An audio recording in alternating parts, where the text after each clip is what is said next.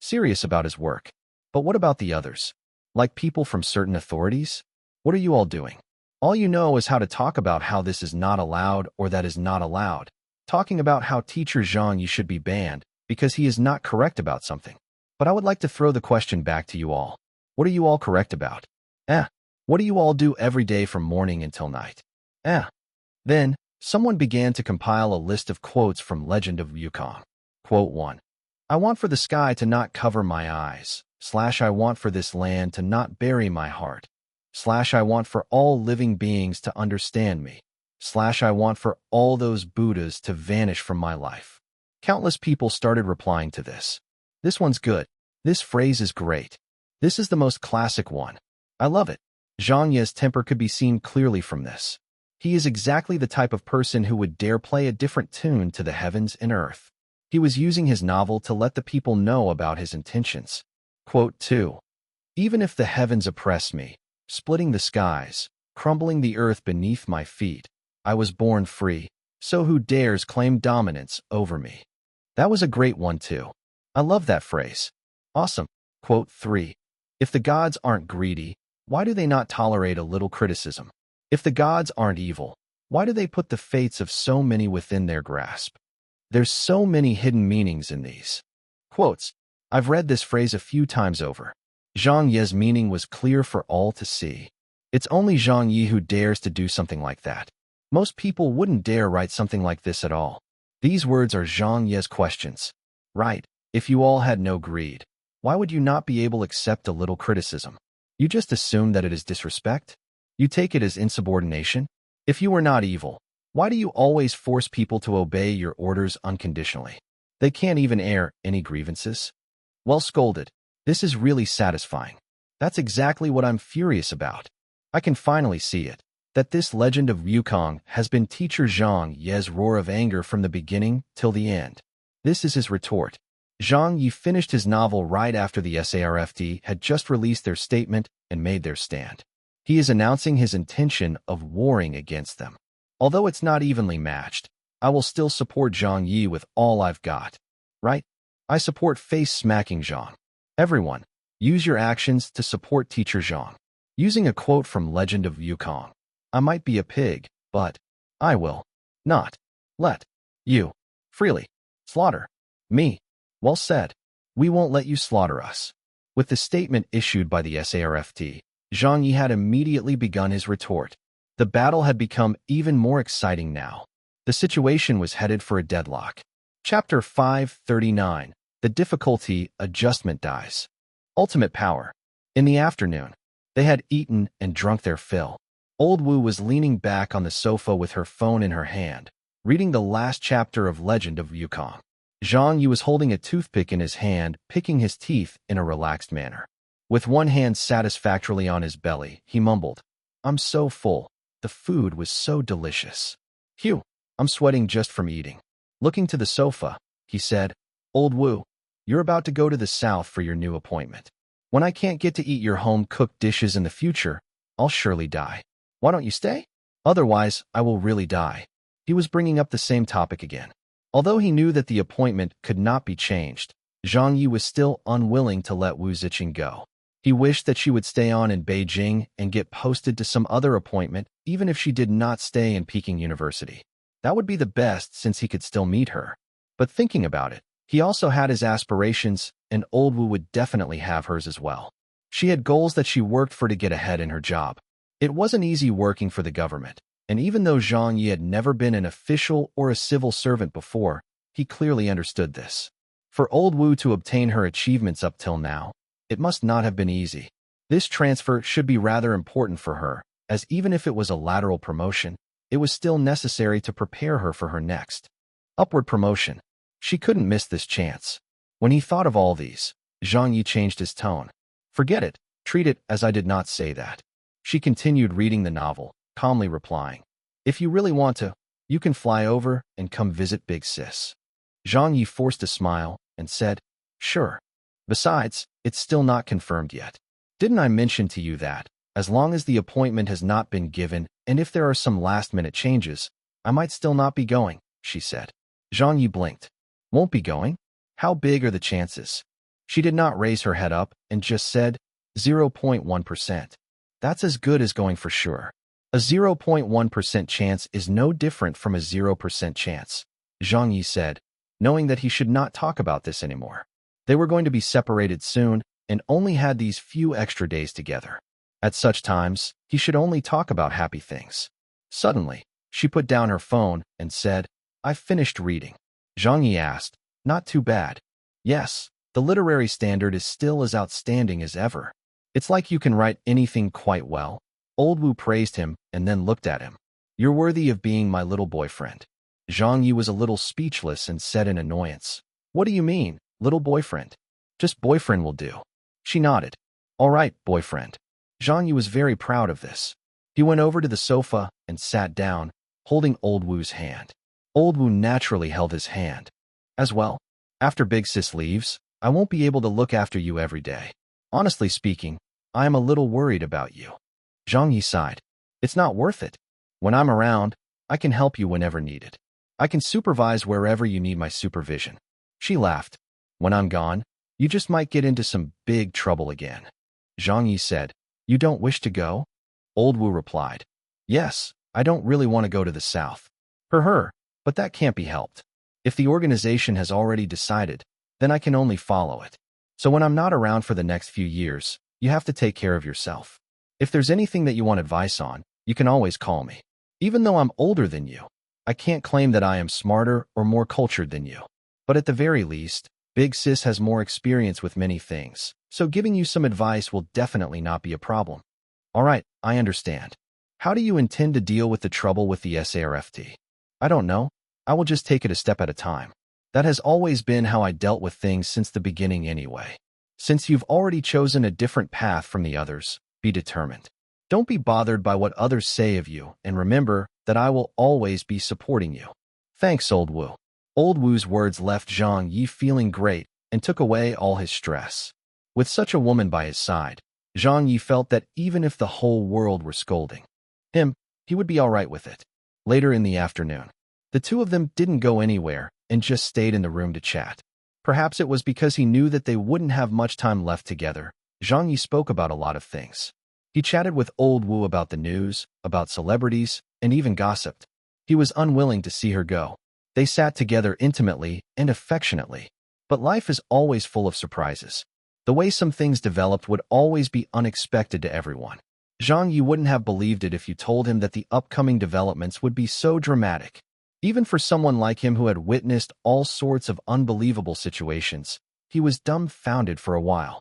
At 1:15 p.m., Wu Ziqing's cell phone rang. She took a call from a department of the organization.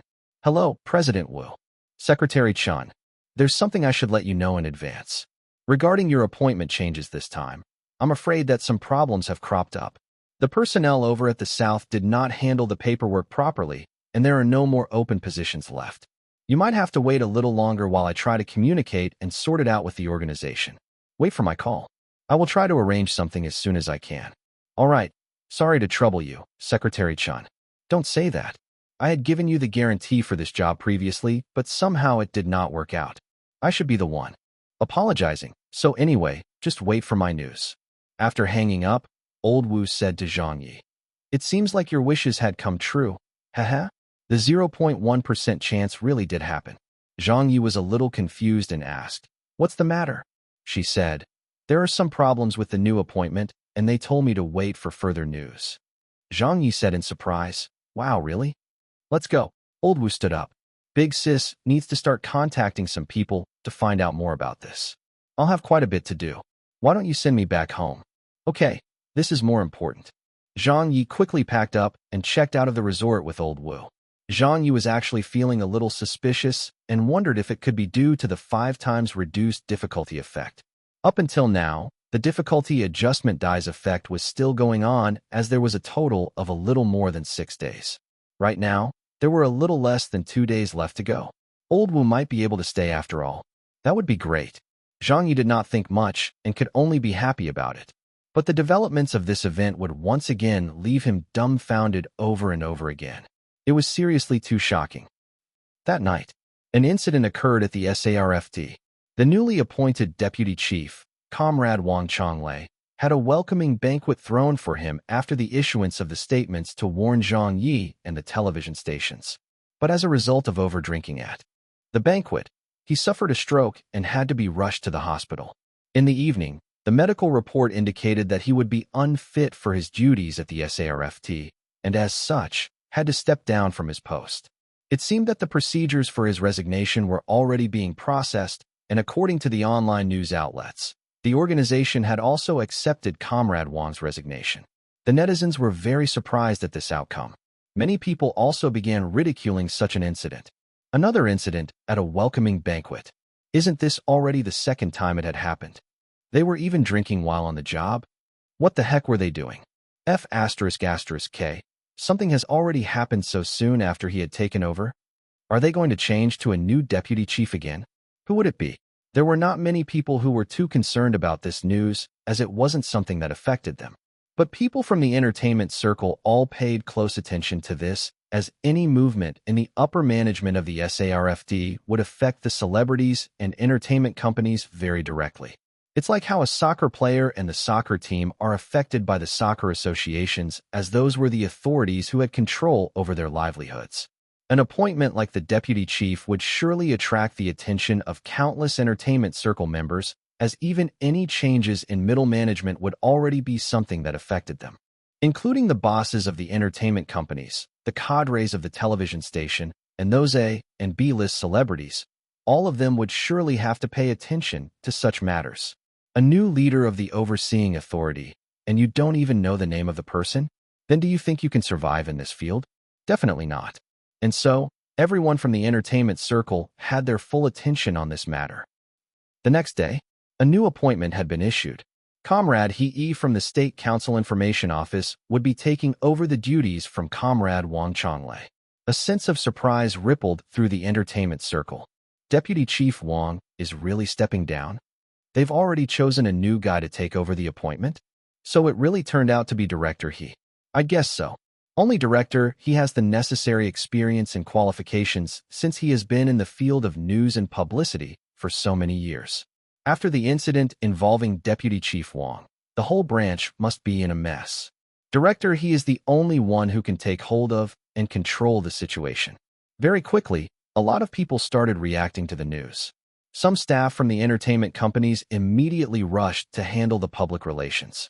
Several bigwigs from the entertainment circle who had links to the SARF's upper management also contacted Director He or his relatives directly to congratulate him, trying to make a good impression and improve their relations. Such groundwork needed to be done early. But 10 hours later, on the evening of the day of his appointment, before Comrade He had even received his appointment letter from the SARFT, a case that the Central Commission for Discipline Inspection had been investigating had a major breakthrough and important evidence was uncovered. As the top party members placed significant attention on this case, the commission sent out their operatives overnight to quickly gather the evidence to press charges against the involved personnel. Late in the middle of the night, there were rumors of Comrade He being taken away from his home. In the morning, this rumor was verified by the relevant authority and the case was exposed, involving more than a dozen people of which Comrade He was amongst. The case caused a sensation. The entertainment circle was once again shocked. What? Damn! How could something like that happen again? How could the past 2 days be full of happenings like that? How absurd can it get? The SARFT had just declared war on teacher Zhang Ye, and their internal department has already been thrown into chaos. Teacher Zhang really deserves the title of Jinx. This time, not only people from the entertainment circle had their attentions on this matter, even the commoners could not help but turn their attention to this in shock. They're changing people again? Is there even anyone left to change with? There shouldn't be many who are qualified enough, have done work in the publicity department, and can handle the mess right now, right? Who will they switch to this time? My guess is that they will promote from within the SARFT itself. That can't be. Their department heads and leaders are still lacking in qualifications by far too much. If they were to be promoted to the deputy chief's position, that would be too forced. Although it is called a deputy chief position, the SARFT is a leading role in the ministry, and its deputy chief ranking is a vice ministerial level. If they were to promote from within, that would not adhere to the policies. How can that be right? Those who knew how the system worked were all discussing privately. It was not safe to talk about a leading role in a government ministry on the internet. Those who did so were probably just talking nonsense or bragging about their knowledge. Time slowly ticked away. The tension and pressing urgency was spreading. The whole entertainment circle was now concerned about who this third appointee would be and how that person would affect the future of the entertainment circle. The sun rose. The morning sun did not arrive until late morning. Just when the 5 times difficulty reduction period was in its last minute of effect, the appointment statement was finally released to all in the entertainment industry. It's out. Quick, take a look. Who could it be?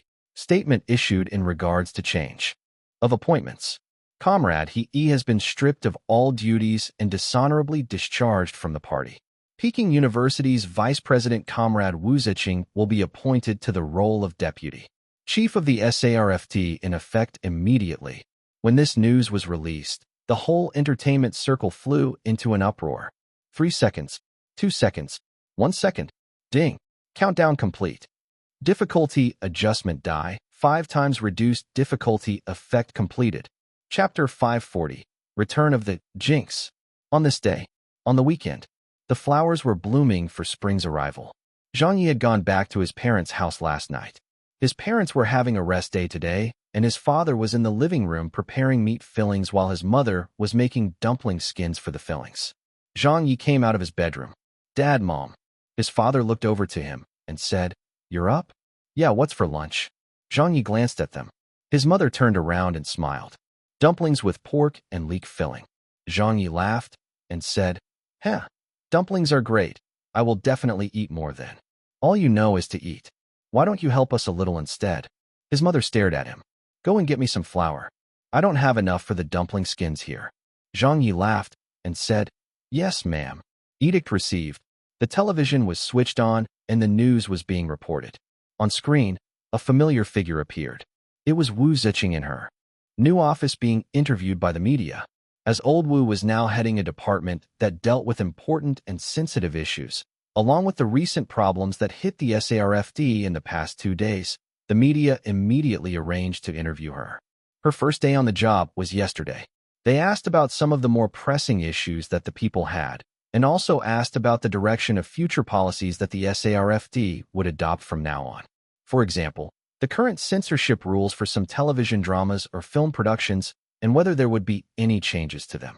Wu Ziqing spoke diplomatically and answered all the questions. This was the interview from yesterday, and it was just being rebroadcasted today.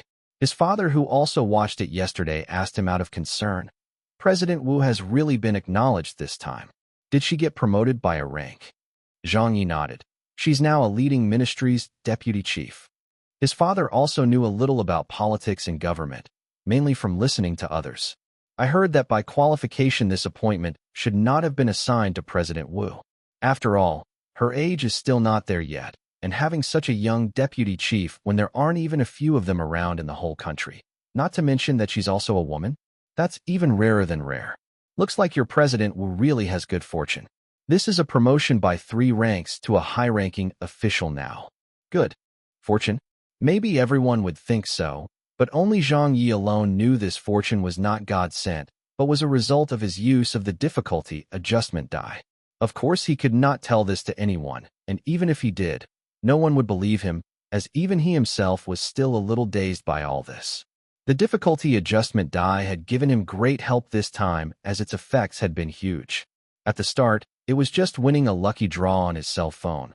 Then came being broadcasted live for his performance, not once, not twice, but thrice.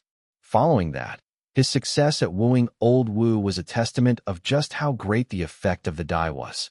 Everything went smooth sailing for him, and when it had done more than what Zhang Ye could have expected from it, something even more surprising happened. Not only did it help the southbound Wu Ziqing stay behind, it even helped her gain a big promotion to the post of deputy chief of the SARFT. This was as good as meat pies falling from the sky. It was simply unbelievable. His mother turned to him and asked, "High-ranking or not, I just want to know if she can lift the ban on my son." "Son, how is your relationship with President Wu back at the university?" "How could it not be good? We're talking about this bro's girlfriend here." But Zhang Ye did not spill the beans as he has not yet thought of a way to break this news to his parents. After all, Old Wu was much older than him, and he was a little embarrassed to say it at the moment. It's not bad. Is that bad or not then? His mother asked insistently. His father said, when little Yi went to Peking University, it was because President Wu invited him to go. Even if their relationship was just SOSO, at least they know each other. They still have some fate between them and preside. I should be calling her Chief Wu instead now. To her, it's as simple as lifting her fingers. If she can help it, she would definitely help, right? His mother immediately said, son, then why don't you quickly make a call to Chief Wu and bring something over for her? Ask her how things are and see if you can quickly resolve the issue. Otherwise, if you continue being in a deadlock with the SARFT, when will you ever be able to head back into the entertainment business? With that terrible temper of yours, it wouldn't be strange even if they never lift the ban off you. Zhang Ye casually said, don't bother yourselves with this matter. I know what to do. His cell phone began to ring. Looking at the caller ID, he saw that it was a call from Old Wu. I have to take a call, Zhang Ye said before quickly going back into his room and closing the door behind him. He went over to the window and answered, hello, Old Wu. The gentle voice of a woman sounded on the other side. You home? Zhang Ye said, yes, at my parents' house. You couldn't get through to Big Sis's phone yesterday, right? Yeah, I tried calling for a whole day, but it was always busy. Later at night, I was afraid that you might be too tired, so I didn't call. The appointment arrived yesterday for Big Sis to take over with immediate effect, so I was a little caught up as many of my old colleagues and friends all called to congratulate me. I had so many calls to answer and my meal appointments are lined up fully as well.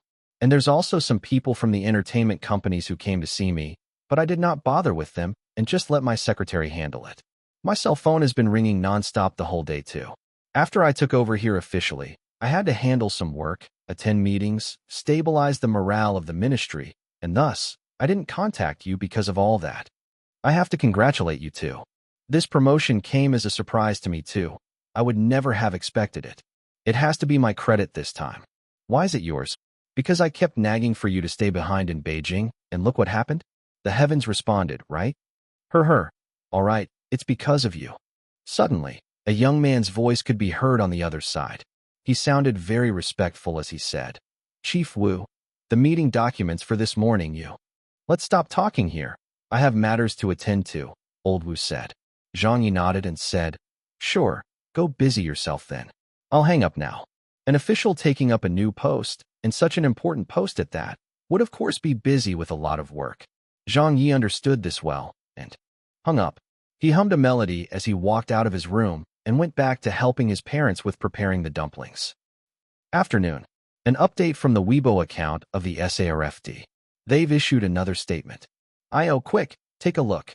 Everyone rushed over with their full attention on this announcement, as this was the first move that the new chief made after the incidents of the past few days. With this reason behind, it was no wonder that everyone focused on this. The Weibo update was posted. A message was also posted up on the SARF's official website at the same time. The published banned artists list was updated and no other additional documents or statements were made. It was simply just an update of the list. The policies did not change and the strict rules still applied as usual. But on this list right now, many of those artists previously on it were no longer there. For example, a male celebrity who was previously involved in tax evasion. For example, another female singer who had taken drugs 2 years ago. And for example, Zhang Ye. It did not mention anything about an application form, and the banned artist list had automatically deleted the names of those artists with minor misdeeds. Countless of netizens exclaimed. Countless of industry insiders screamed. What situation is this? I didn't see it wrongly, did I? Zhang Ye's ban has been lifted. I can accept this for the other artists who were unbanned. Their cases happened so long ago in the past, and the storm had already subsided for them, so lifting their bans were natural. But what about Zhang Ye? It's only been a few days since he posted those poems deploring the SARFT. Just what is going on? Why did they let him off? I can't understand why this is happening. Ha ha ha. Great. Isn't the newly appointed chief previously the vice president of Peking University? Teacher Zhang is also a teacher of Peking University, so with that kind of a relationship between them, what is difficult to understand about it? Oh, that's right. What you said is true. When Zhang Ye went to teach at Peking University, I heard that he did so because Chief Wu invited him to. Now that teacher Zhang has solved a global mathematical conjecture, he has also earned honors for Peking University. Since Chief Wu has worked at Peking University for so many years, of course there are some sentiments for the institution. Even if she doesn't have a lot of dealings with Zhang Ye, she would definitely still be a little biased towards teacher Zhang. After all, they were both involved in educational work, and so it isn't really that difficult to see what's going on here. Tossing flowers to celebrate. How exciting. How exciting. How could there be such a plot twist? Pooh. Haha. Those who were waiting to witness teacher Zhang's downfall are probably fuming mad now. Aya, how can teacher Zhang's luck be so good? How did it even end up like this? On this day, the tremors spread throughout the whole entertainment circle. With his ban lifted, Zhang Ye was back. That fearsome jinx was back again. Chapter 541, Settling Scores. At home, at the dining table, the family of three enjoyed their dumplings. After the announcement of the news of the SARF's new list of band artists, Zhang Ye was informed of it by his eldest younger sister who called him. It was only after her call that he found out about the big news, and he hurriedly rushed onto the internet to verify it. When he saw it, he suddenly burst out laughing. His mother asked, "Why did your sister call you for?" Zhang Ye laughed and said, "The SARFT has lifted my ban." When did this happen? His mother put down her chopsticks when she heard this. Just a while ago. The list no longer has my name on it. Zhang Ye was feeling in such a great mood that he stuffed 2 dumplings into his mouth at the same time with his chopsticks. His father also stopped eating and said, "Does that mean that from today on, no one will be able to stop you from appearing on television, doing your own programs, or publishing books?" His mother said, "Of course, if he is no longer banned. Who would care about those? This is great. It's already been so many days, but my son is finally free now." "Little Yi, was it Chief Wu who helped you?" "It has to be," Zhang Yi said. His mother rapped the surface of the table forcefully with her hand. "I really like that Chief Wu. Invite her over for dinner. Sometime. I will cook to thank her myself." His father interrupted and said, "Forget it. Do you even know how high Chief Wu's rank is? Why would she come here for dinner? Do you think she lacks any dinner invitations?" "That's true. I don't think we can get her here with an invite either," his mother said. His father looked at him. "Remember to send your thanks to Chief Wu." Zhang Yi sighed. "I know. The two of you don't need to worry about that." Later in the afternoon, having just had his ban lifted, he received a phone call almost immediately. It was not a number he was familiar with, and the voice on the other side was a woman. "Hello, may I know if this is teacher Zhang Yi?" "That's me. Who is this?" Zhang Yi headed back to his room to take the call. "Teacher Zhang, how are you? My name is Li Mei, and I'm with Eastern Publishing Firm." She sounded a little cautious over the phone, like a young and inexperienced worker. Zhang Yi felt a realization as he said, "Publishing firm? Oh, what's the matter?"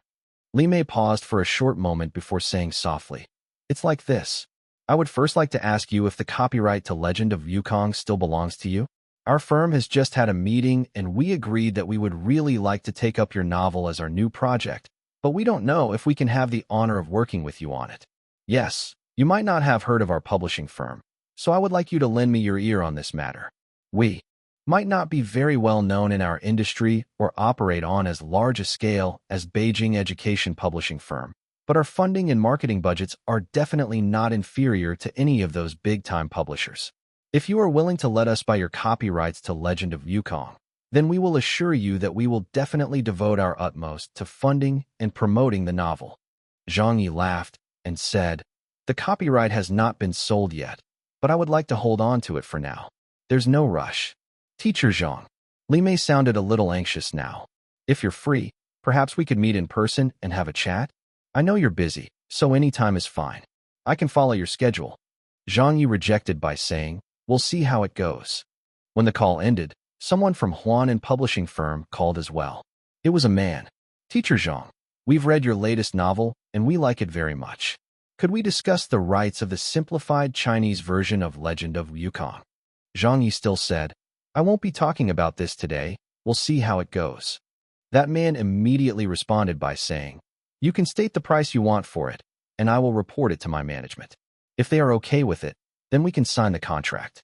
We will start on the promotions immediately to push for this novel's sales."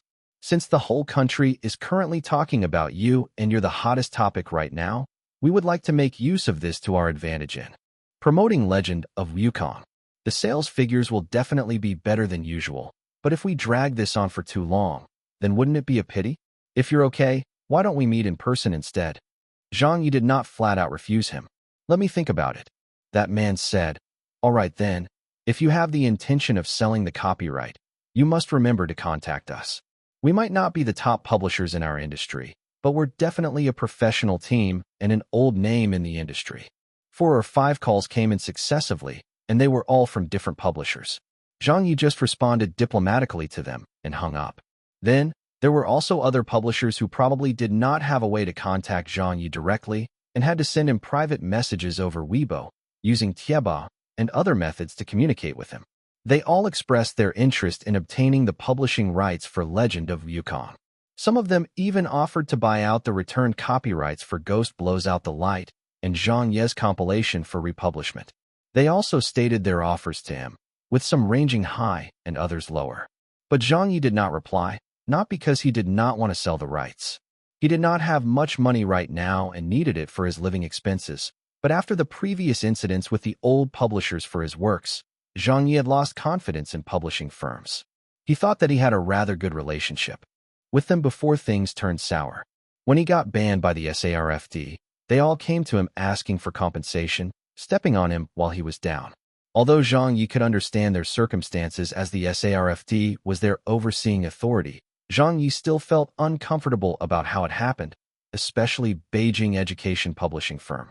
He burned this into his mind, knowing that even though they were also in a difficult situation and were just following orders, the compensation of a few million was still too much to ask for. They had really burned the bridges back then. And just as he was speaking of the devil, at a little past 2 p.m., a call from the editor-in-chief of Beijing Education Publishing Firm, Zhang Ye, arrived. When the call was answered, he immediately identified himself. Zhang Ye laughed and said, "Why would you be looking for me?" Zhang Ye was the person who had initiated the compensation for breach of contract. He had burned the bridge back then mainly because the ban by the SARFD had led them to believe that Zhang Ye would have no more future in the entertainment business and would not be able to make a comeback for sure. As a result, his firm had decided to make Zhang Ye liable for most of the compensation terms to offset any losses, as they had already printed many copies of Ghost Blows Out the Light when it was forced to be taken off the rack. But it turned out, rather than a loss, their publishing firm had actually even made a tidy. Some on the novel as Ghost Blows Out the Light was very popular. When they asked for the compensation amount, they were actually squeezing as much out of Zhang Ye as they could. But who could have expected the matter to develop beyond everyone's expectations? Not only did Zhang Ye not disappear from the public's eye after his ban, he even rose in popularity and was active every day up until just 2 hours ago, when the SARFD finally removed his name from the ban list. This was clearly not something that Zhang Ye could have considered, and if he had done so, he would not have taken such extreme measures back then. Zhang Ye had thought through several approaches before the call and said with a laugh in his words, "Teacher Zhang, we probably had some misunderstandings before this. Actually, when we asked for the compensation previously, it was just so that we could answer to our management. You probably understand that we cannot make the decision on a lot of matters just by ourselves. With such strict ban in place, no one in the industry dared to be slow in implementing the measures to enforce upon the banned artists. But now that everything has turned out well for everyone, I would like to congratulate you, Teacher Zhang, on your return to the entertainment business. We already expected such an outcome, as we know that, with your talents and capabilities, you would come back sooner rather than later. And so, we can now continue working together again." Zhang Ye curled up a corner of his mouth. "Continue working together?" "Yes." Zhang Ye continued speaking in his own world of thoughts. The 3.5 million compensation previously was just a matter of procedure, but since you've already been unbanned now, we would of course return the fee to you. The firm will re-sign the copyrights to Ghost Blows Out the Light back from you together with your new novel, Legend of Wukong. We will continue working together to promote the new novel well to push it to greater sales, and, of course, I will be personally overseeing all of that myself. Zhang Ye understood clearly what he meant. Beijing education publishing firm wanted the copyright to Legend of Wukong. As long as he sold it to their firm, they would return the compensation fees and get back the copyrights for the simplified Chinese version of Ghost Blows Out the Light. In other words, as long as the copyright to Zhang Ye's new novel were not sold to them, as long as the copyright to Ghost Blows Out the Light was not resold back to them, then the 3.5 million in compensation would not be returned to him. They were using money to entice Zhang Ye to force him to sign the contract. Zhang Ye was still wondering when he would settle scores with them, but little did he expect that they would come knocking on his front door so quickly. They even tried to coerce him into a deal. They tried to get their hands on the copyright to his new novel. Huh? Zhang Ye said to him in a direct manner. Editor Zhang, do you know why I did not even hesitate when I transferred the 3.5 million renminbi compensation to you at that time? Zhang Kuei was taken aback by this question. This question had actually been on their minds all this time, and they'd always wondered about it. If it were anyone else, they wouldn't possibly have agreed so quickly to the terms. They either would not agree to pay or just haggle the amount. Never had they encountered someone like Zhang Ye who would pay up without a question. Because, Zhang Ye said, the losses that your publishing firm will be facing soon would greatly exceed that amount. That is the reason why I paid up happily without any hesitation. This guy had such an vengeful soul. Having been so harshly treated by the Beijing education publishing firm when Zhang Ye was in the dumps, if he did not return their favor, it would not be his style. After taking a chunk off me, I don't need you to return what was taken. I would let that chunk rot in your stomachs so that you will feel sick forever. Zhang Kuei's face sank, obviously not believing what he had just heard. Make a greater loss. What could they possibly lose? Even if they could not get the copyright for Legend of Wukong, they would just not earn any money from it. So what was there to lose? What an odd claim. The call ended. On the other side, at Beijing education publishing firm, Zhang Kuei laughed it off and began his work for the day. He did not take Zhang Ye's words to heart. Even if it was a pity that they could not get the copyright to Legend of Wukong, they would still be able to operate without it. However, the matter was clearly not as simple as Zhang Kuei thought. Little did he expect that Zhang Ye's words would come true and come true so quickly. An hour later, Beijing education publishing firm received a rectification notice from the authorities. They also received another, more shocking notice of review. The whole firm was thrown into a mess immediately. How can this be? What? This? Why did this happen? More than a dozen published works from the firm had been ordered to be removed from the shelves. A Widow's Spring, Milk, Tang Dazhan's compilation, audio and visual works, 100 crosstalk highlights, audio and visual works, etc., etc., etc. All of them were ordered to be removed. Many of the included titles were newly published works, and even included Tang Dazhan's crosstalk compilation, which they had just bought the copyright for and spent so much on promotions for. The CDs were already printed and packed, but not distributed for sale yet. So how could it be banned just like that? They read through the notice and found out that it was because the content was deemed sensitive and also involved some plagiarized works and forbidden words. An emergency meeting was convened. The publishing firm's upper management was all called to attend. Zhang Kuei was getting really anxious this time. How the hell did this happen? Are there even such problems? A female deputy editor said anxiously in an unsure tone. I've just asked them to check, and it seems like the authorities have given a valid reason for the notice. But all of them were just minor issues. Besides, those kind of issues have never given us any problems in the past. The other publishing firms are also doing the same. So why did they suddenly review this?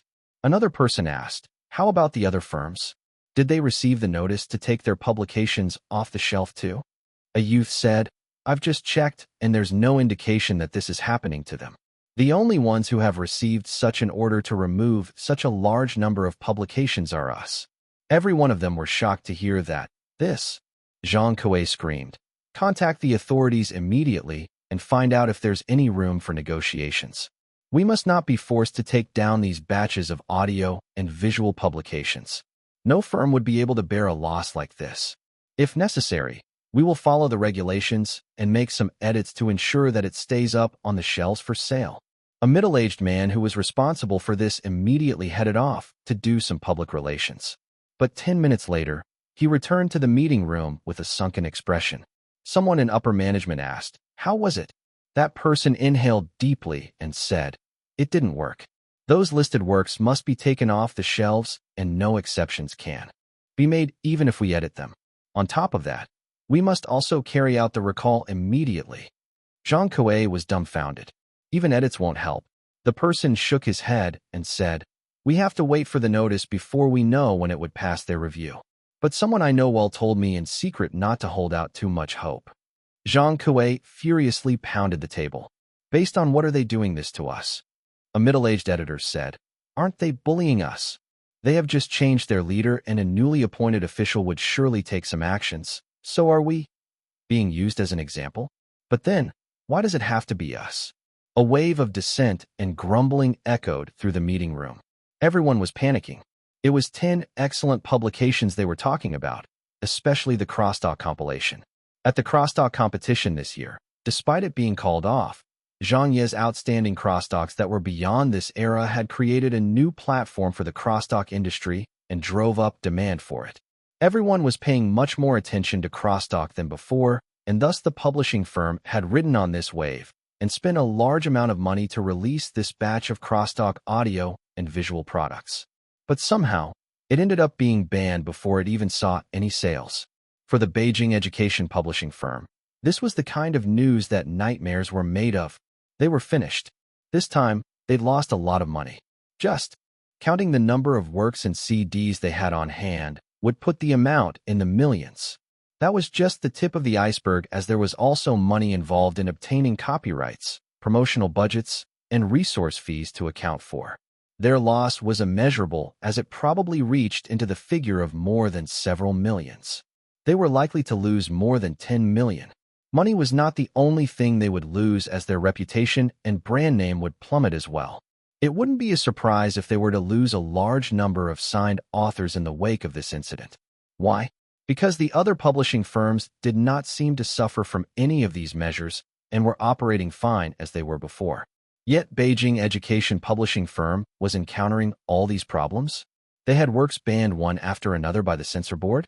This would obviously make the authors feel a sense of unease, as they wondered about the problems this particular publishing firm had.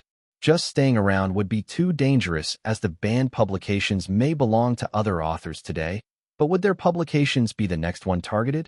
They will definitely not look to sign with this publication firm for their next work.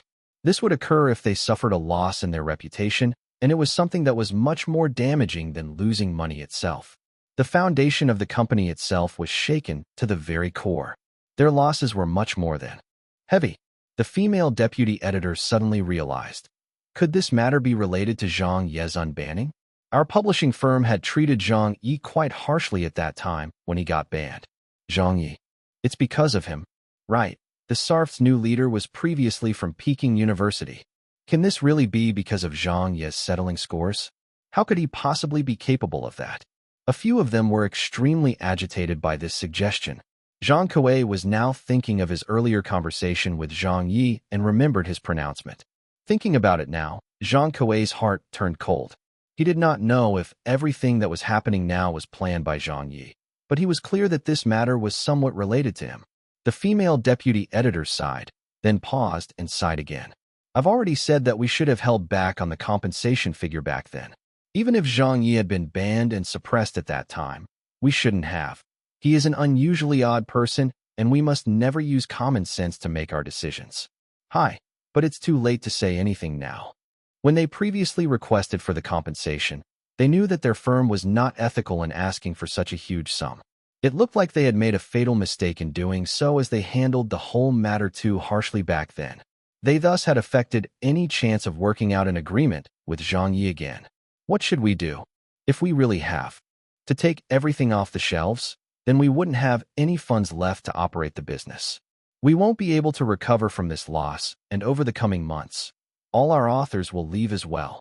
Damn it, Editor-in-Chief Zhang, please think of a way. Unable to come up with any solutions, all of them had to take responsibility. Zhang Ye did not say a word, as he knew there was no way out of this. At this moment, he felt a tinge of regret. A momentary slip-up was all it took, and their publishing firm had to deal with this devastating blow now. Their futures looked bleak, and he knew that his position as editor-in-chief was over as well. The reason for all of these outcomes was just because of a mere compensation sum of $3.5 million. Thinking about it now, what damned value was that worth? It was only $3.5 million.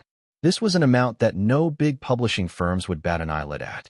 Yet it was precisely because of this amount that they were going to suffer tangible and intangible losses of possibly more than 10 times of that amount. Was it worth it? Definitely not.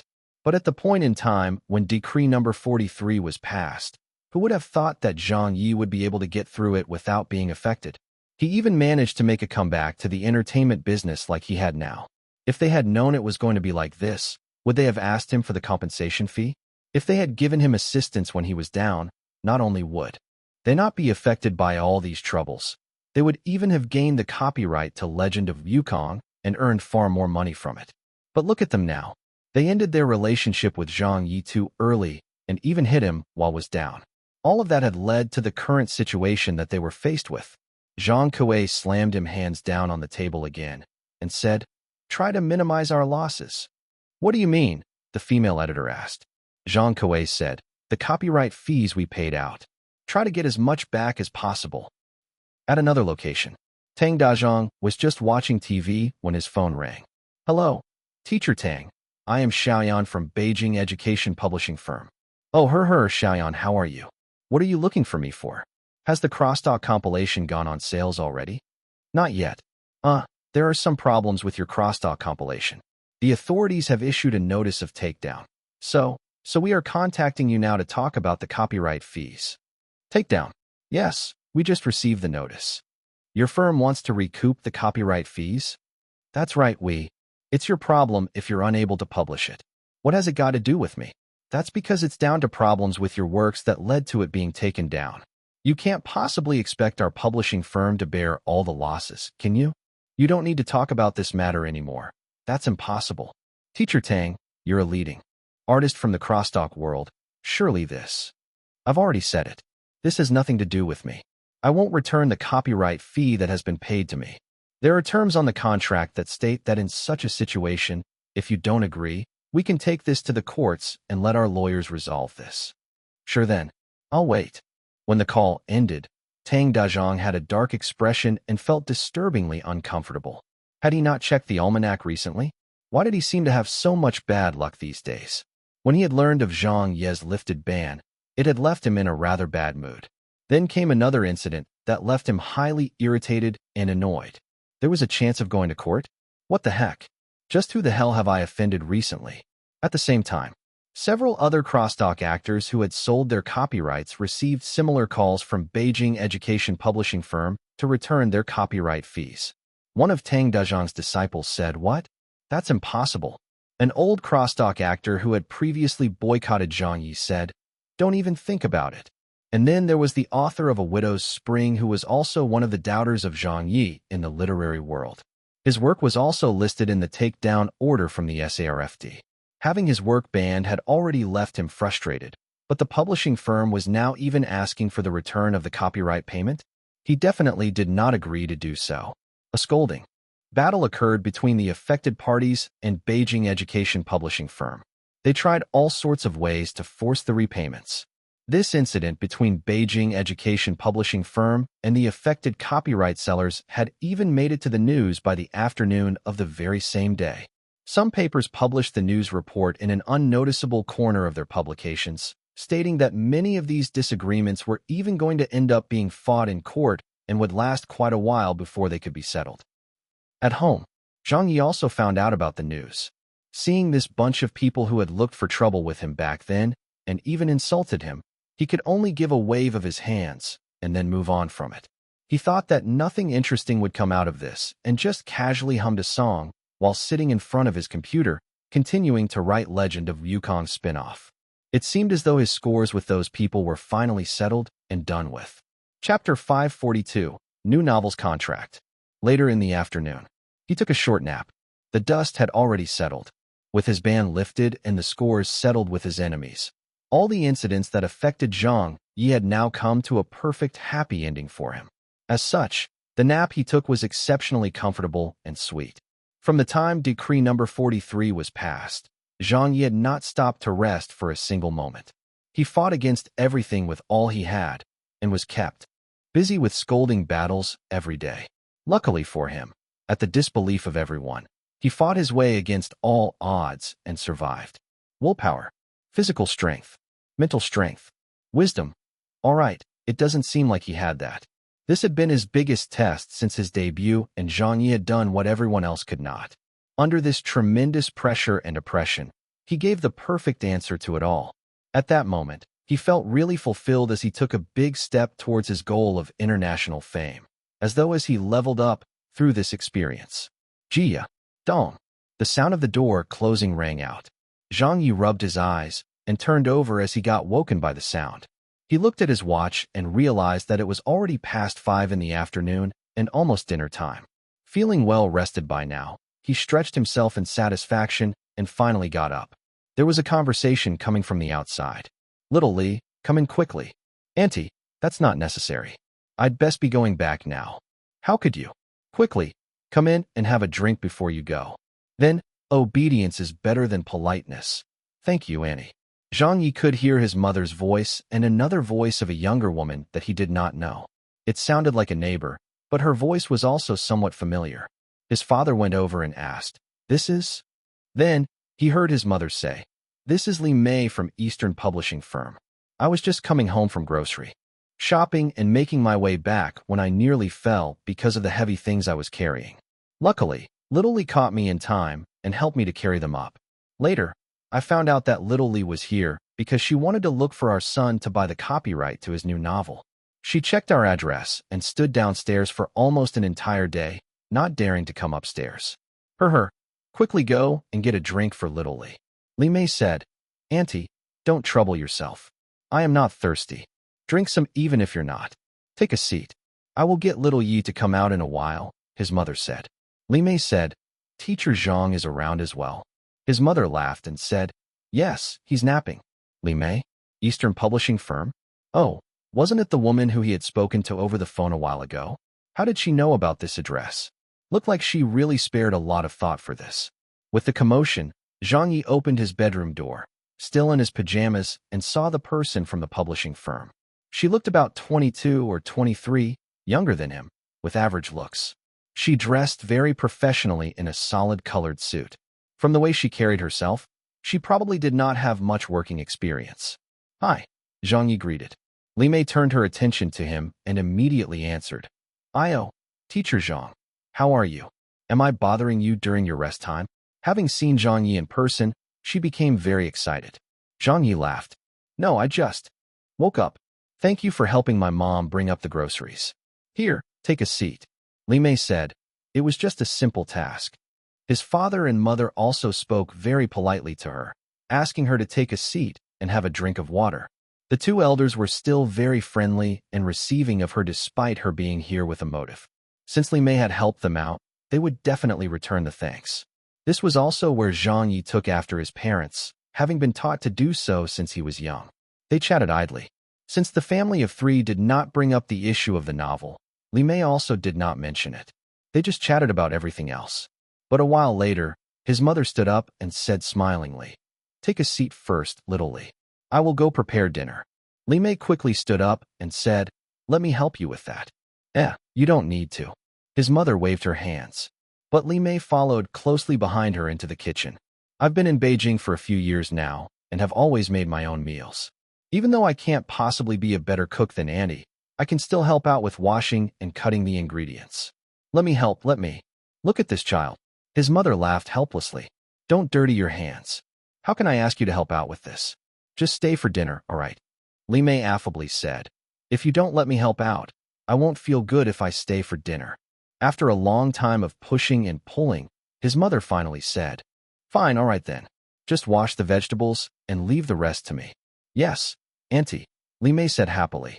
She was also very dexterous and quickly started helping out in the kitchen.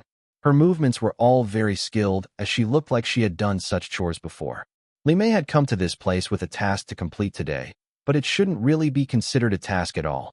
In the afternoon, during a meeting at the publishing firm, news of Zhang Ye's ban being lifted had just come through. The novel Legend of Wukong which more than half of the editors in this firm liked very much, was added to the agenda for the meeting. The few leaders of the firm thought that they would really like to be able to get the rights to publish this novel, as they felt that it was an extremely outstanding piece of work.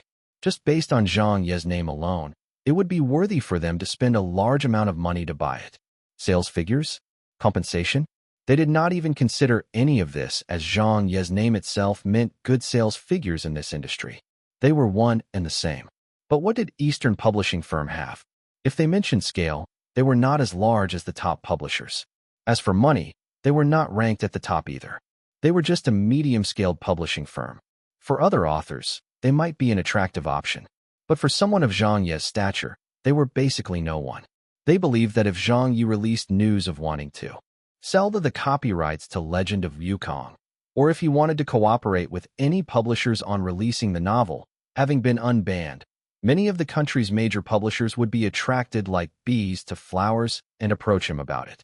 Even if Zhang Ye did not make any intentions to do so, they were sure that many publishing firms had already approached him about it. Therefore, since they knew that they couldn't compete with the others, they did not hold much hope for it. After the meeting, they just delegated this task to an inexperienced staff member who had been there for only a year. That staff member was Li Mei. The leader did not pin any hopes on this task, but Li Mei did not feel that way. She was very serious about it and put her heart into trying to make it a success. The first thing she did was look for a university classmate who was currently working as a reporter. After trying hard to convince her classmate, agreeing to lots of treats, and promising to keep the matter a secret, she finally got hold of Zhang Ye's contact number and his parents' home address. But when she tried to contact him over the phone, she met with a direct refusal from Zhang Ye. However, Li Mei still did not give up. After pondering for a whole day, she finally arrived at this place, waiting downstairs without a clear objective. She felt it awkward and rude to just make her way to their doorstep. But she got lucky. After she had waited for an hour or so, she saw Zhang Ye's mother downstairs. Because of the mathematical conjectures news, Zhang Ye's parents had appeared on the news before. Li Mei, who did her research well, naturally recognized her. That was how it all led to the current situation. Li Mei thought that since her publishing firm could not offer the best amount of money, and were also not the largest scaled firm, then there was only one thing that they could compete on. They could only compete on terms of sincerity. Auntie, let me. Didn't I say that you only needed to wash the vegetables? I cut them as well since it wasn't much trouble. It's fine, please don't stand on ceremony with me. This child, Auntie, why don't you rest for a bit? The floor is wet, so don't slip and fall. It's all right, I'll be careful. Auntie, if you are buying so many things again in the future, you can give me a call. I don't live too far away from here, so you can always let me know and I will help you. Don't carry such heavy things by yourself again. Where do you live at? Zihongmen. Wow, that's already over at Daxing District. How is that not far? It's not that far. I can get here by the subway very quickly. Just let me know whenever you need any help. Li Mei tried to help out with everything in the kitchen and had a sweet mouth. Zhang Ye's mother took a liking to her. His mother and Li Mei naturally started speaking more. They did not stop as the two of them prepared dinner together. Finally, dinner was ready. Zhang Ye went to take the dishes from them. Hand that to me. Li Mei held onto the dishes and said, Teacher Zhang, let me. It's hot, I can do it. His mother beamed and said, Those two dishes were prepared by little Li. It looks like she has better culinary skills than me. She's really nice and has a good heart. Thanks, Editor Li. We've even troubled you for dinner. Zhang Ye felt a little embarrassed. Quick, have a seat and let's eat. It must have been tiring. Dinner began and all of them sat together, enjoying the dishes. His mother tasted the dish and immediately praised Li Mei's culinary skill. Then, as Li Mei did not mention about the novel at all until now, his mother just went ahead and helped her by asking, Son, who did you sell your novel's copyright to? Li Mei's eyes widened when she heard this. Zhang Ye, who was just putting some food into his mouth, said, I have not sold it yet. His mother said, Little Li's publishing firm wants to buy the copyright from you. You're selling it anyway, so talk to Little Li about it and see if the price is right. Then, she turned her head and said, Little Li, how much is your firm offering? Li Mei quickly put down her chopsticks and stopped eating. She spoke in a direct manner. Auntie, I won't beat around the bush with you. The highest offer that my firm is willing to extend for the exclusive copyright to the simplified Chinese edition of Legend of Wukong is 1.5 million. On top of that, we heard that Teacher Zhang's copyright to Ghost Blows Out the Light and Zhang Ye's compilation has also been sold back to him. If possible, we would also like to buy them and republish Ghost Blows Out the Light. The sale should still do well since the first edition had not yet fully enveloped the market at the time of it being taken down. Hi's mother asked, "How much?" Li Mei said, 1 million for Ghost Blows Out the Light. The compilation series should fetch about 300,000, but we will need to add Teacher Zhang's recent works to it as well. I heard that the copyrights to those fairy tales have been returned as well, since the North Chinese youth and children's publishing firm can no longer publish them. If Teacher Zhang trusts us enough, we could also republish them. But as we do not have any experience in the youth and children's market, we can't give any guarantee that we can market it well. This is what I can tell you in all honesty. His mother nodded and asked, "So the total would be?" "Altogether, it would be 3 million. Li Mei said so very nervously as she started to notice Zhang Ye's expression. Zhang Ye did not say a word and just continued eating. His mother rolled her eyes and gave her son a kick under the table. "So, is that fine for you?" Zhang Ye said without much of a care. "That's fine." Although Legend of Wukong was very famous in Zhang Ye's previous world, the sales figure for it was still unable to compete with Ghost Blows Out the Light. It could even be said to lack by a lot. Besides, the character count for Ghost Blows Out the Light was many-fold more than Legend of Wukong, so it was only fair that it fetched a higher price. Even if it had already been published once, it would still fetch 1 million easily. Considering the various factors, the offer of 1.5 million for Legend of Wukong was not low, as the novel was already freely available online. Publishing online had its pros and cons. The pros being publicity from early readers which could lead to better physical sales. The cons were that many readers had already finished reading the novel once. Those who thought it was just an average novel would not be enticed to buy the physical copy of it. 3 million? It wasn't too bad. When Li Mei heard Zhang Ye agreeing, she was totally stunned. Her hands were shaking from the excitement as she uttered, You mean, I will hand the copyrights of those works that you mentioned earlier to your publishing firm. Come back to me with a contract and I will sign it if the terms are okay," Zhang Ye said. "That's it? Really?" Li Mei felt as though a meat pie had fallen from the sky straight into her lap at this moment. She was feeling a little dizzy and said, "Teacher Zhang, I want to thank you for trusting me." "Thank you." Then she turned to Zhang Ye's mother and said, "Auntie, thank you too." His mother said, "Quickly eat then." Li Mei stood up and said, "I will go and prepare the contract right now." "This child, why are you so anxious?" His mother pulled her back. "Since little Yi has already promised you, he will not go and sign a contract with anyone else. It won't matter if you prepare it sooner or later. So just sit down and finish dinner together with us. If not, I will tell my son to not sign the contract with your firm." Li Mei could only suppress her anxious feelings for now and said, "All right, Auntie, I will listen to you." Then, with an improved appetite, she ate the dishes with great delight. His mother commented, "From your looks, I wouldn't have thought that you could eat that much, but you can." When Li Mei heard this, her face turned red. After dinner, Li Mei did not care about Zhang Ye's parents' objections and took the dishes into the kitchen. She washed them before leaving. Outside, it was almost dark. Li Mei walked out of the district with quick steps and hailed a taxi. When she got in, she made a call to a team leader from the firm. "Do," the call went through. "Little Li, what's the matter?" asked a middle-aged man on the other side. Li Mei clutched her fist tightly and said, "Team leader, it's done." The team leader was left scratching his head and asked, "What is done? What did you do?" "The task you gave to me this afternoon." Li Mei's heart kept beating wildly as she could still not believe it herself. I have completed the task."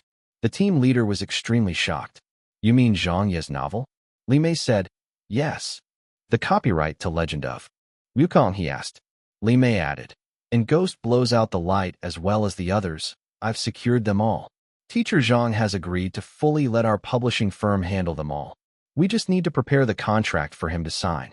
Everything for 3 million. Pa! A loud sound of the thigh being vigorously slapped came from the other side of the call. "That's great. You're great too, Little Li. Well done. Really well done. I will call you back." I need to report this to the editor-in-chief. The contract will be prepared as soon as possible.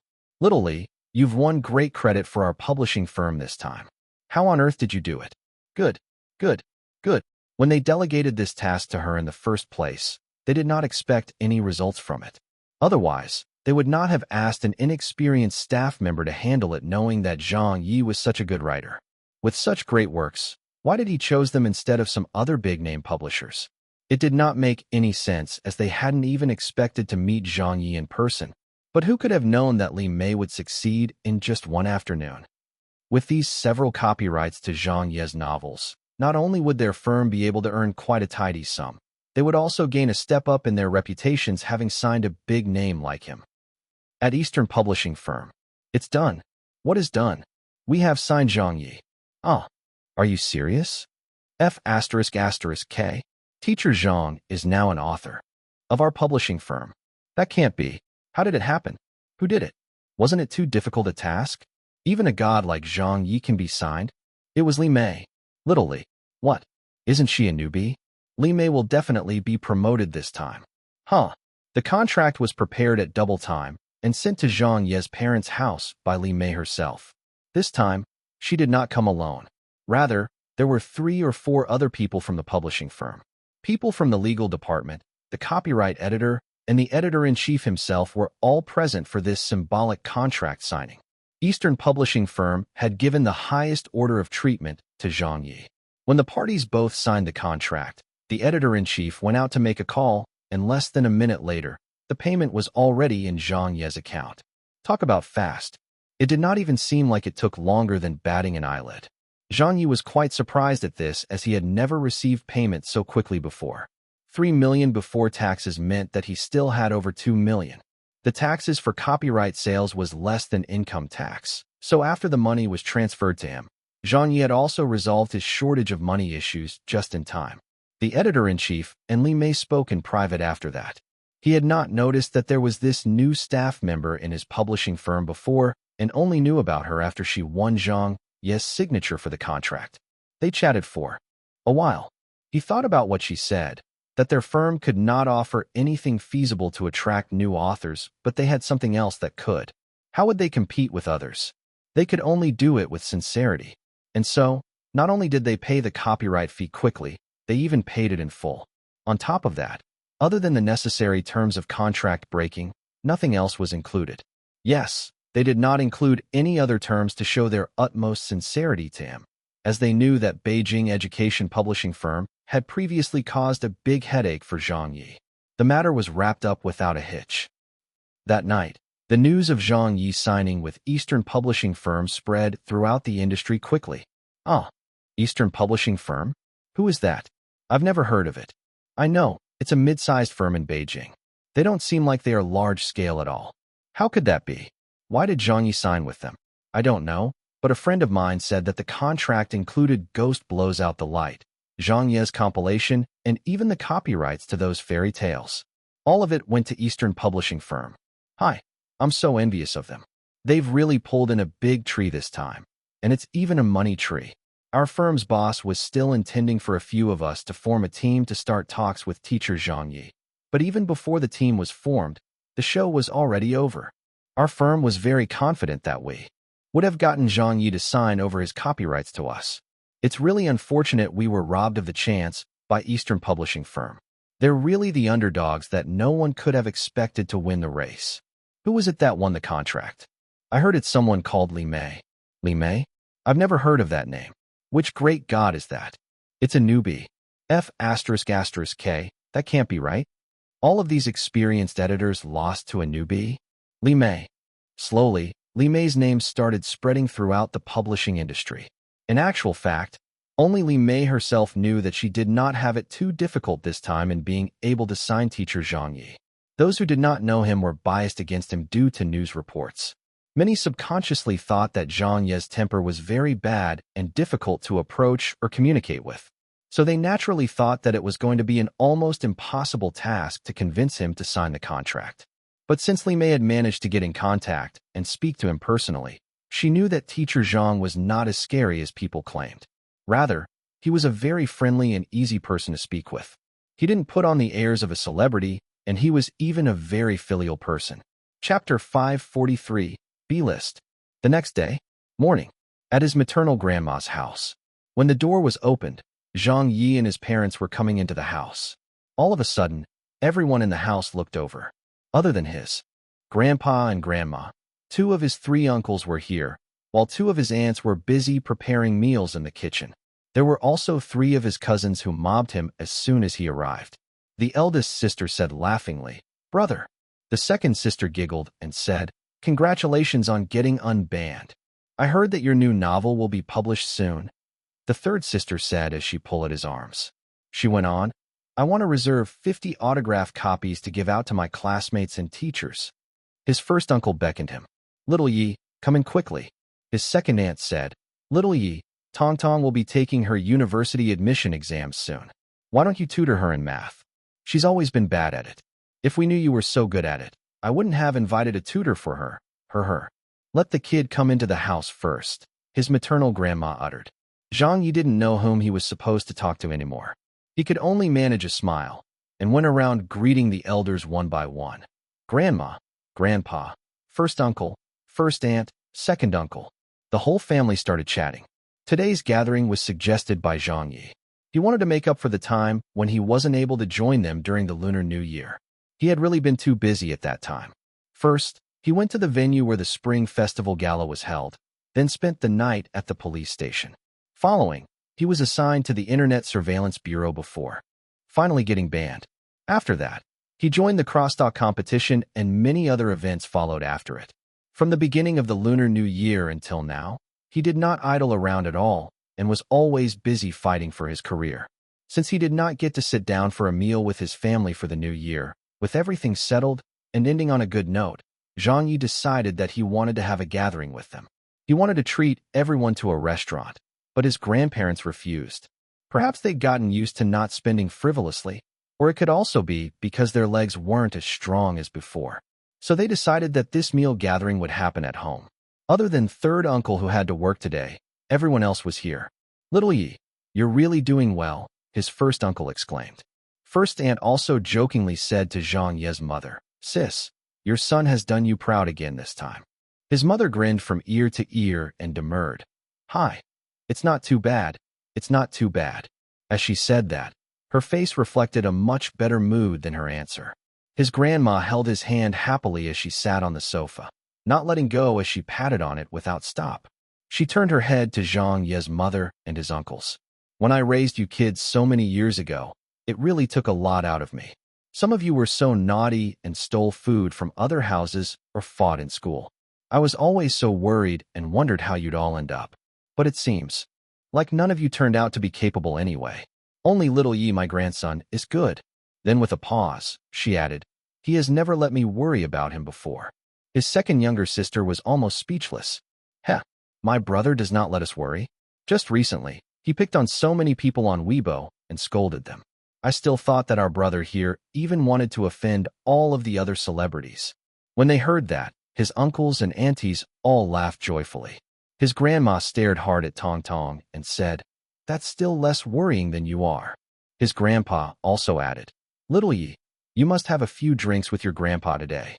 Zhang Yi laughed and said, "Sure, no problem." His first uncle asked curiously, "Oh right, little Yi is considered as an artist from which list now?" His first aunt thought about it before saying, "I remember he was just promoted into the C list, right? That was ages ago." His third younger sister laughed. She obviously followed Zhang Ye's news very closely and knew about his celebrity ranking. "When I checked this morning, our brother was close to becoming a B-list star. Although he's still a C-lister for now, he's 4th from the top, so he's not that far off now." Zhang Ye said happily, "You know it that well? Even I did not pay attention to that." His first uncle said in surprise, "Your fame grew so quickly?" "Of course." His eldest young sister said to her father, "Just those 3 crosstalk performances and the mathematical conjecture incident was enough to push our brother from the bottom of the C list to the top.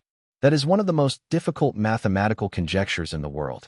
Do you think he wouldn't get famous from that?" His third sister laughingly said, "Right. When we started school a few days ago, a few math teachers, after finding out that Zhang Ye was my brother, all called me over to see them. The head of department for mathematics even wanted to know more about him and asked me to introduce them. They were really impressed by our brother. My math teacher even said, in class, that our brother really lifted the reputation of our country's mathematics world. His second aunt looked to the side. Sis, even you and brother-in-law got on TV this time. His mother said regretfully. We had just woken up from our nap that day and were in our pajamas. I didn't even comb my hair. If only I knew that the reporters were coming, I would have dressed up a little more. His father shook his head and said, You're already so old. Does it matter if you dress up or not? His mother angrily said, What did you say? I've watched the interview a few times. It's quite good. Sis, you look great in it. His first and tried to mediate. You were very photogenic. C-list. 4th ranked. Regarding his rise in ranking in the celebrity rankings, Zhang Ye hadn't expected it. It was really fell outside his expectations. Just a few days ago, he was still hovering at the bottom around the last or second to last spot. But after the events of the crosstalk competition, his rank rose to the middle of the C-list rankings. Following that, he solved the mathematical conjecture, and that pushed him even further up the list. He got within a step away from the B-list rankings. This surge of popularity was really too fast, especially the popularity that he won after solving the mathematical conjecture. It was really too heaven-defying. From the bottom of the C-list to the middle, from the middle all the way to the top, although these two increases in ranking might look the same, they were really different conceptually. The amount of fame needed was not in the same order of magnitude. As this was the higher-ranked C-list rankings, the difference between each ranking increased as it went up. A simple example would be, if there were a total of 100 people on the C-list, the integrated assessment score of the 100th ranked might be 1 point. The 50th ranked would be 200 points, and the 10th ranked would be 1,000 points. So rank number 9 required 1,100 points, and that was the difference. So the popularity brought by the crosstalk performances which had pushed Zhang Ye from the last few spots to the middle of the list rankings, even if it were to be replicated while he was ranked in the middle, would push him up a few spots at most, not all the way to 4th rank. And so, it could be seen just how much popularity the proving of the mathematical conjecture had brought to Zhang Ye. It was definitely many times more than the popularity gained during the crosstalk competition. It was incredible. To the people who were from the entertainment industry or those who paid attention to it, Zhang Ye's rise in popularity was truly incredible. What did Zhang Ye possess that let him do this? Was it looks? Well, he didn't have any. Was it experience? He hasn't even debuted for a full year. Works? None of them were mainstream. How many of them had reached the A or B list of the celebrity rankings by hosting programs? Almost none. But you might find 3 or 4 of them if you really looked up their past works. Then how many celebrities had done it through their writings? Not a single one. As for directing, crosstalk acting, calligrapher, painter, literary works, lyricists, none of those that did such things could be seen in the top-tier celebrity rankings. Why? Because they were all unconventional works. Due to the scope of the work, most viewers only paid attention to movie stars and singers. Those were jobs that would gain the most reputation. It was the easiest way to make your way into the top tiers of the celebrity rankings.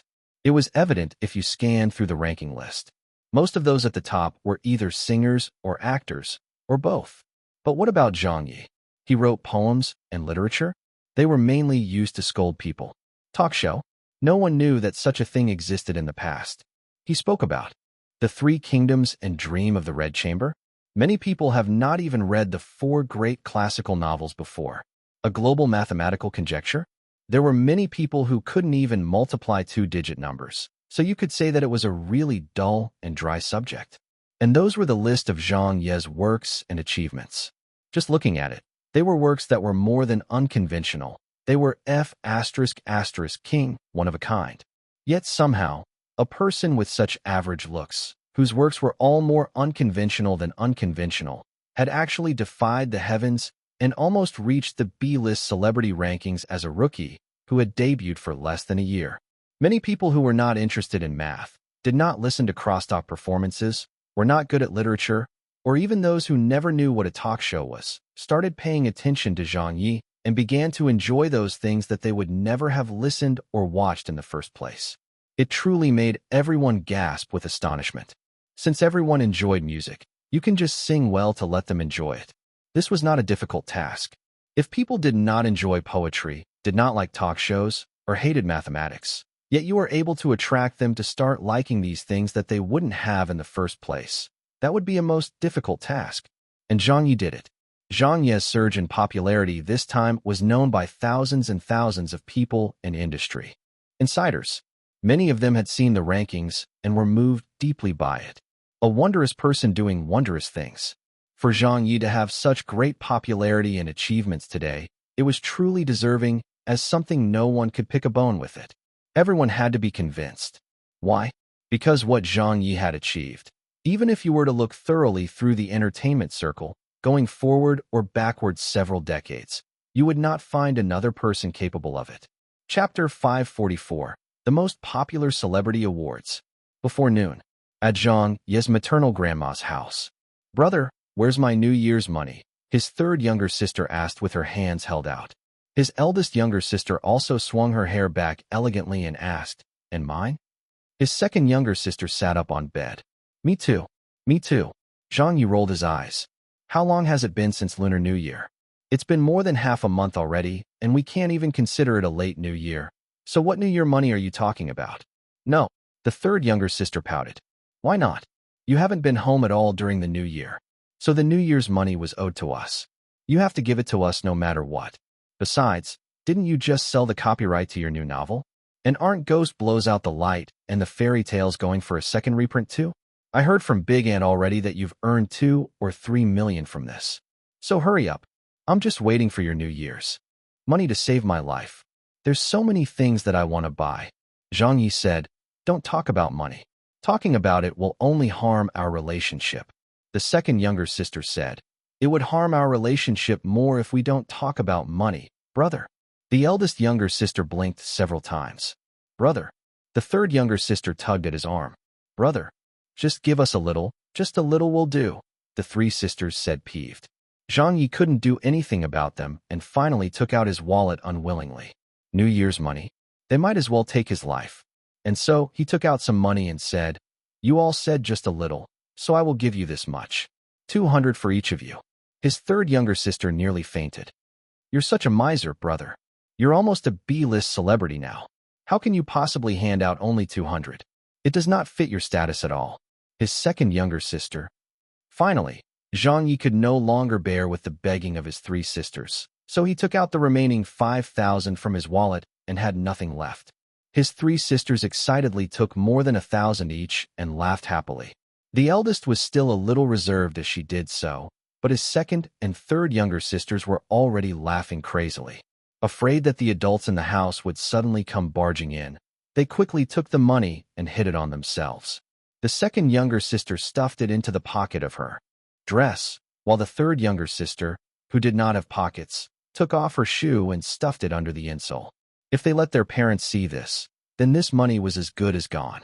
They were afraid of one of the greatest lies that parents say. "Let us save the New Year's money for you." Ring, ring, ring. His third younger sister's cell phone rang. "Hello? What's up, Ling Ling?" she answered. What awards? Oh, I remember now. Of course I know about it. It's beginning today? What time?" "Understood, my brother.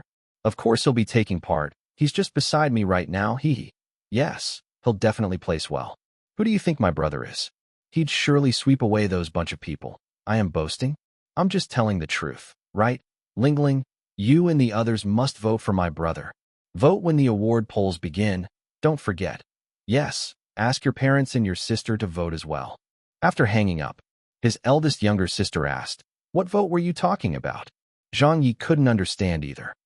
"Awards." His third younger sister had an expression full of anticipation as she explained, "It's the most popular celebrity awards poll that's being held on Weibo.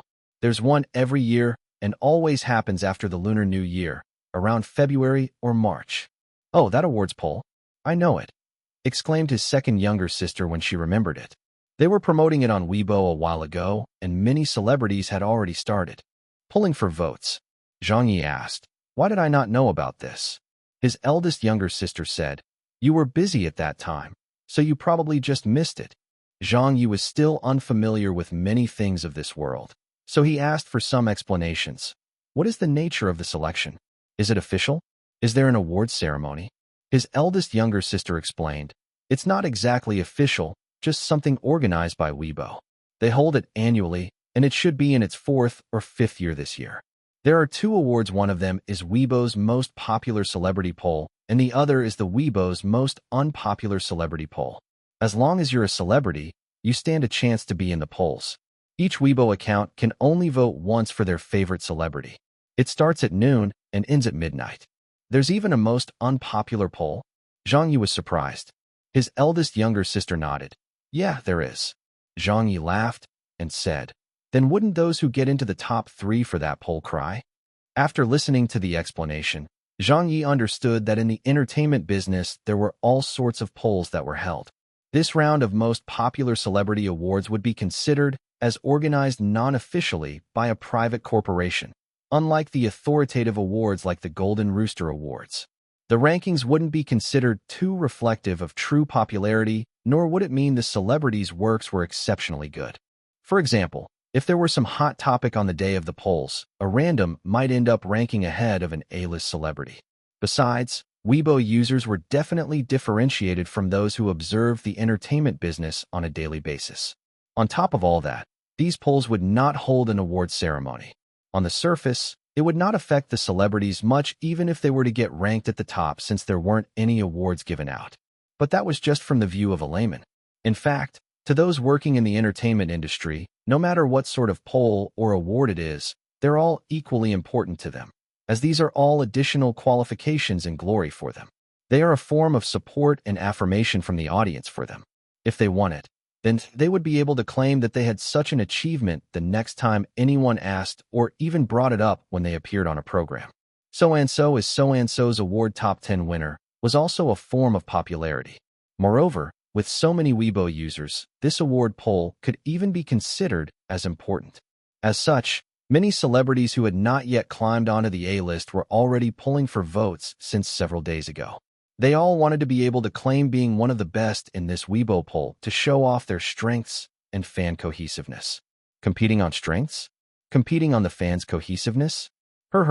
If that was the case, then would Zhang Ye be afraid of other celebrities?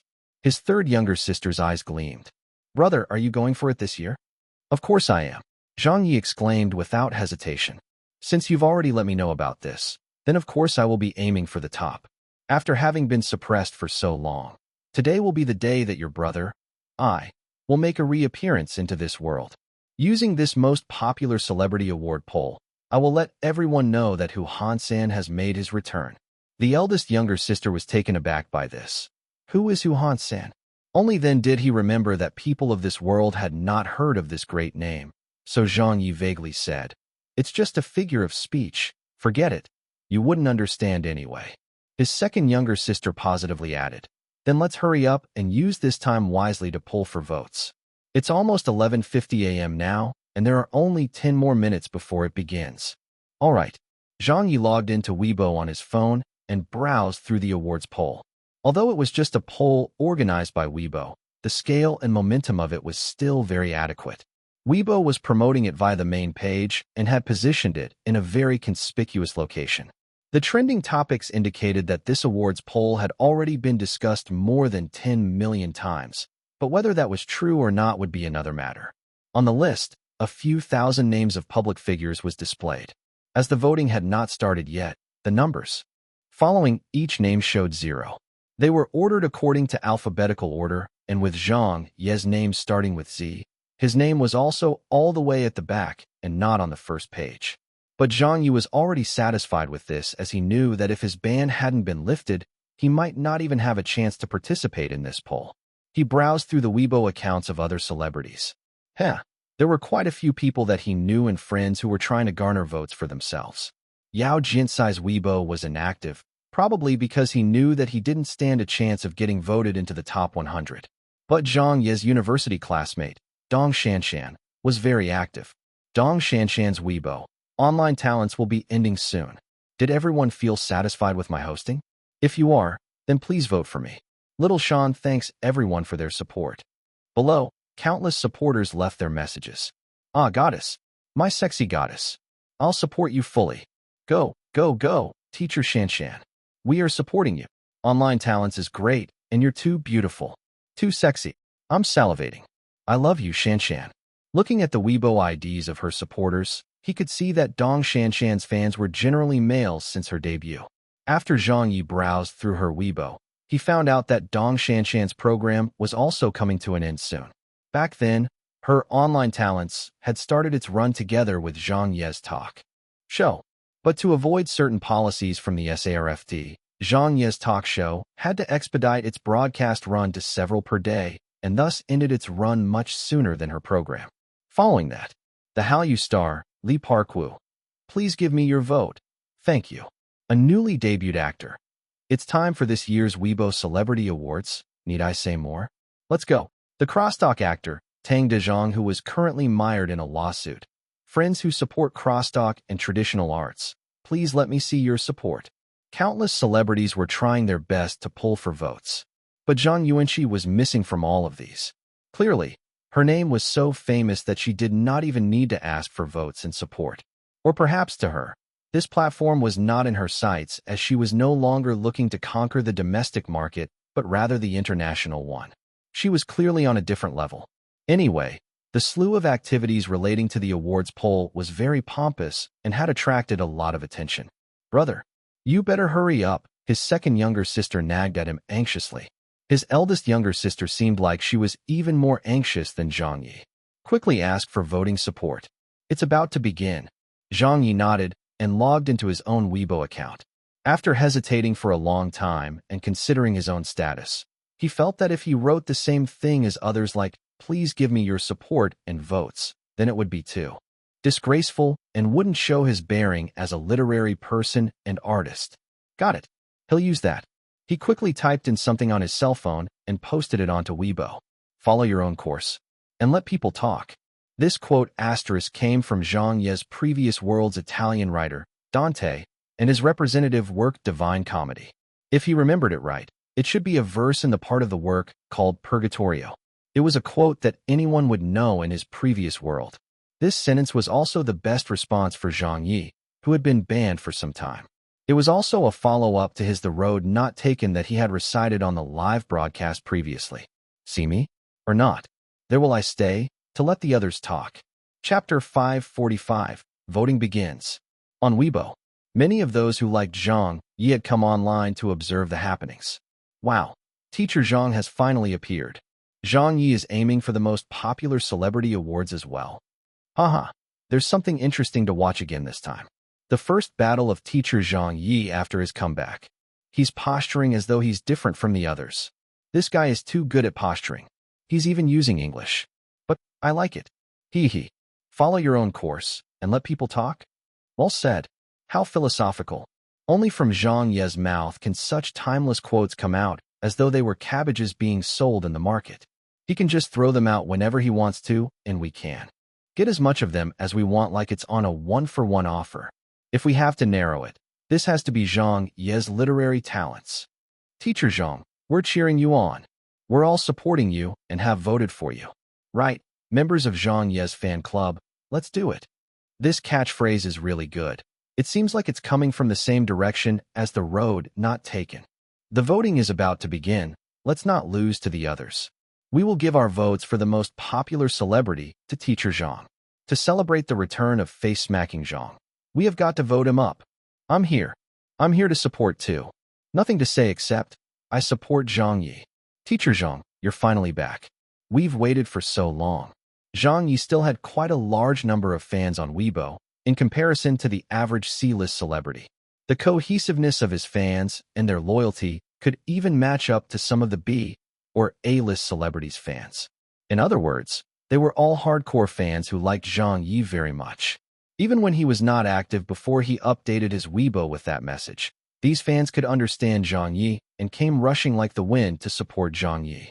But there were many netizens who also had differing opinions. This year's most popular celebrity rankings should still have those Japanese and Korean stars, right?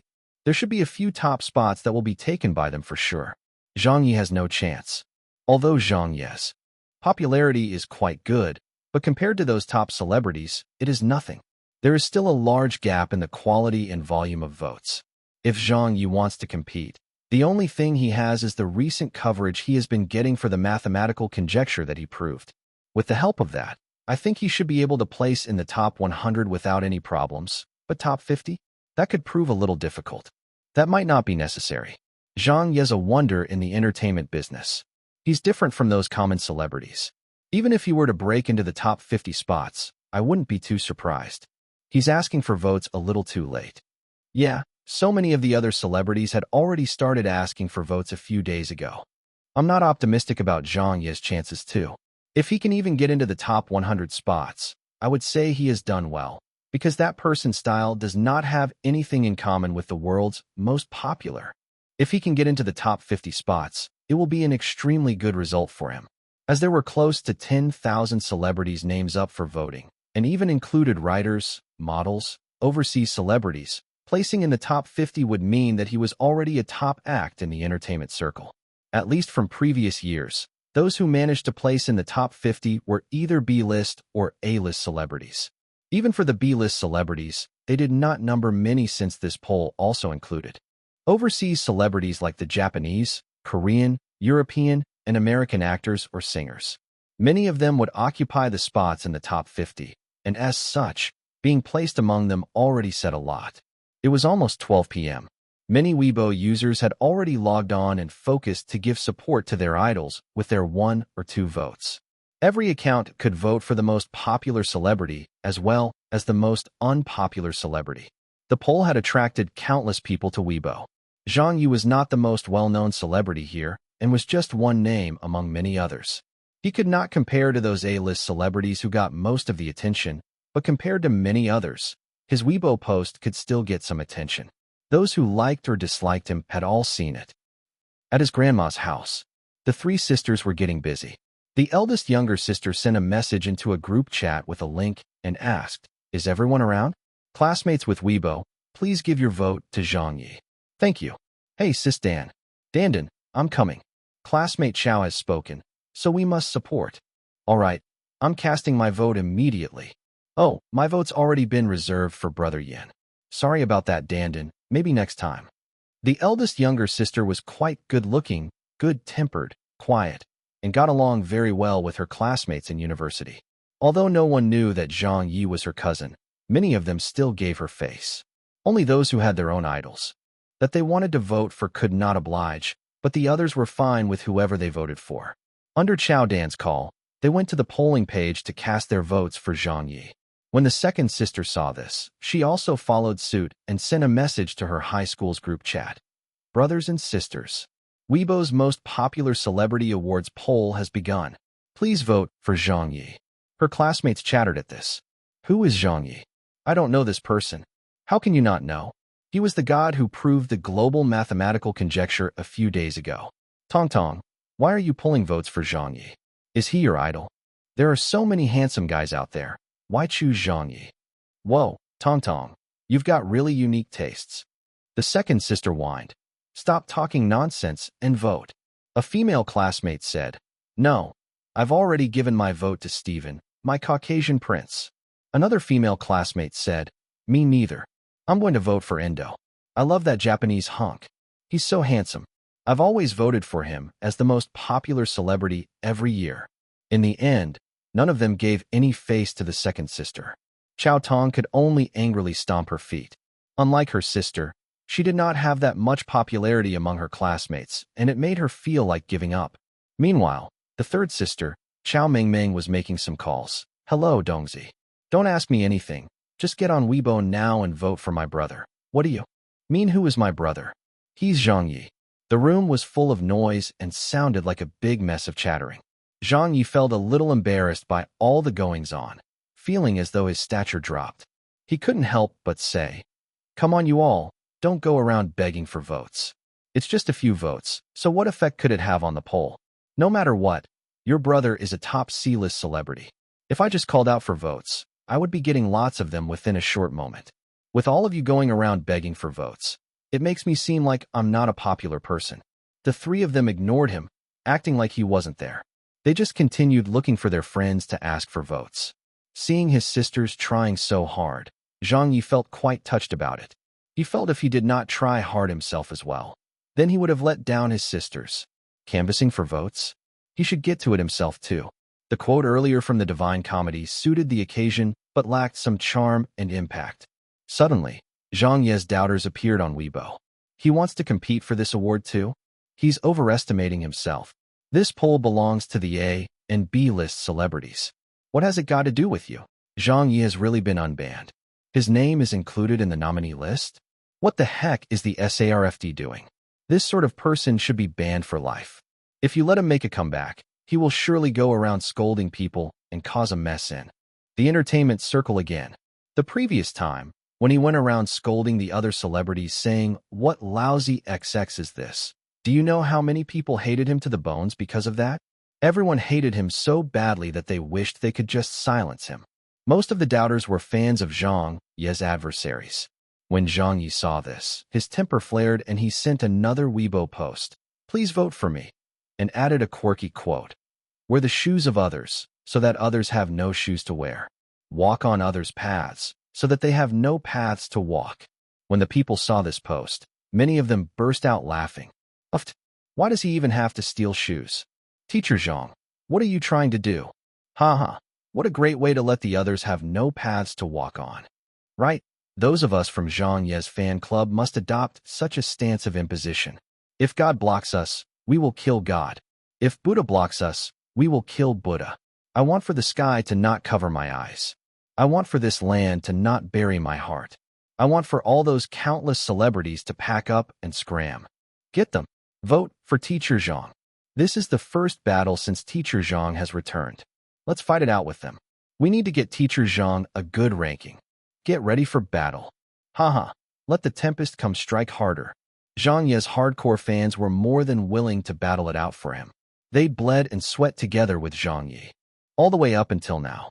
There was no trouble they were afraid of. Instead, they craved it. Whenever they saw a battle happening, their eyes would light up. This was a common characteristic of Zhang Ye's fan club. Wherever you looked, whether it be internationally or domestically, you could only find such a fan club right here.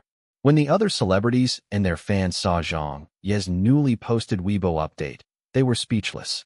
Especially those fans who had earlier battled countless of times with Zhang Ye, the representatives from Li Anson's fan club, Li Parkwa's fan club, Tang Dedong's fan club, etc. They all could only think of one thing. If you have been unbanned and are trying to make a comeback here, do it quietly. Don't go around offending others when no look to make trouble with you. What are you trying to do here? Carpet bombing everyone and talking about walking on someone's path so that they couldn't walk on it. Whose shoes were you intending to wear so that they would have no shoes to wear? Be careful of getting smelly shoes. Many of them immediately started to counterattack him. We need to get rid of Zhang Ye. Yeah, everyone, join our hands together and get him. That person really makes my blood boil. His fan club is also asking for it. It's not like everyone has only just gotten to know Zhang Ye. The sort of person he is, don't you all know it well already? He just has a special charm to him. A word from him, and everyone will hate him. Look at this, he has just made his comeback recently, and he's acting up again. A leopard doesn't change its spots. He was getting a mixed reception. The disputes were renewed. In everybody's eyes, Zhang Ye seemed to have the innate ability to create trouble. But only Zhang Ye himself knew that his words now didn't carry any other meaning. It was just to ask for votes with some impact behind them, and to hit at those who doubted him. So why were all these people reacting so strongly? It was as though he was intent on declaring war on all of the other celebrities. But he did not have that intention. Really, this was all just for the sake of art. Don't you all know? Zhang Ye could only shake his head slightly. Wear the shoes of others, so that others has no shoes to wear. Walk on others' path, so that they have no paths to walk. What did those words mean? It can't be that none of you can understand it, right? There was a deep meaning to this. A hidden meaning that was the ultimate answer to all of literature. It was not as simple as anyone thought it to be. When you look at it for the first time, that phrase might not seem like anything. But if you looked hard and thought about it, it would dawn upon anyone with a sense of upbringing in literature that, well, that it doesn't have any other meaning to it. Chapter 546, The Laurel of the Most Unpopular Celebrity Award. At 12 o'clock sharp, Weibo's most popular and most unpopular celebrity awards. Polling begins. It's beginning. The polling system is up. Haha. Supporting Heavenly King Chun. Supporting Sister Zhang. This year still belongs to Fatty Wu, whose acting was incredibly godly. He fully deserves my vote. Supporting Zhang Ye with 1 vote. Teacher Zhang has had a difficult year. Damn, I despise your vote for Zhang Ye. Same here, despising your vote for Zhang Ye. I can give my vote for the most popular celebrity to anyone but him. He is even trying to call for people to support him? How is he not embarrassed? Going around scolding and offending people with that character of his, as long as it doesn't have the world's most popular in it, I will be willing to vote for him. Come to think of it, Zhang Ye has got such a thick skin.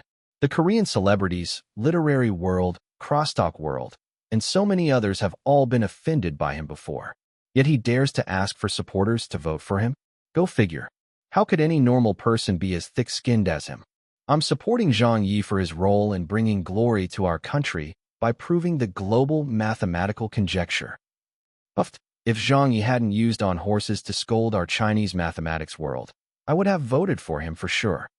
Willing to give a vote to anyone but Zhang Ye. During the Lunar New Year, that Brain Gold commercial kept playing so much that I vomited more than 10,000 times. To add on, that wretch even tainted the crosstalk and skit competition. Zhang Ye's current status in the entertainment circle was too eccentric. You wouldn't be able to find another celebrity as controversial as him in this business.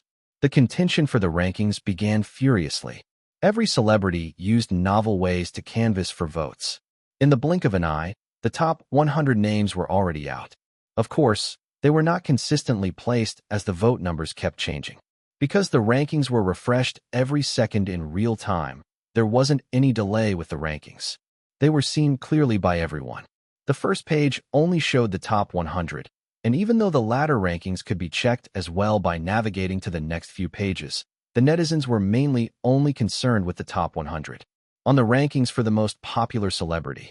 Continuing from her previous post to call for supporters to vote for her, Dong Shanshan suddenly posted another Weibo update that had no text. It was but a picture. It was a selfie, apparently taken at home. Dong Shanshan did not have much makeup on, but her clothing was on the sexy-looking side. In the picture, Dong Shanshan posed with both her hands under her chin and sending out flying kisses. From this, it was evident that she had placed great importance on the outcome of this award. Shanshan, we're here. My goddess. Everyone, let's vote together. Within the first few minutes, with a Weibo post attached with a picture to canvas for votes, Dong Shanshan's votes kept rising steadily, and her name was pushed into the top 100.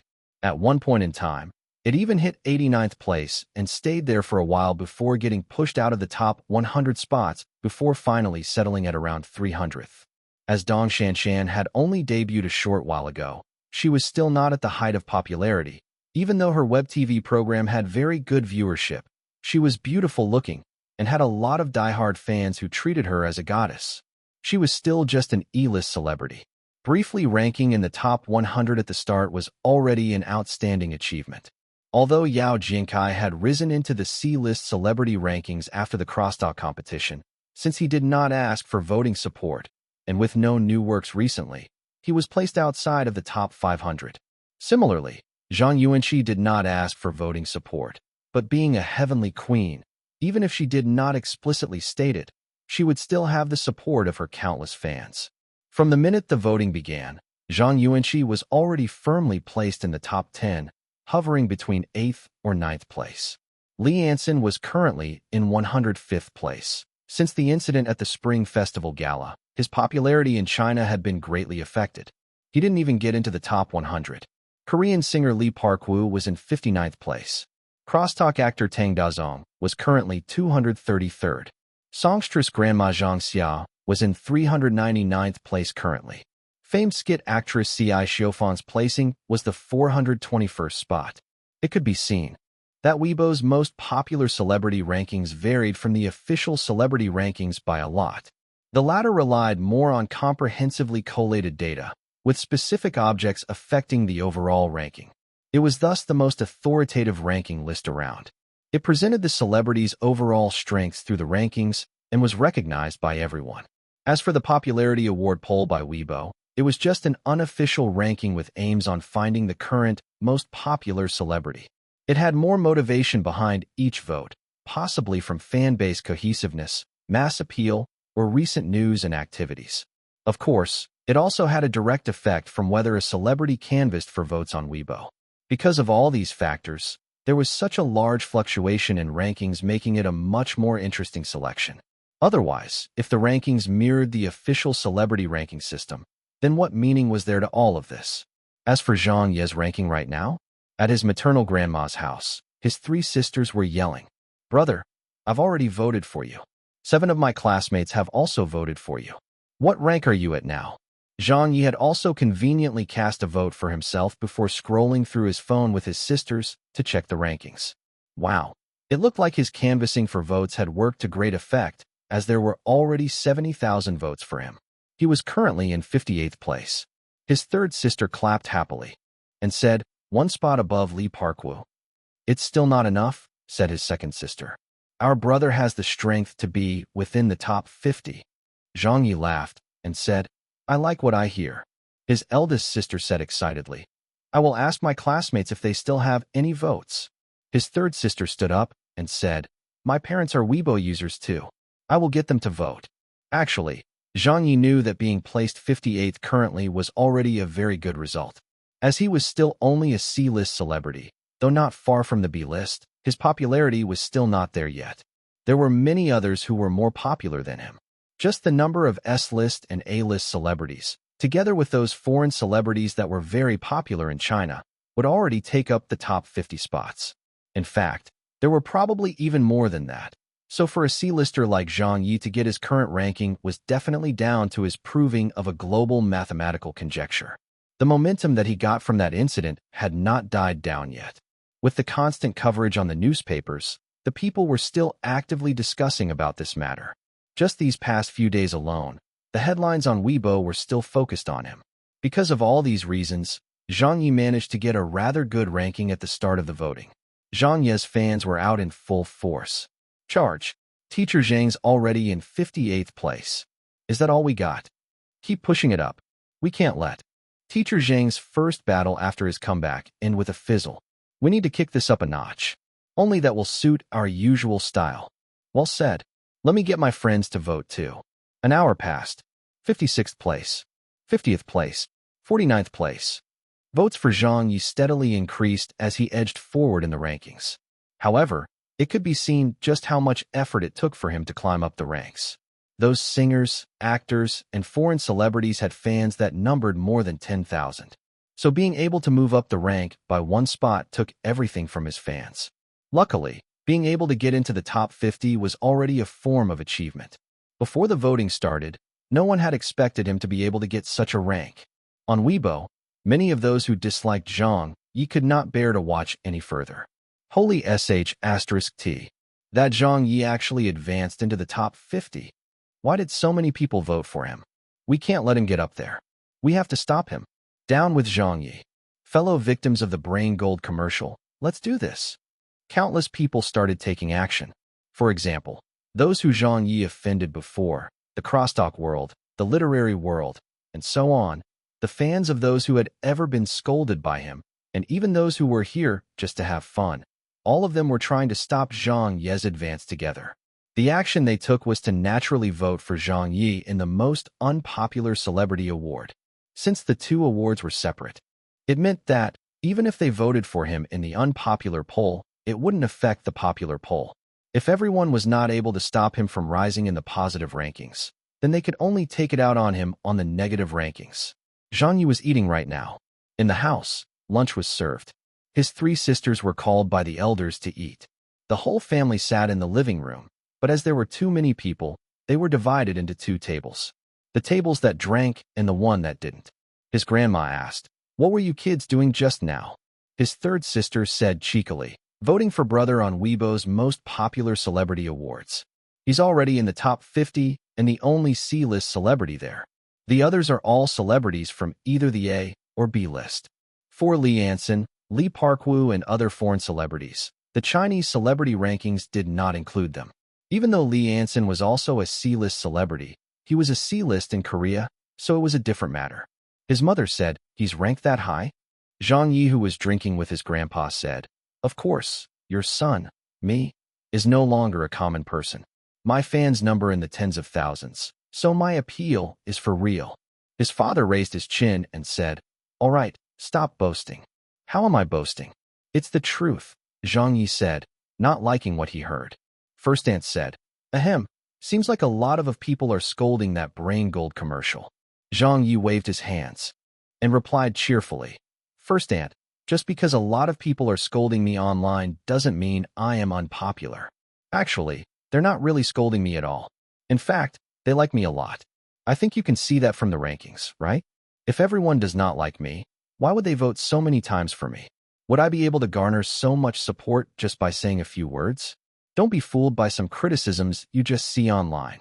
They are all fake and come from my enemy's fans trolling me. If you don't believe it, just go online and ask around. I'm sure 99 and 100 like me and support me." His eldest sister laughed without saying a word. His second sister rolled her eyes, not bothering to explain either. Only his grandma agreed. "Yes, no one can compare to our little Yi. See, Grandma is the only smart one around here." Zhang Yi took some food and gave it to his grandma. Suddenly, his third sister, who had been looking at her phone all this time, exclaimed, "Damn, what the hell is happening here?" "What's the matter?" asked his first aunt. His grandma stared at her. "You gave me a fright. What a loud girl." Zhang Yi also looked at her with a smile and said, "My ranking went up again, right? What place am I at now?" His third sister didn't know whether to laugh or cry. "Brother, take a look yourself. When you see it, you'll understand." You're even trying to make this suspenseful." Zhang Yi took out his phone from his pocket and browsed to the most popular celebrity rankings. It's still at 49th. There are no changes. Zhang Ye's mother, second uncle, and aunt also took out their phones to check Weibo. His third sister sighed and said, "It's not the most popular celebrity rankings. You should be looking at the most unpopular celebrity rankings instead." Zhang Yi scoffed at this. "Why should I be looking at that? Your brother here is a famous national celebrity who is being called the celebrity with a conscience by the people in the industry. How could I be on that list of ranking?" Saying so, he still proceeded to scroll through the list as he was curious who would be voted into the top 10 of this year's most unpopular celebrities. Each year, at the Weibo celebrity rankings, people did not pay the most attention to the most popular celebrity rankings, but were always more interested in the most unpopular celebrity rankings. Why? This was the kind of mentality that most people had when they sensed trouble for others. Whichever most popular celebrity, most sexy celebrity, most outstanding song, most talked about movie, etc., there were too many of such kinds of rankings around. Whether it were domestic or international rankings, they were usually focused on the positives, and it had become the norm for ranking selections. However, a most unpopular ranking selection was almost unheard of anywhere. A green leaf would stand out if it were placed in the middle of 1,000 flowers, like a national treasure. These sort of reverse trending rankings were rarer than rare. And so, because of these reasons, everyone adopted a joking mentality when they approached such ranking selections and always paid the most attention to the most unpopular celebrity award, curious to know who would be the unlucky one to walk away with the honors. Last year, the top 3 most unpopular celebrities were a close fight and had a very tight finish. It was settled between 3 directors and deputy directors involved in the scandals of unspoken rules within the film industry. The year before, the fight for this ranking selection was between 3 people involved in the production of a repugnant viral song, namely the lyricist, singer, and music composer. It was as though the people had come to a common understanding when it came to voting for them. Their positions were only decided at the very last minute of voting, as the voters finally agreed that the lyrics to that viral song was the worst of it, and therefore voted the lyricist into first place. As for this year, there were some discussions earlier about who should be the most unpopular celebrity. The most discussed celebrities slated to be in the top ranks of this award were those who had taken part in the filming of River, a movie with big investments and a highly acclaimed director and top actors. But when it premiered, it was so disappointing that everyone could only curse at it from beginning to end. They all felt that this film was basically rubbish and shouldn't be watched, so naturally, the film's director, screenwriter, and main lead became the top contenders for the award. They were also slated to do a clean sweep of the top 3 ranks. Well, that was what everyone thought anyway. But what happened in reality? What happened made everyone overjoyed. When Zhang Ye tapped on the most unpopular celebrity ranking, he nearly vomited blood. He saw his name in bright crimson at the top. Zhang Ye. Votes, 1.91 million. Mom. Maternal grandma. Maternal grandpa. Second uncle. His eldest younger sister. Zhang Ye nearly blew his top. Why is it my name? His second younger sister coughed and added in an almost speechless manner. And you're even running away with the lead. Following in second place for most unpopular celebrity was the male lead of River. Though he was second, his votes only numbered 87,000. Compared to Zhang Ye, the gap was so large that it differed by 2 orders of magnitude. Not only was Zhang Ye firmly in the lead, he was clearly in the lead by an overwhelming amount of votes. It has only been slightly more than an hour? Almost 2 million votes for the number 1 most unpopular celebrity? Zhang Ye nearly threw up his gallbladder as he stood up and hit on the table in anger. There's definitely vote fixing involved. Those bunch of people are buying fixed votes against me. His second younger sister cleared her throat and said, "What are you talking about, brother? This doesn't look like vote fixing at all. This ranking selection has always been fair every year. There have never been any cases of vote fixing before." Zhang Ye stared at her. Those were in the previous years, but there's surely vote fixing involved this year. His second younger sister, Zhang Ye, scolded. Those people are really too wicked. They are wicked beyond all compare.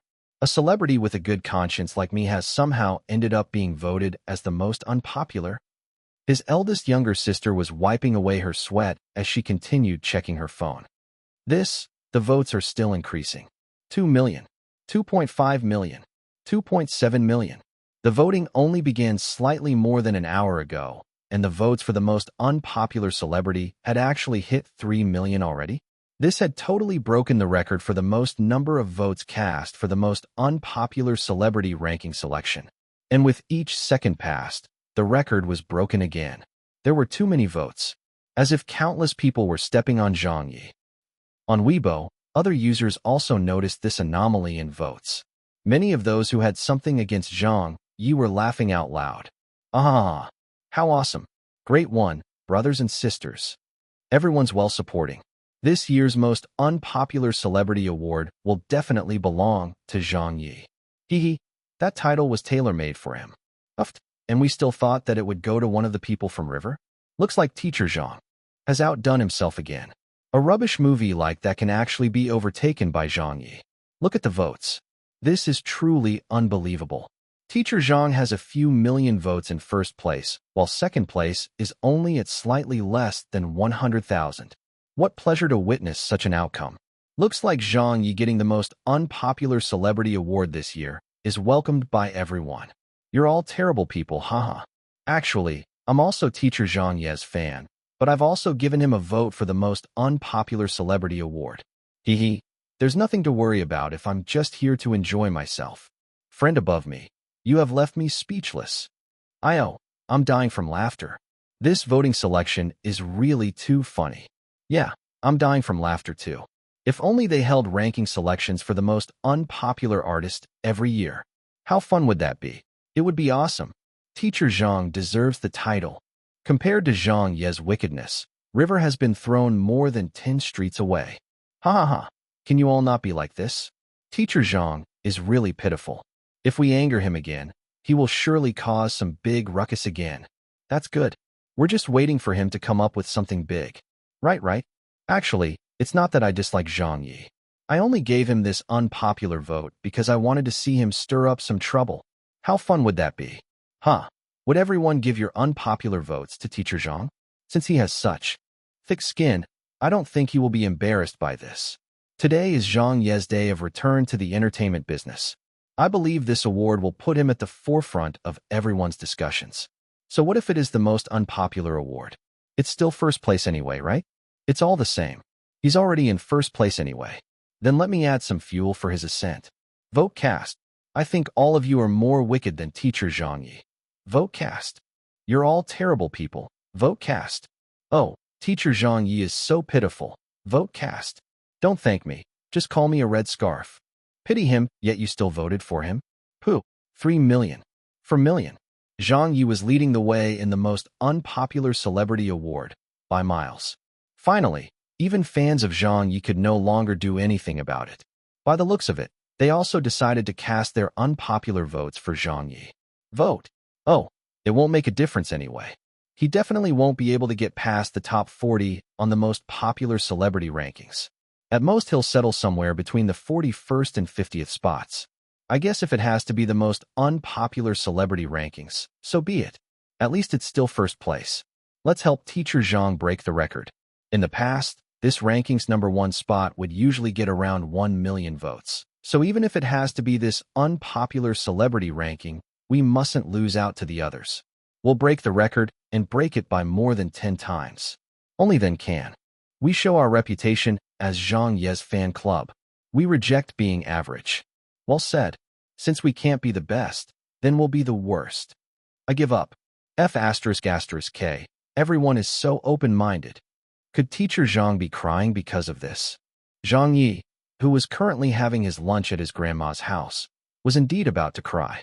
He could not have expected that his cheerful canvassing of votes could have led to this situation. He only did all right in the most popular ranking, but took a big lead in the most unpopular ranking. Even his own fans were happily voting for him in the negative ranking awards. These are my fans. You guys must be spies. Not only that, there were also people who laughed at his misfortune and teased him. Yao Jinkai had come out of his slumber and sent a message to him on Weibo. At Zhang Ye, congratulations, old bro, on securing your victory so early. Zhang Ye replied. His old classmate, Dong Shanshan, sent a congratulatory message over. At Zhang Ye, you'll be first for sure. When should I be expecting a meal from you? Zhang Ye once again replied. His fellow colleague from Peking University, Teacher Su Na. Teacher Zhang deserves the first place for this without a doubt. Teasing. It was all teasing. Zhang Ye might as well just ignore them. This bunch of friends was really good at stepping on him when he was down. What do they mean by, I truly deserve to win? Am I that unpopular? On the most popular celebrity rankings, it was still difficult to say who would win it, as the number of votes for top 10 places were too close to call and still very suspenseful. However, on the most unpopular celebrity rankings, there was no suspense at all. The first place was Zhang Ye's for sure. Even if the second place got rigged votes, even if the celebrity used money to bribe the official organizers, he wouldn't be able to catch up to Zhang Ye. That's how big a lead we're talking about. It was just so certain. Afternoon turned into night.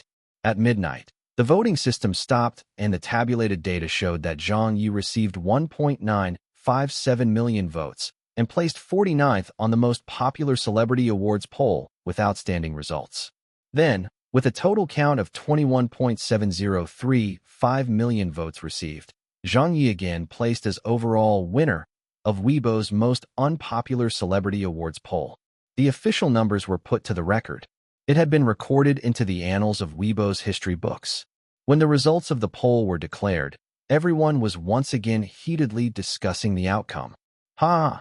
Teacher Zhang had fought and won such a great glory for our country. But you guys actually voted him to the top of the most unpopular celebrity rankings? Is what you've done considered good? Friend above, if you didn't include the ha-ha in front of your post, I would have believed that you were really trying to help teacher Zhang seek justice. So what if it's a loss of face? It's not like this is Zhang Ye's first time being treated as a joke to so many people. He should already be used to this. Look at the Weibo of teacher Zhang Ye's friends and colleagues. Aren't they all also teasing him? The most unpopular is still a form of honor. It's not something that anyone can get even if they want it. Teacher Zhang did not take part in last year's awards polling, right? No, Zhang Ye only debuted in the middle of last year, so this is his first year taking part in it. Only his first appearance, and he has already won the most unpopular celebrity title? I have a feeling that Zhang Ye will be a big contender for this award again next year.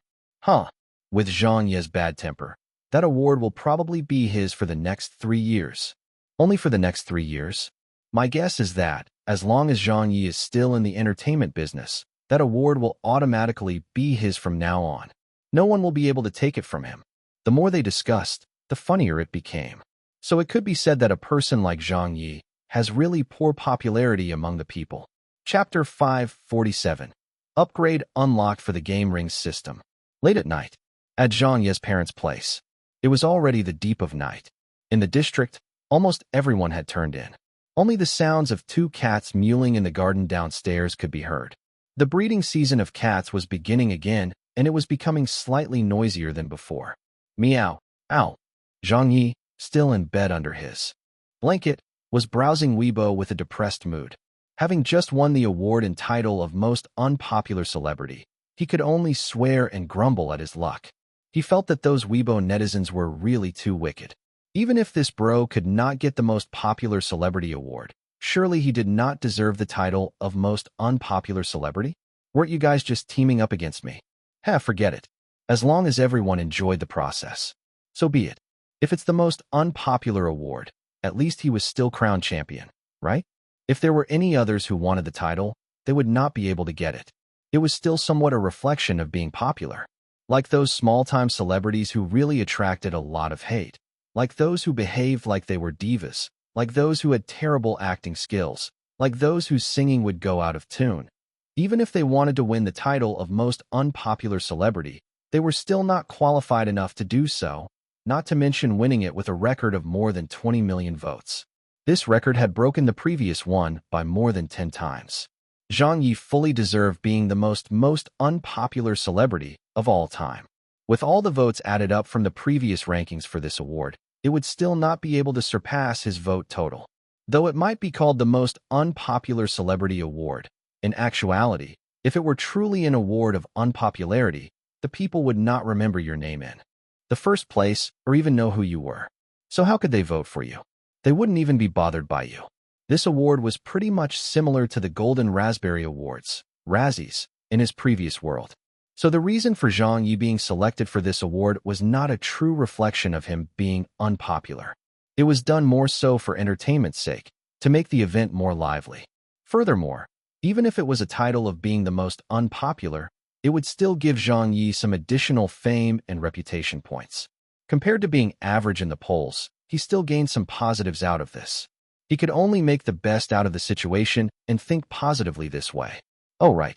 Speaking of reputation points, he suddenly remembered. Zhang Ye looked at the game ring on his pinky and remembered that he had not checked it for some time now. If he recalled correctly, the last time he used the game ring was back at Summer Palace during the International Math Olympiad to search through his memory for the topic on Fermat's theorem, also known as this world's Dale's conjecture. After he bought a memory search capsule and used it to prove the mathematical conjecture, he had not checked his total reputation points again. The memory search capsules he had used to write Legend of Wukong were eaten earlier, before he went on to prove the mathematical conjecture. As the pace of events was too messy, he had forgotten all about it. But this was his greatest asset. Zhang Ye's focus immediately shifted from the Weibo polling awards back to the game ring's reputation points. He estimated that he would have gathered a large amount of reputation points this time. He was excited by the prospects of this since he hadn't played the lottery draw in a long time now. After having had his ban lifted and being able to start work again, he knew that he needed to gain some items to help him in his future endeavors. With a spot on the B-list celebrity rankings so close, Zhang Ye was full of energy and confidence. Activating the game ring, he brought up the virtual screen. The display looked as the same as always, with the menu listings. Items. Merchant shop. Lottery.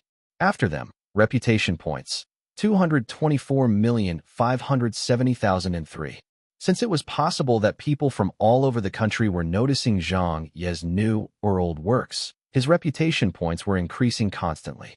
For example, the recent Legend of Wukong, the Weibo celebrity rankings, or the essay on horses and poem The Road Not Taken from the past few days, and so on. +3. +2, +11, +8, +6. It continually added the relevant amount of reputation points in real time. During the times when he had no new works, this counter would increase less often with a lower rate. Zhang Ye was not too shocked by the 200 million reputation points he had gained. By now, he had already been expecting it. However, when he saw it, he still felt a sense of surprise.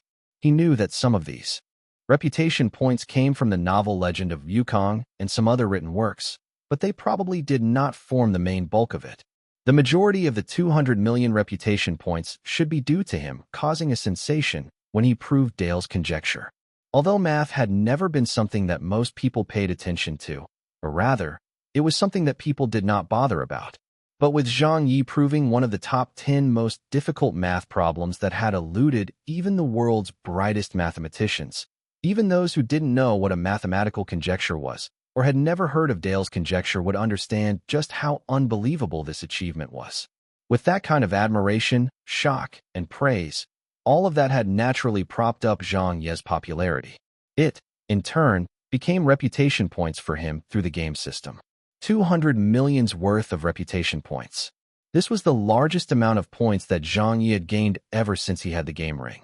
Compared to what he had earned in the past, this was on a whole different level. It was too much. So much that he did not know how he should spend it. Zhang Ye was smiling very happily.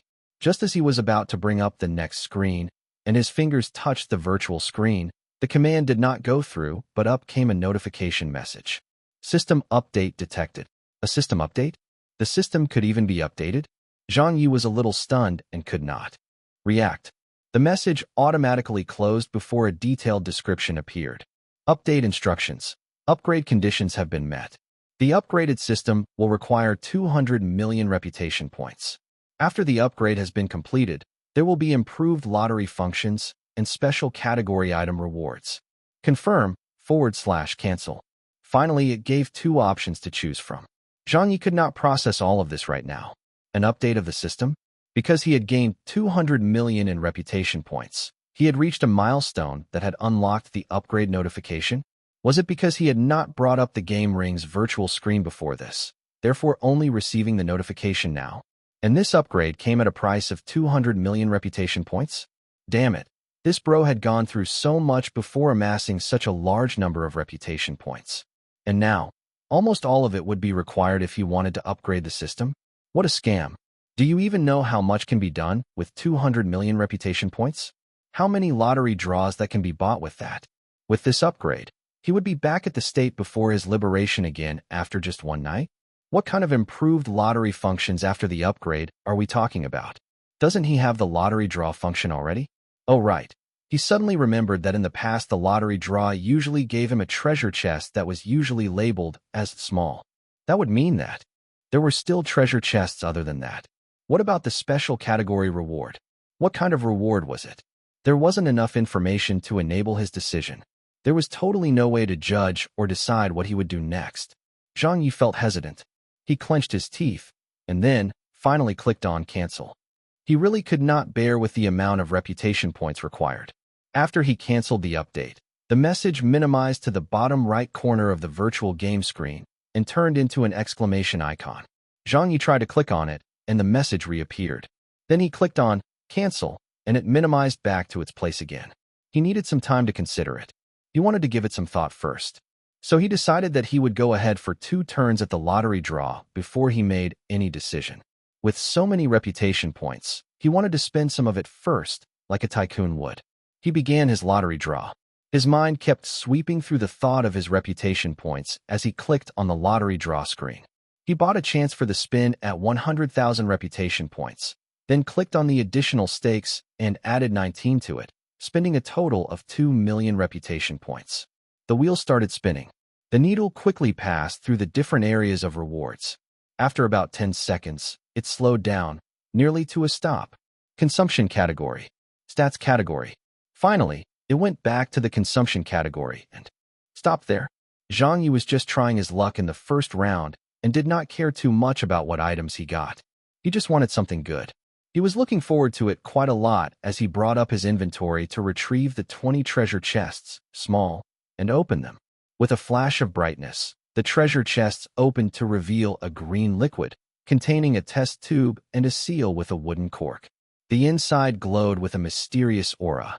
Strength potion, small, X20, effective immediately after consumption. Increases physical strength.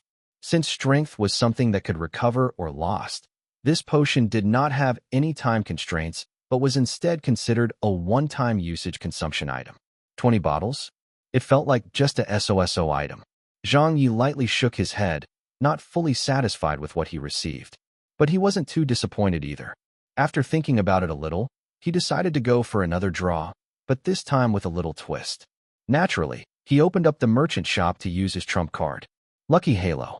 Activate. A dazzling white ring of light appeared over his head suddenly, emitting a mysterious and radiant glow. Reputation points minus 10,000.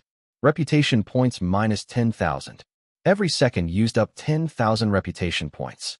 It was a very extravagant item. It was good that Zhang Ye was rich at the moment. As such, he wasn't too bothered by it. He immediately went back to the lottery draw screen and bought a chance at the draw, similarly adding 19 additional stakes like the first time. The lottery draw began. The needle spun. 1 revolution, 5 revolutions, 10 revolutions. Because of the Lucky Halo's effect, Zhang Ye had some expectations for this round of the lottery draw. He was hoping to get something from the special category, something that he could purchase from the merchant shop. No matter how good an item was, it was much harder to get again after the first time. If it was limited by that, then of course it couldn't compare to those that he could easily get from the merchant shop. Those were the items that he would never mind having an unlimited supply of. Special category. Special category. He kept wishing for it, hoping that the Lucky Halo would make his wish come true. The needle was almost coming to a stop as it got closer and closer to the smallest area of the special category. But when it had just moved into the special category area, the needle seemingly gained that last bit of strength.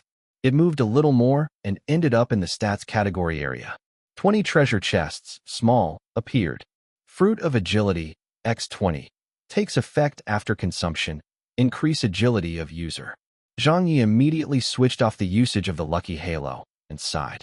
This time, it didn't seem like the Lucky Halo helped him much. At the key moment, it couldn't fulfill its purpose. Thinking about it, and according to his past experiences, the Lucky Bread should be a similar item to the Lucky Halo, except that it was a consumable item while the latter could be used as long as Zhang Ye had reputation points. There was a fluctuation in the effectiveness of the luck of both items as there was a limit to how much good luck it could give to its user. For example, when he used it alongside the difficulty adjustment die, if the Lucky Halo had given him maximum luck, he would probably have rolled a 10 times reduced difficulty effect rather than just 5 times reduced difficulty. So from this round of lottery draw, the limits of the Lucky Halo could be seen, and it couldn't possibly always be so effective and fulfill its promise with every use. And so, the unsatisfactory outcome of the lottery draws this time might be down to this factor. There were only those few factors which could affect it. From the looks of the system update message, it seemed like there was also an upgraded version of the lottery draw system. Did this mean that he had no choice but to spend 200 million to receive the delivery of the system update? To receive the update or not? Should he do it or not? Zhang Ye was now faced with a conundrum that all women faced when they discovered that they were pregnant. Chapter 548, New Lottery Draw. He decided to eat the fruits before he would decide on whether to upgrade the system. He swallowed each fruit of agility one by one into his stomach. These stats category fruits were very delicious and did not take up any space in the stomach, so there was no feeling of fullness. After it's put into the mouth, it changes into a heat flux that spreads through the body. Zhang Ye took just 2 minutes to eat all 20 fruits of agility, and then casually lifted his elbow and moved it about a few times. He threw a few punches at the air and could actually feel quite an effect. He felt that his movements had sped up from before, not because of his muscular strength increasing, but because he had an increased flexibility and reaction rate. After his brain had given its signals, his body reacted much more nimbly. Having eaten so many fruits of agility, he felt his body getting lighter. It was a very pleasant feeling. Unfortunately, it did not seem like there was much use for this. First, it did not seem like it would help his career since his job didn't require him to be agile. Second, it was only a little important to his self-defense since his main martial arts style was Tai Chi, which wasn't dependent on agility. It instead used a style that was relatively slower and did not require him to be too quick. If he had to insist that these agile fruits could help him in something, it would be the time when he offends others and gets surrounded and attacked by thousands of people. Then he could depend on this item to help him escape. Well, at least it can be used for emergencies. After he was done, Zhang Ye didn't carry on with the lottery draw. Instead, he lit a cigarette and pondered for 5 minutes. With a final affirmation of his eyes, he decided to update the system, mainly due to his curiosity. As the system update was there, if he didn't update it, Something would always feel wrong, and he'd keep thinking about it. Besides, Zhang Ye was getting more and more popular now, his ranking in the entertainment circle becoming higher. The few items in the merchant shop and the existing lottery draw system were no longer able to satisfy him. Like before, when the lucky bread, small, helped him create the accidents and opportunities that led to him winning the Silver Microphone Awards. The lucky halo also helped to get Zhang Ye's Woman Flower playing at Lee Anson's concert and disgust him. It even helped him roll a 5 times reduced difficulty effect when he used the difficulty adjustment die. Based on these previous experiences, these items had all helped him a lot and were very effective. But right now, and even in the future, this bit of luck might no longer be enough to help Zhang Ye as much any further. Furthermore, the lucky halo was not always effective or useful when he needed something to go his way. This did not mean the lucky halo or lucky bread, small, were getting lousy. Rather, because Zhang Ye was moving to a higher level now, the situation required a different magnitude of effectiveness. Like how the invisibility potion did not work on clothes. Like how the red string of fate broke when a slight situation occurred. Or even the unlucky sticker that was only effective for 5 minutes and other consumption category items that were similarly limited to a short effective time. These items all had many restrictions in their functionality.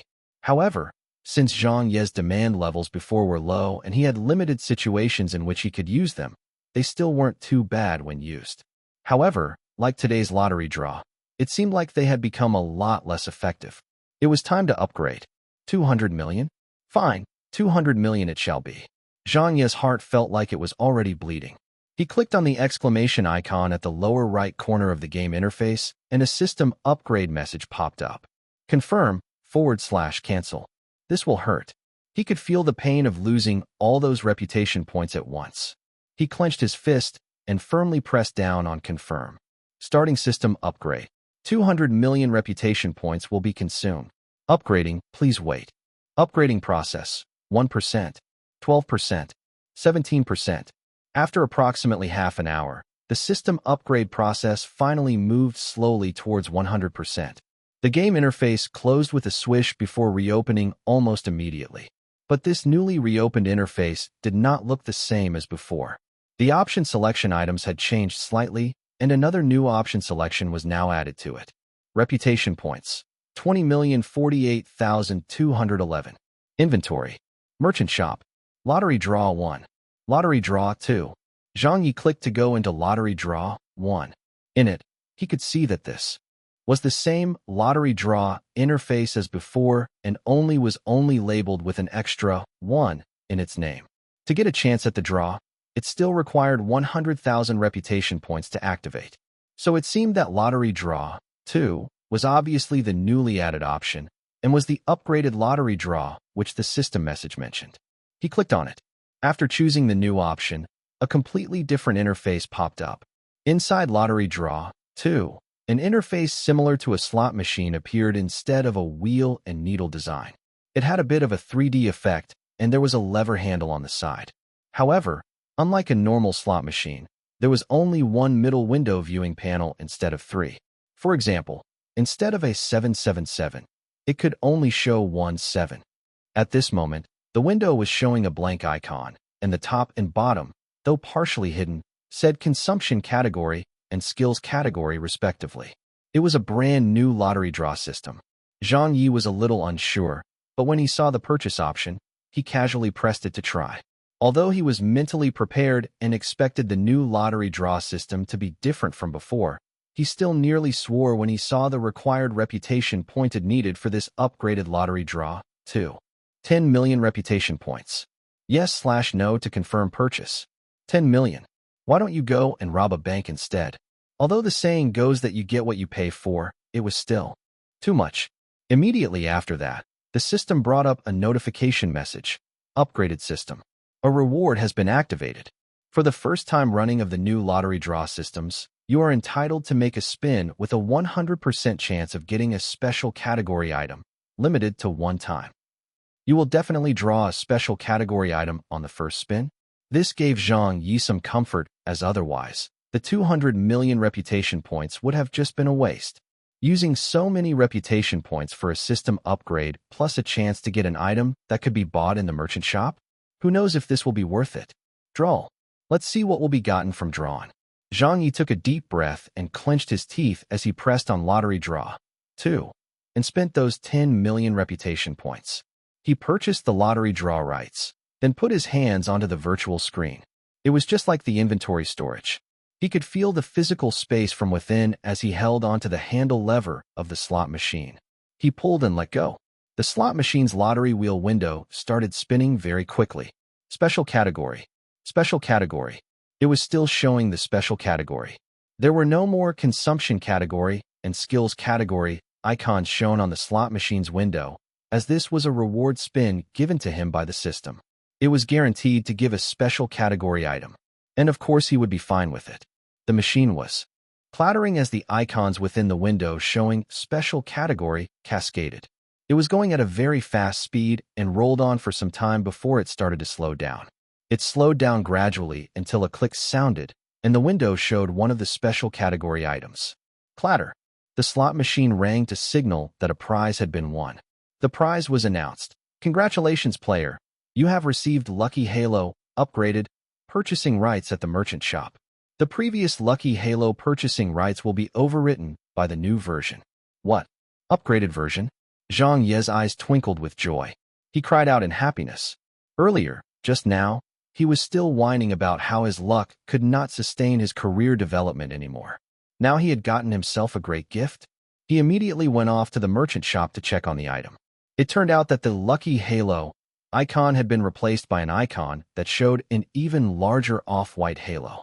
It was labeled clearly, Lucky Halo, upgraded. Effect, increases the luck factor.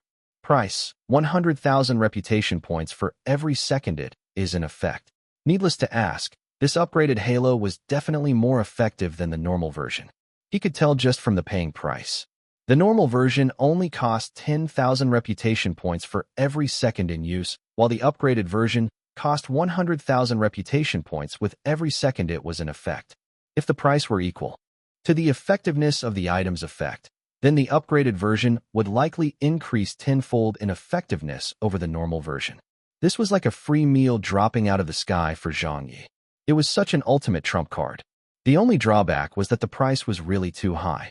If it was 100,000 reputation points per second, then in 1 minute, 6 million reputation points would be spent. The greater the ability, the greater the cost. Zhang Ye decided to not care about it for now. Having an extra trump card was always good. Then, after checking and seeing that he still had a little over 10 million reputation points left, he decided to go for another shot at the lottery, obviously still choosing lottery draw 2. Purchase. Start lottery draw. Along with the reputation points spent on operating the slot machine, most of his 200 million reputation points had now nearly been emptied. The icons on the window kept spinning at a very high speed. Empty. Consumption category. Consumption category. Stats category. Empty. Skills category. The icons cascading in front of Zhang Ye's eyes had no pattern. It was different to lottery draw 1's compass mechanism, as every icon did not have a fixed arrangement and were randomly assigned. Some categories were even right next to each other or repeated every other category. It all seemed completely random. There were also a lot of empty icons. Obviously, if the draw landed on one of these, then the 10 million worth of reputation points were as good as having gone down the drain. This empty icon basically just meant that there was no prize for it. Occasionally, the slot machine showed a glimpse of this special category icon, but a faint glimpse of that category was all there as to it, and he couldn't see it anymore after that. It was difficult to even glance at it again, so just wonder how low the probability of getting a special category item was. Soon, the spin started to slow down. Zhang Ye took a deep breath as it was about to stop. Click. The icon for the stats category moved into view as it reached the result zone. Then with another click, the empty icon moved into the result zone. Above this empty icon was another empty icon. When Zhang Ye saw this, he shuddered with fear. Move along. Quickly move. Click. The second empty icon came into the result zone. Seeing that the slot machine was about to stop spinning, he nearly wanted to kick it a few times with his leg in a bid to get it the icon to move on. Don't stop. Move along. BBA. Finally, the empty icon moved away at the very last moment and slid down inside the window. The next icon that came in its place was the consumption category icon. With a final click, it moved into the result zone and stayed still. It's a consumption category item. The slot machine dispersed the one item. A golden treasure chest flew out from the slot machine and moved directly into the inventory. At the upper left corner of the game interface, Zhang Ye quickly opened up the inventory and took out the treasure chest with his hand, then placed it on his bed. Although this treasure chest was also golden in color, it was bigger than the lottery draw 1 treasure chests, much bigger in fact. It measured about 1 meter in length and half a meter in width and height. The name for this item was treasure chest, medium. Medium-sized? Then that would mean that apart from the small and medium-sized ones, there could also be large-sized treasure chests? Zhang Ye didn't think too much of it for now, and just flipped open the treasure chest's lid as he wanted to know if the 10 million reputation points used for the draw was worth it or not. He wanted to know what kind of prizes could be won from the upgraded lottery draw 2, and the differences between it and lottery draw 1. When he finally opened the treasure chest, he could only see a tiny, heart-shaped, red object on the inside. It looked crystal clear and full of vitality, glittering in the soft and translucent light as it rotated continuously in its spot. What was this? It seemed to be quite beautiful. When he bent over and took the red heart into his hand, an explanation for the item popped up. 1-up, X1 gives an extra life to the player. Zhang Ye was confused when he saw this. 1-up? Now he even had an extra life? The games he played before in his previous world, like Contra and Super Mario, as well as many other console games, had this sort of a design. An extra life meant an extra chance. He would never have expected that he could also get an extra life. Then did it mean that if he got hit by a car while walking on the road and died, he could be revived on the spot? F***K. Then this item was too powerful. If it were really like this, the 10 million reputation points spent would definitely be worth it. Whether it really had such an effect, Zhang Ye did not know, nor would he dare test it out. Get on the road and get run over by a car? That was basically just seeking a quick death. But from this prize, it could be clearly seen that Lottery Draw 2 was not an improved version of Lottery Draw 1. For example, 100,000 reputation points to draw an unlucky sticker that could be used for 5 minutes, while 10 million reputation points would gain you an unlucky sticker that worked for 500 minutes. It was not a change in quantity, but the quality and level of the prize. The items that could be gained from the newly upgraded Lottery Draw 2 were of a whole different level of usage, like the 1-up, like the upgraded Lucky Halo. If it were one from Lottery Draw 1, don't say 10 million reputation points. Even if he spent 1 billion or 10 billion reputation points, he wouldn't be able to get those prizes. Just for reason alone, the 200 million reputation points spent on upgrading the system was already worthy in itself. At last, he could find some comfort in this. Yes, only just a little comfort. 200 million. It still hurt him very much. Zhang Ye carefully placed the 1-up item into his inventory and did not go on with the lottery draw anymore. He didn't have enough reputation points to continue doing so anyway. So he closed the game interface and lit a cigarette. The system upgrade was really a timely arrival for his future career development, as it had laid out a bright path for him to walk forward on. It made him look forward to the future with even greater expectations now. But the only thing was, the 200 million reputation points hadn't even been his for long, and he had already spent it. In the bedroom, he kept mumbling to himself. 200 million. 200 million. Well, all right. It's pointless to keep rambling on any further. Reputation points can be earned back if there aren't any left. It's no big deal. Who did you think I, Zhang Ye, am? What storms have I not been through before? I only keep rambling on like this because I have nothing else to do. Even if I lie down now, I won't be able to sleep. I'm only complaining a little, and besides, it was just a little bit of reputation points. Spending a little is normal. Do you really think that I would keep rambling on for the rest of my life? You really think I see it with such importance? You really think I wouldn't be able to snap out of it?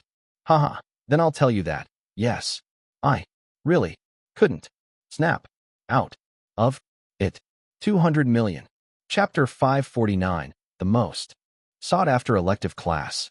After the game system had been updated, total reputation points 100,000. Skills, trivial amount. Stats, trivial amount. Merchant shop items. 1. Memory search capsule. 2. Taiji Fist skill experience book. 3. Lucky Halo, upgraded. Inventory items. Difficulty adjustment die, 1. X-ray vision eye drops, 1. Pause game, 1. Strength potion, 20. 1-up, 1. This was all that Zhang Ye had up until now. After taking note of his inventory items, he went to sleep. After so many days of rest, it was about time to prepare for his next job. The next day, in the morning, Zhang Ye woke up much earlier than usual. He was heating up the milk in the kitchen and boiling a few eggs. One of them even cracked, but it still got cooked in any case as he somehow managed to finish making breakfast. His mother, who had just woken up, was surprised to see him. "Oh, did the sun rise from the west today? Little Yi made breakfast?" his father said as he walked out from the bedroom. Zhang Ye laughed. "Just eat, you two." His mother found fault with him by saying, "The eggs cracked, didn't they? Next time, add some salt before boiling them. Then the water's temperature wouldn't get too high." "Enough. It isn't every day that little Yi cooks for us, yet you're picking on this and that," his father said as he walked to the bathroom to wash his face. "I'll have the cracked one." Zhang Ye sat down and said, "No, I'll have it instead." He switched on the television, and the morning news was already halfway through its report. Yesterday, the Japanese Prime Minister, to negotiate on issues regarding economic and trade cooperation, turning to a new page on the relations between China and Japan. The news went on for quite a long time. At the end, it even gave an overview of the past 2 years of icy relations between the two, China and Japan, and how it was slowly thawing again. In this world, many of the historical characters and events had some slight changes to them, but the overall major events in history were still similar. For example, the Second Sino-Japanese War and the Nanking Massacre. Some historical events slightly differed in name and time of occurrence only. He did not listen to the news too seriously as he wasn't interested in these matters. After his father had washed his face, he came over to eat. There even an education cooperation? There will be people coming from the Japanese universities? There will be a meeting at Peking University today. Zhang Ye, who also heard from the news, said indifferently, "I guess so." "Son, don't you have to go to school now?" his mom asked. "I do. Today is the first back-to-school day for Peking University. They already informed me yesterday, but there won't be any classes until a few more days.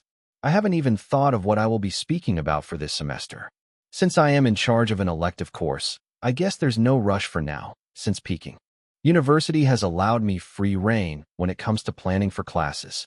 After Zhang Ye had been unbanned, he had not taken up any new roles or jobs yet, and there wasn't a need to rush to do it as well, because he knew that Peking University's appreciation of the classics class was still his first priority that he needed to handle. Any other things could wait. His mother instructed him, "Then you better dress well and neatly. Don't be late." "I won't be late," Zhang Ye said. His father also added, "Lecture well. Don't deceive others or slack off." Zhang Ye laughed. "Rest assured, I won't lead my students astray." After breakfast, Zhang Ye went downstairs to his car and drove straight for Peking University. When the car had almost reached its destination, he saw quite a number of students going in and out of the school. Some of them looked like they had just gotten back today, like they had just gotten off the train and headed straight here. Some were carrying large bags and luggage, while others had their parents come along to help them with their belongings. Since the area was considered a university zone, with several universities all located close to each other, the school reopening was staggered, some a day earlier and others a day later, so it led to the streets being very busy with many students choosing to come back today. He drove in through the main entrance. When he just got into the campus grounds, Zhang Ye's car was immediately recognized by someone. "Look, it's a BMW. That license plate belongs to Teacher Zhang." "Teacher Zhang. It's Zhang Ye.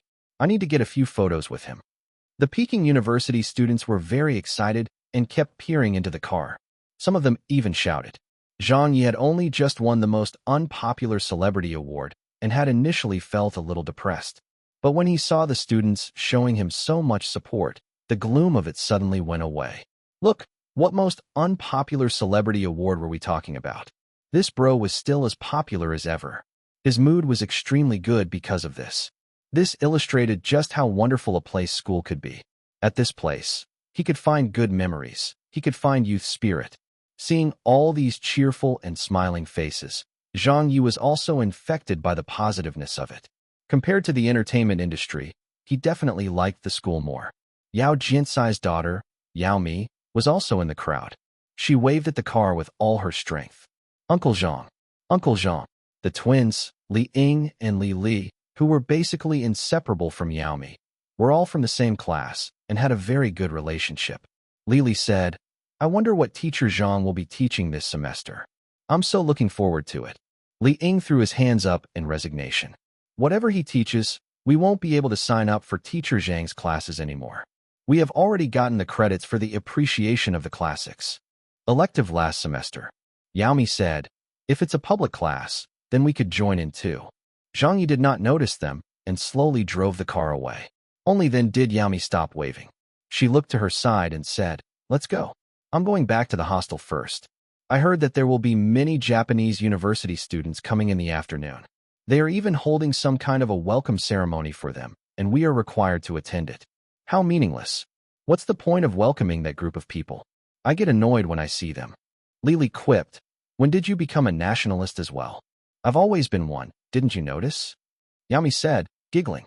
Li Ying helplessly said, our relation with them last year was pretty bad, but it turned better this year. Aren't the media and so many others advocating a Sino-Japanese friendship? A Peking University student who was passing by them said, bah, what friendship could there be with them? Why would they bother holding a welcome ceremony anyway? I'd rather think of how I can sign up for Zhang Ye's appreciation of the classics elective class. You signed up as well? Yeah, I signed up at the end of last semester. Me too. I heard that the enrollment has already been filled. Right, I wonder how it will turn out. With so many applicants, they couldn't possibly accommodate us all. In the past, Peking University's elective classes had always required the students to sign up beforehand or at least be surveyed to find out the interest in it. The elective classes that did not get much interest would be adjusted and the classes rearranged. However, it was different this semester as Zhang Ye's elective class had become one that was up for grabs due to the sensational dream of the Red Chamber talk last semester. On top of that, with Zhang Ye's popularity also increasing to a point that was unimaginable, it seemed that 80% of the students were all registering to join the class. This would definitely not be arrangeable by the school. Peking University Chinese Department. Upstairs in the teacher's office, many people were also discussing this matter. The Chinese department dean, Chang Kaiga, was surrounded by several teachers who taught other elective classes. Su Na and a few other Chinese department teachers didn't know whether to laugh or cry as they watched them. A middle-aged teacher who was handling the liberal arts elective course said in anger, Old Chang, in the past, whenever the elective course applications have filled up the quotas, they would stop taking in new applications. Why is it that your Chinese department's elective course is exempted from this? Just how many people have applied up until now? The students are still able to send in their applications? Just what sort of a class are you all holding with so many people? Chang Kaiga was former classmates with the person complaining to him and had a good relation with him too. Old hi there. Was a problem with the application system previously. That was why the issue occurred. Another female elective course teacher said, still, shouldn't you have left some for us? As she said so, she felt very unfairly treated and distressed. Right now, basically every student had applied for appreciation of the classics. You might not have seen the number of students who have applied for my course, but there's only 9 of them. 9. How am I supposed to teach this semester then? Another male teacher said, only 11 applied for my course. I might as well field them as a soccer team. The female teacher said, it was the same last semester when Zhang Ye held his public classes. All of my students skipped class to go attend his class. How do you expect me to conduct a lesson then? Everyone complained and looked very frustrated. It would be a wonder if they weren't. If an elective class had too little applicants, they might have to stop the class for the semester. Chang Kaiga smiled as he tried to appease them. Dear teachers, I've already reported the situation to the school leader. As for how this will be handled, I'm sure they will let us know soon. Don't worry about it. Teacher Zhang Ye's class definitely won't be able to accommodate so many people. I'm also certain that there won't be any public classes held like last semester. At this time, Zhang Ye was just walking into the teacher's office. When he saw that there were so many people around, he smiled at them and greeted, Dean Chang, Teacher Wu. Yo, Teacher Suna is so early as well. Suna made a signal to him. Another young teacher of the Chinese department also smiled, while nudging Zhang Ye's attention over to the other side. When the female teacher who taught the elective course saw him, she suddenly said, You're finally here, Teacher Zhang. The elective application has already ended, but your elective class has too many students applying for it. Surely you wouldn't be able to take such a large class, so why don't you send 50 of them over to me? The middle-aged liberal arts elective course teacher said, Little Zhang, I won't beat around the bush. Can you spare me 30 students? A few teachers did not hold back and just started asking for students. Zhang Ye said in surprise, We can even decide like that. Chang Kaiga said in a speechless manner, You can't ask for students this way. It's not right. We still need to let the students choose for themselves what elective classes they want to attend. I suppose when they reapply for the electives, all these issues will be sorted out very quickly. It was a mess over here.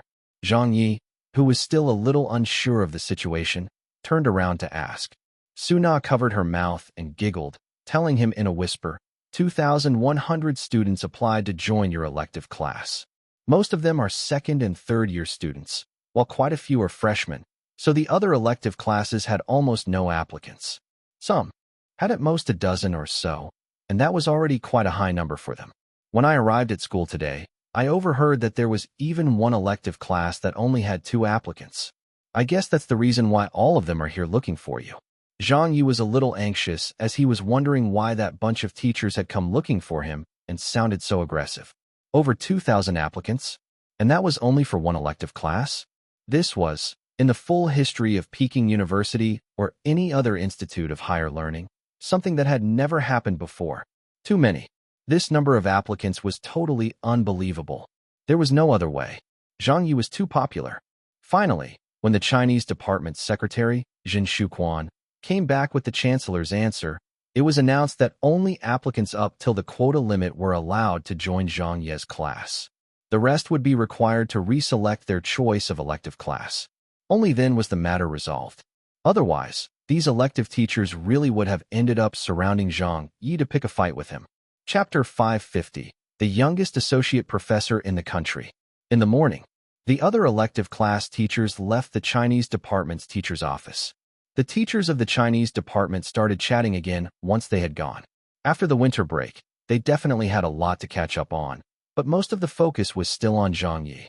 This was because, in just a short winter break period, Zhang Ye had caused so many incidents, such as taking part in the Spring Festival Gala, beating up someone, joining the crosstalk competition, getting banned, solving a mathematical conjecture, getting unbanned, being voted as Weibo's most unpopular celebrity, etc. This was why everyone was so curious about all that had happened. Teacher Wang smiled and said, Little Zhang, you are really something. Teacher Li said, When did you begin your research into math? Haha, you've really garnered face for the Chinese department. Just a few days ago, Dean Chang even joked about how our Chinese department had hidden talents that could take over the jobs of those at the math department. Zhang Ye waved it off. You're too generous with your praise. A teacher asked, Has Dale's conjecture really been proven? That's for sure. Suna smiled and said, Mathematicians from all over the world are here in Beijing to do the verification work now. Although they have not concluded the verification of the proof yet, it seems that there are generally no problems with it. They're just doing some final validations on the details. Having said that, she looked over to Zhang Ye. Teacher Zhang, don't forget to treat us to a meal when the proof is accepted. Zhang Ye nearly cried. I don't even have any money left in this pocket of mine. Suna rolled her eyes. Don't try that. I know that you've already sold the copyrights to Legend of Wukong. Although I don't know how much you got for it. It has to be at least upwards of 1 million. Professor Zhang, who had a very good relationship with Zhang Ye, had just walked into the office and heard their conversation. He laughed as he said, In my opinion, Teacher Zhang getting an associate professor title this year is definitely on the books. Suna nodded. Yes, there's a really good chance of that. Zhang Ye chuckled. Come on, I don't have the qualifications to become an associate professor. Actually, he really hoped to get it as well, even though the title of professor did not matter in the entertainment industry. It still sounded nice and would be considered a good qualification anyhow. So if he had the chance, Zhang Ye definitely would like to become one. The Chinese department's colleagues continued bantering about the matter. Zhang Ye's proving of the global mathematical conjecture had not only become a topic of conversation for them at the Chinese department, but was also the topic of conversation throughout Peking University. After about 10 minutes, the Chinese department was about to begin their meeting and all the teachers had gathered into the conference room. Secretary Zhun did not attend the meeting. The Chinese department dean, Zhang Ye, who was chairing the meeting, did not start until the last person, Professor Yan, who had arrived late, walked into the room. Zhang Ye raised a teacup and took a sip of tea before putting it down. Again, he smiled as he looked at everyone, and then said, "School has started and it's a new semester again. After such a long break, I hope that every one of us can hit the ground running as classes will begin tomorrow. Let's not be too relaxed anymore. All right, enough with the cliché speech for now.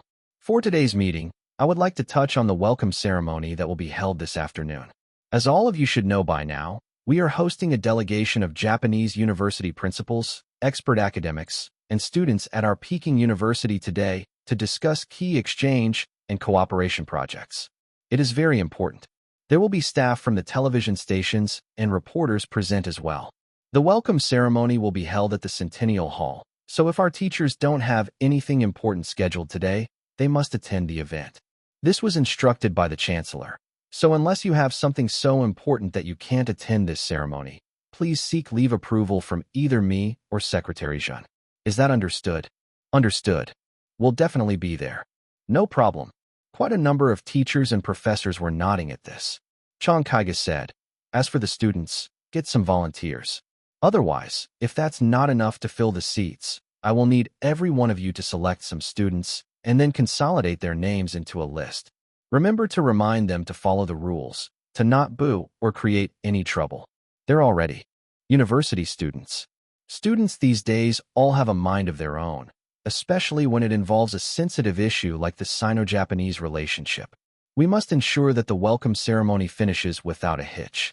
Yes, but of course, since our Peking University students are all of the highest standards, this is just something that you all need to remind them about. Professor Zhang said, "In such a setting, I'm sure the students know their limits." Zhang Ye nodded. Finally, there's one more issue to discuss. The Chancellor has given us, the Chinese department, the task of giving a speech at the welcome ceremony. Since we're in the profession of the Chinese language, this task is naturally ours to carry out. Speech. Another speech? When everyone heard this, their instinct was to look over at Zhang Ye. They couldn't help it since, previously, at the National Primary and Secondary School New Year Gala, Zhang Ye's closing remarks had left everyone in shock. The Ode to Young China was even published in the People's Daily the next day and was considered to be a sensation. Compared to Professor Yan's speech, it brought about a much more refreshing view and was considered to be far more outstanding. As such, at the mention of a speech that was to be given later at the welcome ceremony, the first person who came to mind was Zhang Ye. Although Zhang Ye was the youngest teacher in the Chinese department, had the least qualifications, and did not even come through as part of the academia system itself, since he had only become a teacher through his work in the professional industry. When it came to the quality of giving speeches, none of them in the Chinese department dared to claim that they were better than Zhang Ye at giving one. Even if Ode to Young China was not mentioned, there was still the example of the last speech that Zhang Ye had given at the Shanghai SARF's press conference. It was an irrefutable fact that none of them had or were even near his standard in giving speeches. With one Zhang Ye sacrificed, thousands and thousands of Zhang Ye will stand up. Just thinking of each and every word from that speech would leave a person's blood boiling with passion. However, Zhang Ye looked reluctant to partake in this ceremony, or rather, unwilling to do so. For a speech that carried political undertones, he knew they would definitely require him to speak along the lines of promoting good Sino-Japanese relationship. Yet for a nationalist like him, it would already be a good thing if he did not go looking for trouble with these foreigners. How could they expect him to praise the friendship between China and Japan? That was basically impossible, so whoever wanted to do it could instead of him. Zhang Ye, who seemingly had expected that Zhang Ye would not want to do it, said, "I'd already given this task to Professor Yin a few days ago. Old Yen, is the script ready? Professor Yin said expressionlessly. Yes. Chang Kaiga looked very reassured and did not ask for the script to check it. The previous time, even though it could be said that Zhang Ye's speech had made Professor Yin lose quite a lot of face, everyone knew that it wasn't because Professor Yan's speech was lacking, as the theme had already been set beforehand. Even if it were someone else giving the speech, they would have encountered the same problem. The main issue at that time was due to Zhang Ye not following the routine. That left Professor Yin in a passive and embarrassing situation. However, since the speech this time was imbued with a political undertone, Chang Kaiga tasked Professor Yin to handle it, knowing that it was in much safer hands compared to Zhang Ye's. The meeting went on for a little while more. Finally, Chang Kaiga said, "All right then, actually there is one more issue to bring up." He looked at Zhang Ye and said, "It regards our department's teacher Zhang Ye and his promotion to the rank of associate professor. Ever since teacher Little Zhang took over the elective class for appreciation of the classics, the results he had shown can be seen by all. He has received lots of attention from society and attracted many good reviews from the academic world. At the same time, he has also helped our Chinese department gain back the top spot in the national university rankings. Though I understand this was down to the hard work of everyone, but the final shot at goal is to teacher Zhang Ye's credit." Before he could finish, Professor Yin, who was already frowning, immediately interrupted and said, "Dean Chang, I don't agree with that. Zhang Ye is too young. How can a young man in his early 20s be an associate professor? Let's not talk about Peking University alone. You won't even find this anywhere else in the country. Besides, Zhang Ye's academic research is still considered to be controversial within the industry." Zhang Ye looked impassive, as though the matter did not concern him. He did not say a word. Professor Zhang frowned and said, "Why are you always harping about age? We are in the field of education and academics, so shouldn't we be looking at results instead? Shouldn't we be looking at the standards of teaching instead? If we were to base this on age, then we shouldn't be looking at any other things during the title selection every year. You're 30? No way. You're 40? Wait a little longer. Oh, you're 50? All right. You shall receive the title. It would be over if we just based this on age. What's the point in that?" Professor Yin said, "Old Zhang, don't take this out of context. Besides, we have no more positions for the title of associate professor to be awarded anymore this year. The allocations are all used up," Professor Zhang said. "If there's an outstanding teacher, I'm sure we could make an exception." Professor Yin smiled coldly. "Zhang Ye's academic research can be considered an outstanding contribution, Professor Yin." And Professor Zhang squabbled over the matter for a while. Chang Kaiga came in to smooth the situation out by saying, "All right, how this matter will be decided is not up to you all. It is not even up to me. I have already discussed this with Secretary Zhang, and we have nominated Little Zhang and sent in his application. Whether or not it will be approved is all up to the Chancellor's decision." He had only submitted the application, but the determination of the appointment was still subject to many other procedures. Professor Yin was still highly against it. In the past, Zhang Ye was invited by President Wu and had her backing. But now, since Wu Zuqing had been promoted and transferred to another institution, Zhang Ye no longer had anyone to back him. Being the more qualified and experienced professor of the department, Professor Yin had become much more direct in the way he spoke. "This nomination does not follow the procedures. Dean Chang, I still disagree with it. The title of associate professor should not be given out so easily. Besides, the allocations have already been used up, so nominating him will only bring more inconveniences to the school Leah." At this time, a middle-aged man suddenly walked into the conference room. As the conference room was located in a much bigger suite, the doors were not closed. The man in his 50s looked quite imposing. As he came into the conference room, he immediately said, "There are no more allocations in the Chinese department? No problem then. We still have a spot in the School of Mathematical Sciences." Chang Kaiga was taken aback. Dean Pan. Dean Pan. The other teachers were also taken aback. The person who had walked in was the Dean of the School of Mathematical Sciences, Pan Yang. Dean Pan was a rank higher than Chang Kaiga. Therefore, the way he spoke to him was less restrained. "The doors were open, and I simply overheard what you were discussing when I stepped in. Old Chang, don't worry about Little Zhang's associate professor title. We will do an application over at our School of Mathematical Sciences since we still have an allocation for one more associate professor nomination. And it won't need to be scrutinized. I'd already signed the documents this morning to nominate little Zhang, but we will need him to be transferred to our math department. Professor Yin was shocked. Zhang Kaiga also could not react in time. Math department? That won't do, Dean Pan. Little Zhang is the backbone of the Chinese department. Pan Yang said. Little Zhang can still continue teaching in the Chinese department. I don't care about that.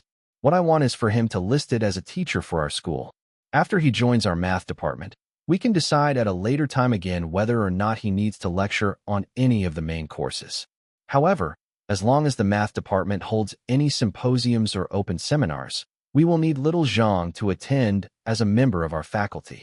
We can discuss how to work this out again at some later time since I am just letting you all know in advance. Zhang Ye blinked a few times. Su Na and the other Chinese department teachers also looked at each other curiously. The School of Mathematical Sciences was here to steal one of their personnel? F***K. Zhang Ye was really highly sought after. Zhang Kaiga shook his head and said, holding the duties of being a teacher under two departments.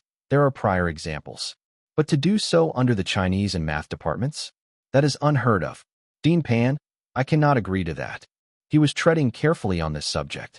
Although this was being proposed as a concurrent post, if they went along with it, the math department might just snatch Zhang Ye away from under their noses and make him theirs.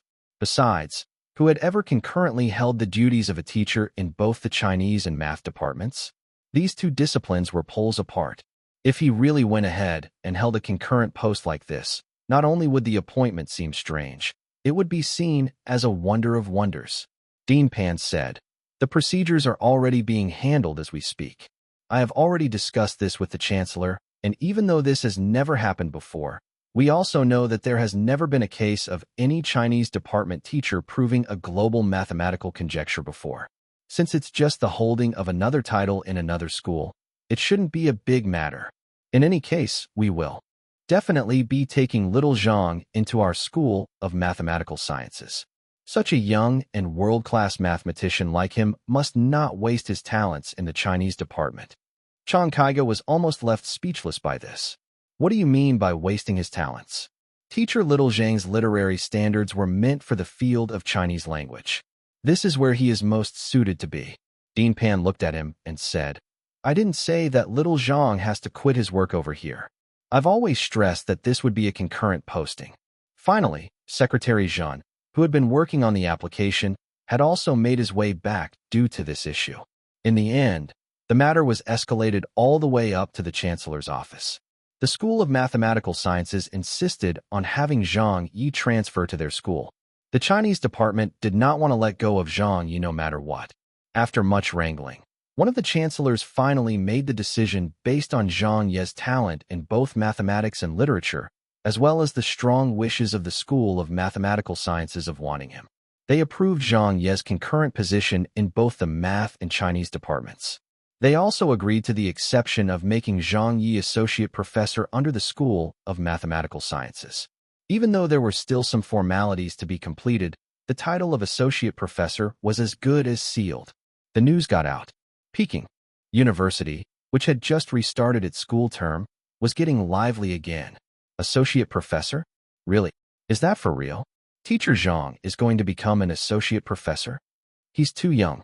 Not only will he be the youngest in Peking University, he's going to become the youngest associate professor in the whole country. How old is Teacher Zhang? 24. The key here is that he is going to become an associate professor in the math department. Teacher Zhang has been grabbed by the School of Mathematical Sciences. He is going to teach both literature and mathematics. Wow, Zhang Ye is going to teach in our math department? That's great. I wonder which years he will be teaching. Not only were the students of Peking University fervently discussing this issue, even the teachers of the various schools started talking about this with great interest. Having been teachers for so many years, this was still the first time they had heard of such a case like this. Chapter 551. The country's sixth world-class mathematician.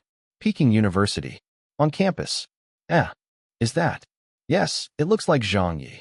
It's him. Snap. Quickly go over. Zhang Ye was surrounded by 4 or 5 media reporters in the alley beside the artificial lake. They were originally here for the Sino-Japanese University exchange due to be held in the afternoon, and had coincidentally bumped into Zhang Ye, the most discussed person of the moment. Naturally, they wouldn't miss the chance to interview him and had him surrounded almost immediately. One of the female reporters quickly switched on her recording pen and pushed it towards Zhang Ye's face. "Teacher Zhang, we have just gotten news that not only will you be teaching your Chinese elective classes this semester, but you will also be teaching in the math department as well? You've even been promoted to the position of associate professor in the math department? Is that true?" Zhang Ye laughed. "I think so." The female reporter smiled dryly. "Think so? Are you sure? It should be." Zhang Ye continued being vague with his answers. "Well, then congratulations in advance," the female reporter said. Beside her, a male reporter from Youth Daily asked, "Teacher Zhang?" "No, I should call you Professor Zhang instead. If I have not remembered wrongly, you're only 24 years old this year. Having preliminarily proven Dale's conjecture recently and brought glory to our nation, and becoming the country's youngest professor as of today, I wonder if you have any thoughts about all of these? In the welcoming ceremony to be held later, will you be giving a speech?" Zhang Ye did not joke around this time, as he was considered to be an associate professor after all. He was even on campus, and different situations called for different responses. "I just want to show my gratitude. This glory is not mine alone. It's because of everyone's support for me. As for the ceremony later, I might be giving a speech, yes." Another middle-aged reporter immediately asked, "What would it be about?" "About math." Zhang Ye continued answering them for a few more questions after that, before he excused himself. Several other reporters were still chasing him, continuing to throw several questions out at him as he left. But Zhang Ye still had other matters to attend to at the math department, since he had just been appointed as a teacher of the department. He wanted to familiarize himself a little. On top of that, the validation team for the proof to Dale's conjecture had also arrived, and it included Xianya and several other mathematicians from around the world.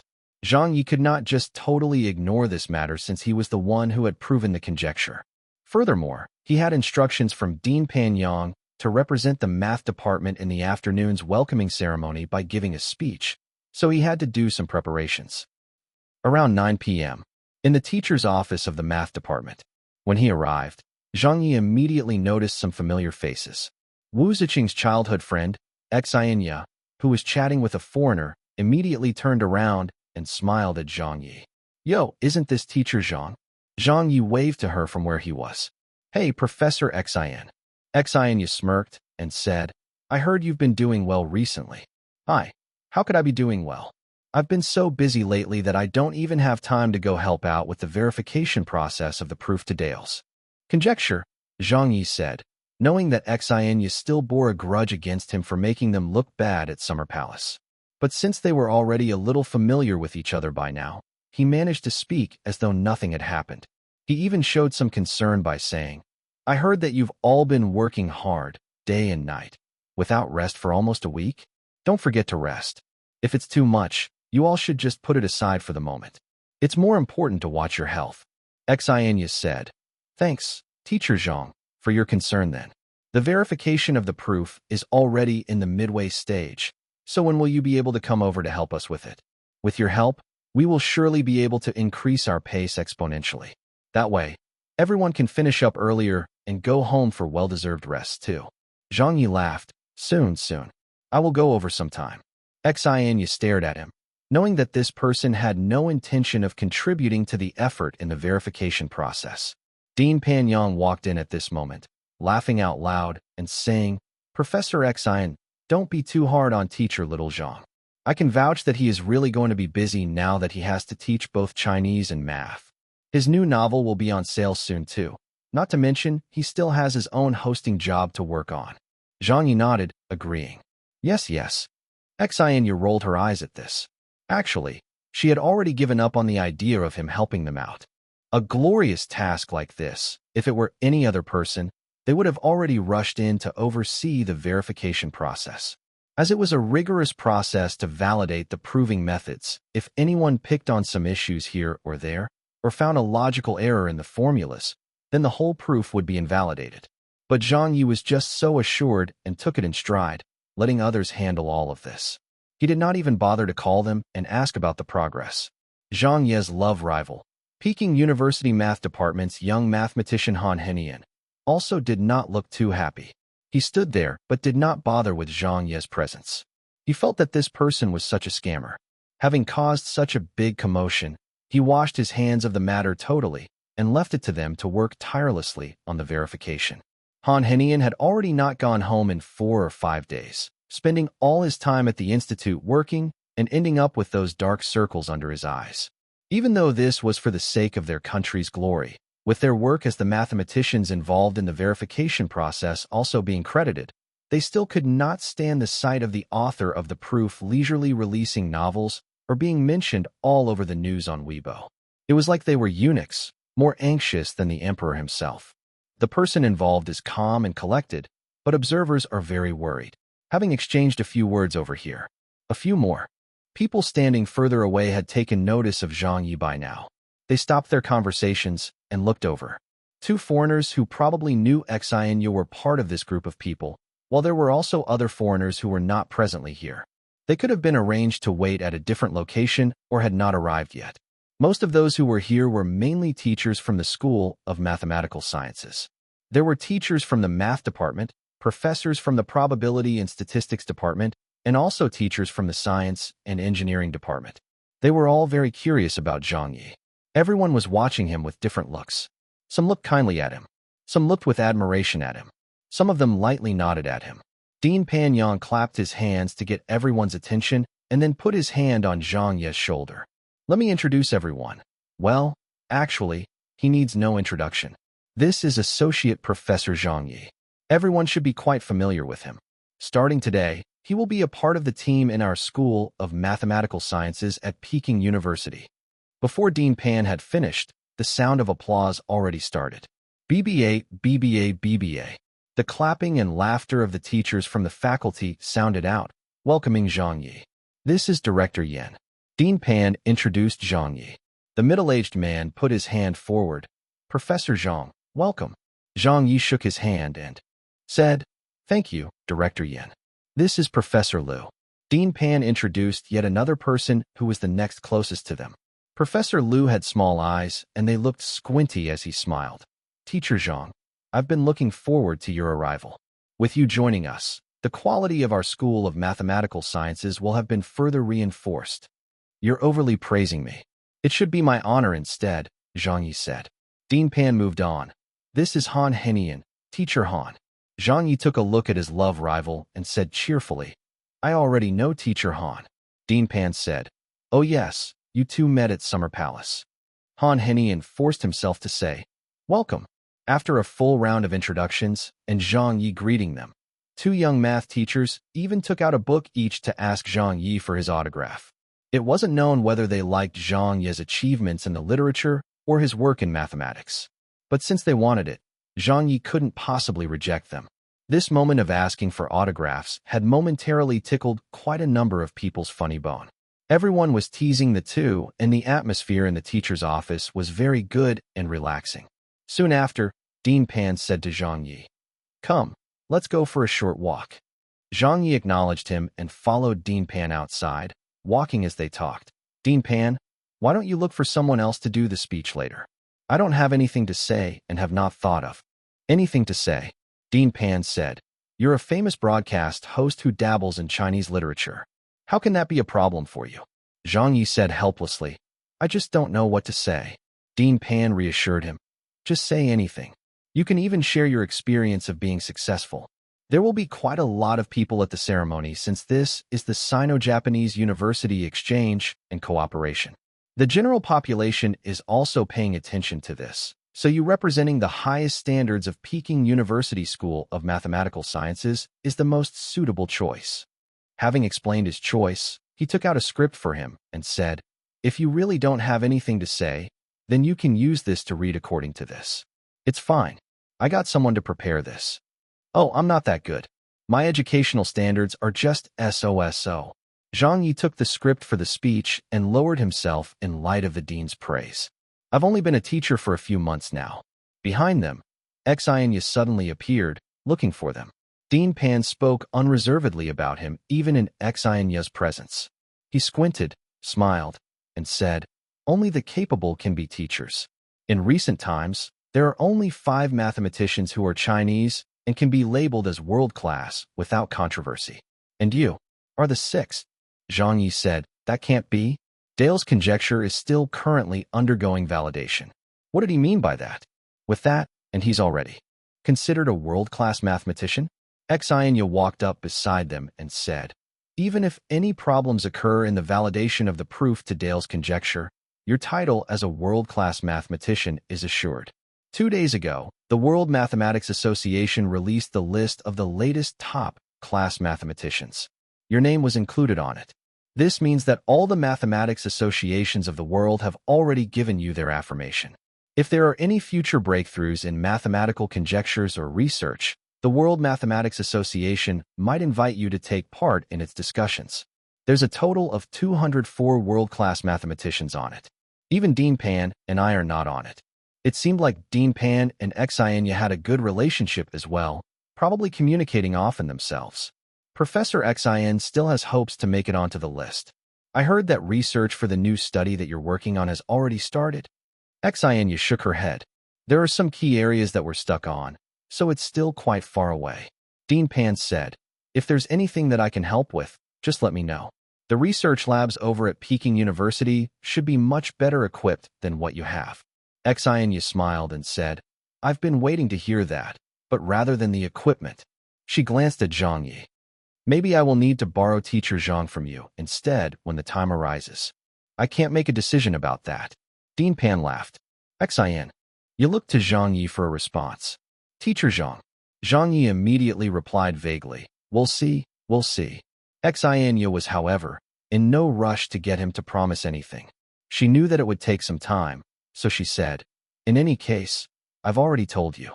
When we're finally done with the verification process for Dale's conjecture, we'll look for you again. Don't avoid me then, her. You can't avoid me anyway, you know. I have a guaranteed way to find you." "That's true. Old Wu's your childhood friend. Even if I could avoid you, do you think I could avoid Old Wu?" Zhang Yi could only helplessly cough. He said, "We'll discuss this when the time comes." Chapter 552, A Small Conflict. After a while, Xianya received a call and spoke in English for a short while. Then, together with Dean Pan and Zhang Yi, they proceeded back to the office to receive about a dozen foreign guests. A middle-aged Caucasian man looked at Zhang Yi and said, "Zhang?" Xianya then introduced them in English. "This is Professor Zhang Yi." The Caucasian man replied very passionately, "Zhang, I'm finally able to meet you in person." "Hello," Zhang Yi said, not knowing who he was, but shook his hands anyway.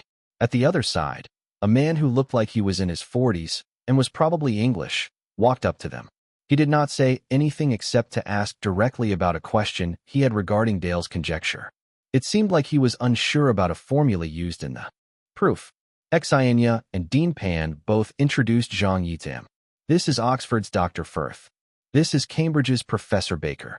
This is Professor Kato from Tokyo University. This is..." Zhang Yi went through another round of introductions again, occasionally answering a few questions about Dale's conjecture. Of the group, he had met 2 of them before during the International Math Olympiad that was held at Summer Palace. As for the others, this was his first meeting them. They were obviously very interested in Zhang Yi and asked him a lot of questions. Professor Baker even directly invited Zhang Yi to join him at Cambridge University. Dean Pan and the others from Peking University Math Department looked slightly irked by this, but of course Zhang Yi did not agree. Professor Baker was of course disappointed, but still told Zhang Yi that he was welcome to visit at any time and to stay in contact. This was probably because he was extremely interested in Zhang Ye's solution to Dale's conjecture and hoped to work with him in the future. Only the Japanese Professor Kato seemed to be asking questions not related to the mathematical conjecture. Kato spoke in English. "Where did you graduate from?" Zhang Yi looked at him and answered, "Media College." Kato looked at him and probed further. "Who was the teacher who taught you mathematics?" Zhang Yi answered, "There were many. The one from kindergarten, primary school, secondary school, university. Which one are you interested in?" Kato continued, not believing him. "Was Dale's conjecture really proved by you on the spot at the International Math Olympiad?" Zhang Ye laughingly replied. If it wasn't proved by me, then was it proved by you? Dean Pan frowned, thinking what the heck was Cato trying to imply? Xianya looked over and commented. It seems like Professor Cato really has a lot of questions to ask. Cato smiled and explained. I was just curious and did not mean anything else. Most mathematical conjecture proofs are a long-term process of research and trial and error. It is also usually made by the effort of countless teams of mathematicians or even generations of people who worked hard together to make strides towards proving them. The solving of Dale's conjecture was too sudden. Other than him, a few other Japanese mathematicians were still doubtful of how a young man only 24 years of age could have independently proven a global mathematical conjecture. They felt that if the person who proved it was an American or an English person, then they would definitely accept and believe it.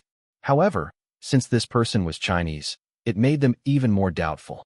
Even if the truth was already placed before them, they would still not be able to accept that the Chinese had such a high standard. Zhang Ye gave an unfriendly glance to Cato. The teachers of Peking University Math Department did not like what they had heard. Xianya said to Zhang Ye, Professor Cato has raised many questions and doubts about your proof during the verification process. Although all of his doubts were disproved, Professor Cato's diligence is worthy of learning. She spoke as though she was praising him, but there was actually a lot of sarcasm in it. In these days of the verification process, a few Japanese, Korean, and American mathematicians had been creating a lot of unnecessary workload for them by nitpicking on many details, saying that there were some issues here or logical errors there. In the end, when everyone checked it, they found no errors at all. A lot of time was wasted in this way and slowed down their work drastically, leaving Xianya and many of the participating Chinese mathematicians with a lot of opinions of them. When Han Henian saw what was going on, he tried to calm the situation. The welcome ceremony will start soon. Why don't we all move to the hall since this place is quite packed with so many of us here? Although Cato had already arrived in China much earlier to take part in the verification process of the proof to Dale's conjecture, he was here today as a member of Tokyo University for the exchange. He was also a member of the Japanese delegates that came to China for a political visit. He was the leading man today, and Han Henian did not want the situation to become too awkward. He thought of the bigger picture since there was also a political agenda involved in the visit. Let's go. Yes, let's head over to the hall. It's about to begin. Cato did not make any further comments and looked at Zhang Ye along with a few other Japanese mathematicians before they followed along with the rest. They went downstairs, Dean Pan leading them there. Xianya whispered to Zhang Ye, Don't be bothered by him. Behind them, a Peking University teacher also heard them and said, If Teacher Zhang was Chinese American, these Japanese would never have doubted him. They're seriously looking down on us. Xianya said, Let's leave it. You two go on first, Zhang Ye said. I need to find a quiet place to memorize my script. Xianya nodded and said, All right, see you in a while then. Remember to go to the front seats in the auditorium. You have a reserved seat there. Zhang Ye did not feel aggrieved by the situation.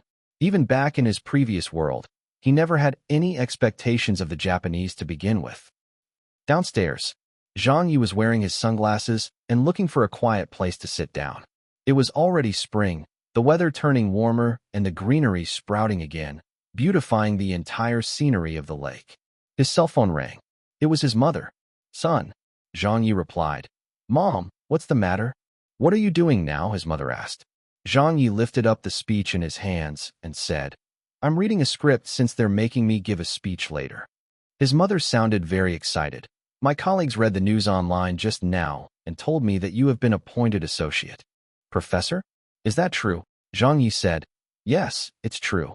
I was thinking of telling you when I got home later. His mother said. Oh wow, my son is really so capable. Zhang Ye boasted. Of course. Don't you know who my mother is? His mother laughed. I like what you said. You have really made your father and me proud again. We even have a professor in our Zhang family now. It's only an associate post, but when Dale's conjecture has been verified, who knows? My full professorship might come very soon as well. You may not know, but your son is really popular right now. A university in England even invited me to join them, but I rejected them. Zhang Ye was the type to only mention the positives and not the negatives. He continued, All right, Mom, I can't talk now. I need to finish memorizing my speech. Those amateurs might be fine with just going on stage and giving a simple speech, but I'm a professional host, so I can't do it so simply. That would be such a loss of face. Talk to you when I'm home. All right, go busy yourself then. We'll talk later. His mother ended the call. Zhang Ye held his cell phone and lowered his head, seriously reading through the script Dean Pan had handed to him earlier. He was not sloppy in the task given him and also wished to do his best. Zhang Ye had always set very high standards for himself and diligently performed to the best that he could manage as long as it was within his control. Even for a simple task like going on stage to give a speech, he found no disadvantage in reading the script a few times over. Chapter 553, A Big Conflict. Some distance away, there were some students noisily playing basketball. As there was no basketball court where they were at, the few Peking University freshmen were just casually passing the ball around. A girl's voice could also be heard laughing cheerfully as they played. Pass it to me. Haha. Watch out for the lake. Don't throw it over there. The birds were chirping and students were enjoying themselves, playing around. This kind of a setting made Zhang Ye feel very relaxed. He did not use the memory search capsule for this, as he managed to memorize most of the script after reading it a few times. The script basically did not carry any substantive information and was just a simple report of results to showcase the Chinese mathematics world strengths, while also touching on the Japanese university delegation's arrival and cooperation. It also talked of what they could work on together in the field of mathematics. There weren't too many words, and it was easy to memorize too. Suddenly, behind him, something happened. Hey, the ball is getting away. Watch out, there's a car. A few people shouted, not too loudly. Then, the sound of a vehicle braking could be heard. Even though it was not too screeching, the sound still came from out of the nowhere and shocked Zhang Ye. He turned around to where the sounds had come from and saw 3 tourist buses stopped in the middle of the road. A basketball slowly rolled across the road in front of the bus ahead before bouncing several times down the staircase and ending up in the garden where a willow tree stood. A female student of Peking University quickly went over to pick it up. The other male student said, "Oh, sorry, I'm sorry." Meanwhile, another university freshman looked at the bus driver apologetically and said, "We're sorry, the ball slipped out of my hands. It's my fault." Around them, some students who were just passing by also stopped in their tracks and looked over to them before quickly turning back to carry on to where they were heading. But at this moment, a window on the left side of the second bus opened up and a young person, probably a student, put his head out and said, %, and asterisk at. He obviously did not speak Chinese, saying what sounded like Japanese. Another student on the bus looked out and appeared to utter a few words as well. The Peking University freshman looked up. Japanese. Inside the bus, the Japanese students all looked at him. %, and asterisk at. The second and third buses were also full with Japanese students. All of them suddenly seemed to be exchanging words in Japanese, not only pointing at the person who was playing with the basketball earlier, but also the surrounding Peking University students and even teachers, seemingly talking about them. Seeing how these Japanese students looked at them without much respect, they knew for sure that whatever they were talking about right now was definitely not good. Suddenly, a year 3 female senior who was with her boyfriend at the garden area stared hard at them and stood up, shouting, "Those people are saying that students from Peking University have such low standards." When a year 2 male student heard this, he swore and said, "Damn, did they really say that?" The female senior said, "Of course. I majored in Japanese. They're all students from Tokyo University. We have low standards? We, students of Peking University, had low standards?" With this, all of the Peking University students who were present at the scene could not take it any longer. How can they say such things? Who are you all referring to as having low standards? Isn't this just a simple matter of the basketball causing a small delay? Those students have already apologized, so what does that have to do with standards? Even stereotyping all of us at Peking University. The surrounding Peking University personnel were now blocking the 3 buses. The female freshman who went to pick the ball up was furious now. "You could have insulted just me, but how dare you insult all of us at Peking University? That's unacceptable. Is this the delegation from the Japanese university? Why does our school bother holding a welcome party for people like them? What kind of standards do they have to talk in such a manner? How dare they insult us when they're in our Peking University's campus? saying that we have low standards? What about yourselves? Look at the standards you have by saying such things about us. There was a translator who had come along with the Tokyo University entourage and also students who knew how to speak Chinese in the group. They translated to their fellow schoolmates in the buses, and some Peking University students probably went too far with their words as well, thus leaving the Tokyo University group unhappy with what was said as well.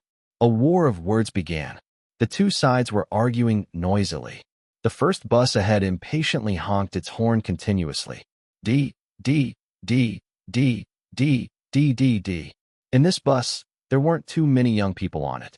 Most of the passengers on board were people in their 30s or 40s, quite obviously the important heads of this Japanese university delegation. For example, a principal, a head of department, a member of the Japanese education world, or a Japanese journalist.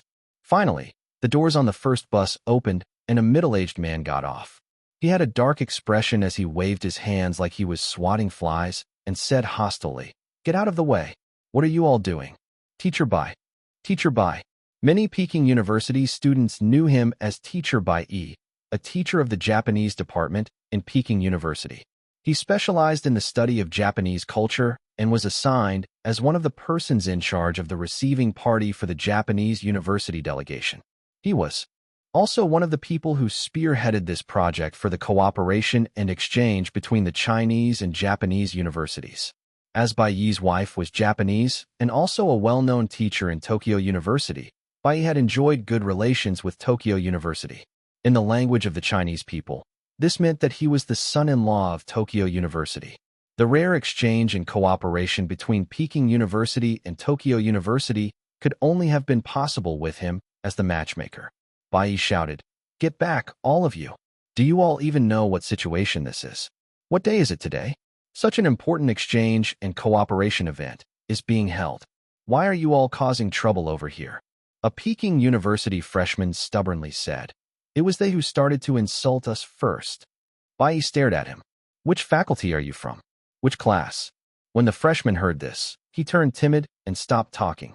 Seeing that many of them no longer said much, Bai Yi pointed at the girl holding the basketball. "If you were playing basketball, go to the basketball courts. Why were you playing over here for?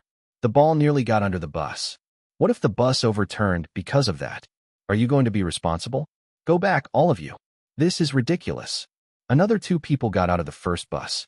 A man and a woman who had journalist tags hanging from around their necks came forward, and without a word, started snapping pictures of the Peking University students who were blocking the front of the bus. They even exchanged a few whispers in Japanese, talking about something similar sounding to what those Japanese students had said before about standards. Bai Yi was taken aback when he saw this. He looked at the Peking University students with a cold stare, but was more worried about what had just happened. He quickly went to the two and spoke in Chinese. "Reporter Honda, I think it was unnecessary to take those pictures, right?" The reporter named Honda also replied in fluent Chinese, probably because they were the kind of reporters who were foreign correspondents. He said, "We were just taking some photos in case we needed them. Don't worry about it." Bai Yi was indeed getting a little worried. "You mustn't use that. This was just a one-off case. Our Peking University students still have very high standards of behavior." The two reporters merely acknowledged him, but continued taking photos. A Year 2 student got angry and raged at them. "What the F*** K are you taking our pictures for?" Bai Yi was getting even more annoyed than him. "You'd better shut up. Teacher Bai," said that Peking University student pointing his fingers at the Japanese. "Those people keep saying that we have low standards and continue to insult us. So why can't we say a few words ourselves? Right? Why? They are even photographing us. What is the meaning of that?" More and more people had gathered as many other Peking University students who had received news of what was happening here made their way over. Peking University's personnel were very united. Without even finding out what the situation was about, they followed along with the others who were here before them to surround the buses. Bai Yi angrily said, "You all threw the basketball into the path of the bus first. Does this even make any sense now?" A female Peking University student cleared her throat and said, "What makes you think that was on purpose? It was just an accidental slip of hand, and we also came forward to apologize immediately. We even apologized more than once. So why did they have to insult us? Not only that, They even insulted Peking University. They've basically insulted everyone from here. If they just insulted me alone, I could bear it. But they shouldn't have insulted our whole school. People from Peking University were very proud of their alma mater, and this was a very difficult thing to explain in words. Those Peking University students who had just arrived on the scene finally understood the situation when they heard that. One by one, they became agitated and started trading insults as well. These bunch of Japanese, coming to our school and insulting us. I would rather welcome a fart than welcome them. Let them go back to where they came from. Coming to Peking University to insult Peking University? Just who are the ones with the low standards here? Get lost. Go back to your country. It's not like we begged you to come anyway. With the history of hatred between the two countries, many people already did not harbor any good feelings in the first place for the Japanese. Furthermore, these were all youths who were hot-blooded and angry youths in their 20s who were forced to take part in some welcoming ceremony for the Japanese guests. When these guests arrived, they still showed disrespect for their school and insulted them. So naturally tempers flared, and many of those who were there informed their friends to come over to the scene. Hello? Wanger, come quickly. The foreigners are looking for trouble in our territory. Come over quickly. Something's happened over here. At the garden on the west side of the artificial lake. Phone call after phone call. Soon the lakeside was surrounded by over 1,000 students. As this area was not far from the student dormitories, everyone made their way here very quickly, and a crowd had formed. Finally, a middle-aged Japanese person stepped out of the first bus. He looked to be the person in charge of the delegation and had an expression of displeasure. He looked at Bai Yi and obviously had a lot of questions for him. But who could have expected such a situation to have happened? Bai Yi was about to explode from his anger as well. He had pushed hard for the exchange program to happen this time. But something so unhappy had occurred even before the exchange could officially kick off. Although this wasn't likely to affect the cooperation and exchange of both sides, it had still stained all the effort they had put in so far. Bai Yi explained to the Japanese side quickly and offered them his apologies. It is our negligence that this is happening and have caused you, our guests, to be frightened unnecessarily. I will handle this promptly. The middle-aged Japanese man nodded before getting back onto the bus unhappily. Chapter 554, Troublemaker Zhang Ye. The conflict was gradually getting bigger and bigger. The number of people who were blockading the road kept increasing. Yao Mi, Li Li, and Li Ying, along with a few other classmates who were supposed to be headed to the hall to get seats, had also been called over by their friends. When they understood the situation here, what else could they say but to also start their scolding those people? So numbing. Li Ying said. Li Li said angrily. They came to our house and bullied our family. Yao Mi pointed at the buses and said, You are the ones with truly low standards. Your whole family is low quality. The straight A student, senior song from Zhang Ye's elective course last semester, was here as well. She did not scold anyone, but there was a dark expression on her face. She said, In the past, it has always been a crossing of swords on a diplomatic level. No matter how ruffian or shameless they are, at most there would be an argument over the internet. Now that we're holding a ceremony to welcome them, these people are still the same and even scolded and looked down on us on such an occasion. What is the meaning of that? They even walked right up to our doorstep to scold us. The class troublemaker, Senior Zhou, led the protests. Get out. Peking University does not welcome you all. Right. Get out. Get the hell out of here. Everyone protested loudly. The Japanese students in the second and third buses did not show any signs of weakness either. Although they had less people, they also had their pride. When they were faced with this situation, they scolded the protesters back in Japanese. Bai Yi anxiously said, Get back, all of you. Get back now. At the beginning, when there were less people, Bai Yi could hold back the students with just his voice. But when the number of people protesting increased, Bai Yi could no longer do much. No one bothered with him anymore.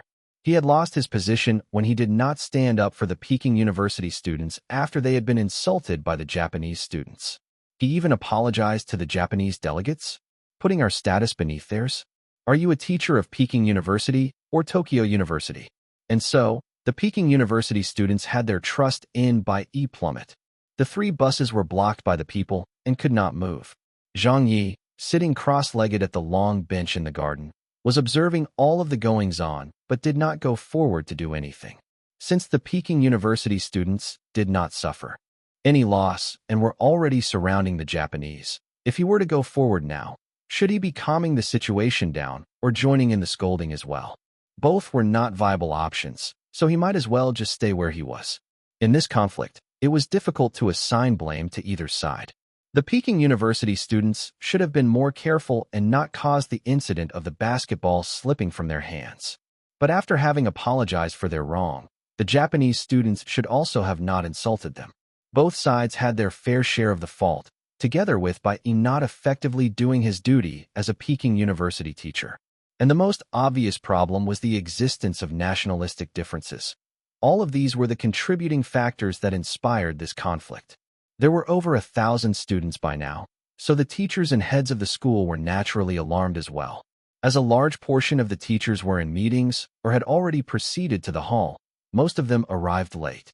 The first one to turn up was a leader of Peking University who shouted out from a far distance away upon reaching the lake, "Make way." A big group of teachers following behind also rushed over angrily, with Professor Yin from the Chinese department being one of them. Looking at their expressions, it could be seen that the situation here was giving them all a headache. Before all this, the Chancellor's office had specially instructed each faculty's teachers to perform their duties diligently.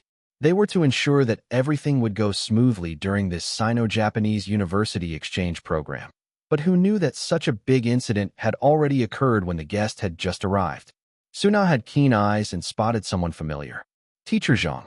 Professor Yin also saw Zhang Ye and got even angrier. "Zhang Ye, the students are making such a mess here. Why are you still not doing anything and just sitting around over here?" Zhang Ye replied in a serious tone, "I was waiting for a chance to make my move."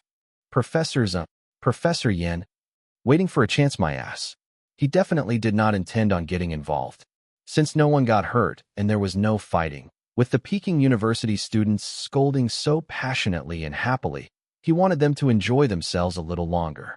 A chance to scold the Japanese in a face-to-face encounter was so rare. Yes, that was what Zhang Ye thought to himself, but as a teacher of the people, he definitely could not say that out loud. Suna, who understood Zhang Ye better than any of their colleagues, also thought to herself that with Zhang Ye's temperament, you all are still expecting him to go stop the protest? You won't even know which side he will stand on. A Peking University teacher said, "Stand back. Everyone quiet." Yaomi was still scolding with her hands out, pointing to the bus window. You shorty. What are you looking at?" "That's right. I'm scolding you. This is infuriating. How dare you spit at me?" Professor Yin halted the protest by saying, "Who dares to continue shouting?" With that intervention by him, many of the protesters immediately quieted down. As there were a lot of Peking University teachers present now, and many of them were even the main subject teachers of these students, most of them did not dare go further than what they did already. The school's head teachers said, "What is this nonsense? This is absolute nonsense." Suna also pulled a student back. "Zhao Mian, stop it." Professor Xing looked over to his own students and signaled for them to stop it. Gradually, the Peking University students all calmed down, but many of them were still staring at the people on board the buses. Sensing the situation under control, Bai walked over to the teachers in a rage.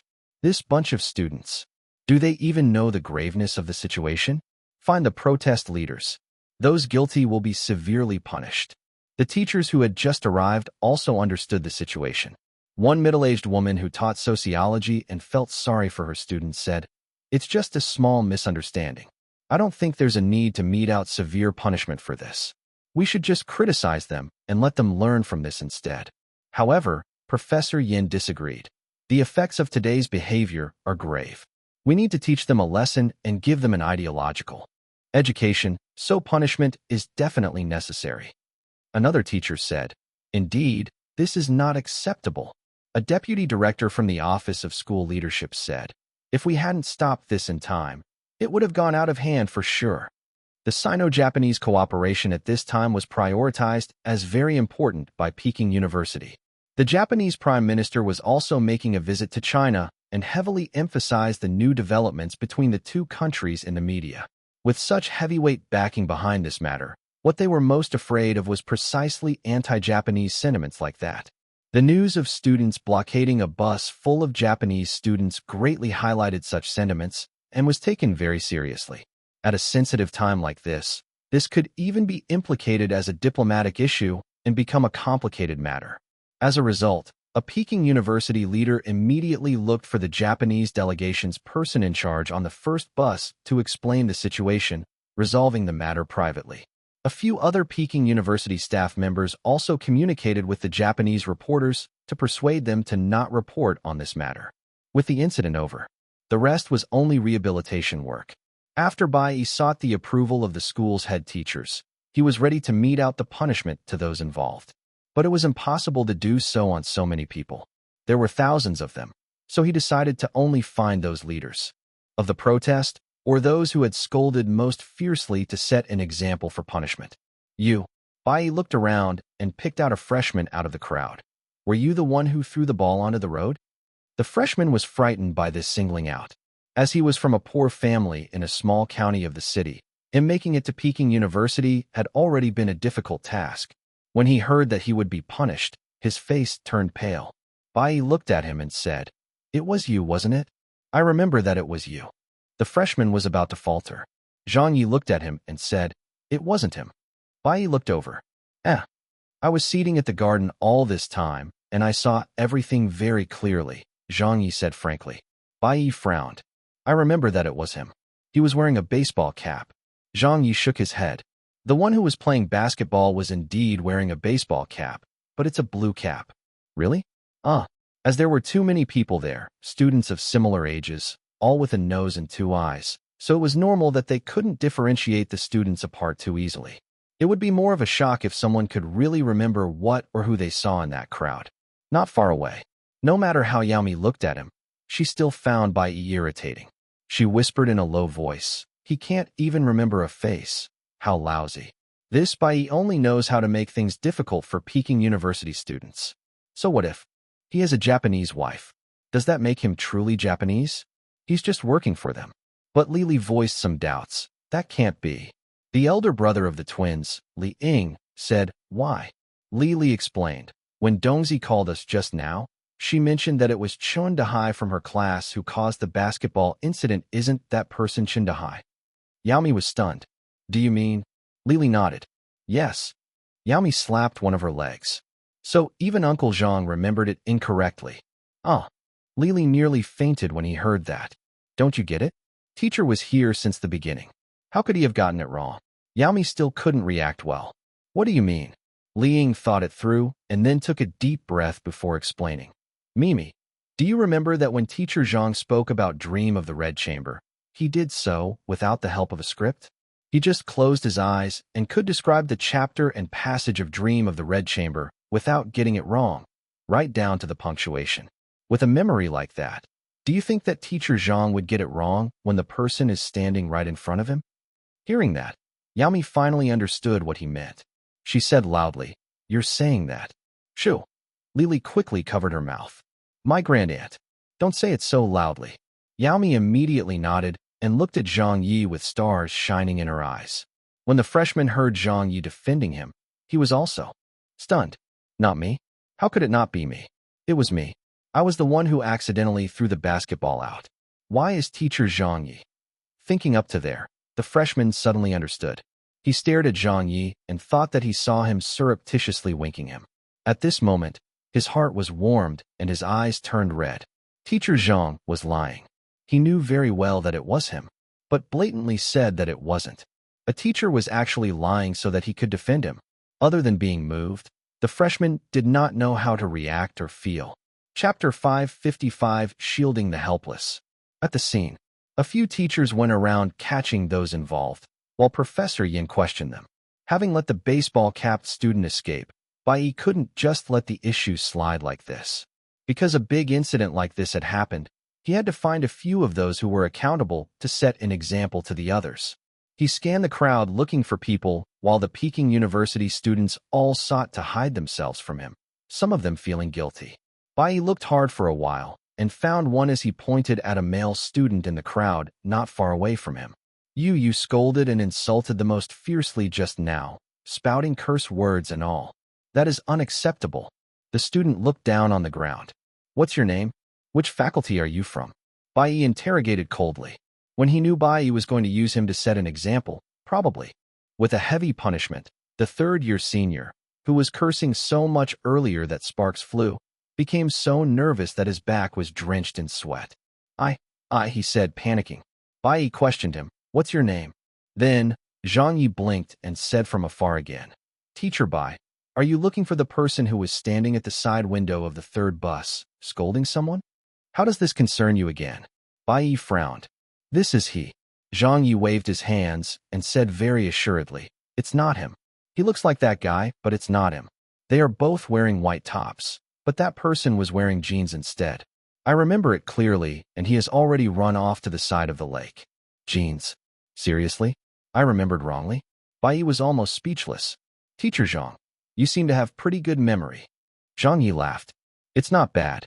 We broadcast hosts usually handle scripts quite often and even have to do unscripted hosting sometimes. So we get to train our memories very often as a result. Believe me, Teacher Bai, when it comes to memory, it's not that I want to boast, but I don't think there are many here better than me. If it were anyone else who said it, their colleagues might just brush it off as boasting, but because it was Zhang Ye who said it, everyone believed him. Not mentioning other examples, when Zhang Ye was giving his lectures on Dream of the Red Chamber, or when he did his talk show in a live broadcast, he had not used any script at all. So what did he depend on? Clearly, he depended on his superb memory. The teachers of Peking University were all used to reading from a textbook or notes when they taught their classes. Without the need for them to go off script, their memories were clearly not as good as a professional host like Zhang Ye. This was something they too would admit to. Bai Yi was also a little unsure about it, and when Zhang Ye assured him that he got it wrong, he also started doubting his own memory and couldn't argue about it. Over a dozen of the Peking University teachers looked at Zhang Ye. Those Peking University students also looked over at the same time. Even if the teachers could not recognize the students, they themselves were classmates or dorm mates. So how could they not recognize each other? Would they forget? By now, they all realized that teacher Zhang Ye was actually protecting them. Then, many of them started to disperse, especially those who had scolded very fiercely just now, knowing that it was smarter to just leave the scene. Let's go quickly. We have to leave now. I'm making a move first. Wait for me. With so many people leaving, the teachers couldn't possibly hold them back one by one. Professor Yin looked at one female student. She should be one of them, right? An old professor beside him muttered. I think so. I think I saw her scolding just now. Bai Yi also saw the girl and had quite a deep impression of her from earlier. He grasped the third-year student by her arm and said, Don't you try to leave. Stay here. You were the one who spat at the bus just now. Don't you know that there are Japanese university delegates on the bus? Are you trying to revolt? The third-year female student looked stunned and put on an innocent front saying, It wasn't me. In actual fact, she knew clearly that she was the one who led a few others to spit at the bus. Bai Yi did not waver this time. That was you. Come with me. The girl was getting nervous. Teacher Bai, don't pull me. May I interrupt? Zhang Ye waved at them. Well, the one who spat at the bus wasn't her. What? Again? Finally, Bai Yi could not longer stand it, and he stared at Zhang Ye angrily. Not this one again? Teacher Zhang, are you creating trouble on purpose here? Zhang Ye did not look too friendly either. Teacher Bai, why are you accusing me of making trouble when it is you who has a bad memory? Bai Yi said, I saw her myself, clearly. Professor Yin also said flatly, I saw it too. It was her. The girl immediately looked to Zhang Ye, her eyes signaling for help. Zhang Ye's tone was very firm. But I saw it clearly myself too. It wasn't her. The girl who spat was shorter than her. Her eyes are not this big either, Zhang Ye said as he appeared to be recollecting what he saw. I think I saw her just now too, but she went ahead with the crowd and left already. It was just a short moment ago. As he said that, he randomly pointed in a general direction. Bai Yi clenched his teeth and said, Then look for that person and bring her here. Zhang Ye shrugged. Oh, there are so many people around. Where do you expect me to start looking? You should know that I'm a new teacher here and have only been at Peking University for a few months. I'm not that familiar with the students here and might not be able to recognize them again. If you bring me the photos of all the students, I might be able to give it a try, But a person usually looks different when photographed, so that would not work either. Don't bother looking. This time we definitely did not identify her wrongly, Professor Yin said without even looking at Zhang Ye. He added, a few of us teachers can vouch that we saw her spitting at the buses, clear as day. Bring her to the office. The girl was almost in tears by now. Zhang Ye's eyes narrowed. I'll say this again. It was not the student. If the student committed a mistake, then they deserve to be punished. But if it was because of your failing memories that you can't identify the right person and just want to get a scapegoat to answer to the superiors, then that is surely unfair to the students. A staff member from the Office of School Leadership said, it was obviously her. I saw it too. What do you mean by saying that we're just catching her to use her as a scapegoat? Teacher Zhang, you can't talk like that. Suna stepped forward to speak for Zhang Ye. There were so many people at the time, and so many girls had ponytails too. It's not uncommon even if you all identified her wrongly. If you can't conclusively prove that it was this student who spat, then you shouldn't take her away and directly deal punishment to her. Professor Yin said, I did not remember wrongly. Little Sue, stop giving me trouble. Suna was also not happy at this. Professor Yin, what did you mean by that? Did I offend you? What you say was correct, but what others say would be considered creating trouble. Does that make sense? Bai Yi, who was annoyed by now, said, so many of us teachers saw her spitting at the bus. How can you say we got it wrong? Why is it not Zhang Ye who got it wrong instead? Are his words conclusive evidence? Zhang Ye said, because I have a better memory than all of you. Professor Yin said, stop it. Let's just bring her away. Just when the Peking University students had finished with their arguments, the Peking University teachers were now arguing as well. Zhang Ye held on firmly to the third-year female student, standing beside her, saying, based on what? If I say it's not her, then it's not her. Are you all doubting my judgment? Bai Yi was starting to get stirred up by Zhang Ye. He said, your memory is good? And you can even remember everything. Zhang Ye looked at him and said, I dare not say so, but that's almost right. A female teacher tried to resolve the matter by saying, let's drop it. The heads of the school didn't ask for punishments to be given out anyway. The semester has just started and the students don't have it easy either. We teachers should stop fighting over this matter too. What this female teacher said had some truth in it as well. The cause of the incident was not some big issue in the first place, but because of both sides not handling the matter well from the start. The Japanese were also a big part of the problem, thus leading to the incident, so the Peking University students couldn't be fully blamed either. Besides, the Japanese delegation did not touch on this matter, so why are we firmly trying to assign blame and mete out punishment? There was no need to do that, and not worth doing so either. If our teachers were to fight among ourselves as well, then wouldn't the Japanese delegation make a joke out of us if they saw it? But somehow Bai had other thoughts, and he kept insisting on punishing the students as though he wanted to see them get expelled from the university so that he could answer to the Japanese. He did not bother about what the female teacher said, and just stared at Zhang Ye. All right, you say that your memory is good? Did you read Morning Post today? Of course I did. Zhang Ye had read it at home, so he did not deny it. Bai nodded and said, so then, tell me, what news was on the third page of this morning's paper? Oh, so that's what he wants to ask. Zhang Ye laughed as he reached for his left pinky with his right hand, like he was tinkering with something. Can't answer, Bai said coldly. And you dare to claim that you have a good memory? There are always times when people misidentify or misremember things, but here you are, claiming that you have a better memory than all of the teachers here. You even want to declare that only the things you say are valid? Sure then, why don't you show us some proof? We won't believe it just based on your word alone.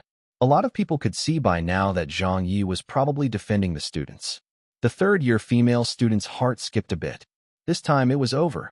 She and a few of her classmates were standing off to the side, feeling anxious, not knowing what to do. When Bai saw that Zhang Ye was standing there with his eyes closed, he scoffed at him and went up to the third-year female student to take her away. Professor Yin and two other teachers went forward to help him. But at this moment, Zhang Ye slowly opened his eyes and said, in the whole of last year, newspapers in the People's Republic of China presented two forking trends in readership. On one hand, with the positive effects of the country's cultural development policies, the central-level newspapers' sales figures and print runs had a growth increase. On the other, with the acceptance of digital readership, especially news media for the mobile market opening up. This has led markets of provincial-level newspapers to be impacted and experience a fall in index figures. At the same time, the overall market share for digital news media has gained a higher proportion of increase, with a rapid growth of other new digital content services. Everyone was stunned. Professor Yan, Bai Yi, Su Na, Yao Mi.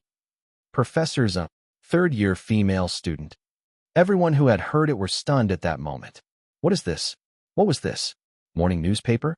The third page of the morning newspaper? A student exclaimed. What the F***? K. Teacher Zhang really remembered it. Yao Mi stared and said, how can that be possible? Most people just browse through the papers, don't they? And, somehow, you could even goddamn remember something like that. 1. Thank you for all your welcome messages in the comments. I've read them all, and would like to assure everyone that I will continue to translate hard and hopefully faster, surprised face. Chapter 556. Teacher Zhang Ye is quite the interesting person. This really left quite a number of them shocked. A teacher who was beside Bai Yi was dumbfounded, but managed to open his briefcase to take out a crumpled newspaper of this morning's Morning Post, and quickly flipped to the third page of it. He couldn't possibly have remembered it all. I won't believe this. Suddenly, many of the teachers surrounded him, including Bai Yi and a few others who doubted that Zhang Ye had really remembered it all. When Bai Yi suggested to Zhang Ye to recite the passage from the third page of the Morning Post, he was just saying it in jest. Even he did not know what was on it, and he only said it to prove his point that no matter how good Zhang Ye's memory was as a host, there would still be times when he couldn't possibly remember everything. But who knew that such a situation would happen? As Zhang Ye recited the passage in whole, word for word, Bai Yi completely had no response to this. Zhang Ye continued speaking very quickly, without a pause, as though he were a newscaster reporting the news in the studio. The total print run as compared to the year before was essentially flat. Nationwide newspaper print run totaled 48.24 billion, essentially a flat increment compared to last year. Among these, central-level newspaper print runs were at 8.8 billion. Local papers numbered 40.16 billion print runs. The total breakdown for the provinces are as follows. Guangdong, 4,360,210,000. Zhejiang, 3,462,800,000. Shandong, 3,163,150,000. Jiangsu, 2,857,380,000. Shaanxi, 2,194,270,000. Hunan, 2,142,260,000.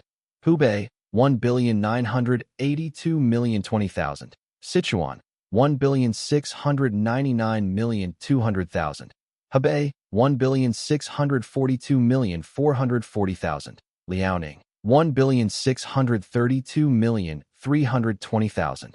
When Zhang Ye finished reading the first passage, everyone was shocked. Then, when he went on to give the statistics accurately, shocking was no longer a valid description for what they were feeling now. They immediately verified it with the newspapers in their hand. For 360,210,000 print runs, it was correct. 3,462,800,000 print runs, it was correct too. You can even remember such random statistical numbers? One of the teachers drew in a deep breath and said, he's got it all correct. Not a single word was wrong. Suna also cursed in her heart. Even though she knew that Zhang Ye had a good ability at going off script, she did not expect him to be this good. Was it photographic memory? There were actually still a lot more passages in the report, but seeing everyone's reactions, Zhang Ye did not go on any further and just said to Bai Yi, Teacher Bai, is that good enough for you? Bai Yi choked a bit and did not say anything. Zhang Ye laughed. I suppose my memory's quite good, right? When everyone heard this, they could only think to themselves that this was more than good. This was heaven-defying. The teachers, who were about to take the third-year female student away, could only look at each other, unable to say nothing. What else was there left to say anyway? Even if they knew that Zhang Ye was trying to shield the student suspects, they could no longer say anything. Zhang Ye had proven himself to have an amazing memory. Having read the newspaper just once in the morning, he could recite it word for word to them. But what could they do? They probably couldn't even repeat the headlines after having just read the newspaper. None of them here could do anything close or similar to what Zhang Ye had just done. With him affirming that it wasn't that girl who spat at the buses, who else could say anything? Who else could stand up to show Zhang Ye that they had a better memory than him? And so, the matter was dropped. Zhang Ye turned to the third-year female student and gave her a pat on the shoulder. "It's all good now, you may go back." The girl was incredibly moved and could only muster up the words, "Thank you, Teacher Zhang." "Thank you, Teacher Zhang." Zhang Ye smiled and said, "It wasn't you who spat at the buses anyway. I was just saying what should be said. Don't thank me. Go back to your dorm and get some rest."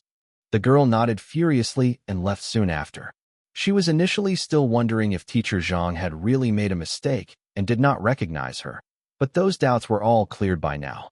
For a person who could regurgitate what he read just once in the morning newspaper, which was even random statistics and numbers, how could he possibly have made a mistake in recognizing the perpetrators? Teacher Zhang Ye must have known that she was the one who spat, and he definitely did not get it wrong, but he still lied to protect her. The situation with the Japanese delegation also seemed to have been resolved. Through the bus windows, a head of the school could be seen talking with a member of the Japanese group. Both of them had smiles on their faces and showed no signs of tension. The matter was probably dealt with and settled amicably as the head of the school waved, as if signaling to those at the front of the buses to give way so that the buses could continue to where they were headed. The crowd scattered. The buses started their engines again with the head of the school and a few of Peking University's teachers still in it and headed for the hall. Bai Yi could only look on at the crowd of dispersing students as he did not manage to get even one of them for punishment. He felt a little aggrieved by this and started feeling some hatred towards Zhang Ye as well. He knew Zhang Ye was giving him trouble on purpose.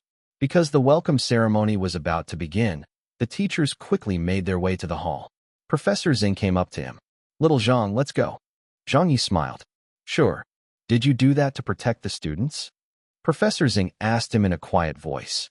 Zhang Ye answered him in a consistent manner. "No. Why would I help them? They did not do anything at all." Professor Zhang nodded and pursued no further. Suna came up from behind and secretly gave Zhang Ye a thumbs up. "Good job. Your memory is too godly." "Hi. It's SOSO," said Zhang Ye, who knew clearly that it wasn't his memory but the effect of the memory search capsule that he had bought from the game Ring's merchant shop immediately after being challenged by Bai Yi. The duration of the capsule was 5 minutes, but could be cancelled by Zhang Ye at any time. It wasn't necessary for him to use the whole 5 minutes if it was just a small fragment of memory like the report in the newspaper that he needed to search for. All it took was a few seconds. It was a piece of cake for him.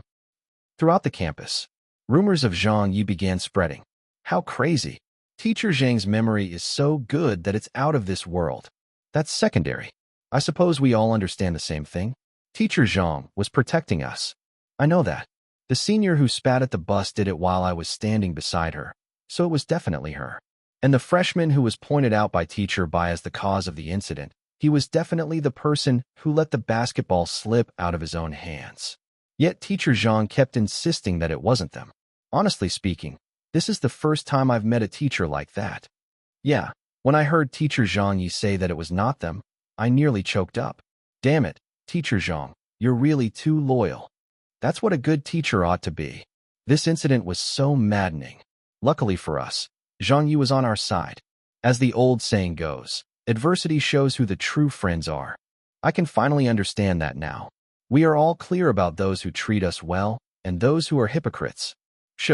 Be less loud when you all discuss about this matter in the future. We cannot betray Teacher Zhang's loyalty to us and spill the beans this way. Be careful of what you say. The walls have ears. Yes, yes, yes. Tell that to the others as well. We need everyone to keep this a secret. Don't worry about it then.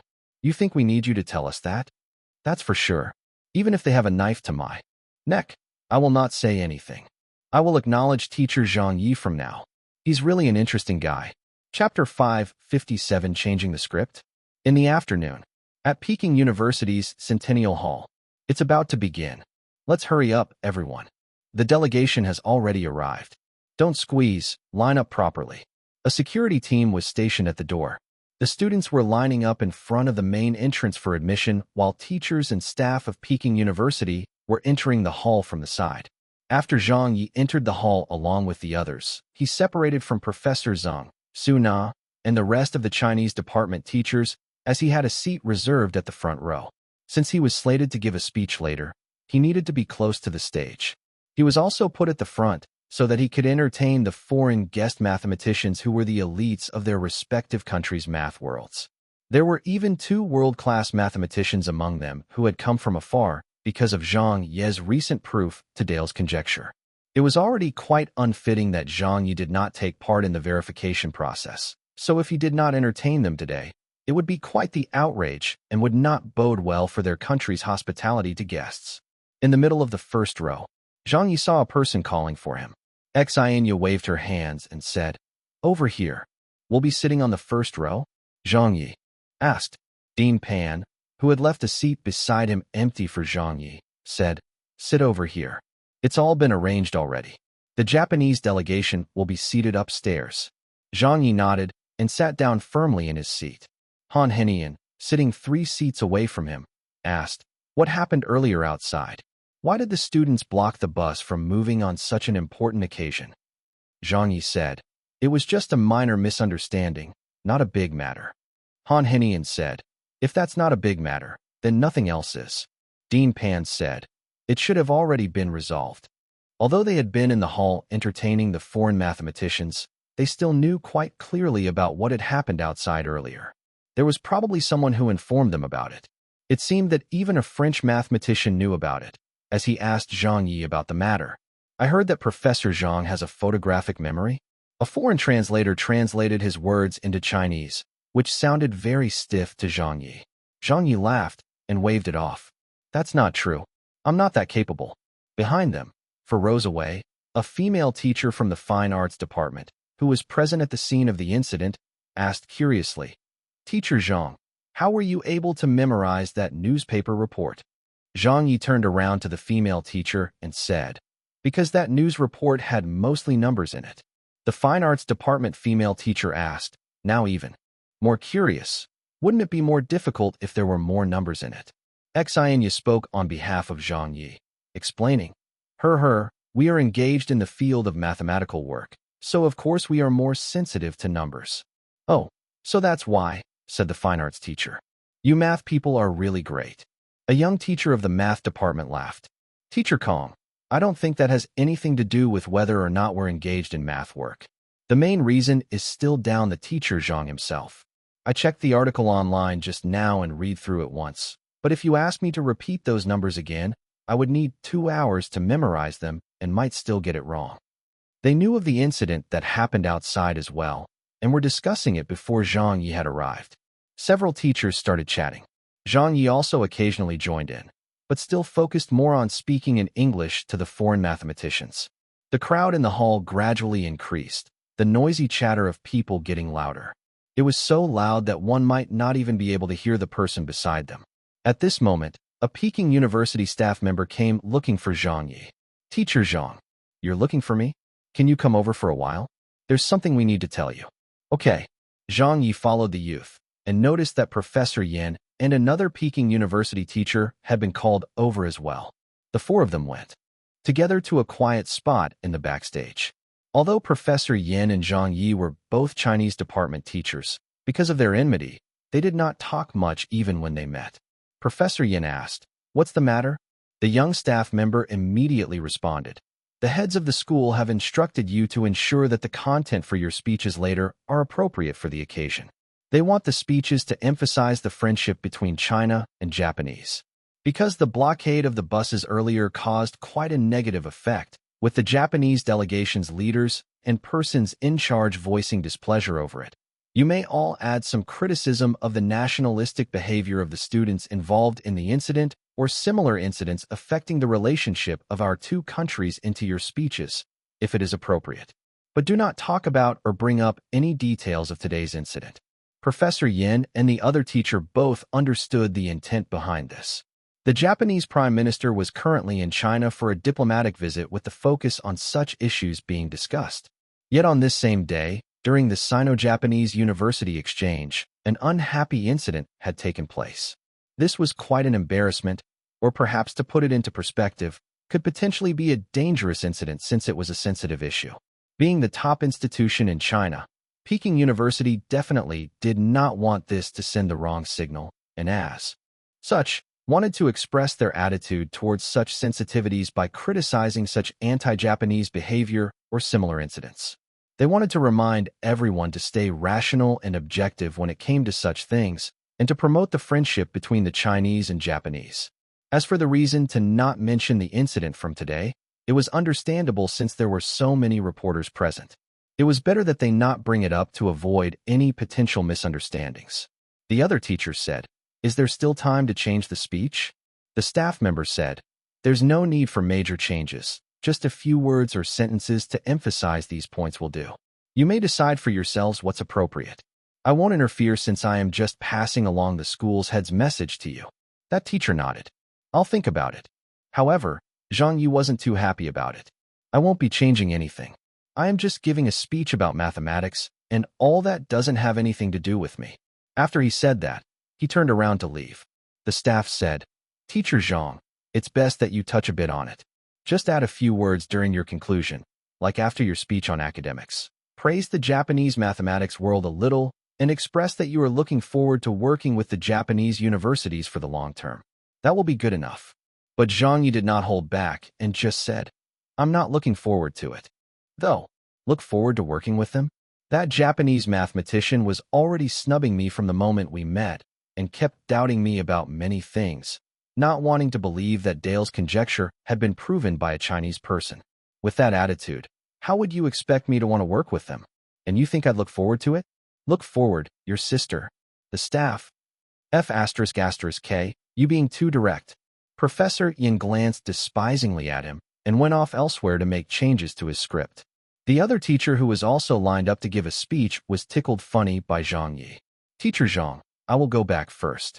Why don't you just randomly add a line or two? After all, this is a political task." He seemed to be all right with the arrangements and was willing to say whatever the heads wanted him to. Today's Sino-Japanese University exchange was a rare event in the history books. It was also one of the more recent cooperations between the two top institutions from both countries and carried a significant meaning. If anything were to go wrong, heads would roll.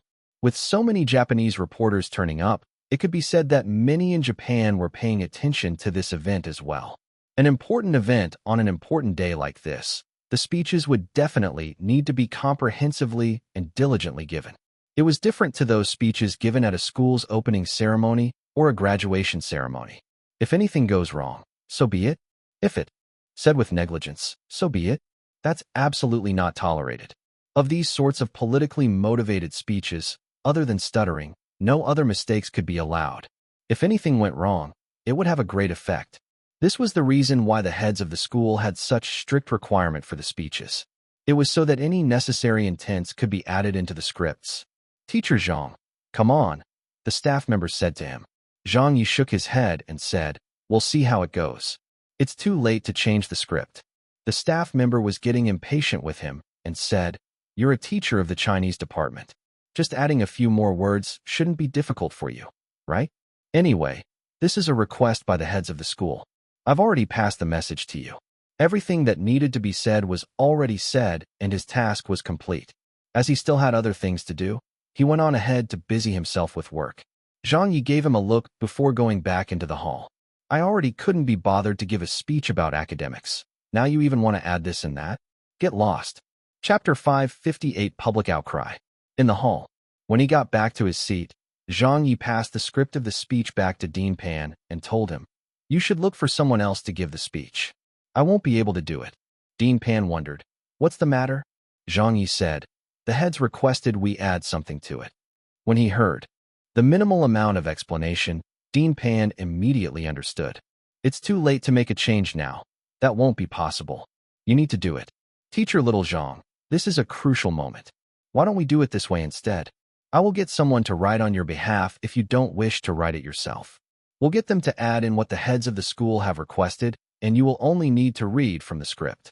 Dean Pan personally did not like doing this as well, because to him, all he was interested about was the subject itself, not the politically motivated messages that either gave praise to you, him, them, or anyone.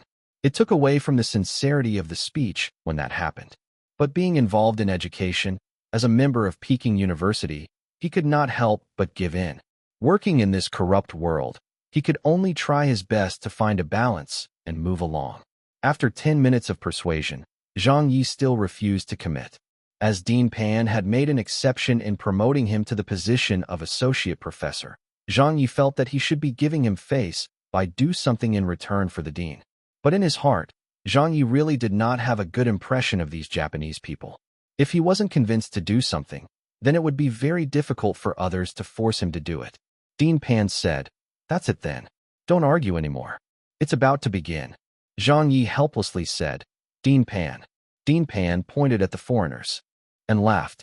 "Those foreign mathematicians are all looking forward to your report and speech. They're really looking forward to it." On stage, the host was about ready. In the hall, 80% of the seats were already filled. Those who needed to be here were all here, except for the Japanese university delegation. Where are they? Why aren't they here yet? It's already afternoon now. Isn't it time to start? Didn't the delegation team already arrive an hour ago? They should have already got here, but why are we still not seeing them? Where did they go off to? I don't know. I'm so hungry right now. I can't wait for this ceremony to be over so that I can get some food. Yeah, I've already been here an hour now. I didn't even eat breakfast. The students were all looking quite listless, like they were lacking energy. When they saw the host coming onto the stage, they even stayed quiet for a long time. However, when the main guests had still not arrived after a long time, the large hall began filling with noise from the talking and conversations. Even the teachers from Peking University could no longer sit still, constantly looking up at the empty seats upstairs, some wondering, some frowning, with none knowing better than others as to what was going on. 10 minutes. Half an hour. The host, possibly having received some updates, spoke to everyone through the microphone. "Everyone, please calm down and be quiet. The delegation will be here very soon." The media, staff, who had arrived earlier and set up all their equipment, were even yawning by now. The group of foreign mathematicians did not look too happy. The French mathematician looked down at his watch. The English mathematician lightly shook his head, while the Japanese mathematician was not present, probably because he had gone to join up with the delegation. Dean Pan and several of the teachers from the math department apologized to the foreign mathematicians, asking them to wait a little longer. There was no need to explain too much to the Peking University students and teachers, as this was an event hosted by Peking University themselves. However, these foreign mathematicians were guests, honored guests. Making their honored guests wait for over 2 hours was really inexcusable, so they offered their apologies. Suna was very frustrated. How could those Japanese be so tardy? They're not only making us wait, they're even letting all the overseas guests wait for them as well. Another young teacher from the Chinese department said, "How arrogant." Chang Kaiga looked at them and said, "All right now, talk a little less." Professor Yin also frowned. "There are quite a lot of media personnel present. Watch your attitudes, little Su, little Wang. Don't speak nonsense. The delegation must be getting ready." Suna and a few other younger teachers did not seem to think the same. Getting ready? What were they getting ready for? It has already been 2 hours since they entered the campus grounds. Even if they took a nap and woke up to put on makeup, wash their faces, or take a bath and blow-dry their hair, there was more than enough time. Were they intending to just let over 1,000 people sit here and wait around for them? They did not even offer an explanation or give a reason. Suna and the others felt that the Japanese delegation were doing this on purpose due to the incident earlier when their buses had been blocked by the students of Peking University. They were looking down on them on purpose. Suddenly, a German mathematician said something in German with an unpleasant tone before standing up and leaving the hall. The translator explained, "Professor Werner says that he still has something urgent to attend to in the afternoon and has to leave first." Meanwhile, Xianya was already embarrassed by all that was happening. Although she wasn't part of Peking University, as a member of the Chinese mathematics world and also the host, making her guests wait for so long did not make her look good at all. Together with Dean Pan, they stood up to escort the guest out of the hall, apologizing on the way to the exit. After the German left, Xianya complained, "Dean Pan, what's going on?" Peking University said that they were holding this exchange session and needed some heavyweight guests, So I brokered a deal and invited some guests to join this event. Professor Chen also helped to invite some of them, but now we've been waiting for so long. How do you expect me to explain things to this group of foreign mathematicians? Dean Pan immediately said, I don't know what's going on here either. I'll ask. He suppressed his anger and made a call. Hello, where are they? Who? The Japanese delegation, of course. What do you mean you don't know? Aren't you the one in charge of receiving them? You better go and find out immediately. He hung up. A few minutes later, he got a call back from the person. The reply he got was still the same, saying that the delegation would be entering the hall soon, and they were held back earlier because of an interview.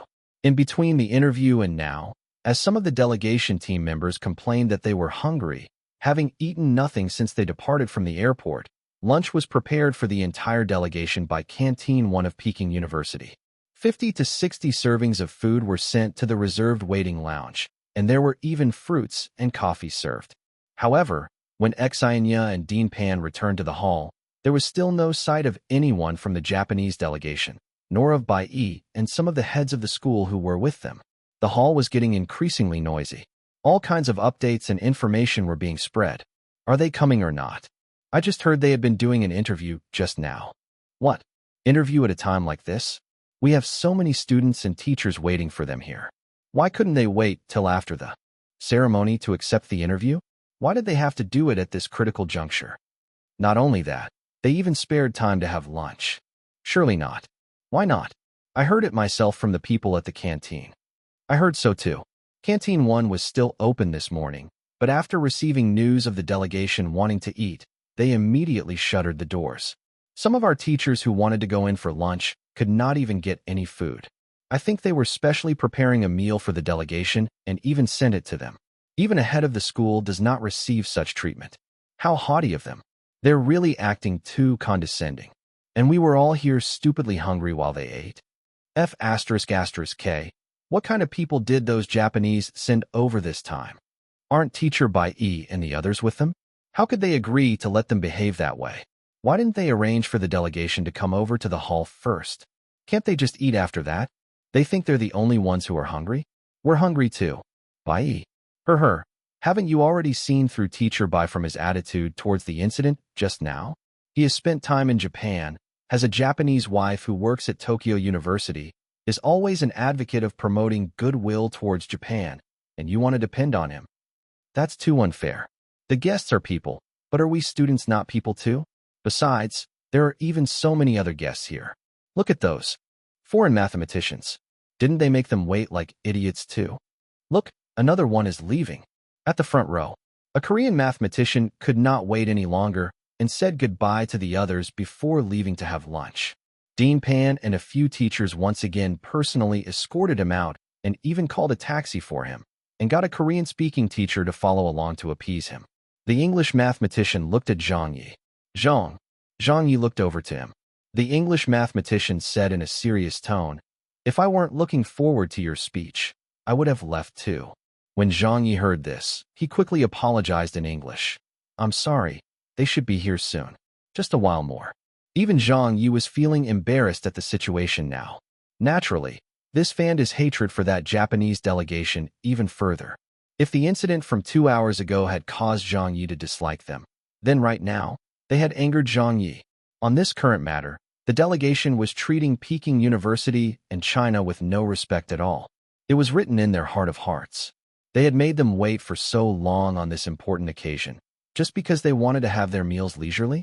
Professor Yen, the heads of the school, and the others kept mentioning how important this exchange was, but it seemed like that was only the opinion of those from Peking University.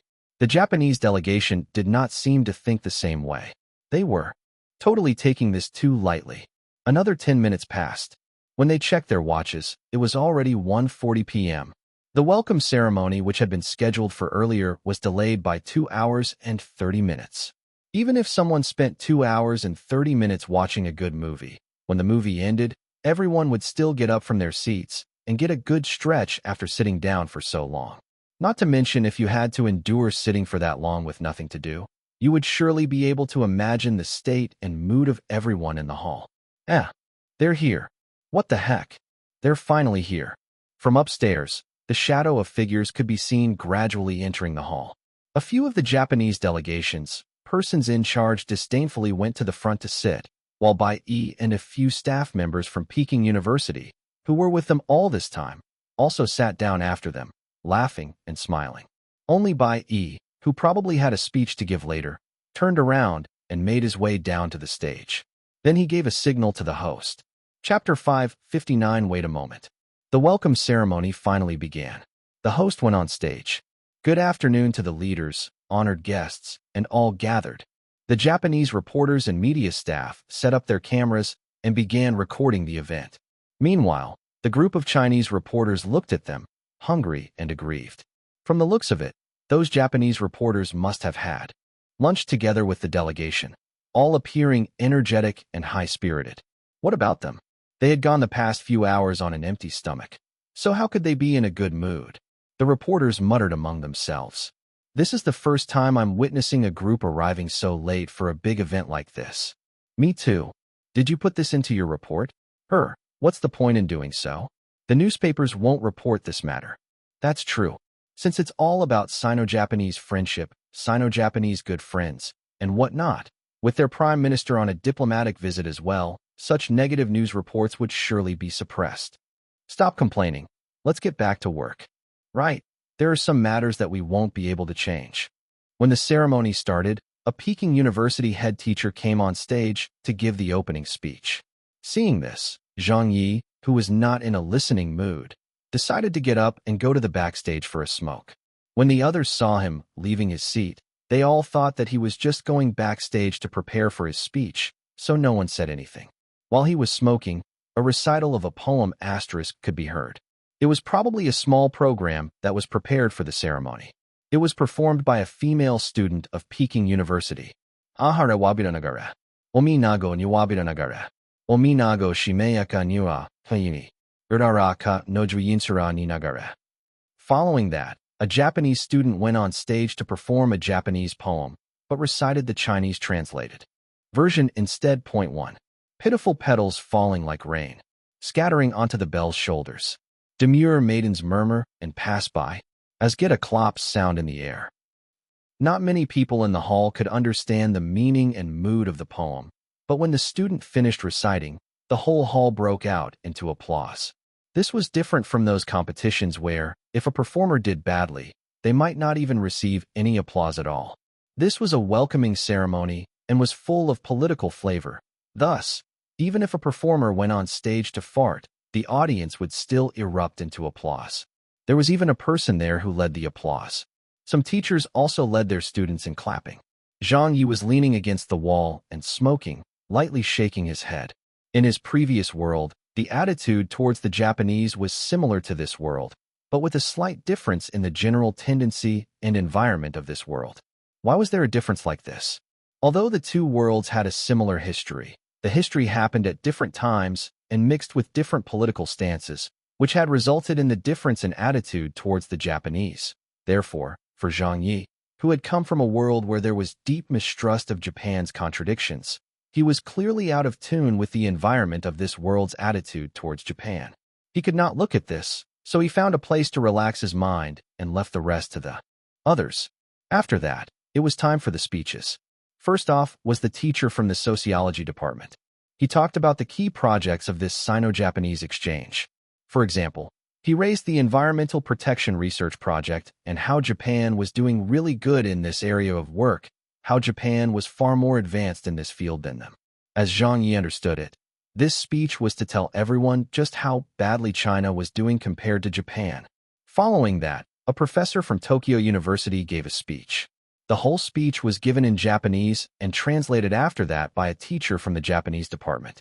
The overview of this cooperation was that Tokyo University would provide guidance and equipment support in some key projects to Peking University, so that Peking University would be able to raise the standard of research in this areas, etc.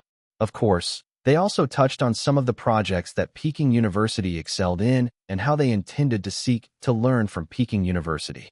It gave Zhang Ye the feeling of someone giving a victory speech to the defeated, saying how they would help them to improve, and then suddenly saying that even in defeat there were some good points that they could learn from.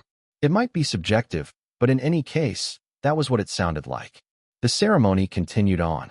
After about half an hour later, Professor Yin got on stage for his speech. The first words he said immediately left everyone silent for a moment. Good afternoon, everyone. The title of my speech today is What is Patriotism? Some of the things that I will be saying might make some of you uncomfortable, but I still must say them. These days, many people view patriotism in a very biased and prejudiced manner. In China, Japan is a very sensitive word that, when mentioned, if no one shows any resistance or voices displeasure, it is seen as unpatriotic. Suna had no reaction to that.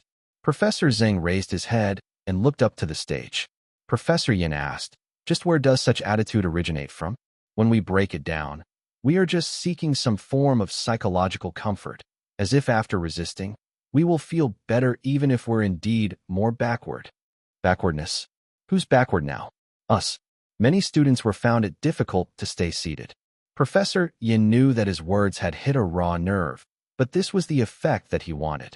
He was very unaccustomed to the hardline opinions of young people these days. So he looked at the audience and said, you may say that this is because you're patriotic. If that is so, then please boycott Japanese products as well. Throw away all the Japanese-made electronics in your home. Even some of the electronics that were produced domestically have Japanese parts in them. So please strip down these things and throw them away too. If there comes a day when the Chinese and the Japanese go to war again, we expect you to carry arms, get on the battlefield, and kill some enemies for everyone to see. You can boycott Japan all you want. That is your freedom. But please do not do so and claim that it is patriotism.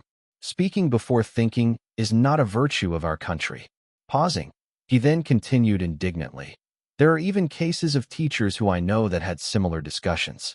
In one country, teachers don't teach their students of love and warmth, but about cruelty and coldness. What would be their future as a country if it went on like this? Upstairs, when those Japanese delegates heard what the translator said, one of the person in charge nodded in agreement, thinking that it was well said. That's the biggest problem your country is guilty of. Some Japanese students also seemingly agreed with the speech. During this trip to China, they had already seen the resistance and hostilities from the people. They were angered by such treatment, and Professor Yan's speech clearly explained their heartfelt thoughts. Yes, all they know is to always rail against us, to resist us, to boycott our products. If you're really capable, then throw away all the appliances in your house. Would you all dare to do that? No, none of you would dare to do so. Just because you're backward, you keep saying that you'll resist us, but look at what happened in the end. You are still the ones who keep buying things from us. So why didn't you show basic courtesy and goodwill to us? Meanwhile, the Japanese reporters kept taking photos, as well as recording the speech and reactions of everyone. They were all thrilled to hear such a refreshing speech. It seemed like there were still people in China who were sensible. Professor Yin, whose speech was echoing this afternoon's bus blockade incident, said loudly, insulting others does not reflect a civilized society, but if it becomes a collective behavior, does that make it reasonable behavior? China has adopted collectivist behavior, so when things are done collectively, they must be right. When a group puts on improper behavior together, the group does not know which direction it is going towards. Unable to grasp an understanding of anything, they never think that they are in the wrong, and thus will not reflect upon such behavior. Some Peking University students were befuddled. Reflect?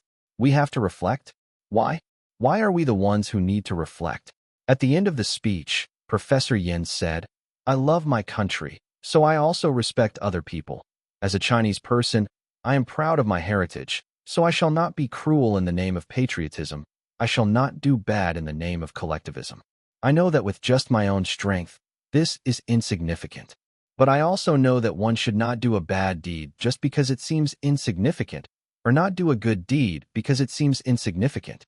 A small change is all that it takes to make a difference. That is what I understand as being patriotic. Thank you, I finished my speech. He held onto his script and went down off the stage. Suddenly, the Japanese delegation upstairs broke out into warm applause, clapping very loudly. However, there was only sparse applause from the Peking University students downstairs. Only a trickle of claps could be heard. Some of the students did not understand the content of Professor Yan's speech at all. A few Peking University teachers, including Bai Yi and a few others, believed Professor Yan's speech to be on point. Although it was uncomfortable to hear, it was very reasonable. A nation must first learn how to respect and reflect. Insults did not bring any meaning or positive influence, but only showed that the people spoke before they thought. Unfortunately, this simple truth was not understood by many. Zhang Ye had already cooled down by now. He turned around, stamped out his cigarette, and walked out from backstage. By this time, Bai Yi had already gone on stage and was holding the microphone, ready to begin his speech. He started with saying, "My speech today is about respect and forgiveness." When the Peking University students heard this, they guessed that this was probably another enlightening speech, just like Professor Yan's. As expected, when Bai Yi stood on stage and faced the hall, he began by saying, "Our understanding of Japan is skewed. I feel that our people have a big problem when it comes to knowing the Japanese, that is, having preconceived notions that affect our judgment. When our people praise or curse Japan, they're really speaking of either China or themselves. And because of that, we do not use an unbiased opinion to perceive Japan. We praise it to the skies when it's good and bury it into the ground when it's bad." Wait a moment. A voice suddenly interrupted the speech. Chapter 560, Why Should I Forgive You? Bai Yi stopped his speech midway. The other people also turned to where the voice sounded from. The person who had interrupted the speech was a head of the school. Seemingly having just gotten off a phone call, he hurriedly yelled out and interrupted the speech. Wait a moment. There are some important guests arriving. Important guests? Who could they be? So important that they even had to interrupt the speech? Upstairs, the university delegation group stood up and faced the main entrance upstairs respectfully. A few leaders of the group went outside the hall themselves to receive the guests with a different attitude from what they had been giving to the Chinese earlier. A few escorts from the Peking University side also went along to receive the guests. This phone call was quite unexpected, as there was no advance notice to inform them. Then, it turned out that the guests were actually high-ranking officials from the Japanese political delegation. As there was a change in their afternoon schedule, and possibly hearing of the Sino-Japanese University exchange that was taking place today, the team had chosen to come and make a visit here. Who's here? I don't know. I think it's one of the Japanese political delegations. They're here at Peking University too? Oh, why are there so many reporters here as well? The first thing they saw upstairs when the doors opened were not people, but camera flashes going off continuously. About 20 Chinese and Japanese reporters came along with the group, and they were busy photographing and recording the delegation on the way here.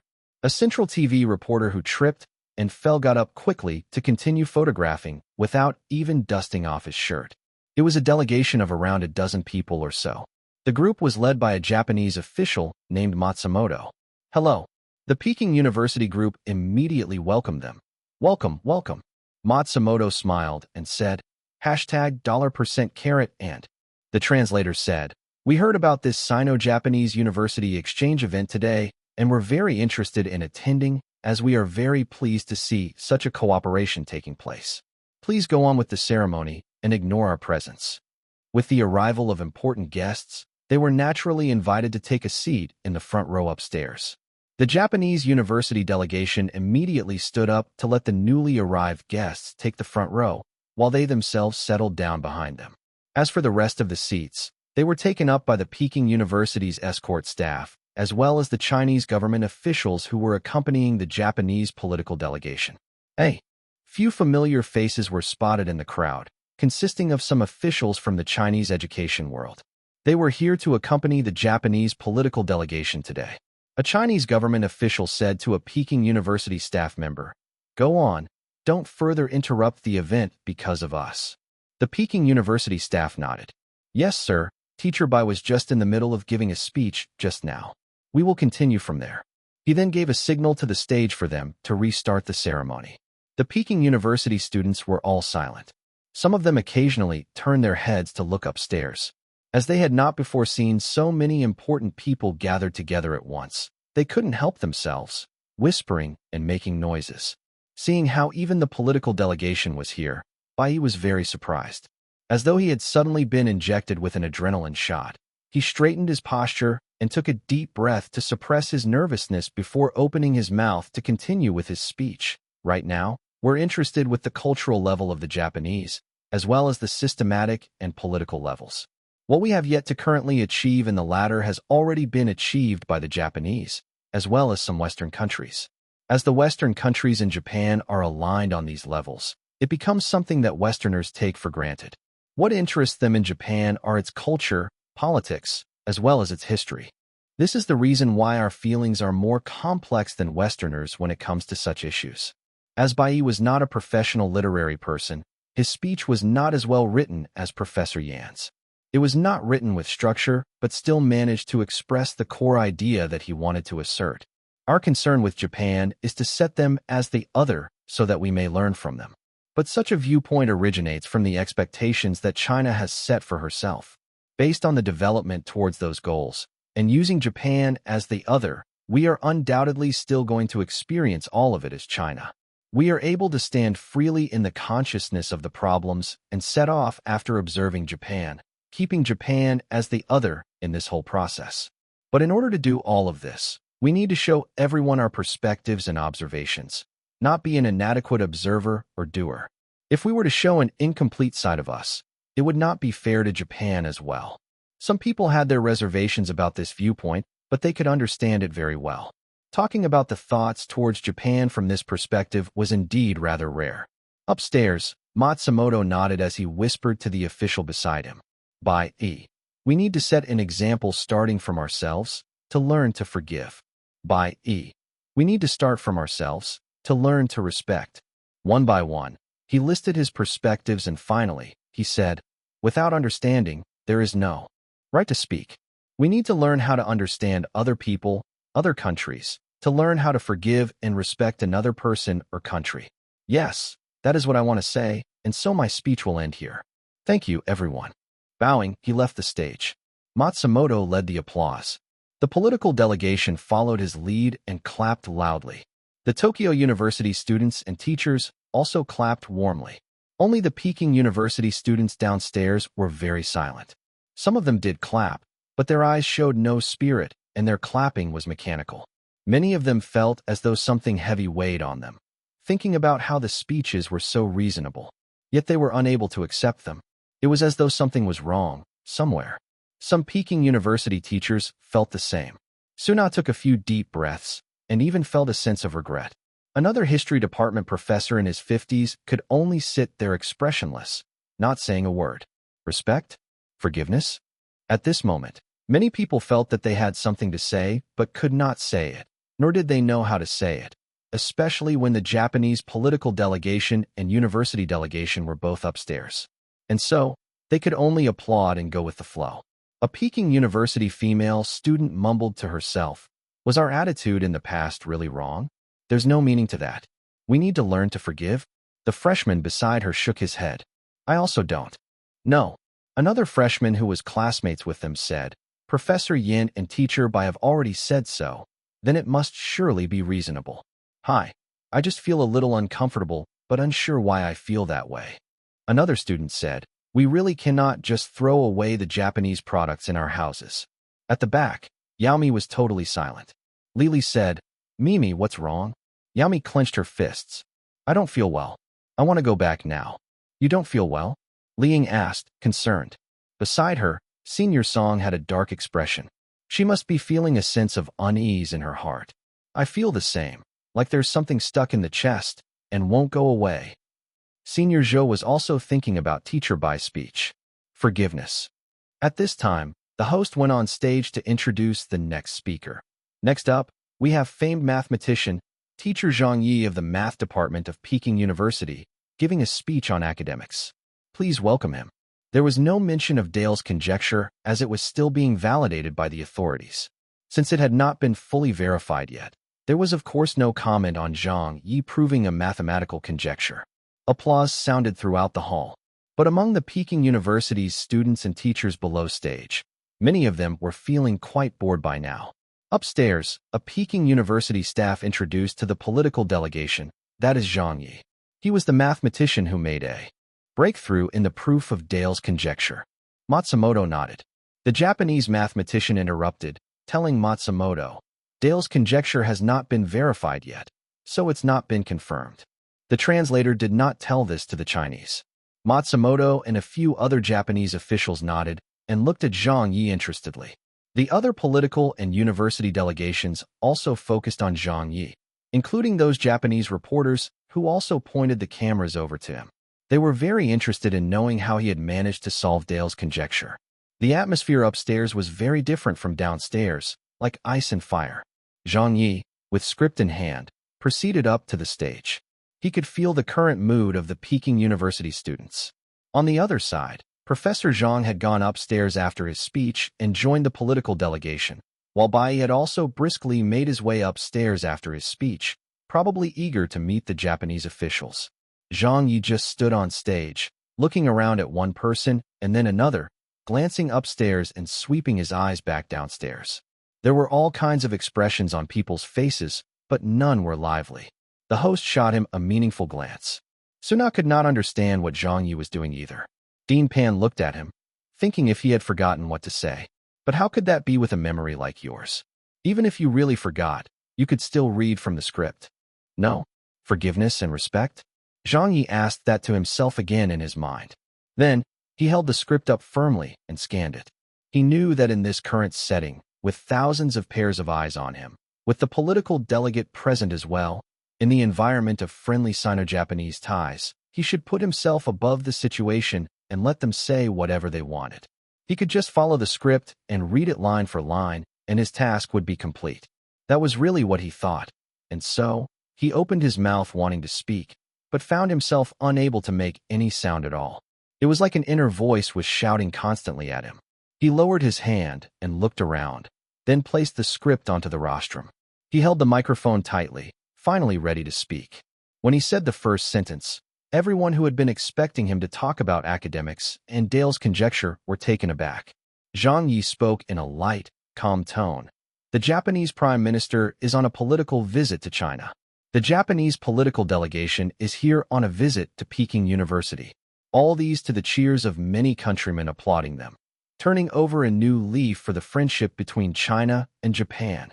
It suddenly became quiet upstairs. When Matsumoto heard the translation, he had a look of bewilderment. Professor Yen was stunned. Bai also stared down at Zhang Ye, who was standing at the rostrum.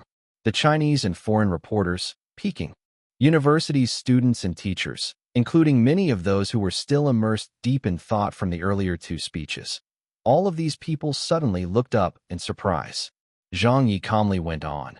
Professor Yan's new perspective has found a footing. Teacher Bai's goodwill theory for Japan has gotten practical support. There are some who claim that there are more Japanese who know China well, compared to Chinese who know Japan well. There are some who are brokenhearted over how the Chinese aren't as civilized and courteous as the Japanese. There are some who curse at the narrow-mindedness and nationalistic countrymen, lacking the standing of superpower.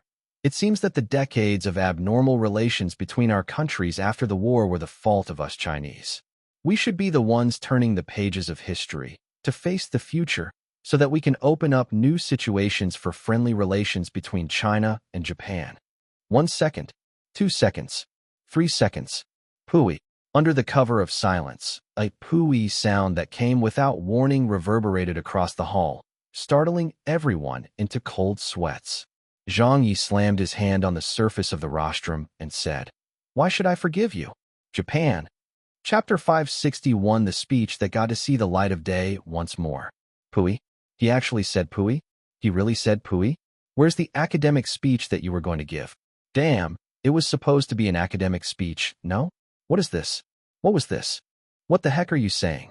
The first thought that came to the minds of many of the Peking University teachers was, game over. This nationalistic youth who cannot keep quiet for more than a second has gone crazy again. Matsumoto stood up in shock. The other Japanese political delegates also stood up staring. But Zhang Ye looked back at them fearlessly and even raised his hand to point at them, asking the students of Peking University loudly, "Let me ask all of you. On the anniversary of the massacre that has just passed, did any high-ranking official of Japan express an apology for China? Did any Japanese express a tinge of regret regarding that incident? While we're here talking about how China and Japan should form a good friendship, the last of the Chinese comfort women are still seeking justice from the Japanese government. They have yet to receive a cent, an apology, or even a trace of remorse from them. While we keep saying that we should turn the page on the history between China and Japan, the last Chinese laborers are still seeking for compensation from the Japanese government and enterprises. But they are being mocked by their government, enterprises, and law. How about those Japanese enterprises that have disgraced their government? They are currently earning truckloads of money in China. Suna drew in a deep breath. Professor Zhang also looked shaken. After that malicious pooey, the burden and gloom that had been weighing on their chest was suddenly relieved, while leaving them in shock.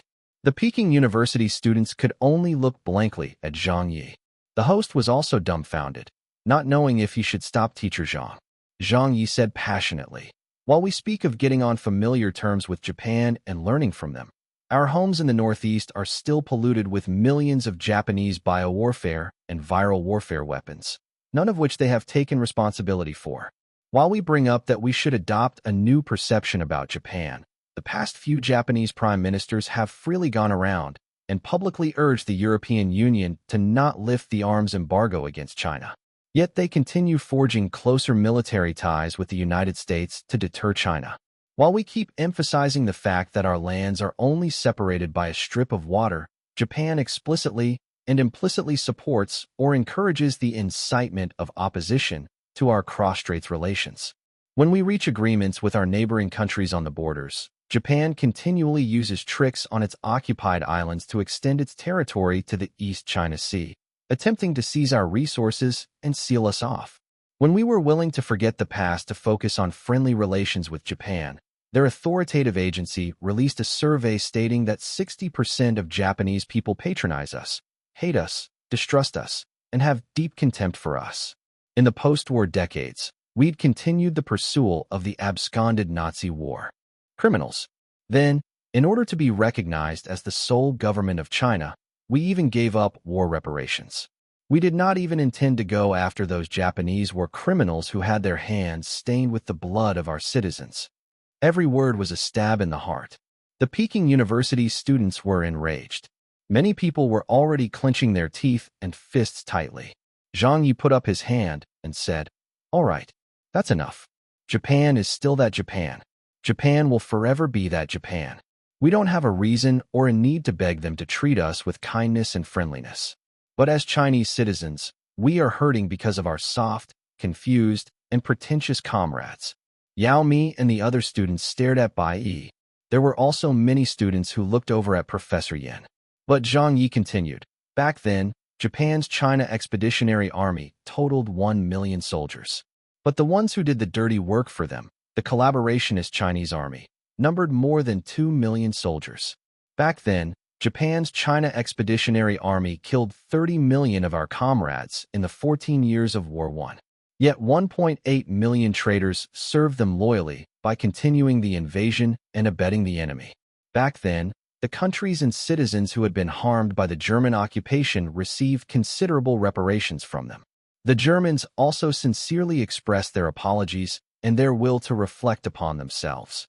But for us, we signed away Japan's responsibility for their war crimes, even though Japan had never sincerely expressed any regrets nor apologized to us.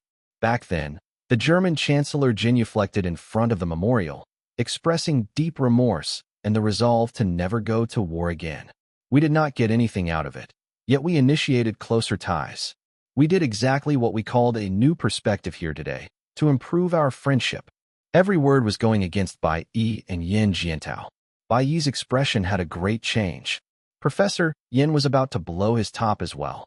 In a short span, the way the Peking University students saw them had totally changed.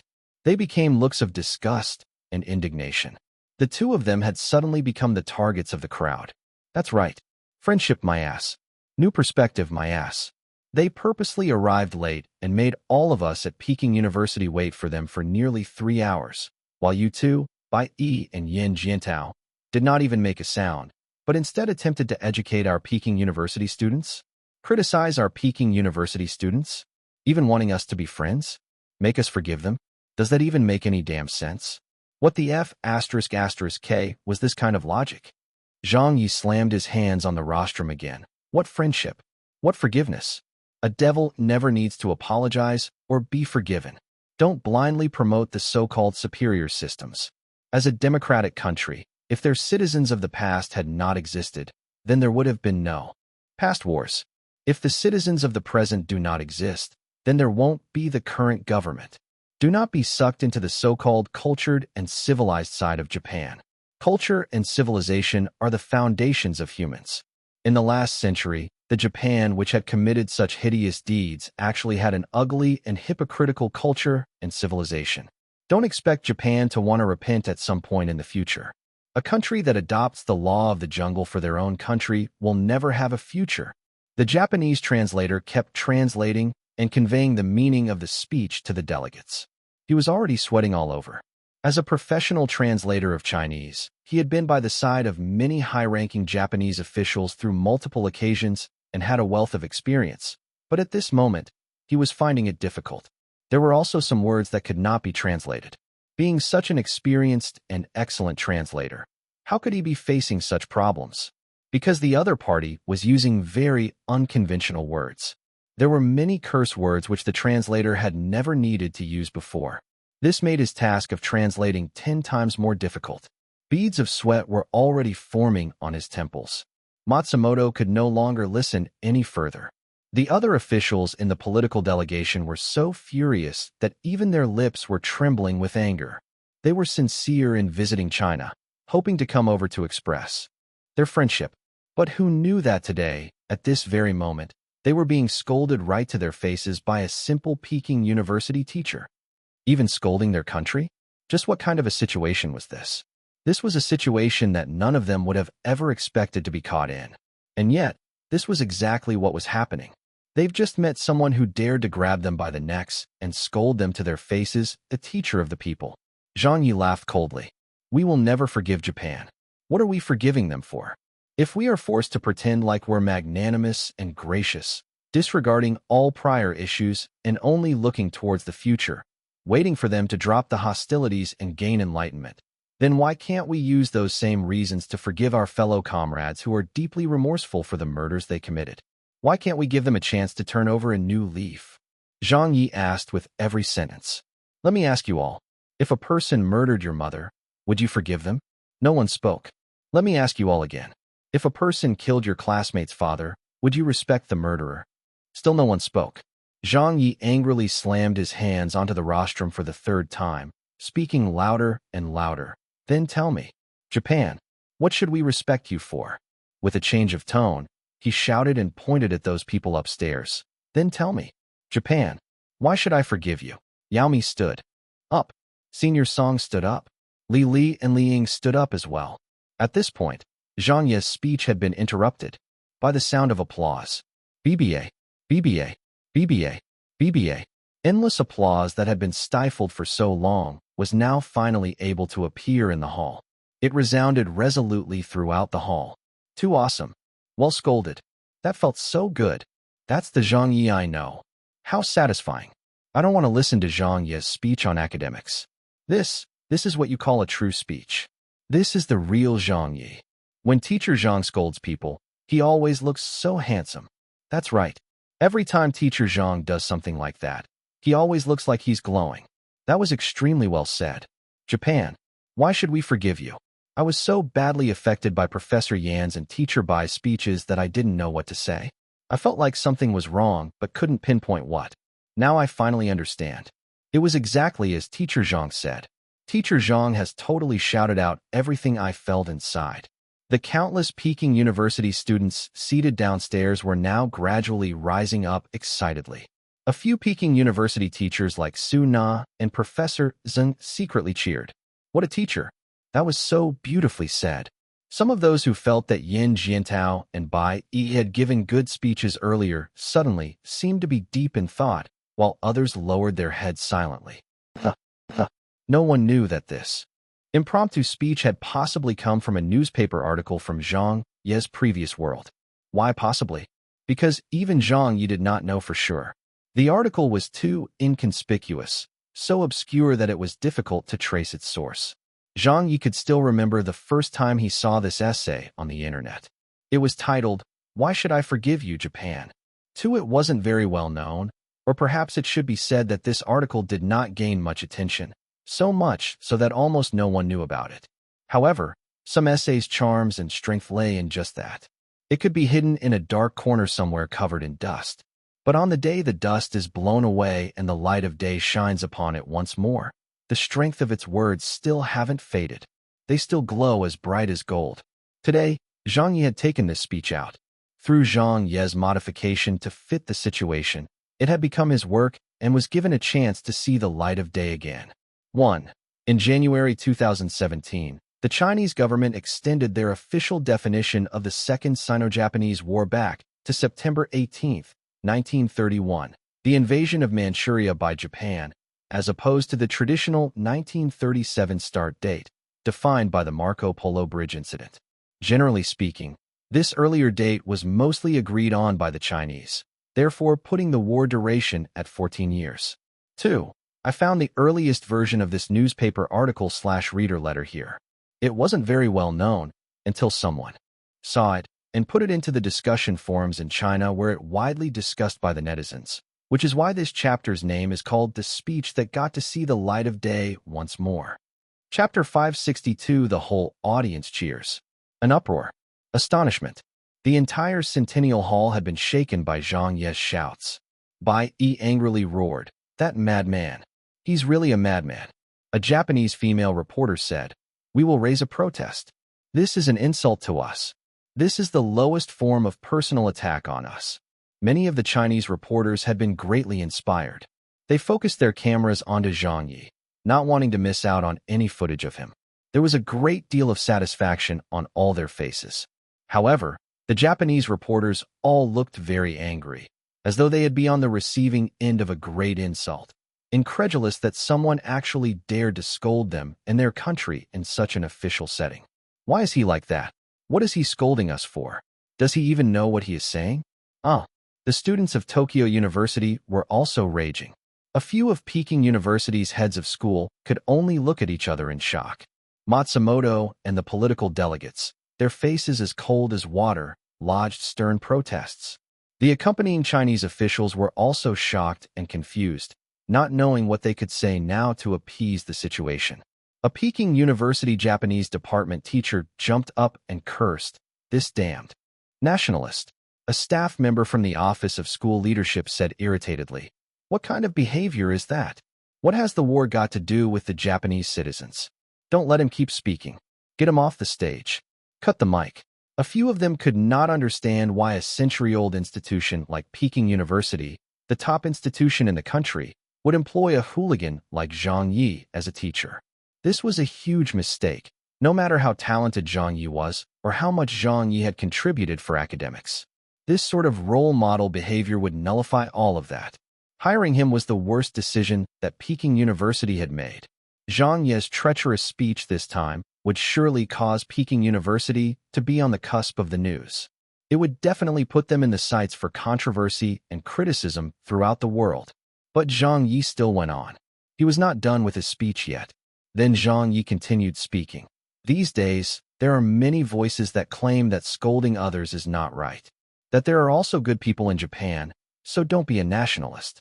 The war has nothing to do with the commoners. Scolding others does not mean that you're patriotic, but only tells people that you have low standards.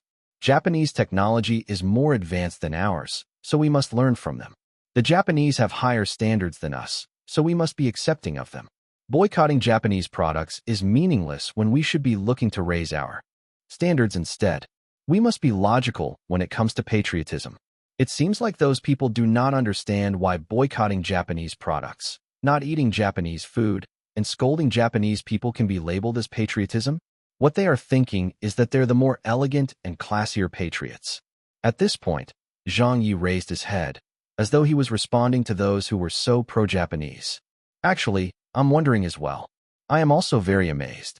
If our behavior does not reflect patriotism, then does that mean that people like you who only eat Japanese food, buy Japanese products, never speak ill of Japan, and always defend Japan whenever you see anyone criticizing them, are the patriotic ones? His tone had changed, as though he was laughing at them. Applause burst again. Peking University's students were all cheering. The staff from the Office of School Leadership nearly suffocated to death. Zhang Ye said with a cold smile. They have high standards. They do not scold Japan. But that's not because they are patriotic while being more elegant and logical than us. Not because they are classier than us. Not because of any of the highfalutin reasons they claim. That is because they do not have any hatred for Japan at all. They have long ago forgiven Japan, or maybe not even blamed Japan at all before. That is the reason. Thunderous applause. The Peking University students expressed their difficult-to-describe emotions with loud applause for this. Zhang Ye adjusted his shirt and tie, presenting himself decently, and then said, in an official government occasion, there are some things that some would never say as it would offend others, show a lack of demeanor and standards, presenting themselves as inelegant, attracting doubt and controversy. But I am not afraid to offend. I don't have good demeanor. I have low standards. I have always been simple and inelegant. I am not afraid of being doubted and controversial. So whether or not there are cameras around, no matter who is here today, no matter how many reporters are here today, no matter how many leaders are looking at me right now, Zhang Ye turned to look at the cameras and declared as he put his hand over his chest, what the others dare not say, I, Zhang Ye, will say it. At any point in time, at any place, at any occasion, whoever asks me the same questions, I have the courage to answer anyone just like today. Zhang Ye shouted once. Boycotting Japanese products is a sign of patriotism. Zhang Ye shouted twice. Scolding Japan is a sign of patriotism. Zhang Ye shouted thrice. Scolding those who defend Japan by scolding us is a sign of patriotism. Many of Peking University's teachers were staring with their mouths agape. Holy sh*t. Holy sh*t. Holy sh*t. Zhang Ye said fearlessly. Is scolding people right? Scolding people is not right. Sorry then. We have low standards. We are inelegant. But this is who we are. Just a common citizen's way of showing his love for his country. Zhang Ye dragged out his words. But this is just us, an ordinary citizen's most humble patriotism. Vigorous applause once more echoed through the entire hall. All of the students had stood up to clap with all they had. A few female students were so excited by this talk that they even had tears in their eyes. What a good scolding Japan is a sign of patriotism. What a good, most humble patriotism. Just as Zhang Ye had said, there were some words some people did not dare say, but he dared. In the faces of the visiting delegation, in an occasion faced with so many Chinese and foreign reporters, Zhang Ye shouted out what no one else dared to say. The people upstairs were already in full rage.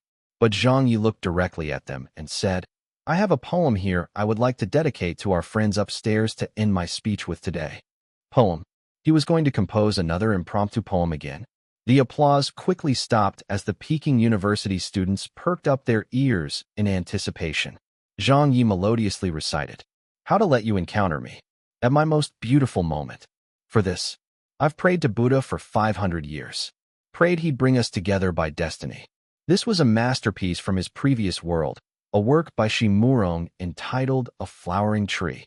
When Zhang Ye recited it, Yao Mi was taken aback. Senior Song had a look of suspicion, while countless other Peking University students all did not seem like they understood any of it.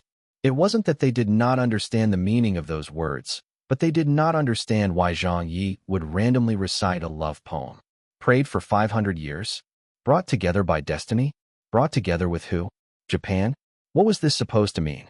But Zhang Ye continued, Buddha thus turned me into a tree, growing beside the path you must pass. In the sunshine, in full bloom gingerly. Every blossom a hope from my past life. No one could deny that this was indeed a good poem. Up until here, the mood of the poem was vividly established, but still, no one could understand. How was this not a love poem? Zhang Ye smiled lightly. When you near, please listen closely. The quivering leaves are the warmth of my waiting. But you eventually moved on, oblivious? Falling all over the ground behind you, my friend, are not petals, but me softly saying. Zhang Ye raised his hand and pointed at the Japanese. Idiots. At this instance. At this moment. When the word idiots rang out, the whole hall exploded into laughter. Those who had been scolded by Zhang Ye in the most direct and vulgar manner had their faces flush so much they looked purple. Meanwhile, Those from Peking University were shocked and could not believe what had just happened. Su Na, Professor Zhang, Chang Kaiga, Jin Shuquan, Dean Pan, Xianya, the foreign mathematicians, percent carat and carat percent, prayed to Buddha for 500 years, brought together by destiny with them, turned into a tree beside the path they must pass, hope from the past life, warmly waiting, all just to have a face-to-face chance to softly say, idiots?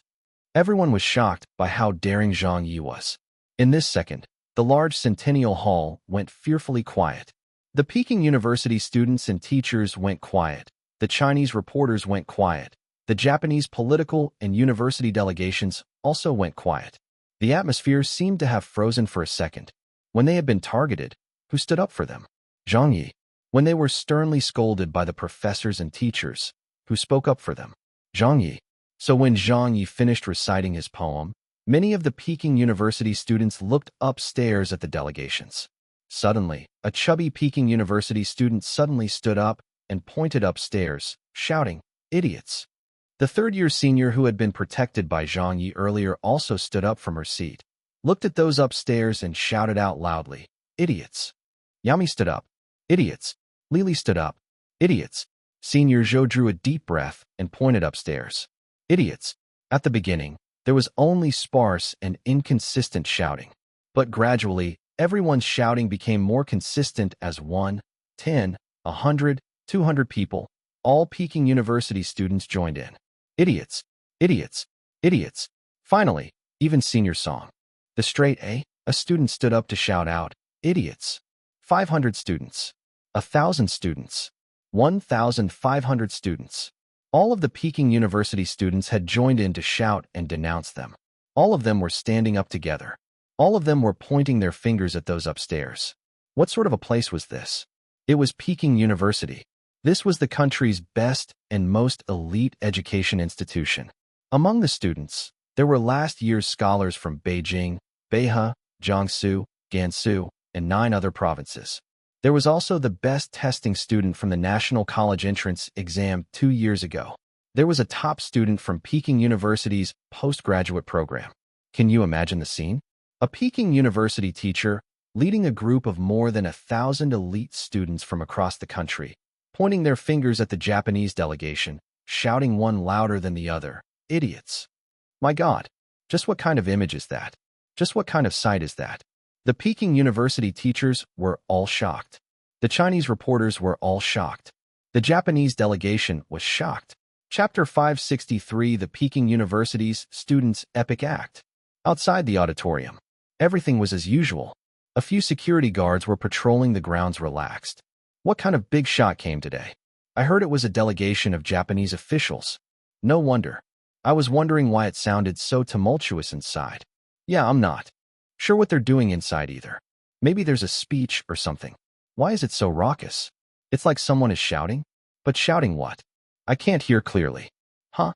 It sounds like someone is shouting, idiots. You're the idiot, her. How could that be happening in such a setting? Even if you're mad, you wouldn't possibly choose such a day to make trouble. Wouldn't that cause a big ruckus? I suppose so. I probably heard wrong.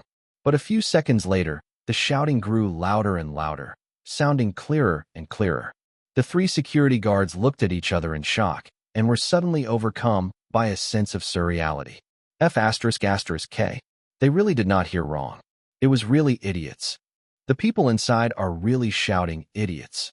A staff member from the neighboring hall ran over in a panic, asking, what's going on? What the heck is going on? What sound is that? Another staff member came running from a hall further away. What happened? The shouting was very rhythmic and loud, so there was definitely no chance they heard wrong. Not only around the grounds of Centennial Hall, even the other halls in the surrounding 200-meter radius could faintly hear the shouting. The hall was soundproofed, with Peking University having spent large sums of money to build the most spectacular soundproofed hall in the country, and yet the clamor inside right now could be heard from so far away.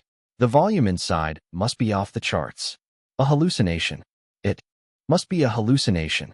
The security guards and the school staff were all feeling very confused. Then, the security guard's walkie-talkie crackled. A call for assistance? They knew by now that something big must have happened. Without a second word, they rushed into the hall with their batons. A few staff members from the other halls also followed behind to go in to help. When the main door was opened, the loud shouts from inside nearly pushed them back out. The sound wave kept hitting them. It was nothing like what they had seen before. They were all startled. Subsequently, many other Peking University students who heard the commotion rushed over as well. When they saw all that was happening in front of them, they stopped in their tracks, their jaws dropping to the ground.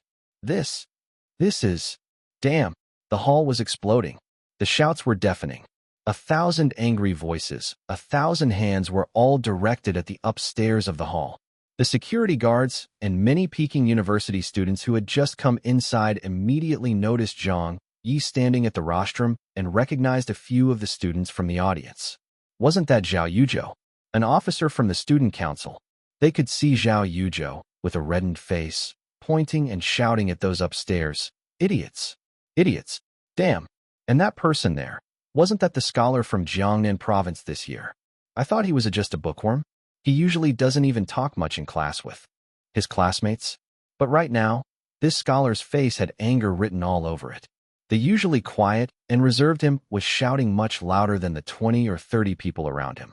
His voice had gone hoarse. Idiots! Idiots! And that person, F***K, even the student council's vice president, is scolding. You're the student council's vice president. Why are you also leading in the jeering? Could that be Sister Yin? The National College Entrance Exam scholar from 3 years ago and top scholarship winner for 2 consecutive years, the publicly acknowledged straight-A student? But who was this person in front of them right now? Just who the heck was this woman standing on the chair and shouting idiots? Oh my God, it's getting crazy. Everyone's gone crazy.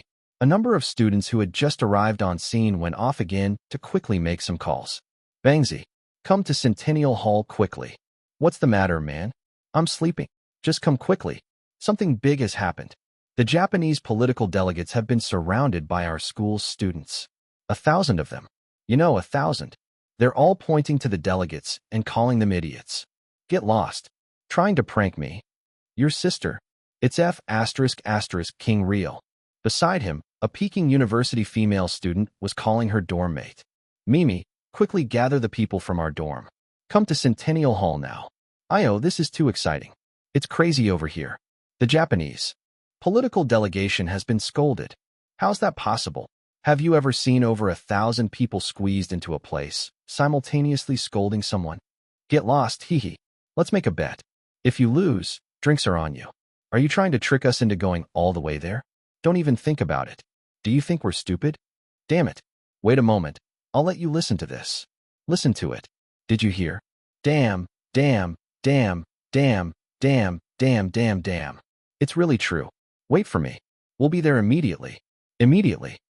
Idiots. Idiots. For the 40th time. For the 50th time. For the 55th time. The doors to the hall opened again. Many of the Peking University students who had just heard of the news rushed over. Some of them were also present at this morning's showdown with the Tokyo University representatives. When they saw what was happening, under the influence of the atmosphere, a few of them also suddenly started to shout along with the audience. One by one, more and more of them joined in. The shouting became increasingly synchronized. Under the effect of this resonance, the decibel level of the angry shouting rose so high that it nearly blew the roof off the hall. Nothing else could be heard in the hall other than the synchronized shouts of idiots. No one had asked them to do this. Zhang Ye had only shouted that once. However, that resulted in the Peking University students unifying together to spontaneously shout the same. With 1, there was 2. With 2, followed 100, then 1,000. At this moment, an esprit never before seen had united all of these students and braided them together like a rope. What straight-A student? What National College Entrance Exam scholar? What male or female? What elite party member? What officer or vice president of the student council? In this moment, everyone had dropped their statuses or the labels that others had given them. They all just scolded the things they dared not scold before and did what they used to not dare do. Scold the Japanese head-on? Scolding the Japanese delegation head-on? This was an epic act of defiance they had never even thought they would do, let alone do for real. But today, At this moment, under the influence of Zhang Ye's amazing speech, they scolded. They did it. They had committed an act so epic that it would shock anyone and everyone. "Stop scolding," a Peking University teacher yelled from the front row. Another Peking University teacher tried to bring about some order. "Sit down. All of you sit down." There were even teachers who went around dragging some students back. "Zhao Yuzhou, you're an officer of the student council. How can you lead the others in doing this with you? Are you out of your mind? Hurry, tell the other students to stop shouting." But Zhao Yuzhou did not even bother with the teacher and just continued pointing upstairs, shouting and scolding. The publicly acknowledged straight-A student, Sister Yan, couldn't be bothered by whether she'd be able to qualify for this year's scholarship. Nor did she care if the school authority would discipline her. She was a very headstrong woman. If she wasn't as tall as the male students around her, then she would just step onto the chair. Her voice was much louder and sharper than the guys anyway. The teachers around were unable to persuade or stop what these students felt to be the most humble patriotism in the hearts. "Stop. Shut up. Wait until the country's standards surpass Japan before we evaluate them. Wait until our fields of science and technology surpasses Japan before we judge them. Wait until the Chinese per capita income surpasses Japan before we comment on them. By that time, we will be qualified to point our fingers at them. Go F***K yourself. They have already been quiet for too long. They have kept their silence for too long. They did not want to wait any longer now. It has to be today. It has to be now. We might not be able to have achievements in science and technology. We might not be able to increase our per capita income. We might even be labeled as people who have low standards who hold the country back. But there's one thing that we're able to do. There's one thing that we can achieve. Point at the faces of the Japanese and use all of our strength to shout at them. Idiots. Chapter 564, didn't I say to not let me give the speech? Collapse. Downstairs, the scolding came like a condemning wave. Upstairs, the people were utterly discomfited.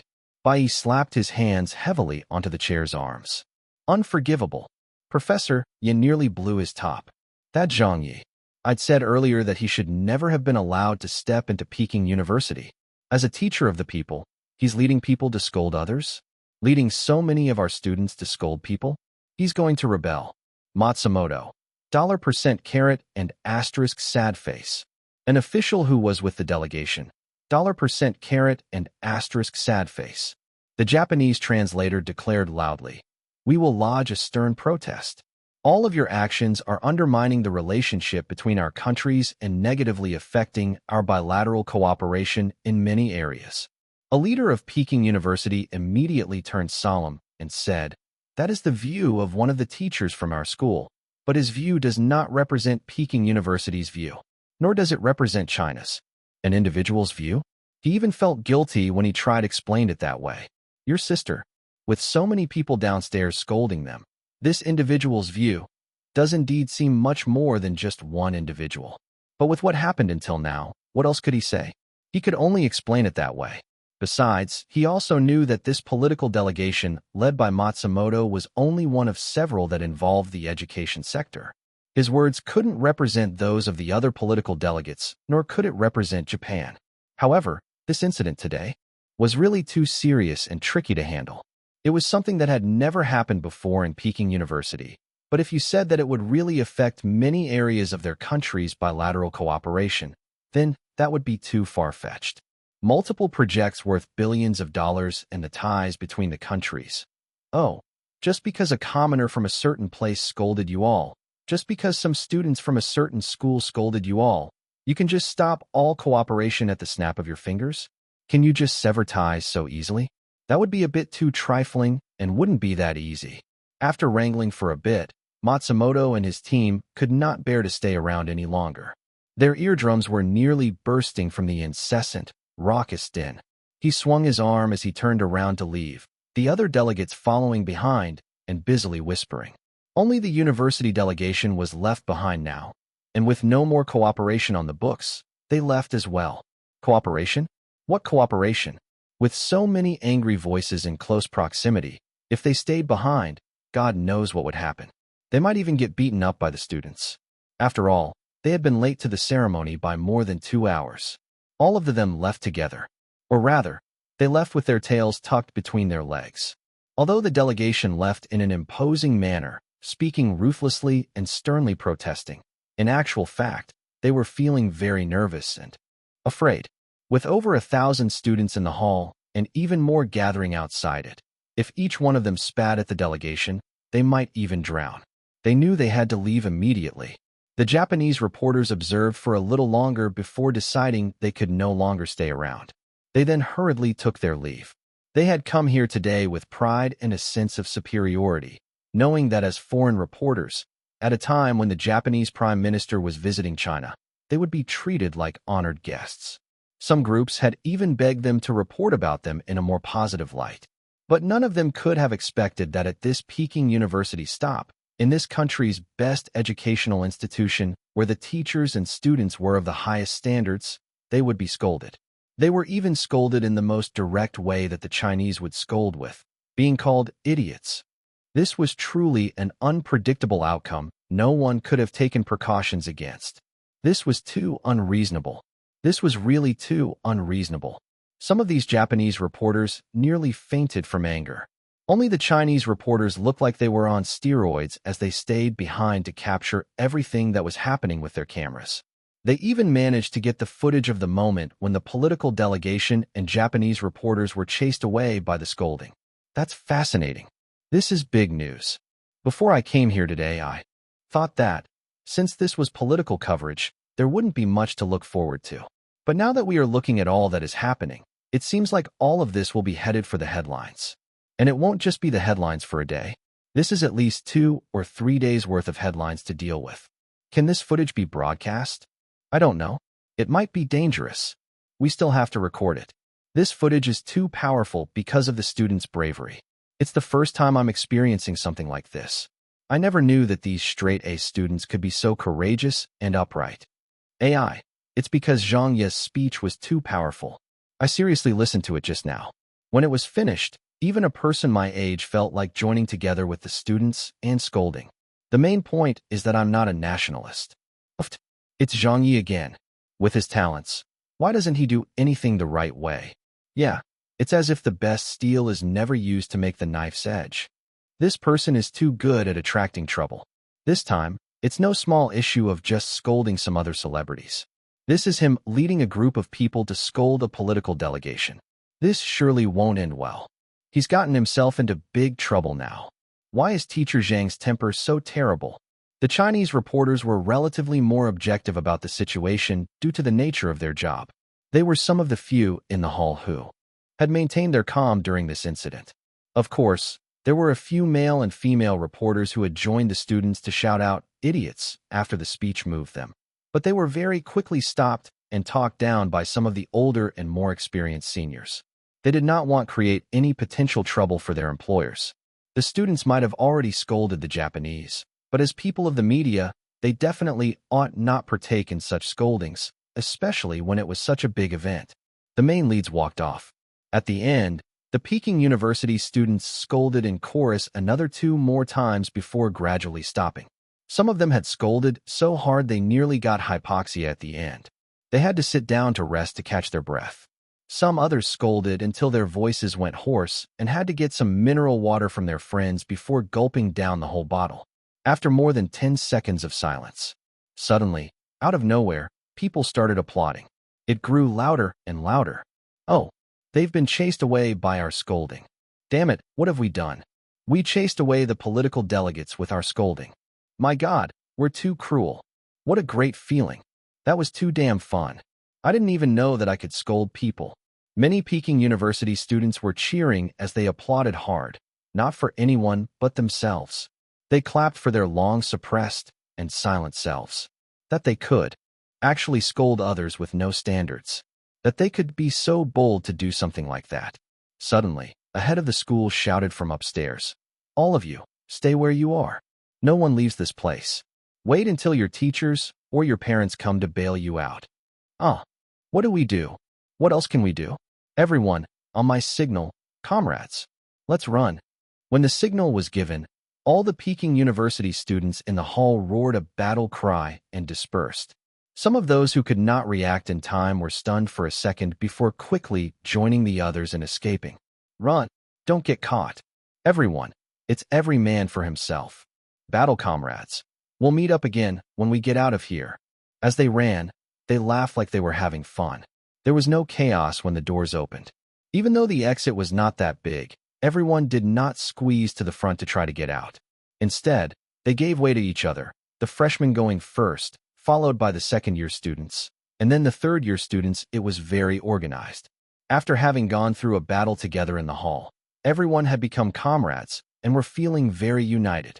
Under the screams of the heads of the school, the security guards had wanted to take control of the situation, but since there were too many people, there was nothing they could do. They did not even dare do anything since they were the smallest group around. Eventually, they could only look on as all the students left the hall. Informing parents about misdeeds in university was a rare occurrence. It was unlike primary or secondary schools, and hardly even heard of in a university. But today's incident had clearly become too big.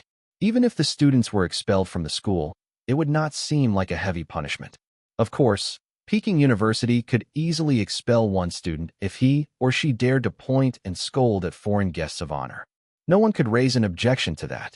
But today's situation was clearly very different, as almost 2,000 people had scolded the guests of honor. Do you know what the enrollment figure of Peking University was for this year? Expel all of them? That was impossible. Unless they wanted Peking University to close down. Unless they wanted the angry parents of a few thousand students to descend onto the campus of the university. The law does not punish numerous offenders. That saying was a fine example of what was happening here. Expel? That was not a realistic action to take. What about other kinds of punishments?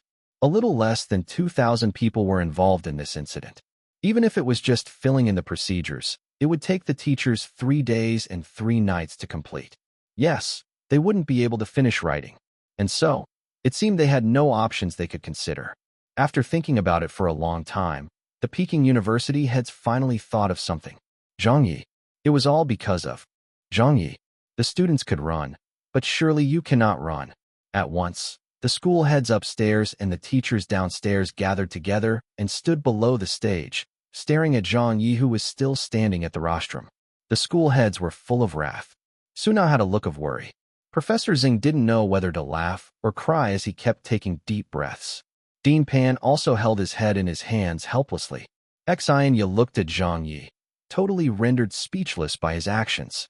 Faced with more than a dozen Peking University teachers and leaders who all had different expressions, Zhang Ye knew he was in big trouble this time. He slowly left the rostrum. Sensing they were going to judge him and make him responsible for everything, Zhang Ye did not wait for them to say anything and just slapped his hand on his thigh very forcefully, while saying loudly, "Aya, why didn't any of you stop me? Why didn't you all stop me?" Dean Pan. He looked at Dean Pan of the School of Mathematical Sciences. "I'd already told you that I did not wish to get on stage to do this speech. I'd already said it. And yet you kept telling me that I had to do it, no matter what. Look, now we're in trouble." Dean Pan was dumbfounded and could only reply with an ah. Zhang Ye looked at the staff member from the Office of School Leadership who had passed him the message to make some script amendments and said, "I'd already told you when we were backstage that we ought to find someone else to do this. Why didn't you listen to me?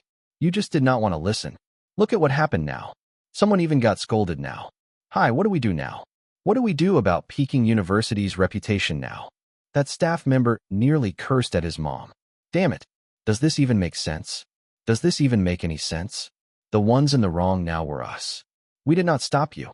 Zhang Ye also admitted his faults by saying, "Of course, I have some responsibility in this matter as well. Hi, my temper is really bad. I couldn't suppress the rage in me anymore when I picked up the microphone." Some responsibility? Is that all you think there is to it? The school heads. Xian Ye. The foreign mathematicians. The Chinese reporters. When they were faced with Zhang Ye's impromptu admission of his responsibilities, the head of the school was so angry that he no longer knew what to say. He could only point at him, looking exasperated but unable to find any words to say. His arms trembled with rage. Very quickly, he turned to leave as well, afraid that if he were to hear Zhang Ye speak any further, he would blow his top and die right there. Chapter 565, Leaving Peking University. Collapse. Outside the auditorium. It was already 4 p.m. in the afternoon. Cambridge University's Baker had a face gasping in admiration of Zhang Ye, who had came outside alongside him. He spoke in English. "Zhang Ye, your eloquence in speaking was really eye-opening to us all."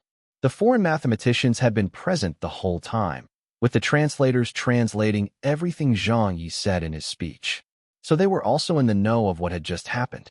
Zhang Ye said, "Oh, is that right?" Baker commented, "Even at Cambridge University, the most elite teachers who research languages would probably not even be half as good as you." What kind of place was Cambridge? If you say that Peking University was the best educational institute in China, then Cambridge would be the best educational institute in the world. The difference in rank was huge. It could even be considered an entirely different tier of an institute. This was why Baker's comment spoke very highly of Zhang Ye, although it was not known if he was just flattering or speaking the truth. I am really wondering right now if you're actually a mathematician. In our mathematics world, how can there be someone who can articulate and speak as well as you? Xianyo explained. Teacher Zhang Ye of Peking University originally graduated with a broadcasting major. Not only is he a mathematician, he is also a very famous and outstanding host in China. Baker clearly did not know this before. Most of the other foreign mathematicians were also taken aback. What? Only a few of them knew of Zhang Ye's background and were not surprised. Zhang Ye sighed. "I'm not that outstanding. Professor Xin is really generous with her praise. My work in broadcasting hasn't reached the national level yet. I'm just somewhere in the middle, doing okay," he said humbly. What he said was actually true, though maybe he was far from even the middle. But in his work as a host, he was probably considered to have an excellent standard. However, if compared to an elite host, he didn't think he could compare. After all, he had never hosted a nationwide, satellite broadcasted program before. He was always doing his work on the smaller platforms like the local channels or online television station. Thus, he was still considered inexperienced. A German mathematician said, "I'm looking forward to Professor Zhang's programs then." Zhang Ye laughed. "Sure, if you're all interested, I will invite everyone to the studio when I have a program in the future. I believe my next program will be happening soon."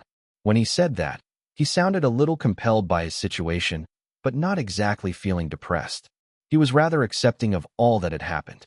The foreigners might not have noticed it, but the teachers from Peking University heard the depressing undertone in his words.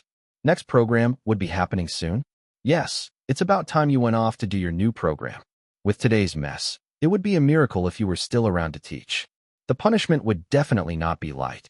It even seemed that many of Peking University's teachers thought that doing a program right now would be taking it too positively.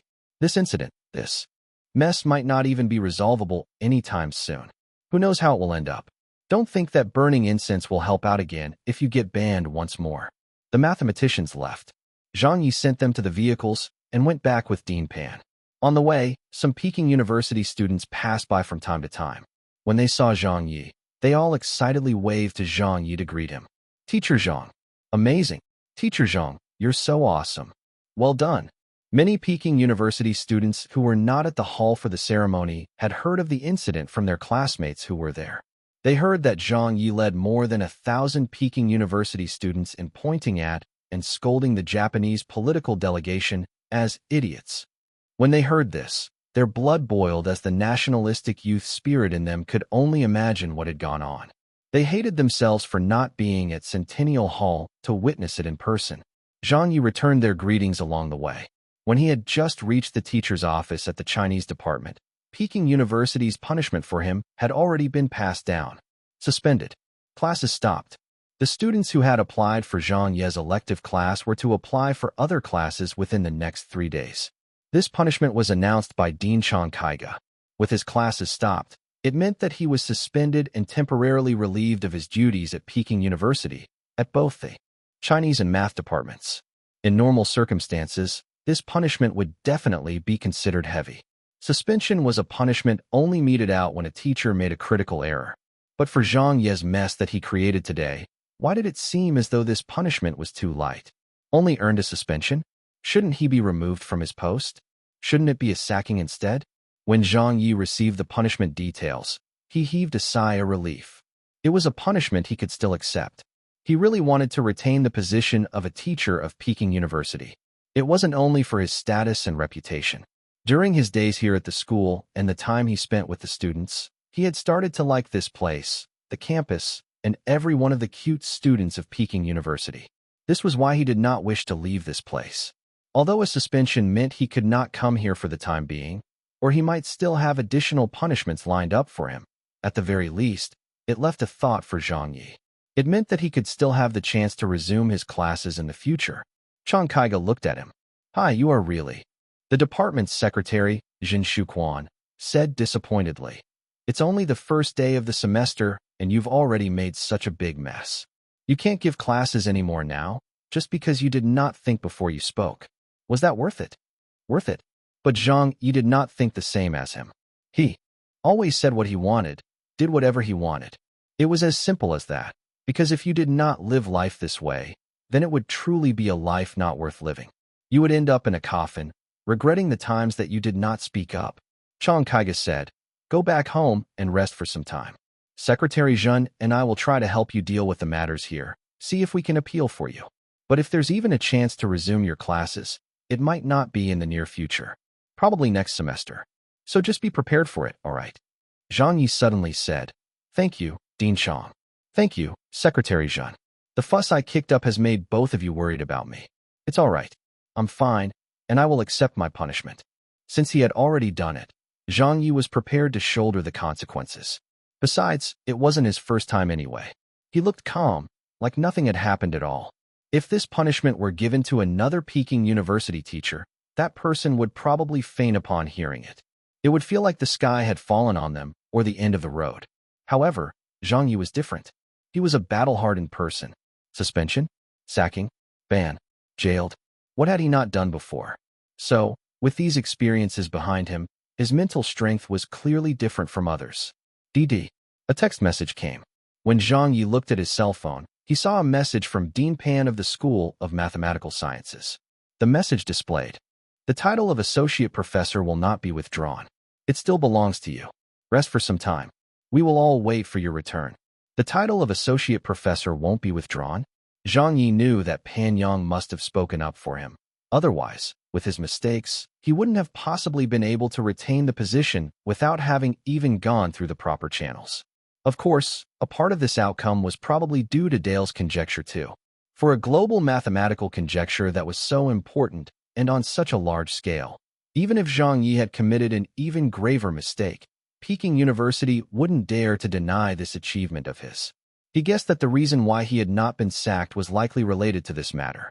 The Peking University authorities had probably deliberated before meting out his punishment that offered a glimmer of leeway in it. Peking University would still protect its own interests. Although those heads of school nearly died of anger because of him, in the end, they still sought to protect him. From a certain angle, his punishment was probably given so that they could answer to the public. Exhaling, Zhang Yi finished packing his work desk very quickly.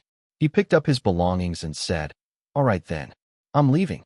Suna was slightly more emotional, her eyes red, as she said, "Teacher Zhang." Professor Xing was also looking a little unhappy. A young teacher from the Chinese department said, "It will be a little difficult getting used to not having you around." After Zhang Yi had arrived at Peking University, he had brought the Chinese department a lot drama as well as joy. The teachers who usually only had a decent relationship with Zhang Yi or did not talk much with him were now feeling a little disappointed that he would be leaving. Zhang Yi smiled and said, "It will be fine. I might be able to come back in the future. When the time comes, we will be able to work together again. I'm the sort of person who doesn't have a good temper and often gets into trouble. But you all should know that I bear no bad intentions. I just speak whatever I think. Some of us might have been good friends. There are others whom I have not spoken much to, but I would like to thank all of you for taking care of me while I was here at Peking University." Suna turned away, secretly wiping away her tears. It would have been okay if Zhang Yi did not say that, but when he did, she could no longer hold it in. In Peking University, Suna was probably the one who had the best relationship with Zhang Yi. They weren't just colleagues. Privately, they were good friends as well. "Professor Wu, come back soon. We will all be waiting." A middle-aged female teacher nodded. "Yes, we will wait for you to return. Let's go downstairs together," Professor Xing said. Chang Kaiga also said, "Yes, Let's go together to send you off. Chapter 566 Incident Details Exposed. On the official website of Peking University, the decision to suspend Zhang Ye's classes was posted with no reason or explanation given.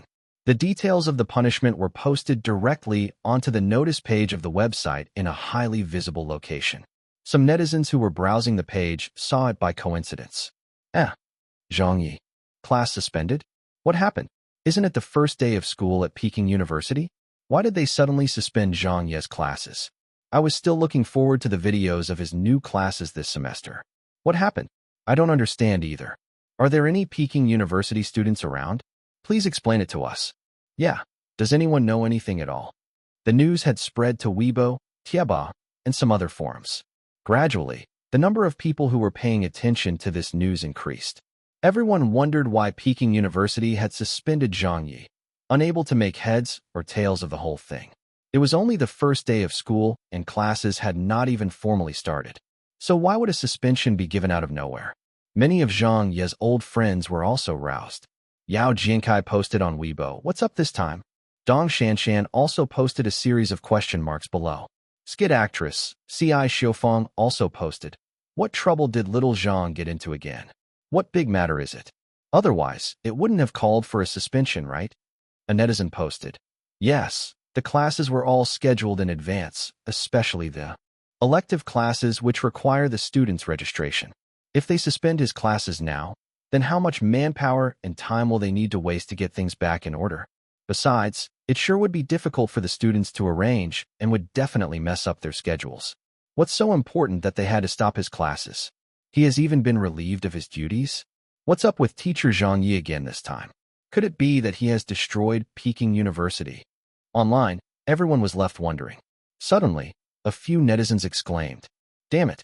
Go switch on your televisions and watch Central TV. Quickly, quickly! Damn! Something big happened at Peking University. It's a press conference with the Ministry of Foreign Affairs. Listen to it, quick!" They shouted, with such surprise that many netizens also hurried to turn on their televisions to take a look. Some who switched it on late missed the beginning and could only watch from the middle of the press conference. Half a minute ago. At this moment, Central TV Department 1 was broadcasting live. The scene was at the news office where the spokesperson for the Ministry of Foreign Affairs had just started answering press questions. The spokesperson discussed the recent topics of the Sino-Japanese political visit and cooperation projects, the pollution control standards of Japanese enterprises that had settled in China, as well as the negotiation process for related projects. Of course, there were also a series of questions regarding the future cooperation between the two countries. On the floor, there were many reporters from both the Chinese and many Asian media outlets. At the beginning, the questions were quite routine, with the foreign reporters asking questions that were relatively peaceful and not too confrontational. But suddenly, a Japanese reporter who had just received a call had a big change in his expression. He immediately raised his hand to signal his intent to ask a question, but the spokesperson did not call on him. Disregarding the rules, he stood up directly and interrupted a Chinese reporter who was about to speak. He asked loudly in fluent Chinese, "I just received news that our political and university delegations who were visiting Peking University today have been on the receiving end of insults by thousands of Peking University students who were led by a Peking University teacher. They verbally abused and threw personal attacks at our delegates. Would the spokesperson please answer and give an explanation for this? Is that the way the Chinese treat their guests?" When these words were said, every reporter at the press conference was stunned. Verbal abuse? Personal attacks? No way. What the K were you talking about? Not only the Chinese reporters, even all the other foreign reporters' initial reactions were of disbelief. They felt that this person had probably just latched onto some hearsay or rumors. What sort of a place was Peking University? It was China's most prestigious and best educational institution, where the most elite teachers and students were gathered. Their standards and upbringing were the highest. If your political delegation went to visit Peking University, why would they scold them for? Who would dare scold them? So how could something like a teacher leading thousands of students to scold people happen? This was virtually unheard of. Even if you thought on your feet, you should know that it couldn't possibly happen. A Chinese female reporter chuckled. Is he daydreaming? What on earth is he talking about? A middle-aged male reporter shook his head and said, "Does he think this is a Western country where people protest or throw shoes over almost anything, leading 1,000 people to scold? What an international joke." "Right, the Peking University teachers are." Before he finished the sentence, the Chinese reporter was astonished for a second before asking, "Hey, wait a moment. Is Zhang Ye a teacher of Tsinghua University or Peking University?" The female reporter froze and said, "Zhang Ye is a Peking University teacher." Another male reporter beside them also paled at this. "That's right. He's a Peking University teacher." A young reporter swore and then said, "How could I have missed that?" What? Of the Chinese reporters at the press conference, some were involved in society news, some did international news coverage, while others specialized in field work. However, even if not all of them were considered entertainment reporters, all of them were familiar with the name of Zhang Ye. If the Japanese reporter had said another institution's name earlier, like Renmin University, Tsinghua University, or Fudan, then these Chinese reporters would definitely not believe his words. They would even risk guaranteeing that this was a rumor. This was not something that would happen at a Chinese university. But since the Japanese reporter had mentioned Peking University when he brought up the incident, and with the legendary Zhang Ye working as a teacher at Peking University, putting these two together led them all to come to a conclusion which left them in shock. It might be true. This was most likely not a rumor. Wherever a thorn like Zhang Ye went, anything that happened would not even be considered surprising anymore. On stage, the spokesperson ignored the Japanese reporter's question. He looked back at the other reporter he had originally pointed at and said, "Please go on with your question." However, the Japanese reporter angrily said, "Please answer my question now." The Chinese spokesperson looked at him this time and said, "First off, I have already picked this reporter and let him ask his question. By interrupting us, you are being very rude. Second, I have not been informed of the matter you have raised. I am not in the know. When we do get news of it, I will answer your question then." The press conference continued. That Japanese reporter sat down indignantly. On the internet, Central TV's live broadcast was shown throughout the nation. Countless people who were watching all became dumbfounded at this moment. Something big has happened. Since when did Peking University become so fierce? Damn, I wonder if it really happened or not. Could it just be a rumor? How could such kinds of incidents happen in China? Your sister. Have I been transported to another world? No matter how I see it, the fact it happened still seems unbelievable. Then, many people linked the matter to the notice that they just saw on Peking University's website. Zhang Ye's classes have been suspended, and he was relieved of his duties. It's Zhang Ye. Heavens! It's Zhang Ye again. Who can tell us what has happened? Are there any friends from Peking University? How did teacher Zhang cause such trouble again? A video clip was uploaded. I've linked it below. The number of people paying attention to this news grew greater as they flocked to check out the clip. It was a video taken with a cell phone, so although the resolution wasn't very clear, the audio still had good quality. Anything that needed to be seen or heard could. The beginning of the video showed the lakeside. It was obviously Peking University's Weiming Lake. There were several large buses stopped on the road beside it. The whole scene was chaotic.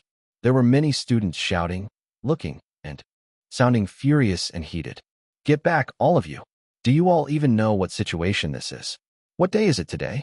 Such an important exchange and cooperation event is being held. Why are you all causing trouble over here?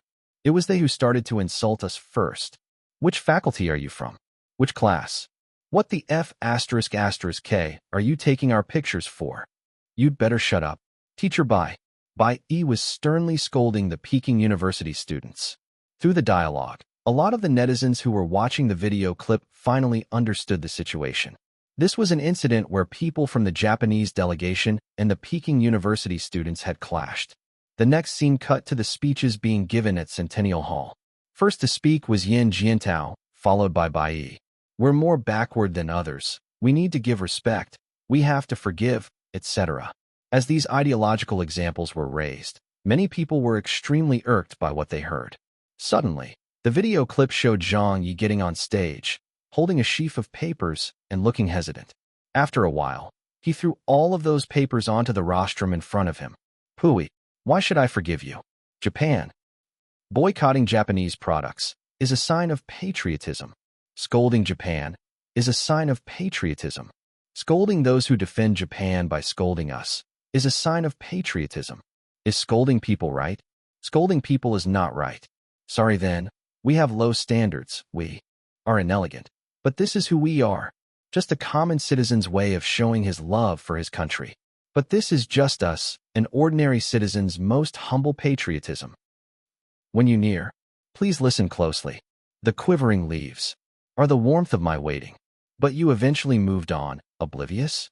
Falling all over the ground behind you, slash my friend, slash are not petals, but me softly saying, idiots. When that word came out, all of the netizens watching the video suddenly felt very pumped up, like a spout of boiling blood was about to explode out from within them. The video was at its climax. The Peking University students had all stood up from their seats in the hall. Idiots, idiots, idiots. This scene could only be described as crazy. Online, the emotions of everyone also exploded to its highest point. The netizens had finally found out exactly what had happened at Peking University. It was true. Zhang Ye really led over 1,000 students to scold others. They had always known Zhang Ye to be a thorn amid thorns, a nationalistic youth among nationalistic youths. They also knew that he was very gutsy and fearless of everything. But when they saw this video with their own eyes, they felt that they had still underestimated Zhang Ye's courage. This was no longer an issue of whether he had guts or not. This guy was too damn audacious. Zhang Ye's bravery was simply too much. Even the earth could not contain it. What a spectacular sight. It couldn't be looked at directly with your eyes. Countless netizens had already frozen at this. Suddenly, a Tsinghua University female student called out on Weibo. The warriors of Peking University are as great as can be. A Renmin University student passionately commented. Renmin University sends its congratulatory message. Well scolded. You've all done really well. That was so domineering. A few dozen of Nanjing University's freshmen and Year 2 students suddenly came forward in support on Weibo. A like for the warriors of Peking University. Awesome. One by one, the students of many other universities also responded and gave their likes too. Chapter 567, The Students Go on Strike. Dominating. How touching. This kind of incident can only be done by teacher Zhang Ye. That was really satisfying.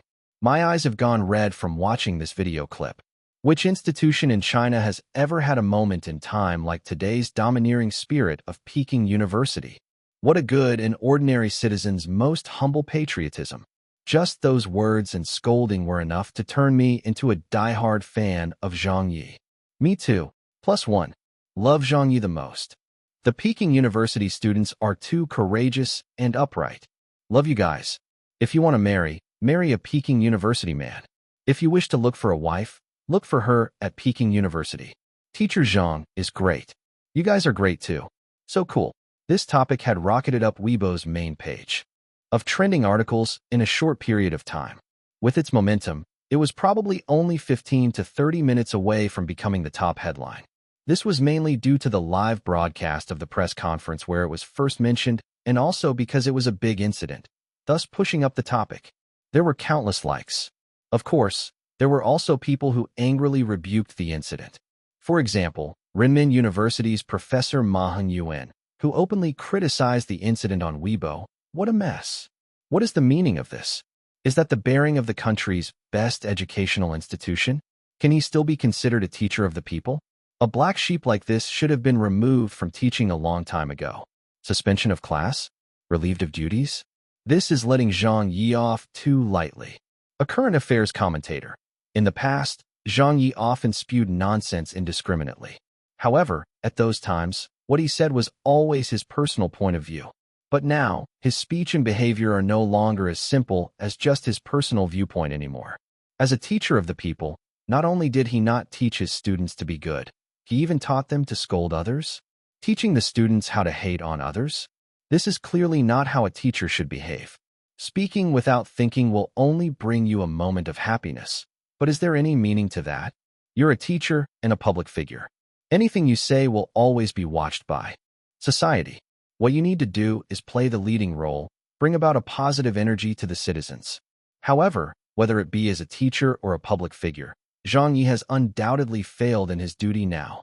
That's right. It's him again. We're seeing Zhang Ye again. Zhang Ye is still the same old him. He's really too much of a troublemaker. With a teacher like this, how can the students' parents not be worried? A constant wave of criticisms. In just a few short minutes, many experts and academics had already condemned Zhang Ye multiple times. However, the people supporting Zhang Ye numbered far greater. A social affairs commentator retorted, "How is positive energy defined? In my opinion, positive energy is not something you can just determine superficially. It does not have a form. Does swearing make something carry negative energy immediately? Anything that does not conform to the mainstream opinion means that it carries negative energy? Who sets the standards on such things? It's not set by other people, but the masses themselves." I've watched the video clip too. Does Professor Yan's and Bai Yi's speech represent the kind of positive energy that you all are talking about? Telling the students that our country is not as good as another country, that we are lacking in standards, that we're a backward country, and how we should respect a country that basically does not respect us. Is that what positive energy is? Bullsh*T. Let me tell you all what I understand as positive energy. In the situation where the delegation intentionally arrived late by more than 2 hours, and under the critical speeches of Yan Jiantao and Bai Yi, when I heard Zhang Ye utter the word pooey, that is what I call positive energy. When I heard Zhang Ye say idiots, that was also positive energy. So what if it was swearing? So what if he scolded others? Language is only a form of expression, while positive energy runs in a much deeper level of the spirit. An online commentator, Zhang Ye's speeches are also so full of passion and charisma. After listening to his "Why should I forgive you today?" I feel that, in the field of public speaking in our country, Zhang Ye's level can already be considered top of the field. This legendary person has once again brought us such an exciting speech. I know that what I say now may cause some disputes or leave many unsatisfied with my views, but I must still say this from the bottom of my heart. I must give Zhang Ye a like based on just the word idiots that he used to scold them with. Zhang Ye is one of the most talented persons I've ever known. The reason why he keeps attracting so much doubt and criticism is also probably because he is so talented that even Earth can't hold his talent anymore. Scolding teacher Zhang Ye? That bunch of people must be crazy. The delegation was intentionally trying to create trouble by being late and not giving us face. The two teachers from Peking University even went as far as scolding our own people over this. But teacher Zhang stepped forward to rebuke with some fair words. So what do you all mean? Are you all unhappy with that? Support. I'm unconditionally giving all my support to Zhang Ye on this matter. While the foreigners scolded us and looked down on us, none of you spoke up and just kept quiet. But when someone finally leads us to speak up for ourselves, to fight back, you all would rather stand up to criticize teacher Zhang instead. Go F***K yourselves. Bunch of idiots. You all act as though you've seen your ancestors when you meet these foreigners. You don't even dare raise your voices to them, yet you're willing to clash with your own comrades. You all are exactly the types that are only good in a civil war, but useless in a national war. No matter how others rate him. To me, teacher Zhang will always be an excellent teacher of the people. His excellence might be missed by some, but we all know it. Suddenly, Ma Hongyuan, Tang Dezhang, and many other experts and academics who had denounced Zhang Ye along with Peking University's students earlier had their Weibo flooded with an outpouring of replies by the netizens. Idiots. Idiots. The replies were all done in the esprit of today's scolding by the Peking University students. Of course, Zhang Ye and some of the experts and students who had supported his actions also had their own Weibo flooded with messages. Brain dead. Crazy. A bunch of idiotic. Nationalists. With just a spark, a huge wave of scolding had suddenly erupted. As it got boisterous online, many news outlets also began publishing their reports on this matter. And so, the number of people who were following with interest also rose sharply. The people were heatedly discussing it. At this moment, at Peking University, Zhang Ye's colleagues had come to see him off downstairs. He was about to go get his car to leave, but was then surrounded by countless students who knew of his departure. He could not move at all. Yami was there. So was Senior Song. Those whom he had taught before, and others whom he had not were all here for him. A few female students were surreptitiously wiping away their tears, while most of the others were roused. Even with the topic so hotly discussed online, There were barely any Peking University students who had come forward with their account of the incident. That was because they were too busy to go online at all, as after they had heard that Zhang Ye had been suspended and relieved of his teaching duties, all of them came running over in anger. Two third-year female students even took the time to go back to their dorm to quickly make some banners. It was just a simple long piece of paper on which they had written some words using markers. The writing was rushed and somewhat lopsided, but the words still looked very firm and strong. "Return Teacher Zhang to us." A few girls were holding it up at the side. "Teacher Zhang, don't go. Why are they making you stop your classes? If you leave, then we won't go to classes either, right? We will all boycott our classes. We will go on a strike. Let's go look for the school heads. Let's go. We will take this up to the school authority. Return Teacher Zhang to us. Return Teacher Zhang to us." With more than 1,000 people, their voices shouted in unison. Not far off, more and more Peking University students also joined in spontaneously. When Suna saw this, she suddenly felt very gratified as she realized that the students were not stupid. They knew who was good to them and who spoke sincerely to them. They knew all of this clearly in their hearts, more than anyone. Chang Kaiga and Zhen Shuquan both looked over at him, thinking that this teacher Little Zhang has really great influence. He could basically rally the whole crowd here. It was unlikely that anyone else in Peking University could do the same as him. Both of them had also learned that the incident had been leaked online, and there were many people denouncing Zhang Ye, claiming that he was incompetent and not a good teacher. Actually, Chang Kaiga and the others, as leaders of the Chinese department, also agreed that Zhang Ye was really not suited to be a teacher. He was too hot-headed and impulsive. But right now, in this moment, seeing how thousands of students intended to go on strike and even wanted to bring this issue up to the school authority, just because their teacher had been suspended from classes, the emotions they felt from this were extremely complex. Incompetent? A teacher so well-loved and respected by the students, who would be in any position to say that he was incompetent. If he was considered an incompetent teacher, then in this whole wide world, how many teachers would be considered a good teacher? What was a teacher? What should a teacher do? The events happening in front of these teachers right now had set them thinking about all these questions. Chapter 568, Saying Goodbye to Peking University Again. A distance away, other teachers realized that something was wrong. What's going on over there? Why are all the students running towards the Chinese department? Good God, how many people are there? 1,000. I can't even see where the crowd tapers off. Not good. The students are going to make trouble again. It has to be the punishment the school meted out to Zhang Ye. They must feel that Zhang Ye's speech was not wrong. That's why they're intending to protest against it. What are they shouting? Student strike? They are going to boycott their classes. That won't do. We need to inform the school heads immediately. This is going to be a big problem. By right, anything that happened to Zhang Ye should not have anything to do with the other teachers of Peking University. But when they heard that over 1,000 students were intending to boycott classes, the expressions on these teachers' faces changed. The matter had escalated beyond just affecting Zhang Ye himself. Student strike? Just hearing these two words had already left several teachers green in the face. Do you even know just how many students there are in total at Peking University? In the 1,000-plus students who were planning to take part in the protest, some would surely be students of these teachers. There were students from the Chinese, math, physics departments, etc., and involved many of the faculties across Peking University. If they really boycotted their classes, then it might as well mean the sky had fallen. Peking University, and in turn the Chinese education system, couldn't possibly bear such an outcome. On the other side, the students were still shouting. Yao Mi raised her hands and screamed, "Return Teacher Zhang to us." Senior Song also shouted loudly, "Return Teacher Zhang to us."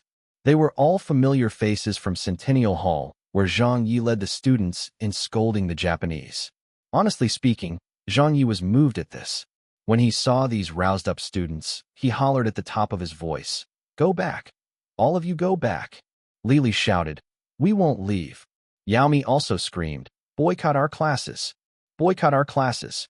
Liang yelled. Senior Zhou shrieked, "If Teacher Zhang's punishment is not withdrawn, we will hold a student strike. We will boycott all of our classes." Among the students, many of them used to dislike Zhang Ye. For example, Senior Zhou was one of them. He used to cause trouble during Zhang Ye's classes. Many of them had privately talked about Zhang Ye on his first day at Peking University, gossiping and wagging their tongues, saying how they felt that, as a celebrity, Zhang Ye wouldn't be able to carry out the job of teaching, that he wasn't suitable to be a teacher. Having never been one before, how could he possibly teach the students of the country's best educational institution? Of the students who could be admitted into Peking University, few were not arrogant or proud of their own achievements. At the beginning, a large part of them had essentially not accepted Zhang Ye at all, and those who did so because they liked him as a celebrity, not because they wanted him as a teacher. However, some things always turned out quite strange. Zhang Ye had shown his rigorous and humorous, sometimes even amazing, standard of teaching. With his deep literary knowledge, he won over everyone again and again. From doubt to acceptance, from acceptance to love, from love to respect. Although Zhang Ye was only at Peking University for a short time and did not spend much time with the students, he had already won them over. He had won their respect and trust. With today's speech at the hall, it had pulled Zhang Ye's and the students' relationship even closer to the last step. Even though they knew that the student strike would have a major effect that could even lead to them to facing heavy punishments or even getting expelled, they still proceeded here without any hesitation. They couldn't bear for Zhang Ye, who had always stood by them for every incident to protect them with everything he had, to depart. Behind them, more than 20 Chinese reporters had arrived in a hurry with their equipment when they found out about the news. Some of them quickly set up their cameras around the students, while others squeezed into the student crowd, hoping to get closer to get a good shot.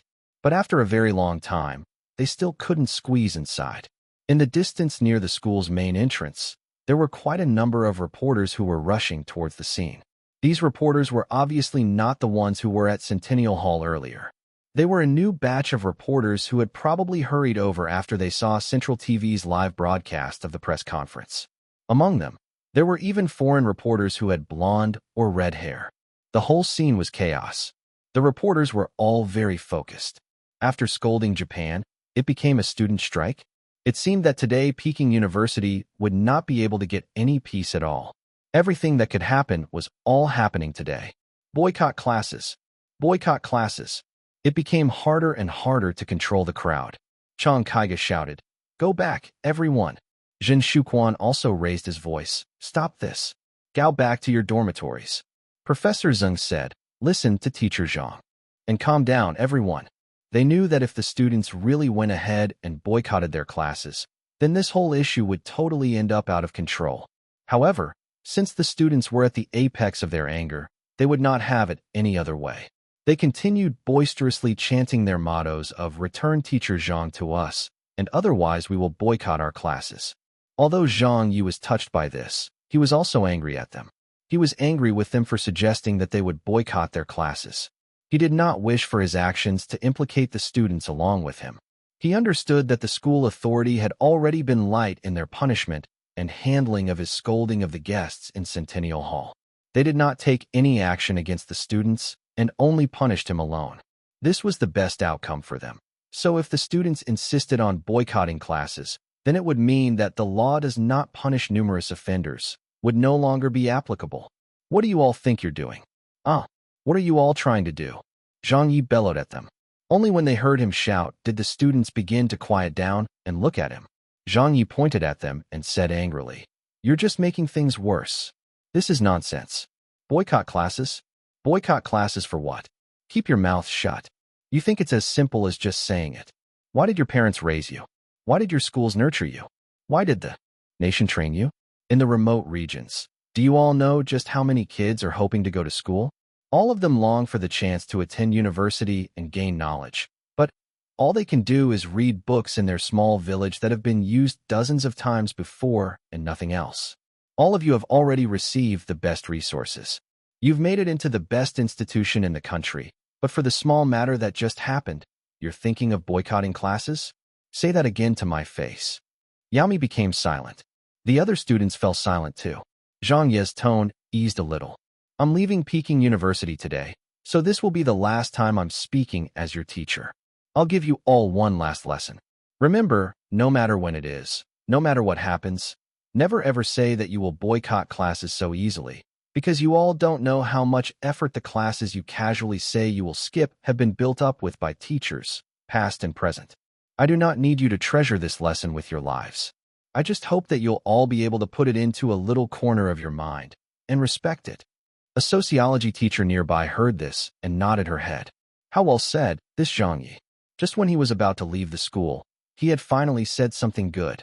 Chang Kaiga and Zhun Shuquan also looked at Zhang Ye before breaking out into smiles. Who said that Zhang Ye only knows how to scold others? Look, this guy could speak. Philosophical too. The students all heard, but did not know how to react. Zhang Ye smiled. All right, disperse then. It's not like I was fired or anything. It's just a suspension. Who knows when I might be able to come back again to teach. The days are still long, I'm really touched that so many of you came to see me off today. This is making me quite reluctant to leave. Yaomi was crying. Teacher Zhang. The third-year female student who had been shielded by Zhang Ye earlier also broke down in tears. We don't want you to go either. Senior Song and many other female students had their eyes reddened from this. Zhang Ye said, I'm leaving now. Take care, everyone. Teacher Zhang. Teacher Zhang Ye. Woo woo woo. Zhang Ye got into his car without looking back. He gripped his steering wheel and clenched his teeth as he drove off, not daring to take another look at his students. But as his car drove past the crowd of students, he stole a quick glance and realized that the students were all following closely behind his car, thousands of them. He had wanted to speed up, but could not bear to do so.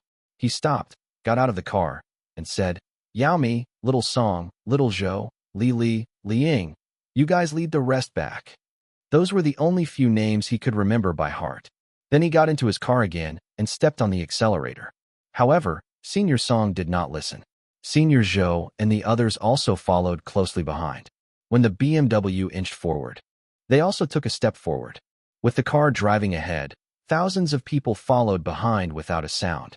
This scene was really phenomenally touching. Even those reporters who had followed along and were experienced in many situations had never seen something like this before. This sort of respect, this sort of sincere respect from the bottom of the students' hearts, was not something that one could just earn from anything.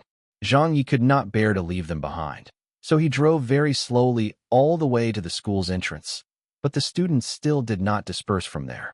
When he looked again, he could not help but get out of the car once more. Looking at the thousands of determined faces, then glancing over at the willow's branches overhanging Weiming Lake, the clouds, and the setting sun, he could only softly sigh. He stopped right there. The students stopped too. Suddenly, when Zhang Ye's thoughts unfurled, he opened his mouth and delicately recited, Lightly I leave, as lightly I came. I gently wave goodbye to the rosy clouds in the western sky, the golden willows by the riverside, our young brides in the setting sun, their reflections in the shimmering waves, ripple in the depths of my heart. The water lilies in the soft mud sway splendidly in the water's bed. In the gentle waves of Weiming Lake, I shall be a water plant. That pool in the shade of elm trees holds not spring water but the sky's rainbow, shattered to pieces. Among the duckweed is the sediment of a rainbow-like dream. Searching for dreams? Then pull a punt to where the grass is greener still upstream.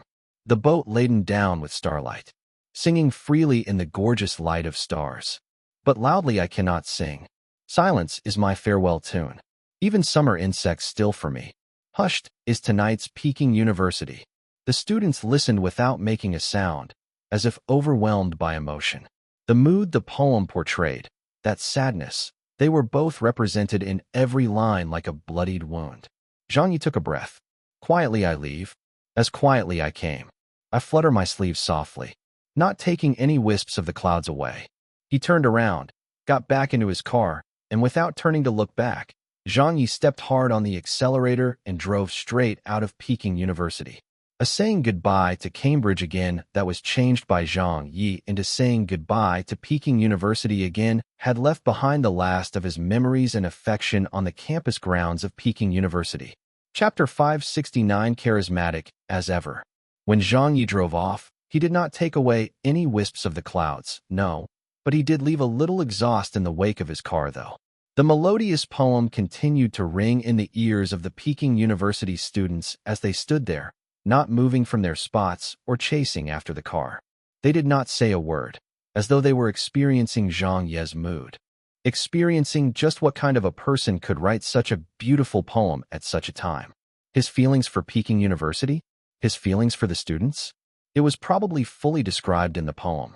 Thereafter, when the students dispersed, someone posted that poem online. Following that, countless Peking University students had declared in unison a simple statement. Teacher Zhang Ye, no matter how long it takes, we will all wait for your return. Waiting for your return. Waiting for your return. 2 hours after the incident, there was still no appearance by any Peking University student online. Although the netizens had seen the leaked video clip and knew what had happened in general, they still lacked the details and specifics of the timeline, as well as the aftermath. They did not have the full picture and were urgently hoping to find out. When they saw these Peking University students appearing, and even appearing together at once, an overwhelming number of netizens surrounded them. We've finally seen one. Heroes, how are all of you? The heroes and heroines of Peking University. Here's a like for you all. Did any of you receive any punishment? How about Teacher Zhang? What happened to Teacher Zhang? Waiting for your return? Has Zhang Ye really been suspended? Soon, everyone also noticed the poem that the students had posted. A Peking University student told them sadly that these were the last words Zhang Ye said before he left, saying, "Goodbye to Peking University again. Zhang Ye, lightly I leave, as lightly I came. I gently wave goodbye to the rosy clouds in the western sky. Quietly I leave, as quietly I came. I flutter my sleeves softly, not taking any wisps of the clouds away." When they finished reading it, the netizens seemingly became silent for a moment. This was a very simple poem. So simple that even after reading it once through, it wouldn't leave much of a taste in your mouth. So simple that there wasn't even a word that seemed out of place. It was very different from Zhang Ye's past harsh killing style. This was just a very light and quiet poem. But it was also this poem that suddenly touched a lot of people. A fourth-year student who was about to graduate posted, "I will be leaving the school very soon, and the emotions I have are very complex. I didn't know how to express what I felt, but after seeing Zhang Ye's poem, I think that it reflects what I feel. Quietly I leave, / as quietly I came." A female netizen posted on Weibo, "I saw someone scolding Zhang Ye for being a hooligan, that he was unfit to be a teacher. I would just like to say something to them. Idiots.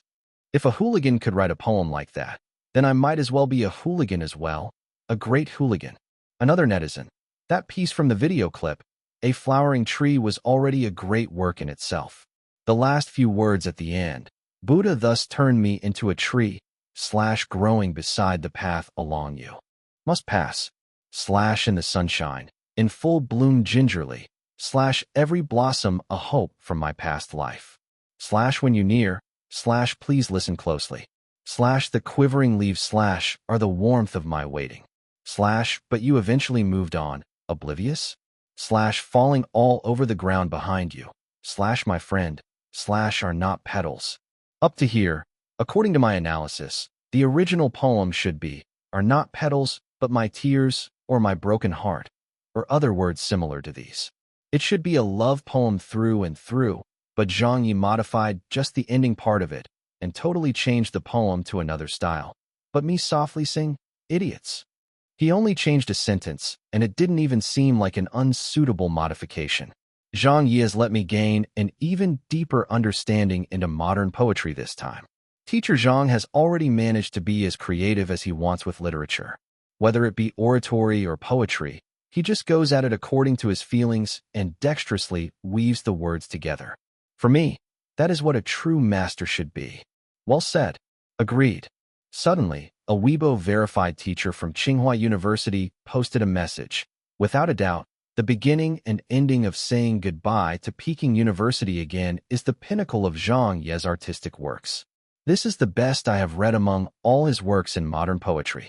I dare not claim there are no other poems that would be able to stand shoulder to shoulder with it and be mentioned in the same statement.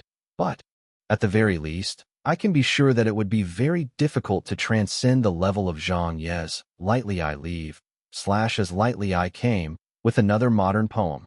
Disregarding Zhang Ye's character and temper and how controversial he is, just based on his literary standard, Zhang Ye has already reached a level that many would never be able to reach in their lifetime.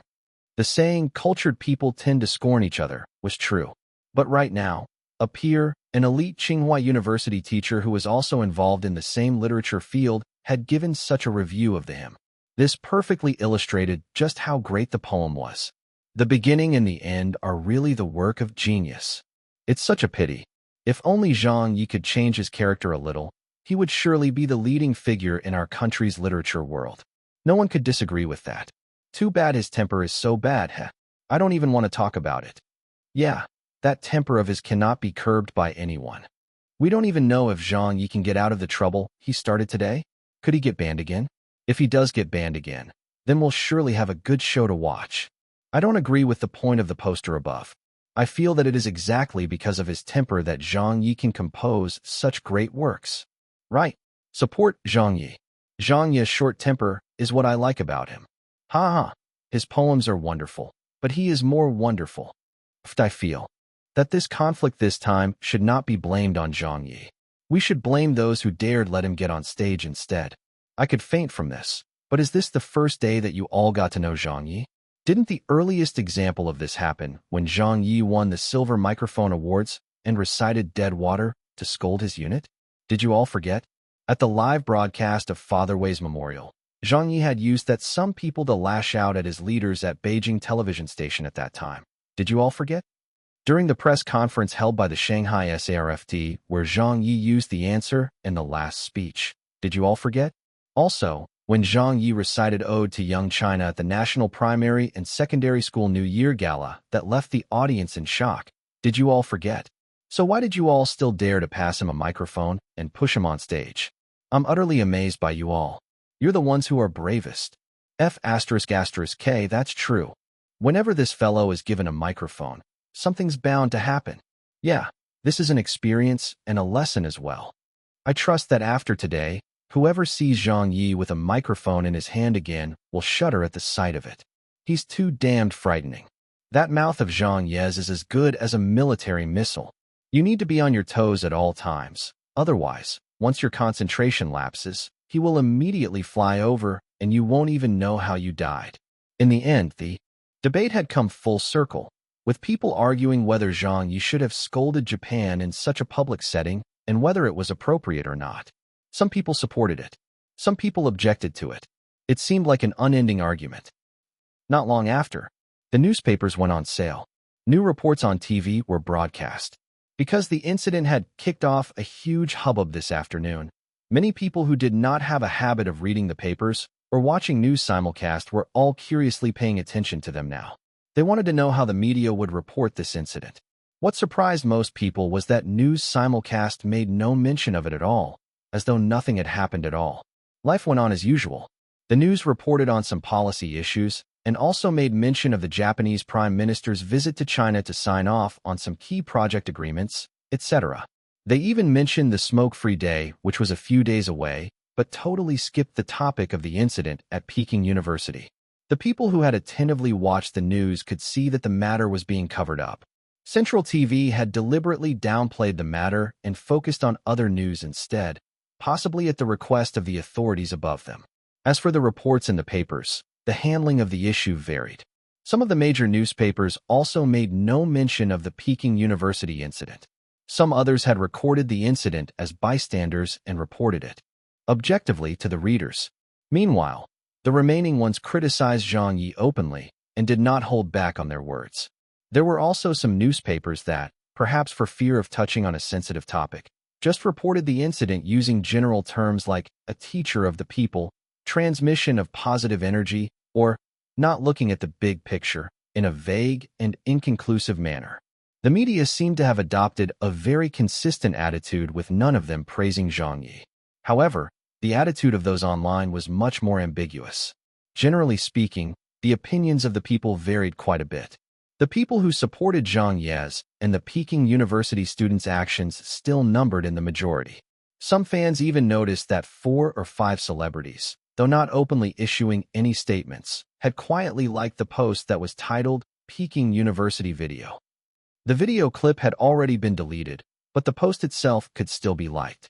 As the video clip was rehosted several times, there were still many websites that it could be viewed on. After getting deleted, it got posted again. After it was posted, it got deleted again. The file name changed. It was just like guerrilla warfare.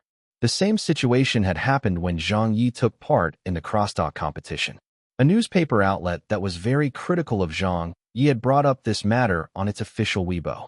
It was not known why they were so angry, but they started pointing out those celebrities who had liked the post, criticizing them for liking such a negatively influencing video as public figures and how it was a treacherous act. A mainland Chinese celebrity replied to the reporter, "What are you talking about? Like, oh, I usually have the habit of just liking a post after viewing it. This is a form of respect to the netizens who posted it and does not represent my personal viewpoint." Among these celebrities was Dong Shanshan, who also liked the article, only to see Dong Shanshan reply, my account was hacked earlier. This old classmate of Zhang Ye really did not speak any truth from her mouth. Hacked account.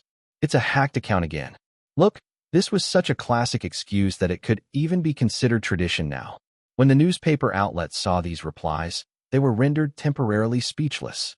This excuse that wouldn't even fool a fool had somehow made them unable to say anything else. But Yao Jinkai, who had also liked the post, was very honest. When he saw the newspaper outlet mentioning him with an ad, not only did old Yao not bother with them, he even posted another comment. My old bro is as charismatic as ever. He did not confirm his attitude for this incident, nor did he deny that it was him who had liked the post. Having gone through a lot with Zhang Ye during the crosstalk competition, the questioning and name-calling by the media did not scare Yao Jinkai at all. All kinds of fighting. All sorts of arguments. It was pandemonium online. Chapter 570, The 3 Greatest Virtues of Old Wu. Past 7 p.m. It was getting dark outside. Zhang Ye, who was still on the road, even answered a call.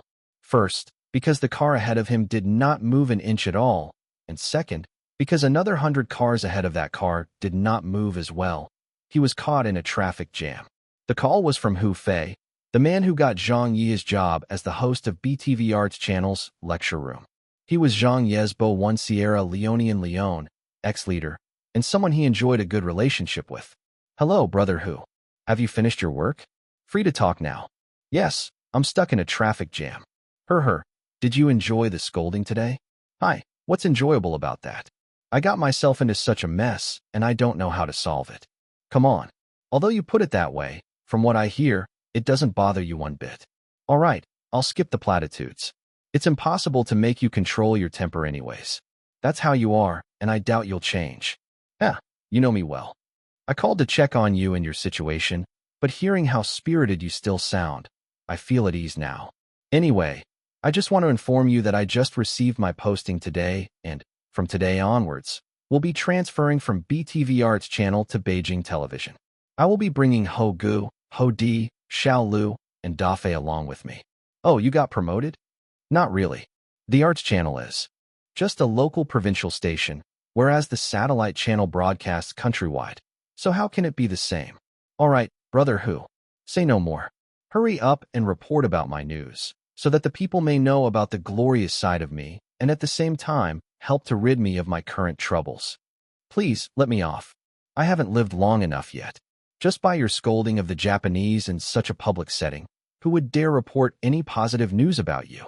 I reckon that Central TV, along with the other local or satellite news channels, would not even dare mention your name for the time being. Please don't give me any trouble.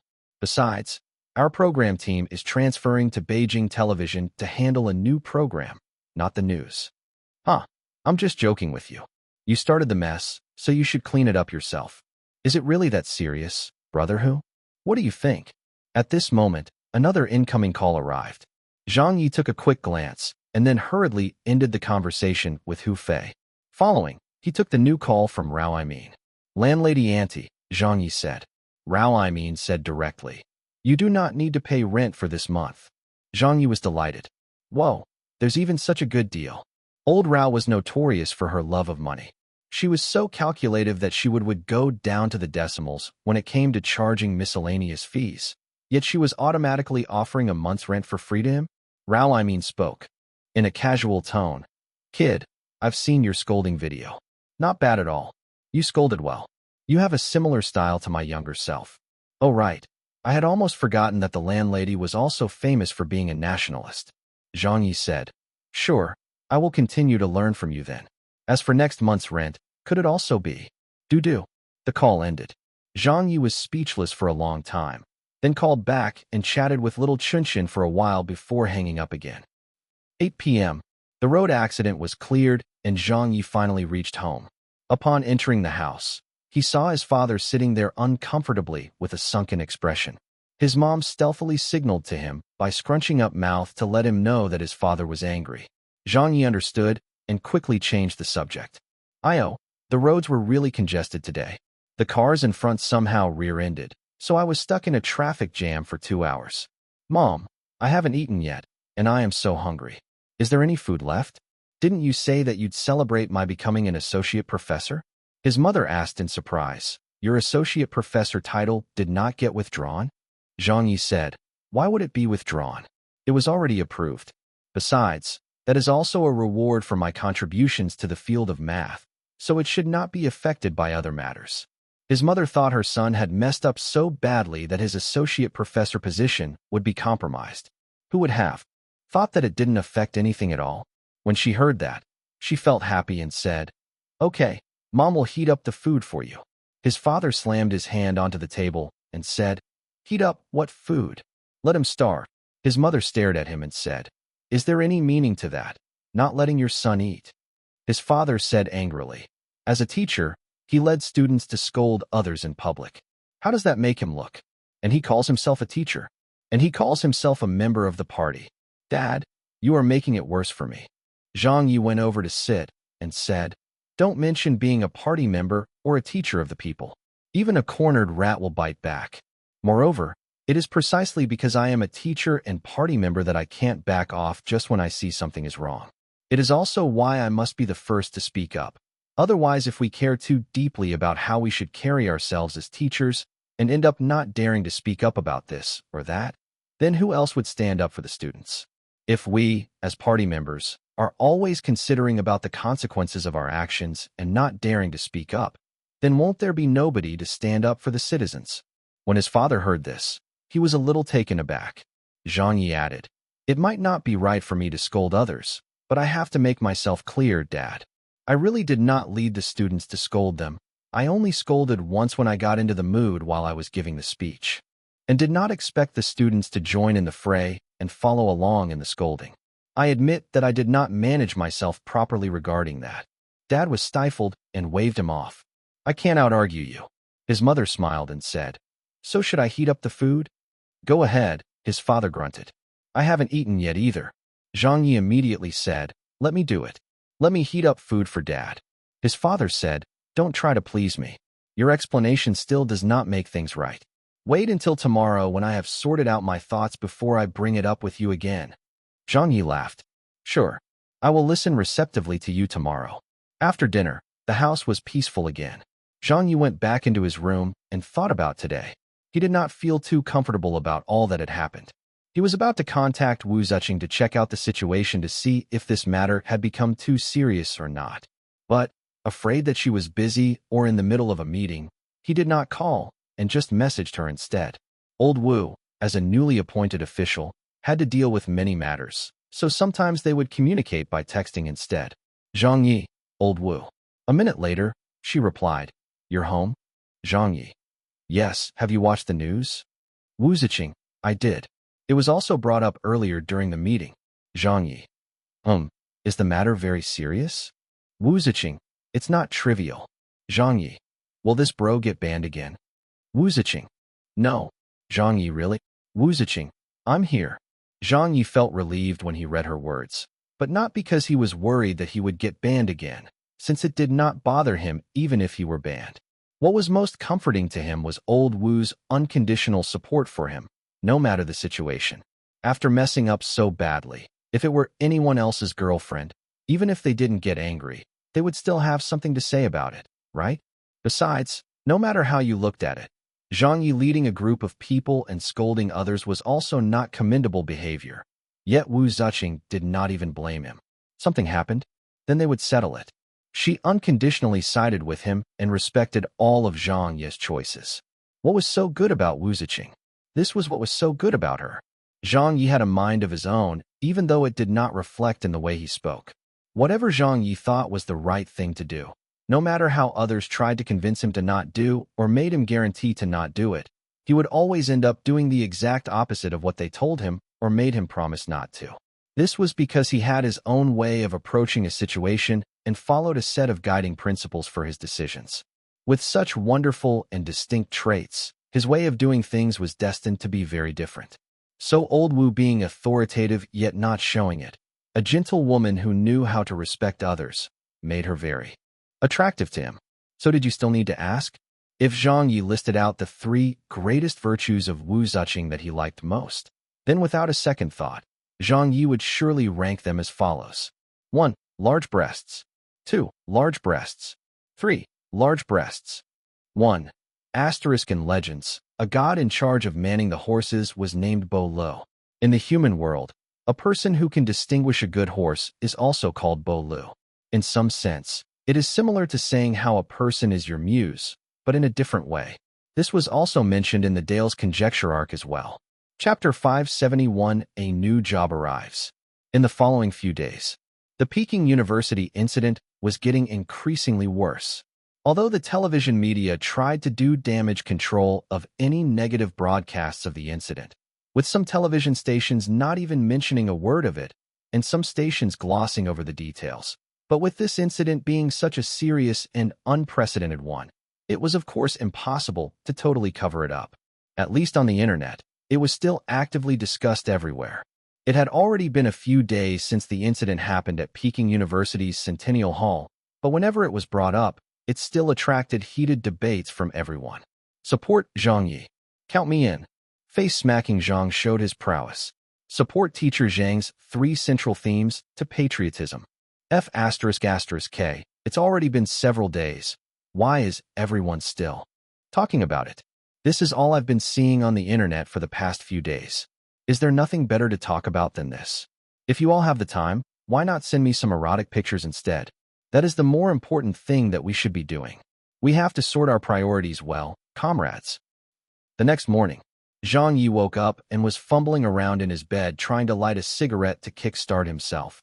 But when he remembered that World No Tobacco Day was just around the corner, his previous world's World No Tobacco Day was on a different date to this world's, and with the increased airing of those gross, quit smoking, public service commercials recently, just the thought of them had made him lose the desire to smoke. He threw aside the cigarettes and yawned lazily. Leaning against the headboard, he took out his phone to check on Weibo to see what the netizens were discussing. There are still people who are scolding me? Oh, there are more people who support me. Zhang Ye browsed through everyone's comments and was suddenly delighted when he saw a group of his fans giving him yet another nickname. Speech Demon. What kind of nickname was that? Did they have to make it sound so terrible?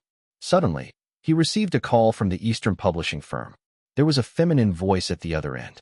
It was the editor of the publishing house, Li Mei, who had been to Zhang Ye's house before. Teacher Zhang, it's me, Little Li. Are you still sleeping? Zhang Ye sat up and chuckled. No, I just woke up. Li Mei said, your novel Legend of Yukong will be on sale at all major bookstores starting from today. Naturally, Zhang Ye knew about this matter. How are the sales figures? I'm at Books Building right now, but the exact sales figure has not been tallied yet since they have only just opened for business a short while ago. From my on-site observation, I can only make an estimation, but in any case, the dozen or so youngsters walking past the shelf where your novel was displayed seemed to have come here specially for your Legend of Yukong. There were some people who bought it immediately without even browsing through the book, while there were also some others who read it in the store. The display area is already surrounded by quite a lot of people now. That's not bad. It's only because it is your book. You've worked hard. Come to my place if you are free. My mom keeps nagging for you to come over. Sure, I miss any too. Teacher Zhang, I'll go busy myself with work for now. I was just getting someone to communicate with the staff of Books Building and the other major retail outlets. Since you have entrusted the copyrights of Ghost Blows Out the Light, Zhang Ye's compilation, and those fairy tale stories to us, we're thinking of setting up an exclusive display counter for you because the second print of the books is almost ready. With so many people coming to buy your books, it will be quite convenient for them to find your books. All right, you've worked hard. Listen to what you're saying. This is part of my job. Li Mei's tone was a joyful one, as she was the one who won the copyright for Legend of Wukong from Zhang Ye by fending off other major publishers. Li Mei's reputation in the industry grew overnight. Her current task was to handle publishing matters for Legend of Wukong, or to be more precise, she was Zhang Ye's assigned editor now. Books like Ghost Blows Out the Light and his other books came under her charge. Li Mei would handle him on a one-on-one basis and need not deal with any other authors. She would only need to be responsible for Zhang Ye, a decision made by the publisher's upper management. Since Zhang Ye was the type of author who could write anything and still have a bestseller, it was only natural he be accorded such special treatment. After the call ended, Zhang Ye wanted to know how he was doing in the celebrity rankings. Although the Peking University incident caused a lot of controversy and he received a lot of criticism over it, there were still a lot of people who supported him. As such, he felt that it would gain him quite a bit of fame. As a result, he checked on his ranking. The Celebrity Rankings Index was updated. Next page. Next page. C-list celebrities. 1. Shi Yu. 2. Zhang Ye. 3. Chen Fenghua. As expected, his ranking rose as his popularity score surged. Just a few days ago, after Zhang Ye proved the mathematical conjecture, his popularity soared, and that pushed his celebrity rankings placing to the front of the C-list. At that time, he was still ranked 4th or 5th place on the C-list celebrity rankings due to fluctuations, but today, he had reached 2nd place. Importantly, as the rankings moved closer to the top of the index, it became harder to move up since the popularity scores between each place increased exponentially. As the number of people lessened, the gap would widen. Thus, even if Zhang Ye had only risen to 2nd place from 4th or 5th place, the gain in his popularity score was in actual fact very large. He was finally in 2nd place, so that meant that Zhang Ye only needed to move up one more spot and then squeeze past the last rank of the B-listers by overtaking that celebrity's popularity score. He could end up being well ahead of completing his goal of becoming a B-list celebrity, which he had set earlier this year. He was just a step away. He was really just a step away now. Of course, even though it was just a step away based on the rankings, if Zhang Ye analyzed the popularity score needed to move ahead, then he was still far behind. In the B-list celebrity rankings, which of these artists were not people who were well known to all in the country? Even the lowest ranked B-list celebrity would not be a pushover. That was why Zhang Ye was not blindly optimistic about his chances. He knew that there was a long road ahead, and it would not be easy, especially since he was taking an unusual route to his goals. For others who were born with it, he would need to work 100 or 1,000 times harder to achieve it. Out in the living room, his mom shouted for him. Son, yes. Wake up. It's time for dinner. Coming. Zhang Ye went to wash up before sitting down at the dining table with his parents. Mom peeled an egg and then gave it to him. Here, for you. Thanks, Mom. Zhang Ye took it and ate it. His father's eyes narrowed as he said, He's already an adult, and you're still peeling eggs for him? Why can't he peel it for himself? All these years, and you have never peeled any for me. His mother rolled her eyes and said, My son is an associate professor now, so of course he gets special treatment. Zhang Ye said in amusement, Don't mind, Dad. Let me peel for you. Let me peel for you. When his father took the egg from his son, he nodded and said, That's more like it. He then opened his mouth to swallow it before asking, How's work these days? Any job offers? His mother switched on the television. Zhang Ye responded, Nothing yet. His mother cocked her head. Why not? No one contacted you yet. Zhang Ye threw his hands up. Yes. It's already been a few days, but there's been nothing at all. These bunch of people have eyes but cannot recognize Mount Tai. His mother said unhappily. In the past, there were always companies who tried to headhunt you, wanting you for this or that. But now that you've gotten more famous, they don't come looking for you anymore. Son, is the Peking University incident causing this? Are they going to ban you again? That can't be. Didn't your new novel go on sale today? I still saw your Brain Gold advertisement last night, and it wasn't banned. His father said, after creating such a big mess, he is already very lucky to not get banned. Why would you think that anyone from the television stations would come to find him? Those people are probably in a wait-and-see mood at the moment. Indeed, Zhang Ye could also see this. In fact, because the speech had helped to increase his popularity quite a bit and gained him a number of new fans, He also did not get banned, but was only suspended from teaching. Looking at it on the surface, it did not affect him much, and even seemed like he was thriving as he continued doing whatever he wanted. But actually, it was not as simple as it looked. After all, the incident had involved some sensitive issues, and no one would know whether Zhang Ye would really escape any punishments.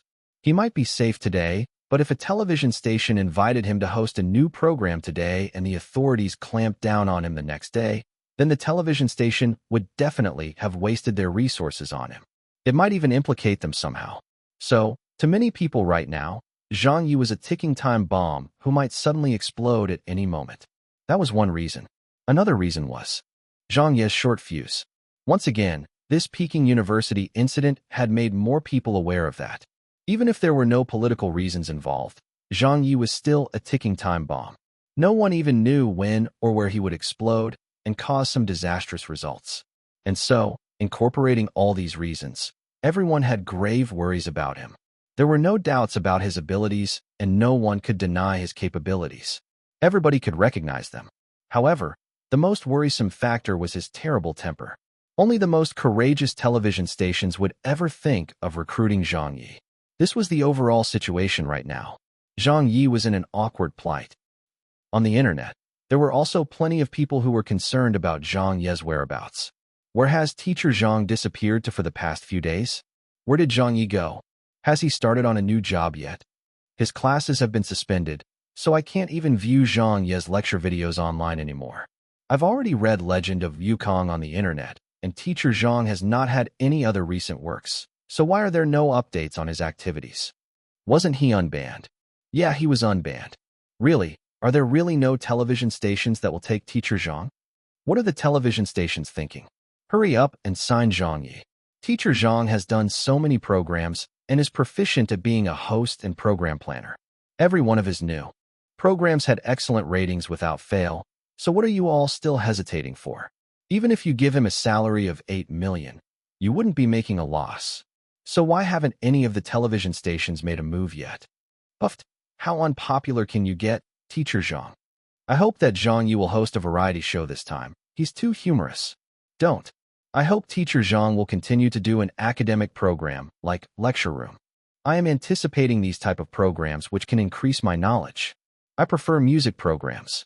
Countless netizens were enthusiastically anticipating Zhang Ye's next work. Meanwhile, at home, after waiting for some time now, Zhang Ye received an offer for an unexpected job. Chapter 572 to help or not to help. Morning. With the World No Tobacco Day approaching, a news report was attracting extensive concern. The news came from Central TV's live broadcast studio. It was related to the new regulations of public service announcements. The authorities had passed several new regulations regarding PSAs. It stated very clearly on the document that public service announcements that brought awareness to the adverse effects of smoking on television's commercials were banned from using real human organs as examples.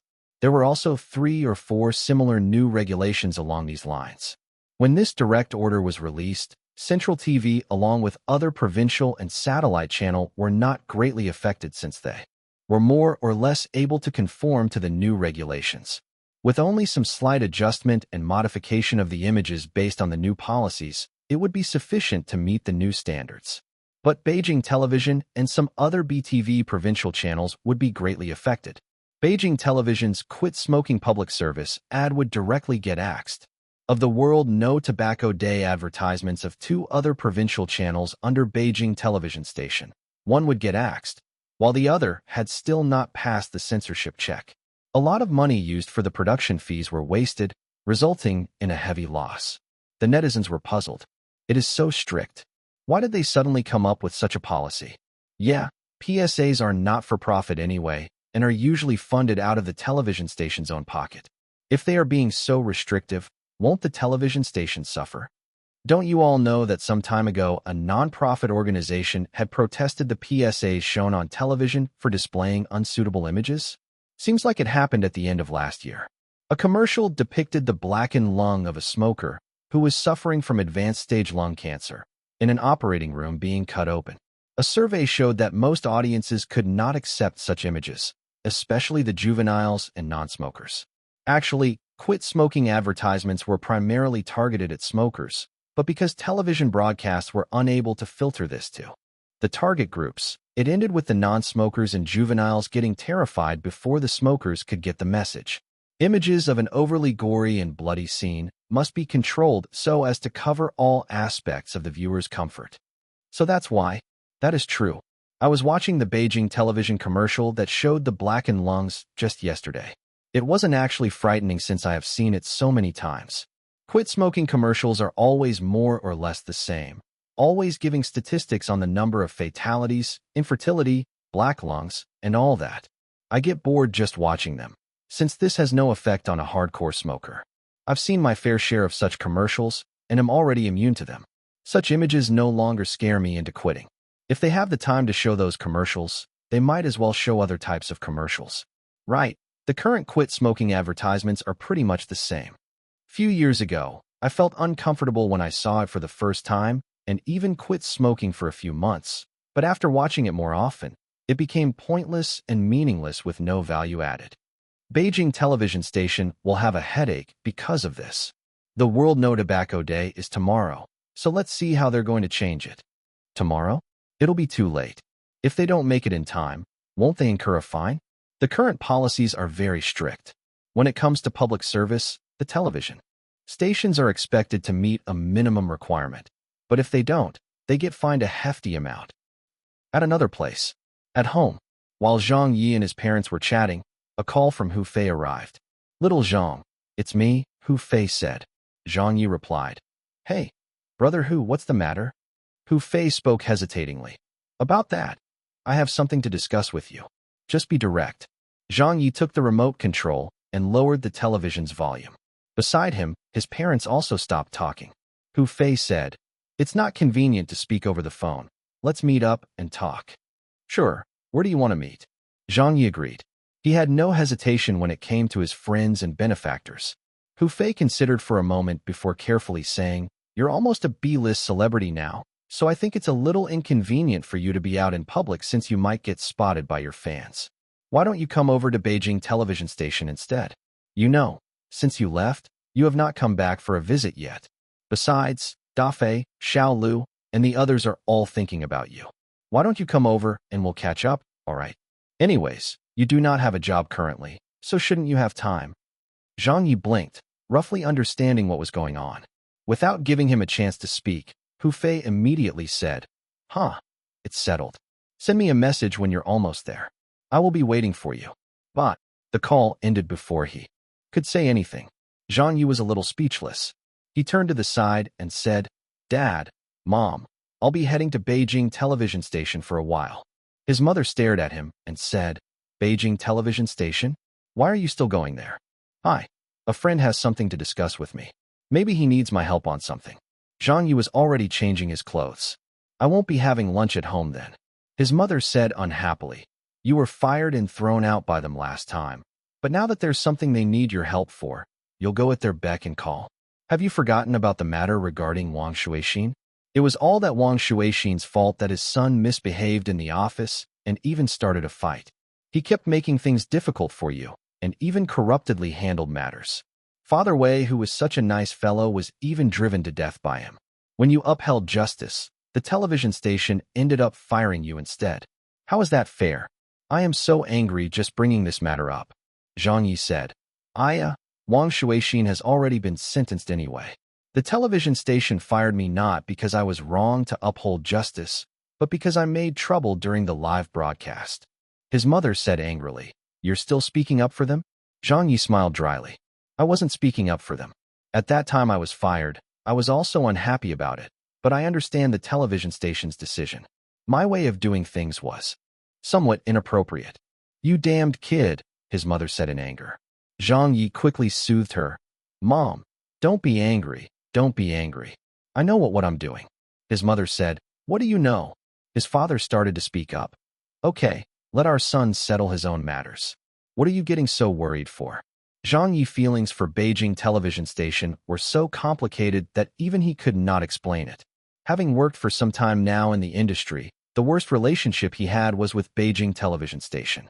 When he was there, he was involved in a fight, detained at a police station, scolded his leaders, made trouble during a live broadcast, and was finally fired by them. If it were anyone else, they would surely not have fond memories of this place. Zhang Ye also had a similar experience, but the difference was that he held a deep and special appreciation for the television station. First, as someone born and bred in Beijing, not only did he grow up watching Beijing television, he also watched BTV Arts Channel, BTV Sports Channel, BTV Science and Education Channel, as well as other local provincial channels, which did not broadcast to other provinces. These kind of feelings were indescribable. Second, this was the place that nurtured him and where he had gained his first achievements. Hu Fei was the one who invited him to join them and gave him the chance to make his first appearance on TV, having hosted a program like Lecture Room, which turned out to be the crucial step in helping him become popular. He could not just disregard the kindness Hu Fei had shown to him. When his mother finished speaking, Zhang Ye had not expected that he would actually speak up for Beijing television station. After thinking over for a while, he realized that he had already let bygones be bygones. Half an hour later, Beijing television station building. Zhang Ye parked his car in the parking lot and got out, wearing his sunglasses. Zhang Ye walked right up to the building's front entrance, then looked up to see the once familiar office building before walking in with big strides. In the lobby, someone had noticed him. This person looks quite familiar. Could that be Zhang Ye? It is Zhang Ye. It really is Zhang Ye. What is Teacher Zhang doing here? Is he here for a program's guest role? Or is he here to do a program? I didn't hear about this. Recently, Teacher Zhang has been on the cusp of the news, but there were no rumors of him having signed with any television stations. I suppose everyone is still observing the situation before making any moves. Without standing on ceremony, Zhang Ye made himself comfortable and sat down on the sofa in the lobby's resting area. He casually picked up a copy of a magazine while waiting. A youth waved at him from a distance. Teacher Zhang, long time no see. Zhang Ye looked over to the person and found him quite familiar looking, but he was unable to recall his name. He only remembered that he was a staff member of a program team from one of the bigger departments. Hello, Teacher Zhang. You getting more and more handsome. Teacher Zhang, do you still remember me? You appearing here today, does it mean that you're returning to the station? Some staff members who had crossed paths with Zhang Ye before, but weren't particularly close to him, went up to greet him enthusiastically. Two reporters from the BTV News channel hurried over when they heard he was here. They were trying very hard to fish for some first-hand information from him, because even fools knew that Zhang Ye couldn't have appeared here without reason, especially since there were some very unhappy dealings between Zhang Ye and Beijing television station before. Everyone was curious and thought of many possibilities of his return with their rich imagination as they continued asking him for an answer. At this moment, Hu Fei arrived. There was a youth with beard stubble, looking quite lethargic, who came along with Hu Fei. When Hu Fei saw so many people crowding around Zhang Ye, he said, "Make way. Please make way." Then he casually greeted Zhang Ye, and soon the three of them went upstairs from another side of the building. See, you are still very popular. Even after you left Beijing television station for such a long time, everyone is still thinking about you. Zhang Ye could feel that he implied more than that and chuckled. Brother Hu, just tell me directly what you wish to say. Hu Fei decided not to beat around the bush any longer, so he introduced the person on his left. This is Sun Han. He's our station's manager of public service ads and just started work last year. He's also a son of one of my old colleagues. Sun Han reached out his hand and said, I've heard a lot about you. Zhang Ye shook hands with him and said, Nice to meet you. Hu Fei, seemingly looking a little embarrassed, said, I asked you here because of the matter of our public service announcement. I suppose you have already seen the morning news. This time, the station's public service ads have all been axed, but since tomorrow is the World No Tobacco Day, the new public service ad has to be approved by tomorrow. This is very urgent, and Little Sunside is unable to come up with any ideas. After their department deliberated for a long time, they still couldn't settle on a basic concept, as there was no idea they could come up with at all. Sun Han rubbed his beard stubble and said, The past few days have worried me to death. When the new policies were passed so suddenly, without warning, and all our advertisements had to be withdrawn, it left us with no backup plans. Teacher Zhang, you are an alumnus of the station and have even helped out on the Save Electricity public service ad before. Surely you know that in our department, we are not professional creatives. The department was set up 2 years ago, and our main responsibilities cover coordination work, funding, and supervising, while most of our production work is outsourced to external advertising companies. He spent a long time highlighting his difficulties.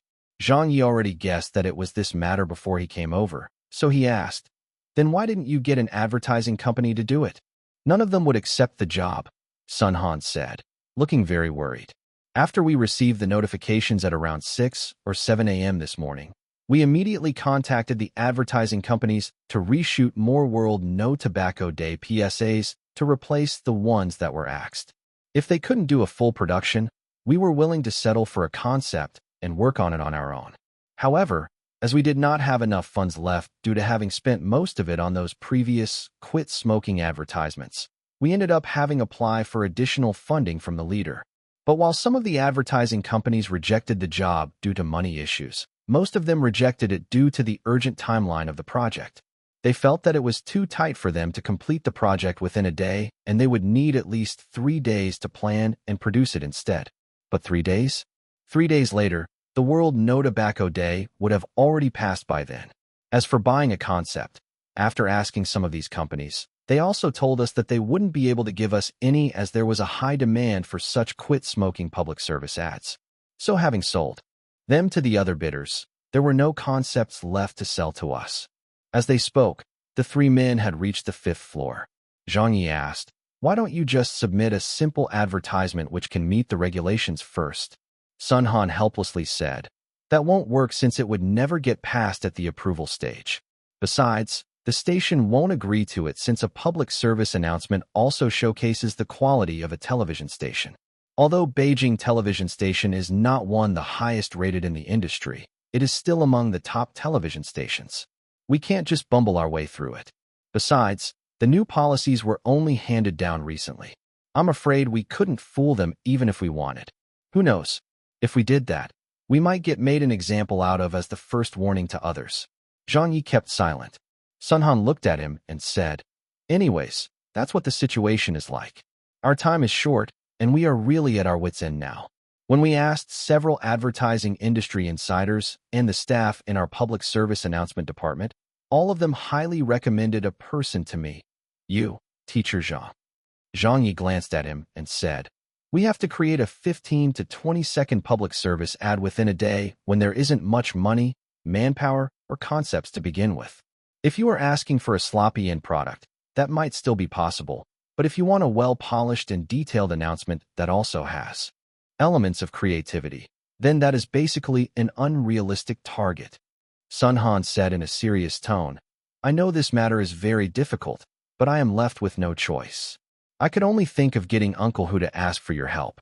Although I have not been working in the industry for a long time, I still know of your name in the advertising industry.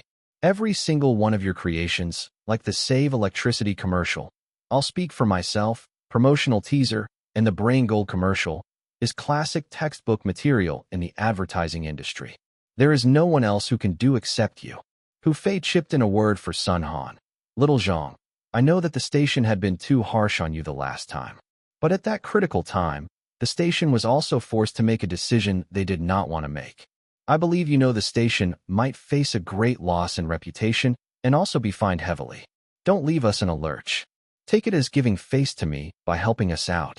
Besides, since your reputation in the media has been suffering a little recently with so many negative reports of you, if you get involved with a PSA, you will surely able to turn the tide a little.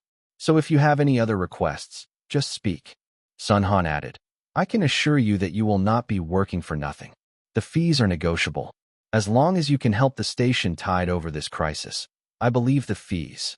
Zhang Ye waved his hands and interrupted him. "I don't want any money." Sun Han was a little taken aback. "Doesn't want money?" he said, but Hu Fei interjected, "Listen to little Zhang. If you want my help, it's not impossible." Zhang Ye said, "But I have a request."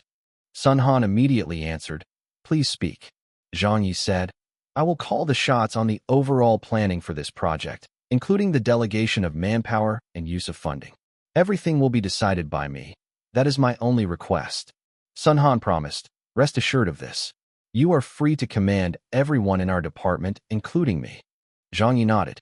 All right then, Sun Han asked. Then it's settled? I will accept this task. Let's enjoy working together. Zhang Ye shook hands once again. Sun Han heaved a sigh of relief, giving an excited handshake. With you leading us, we will certainly not have any worries anymore. Thank you so much, Teacher Zhang. You have really been a great help this time. Zhang Ye shook his head and said, I cannot promise that I will be able to help for sure, since the time given is really too short. Hu Fei patted Zhang Ye's shoulder and said, However it turns out, thanks little Zhang. Zhang Ye laughed. You're welcome.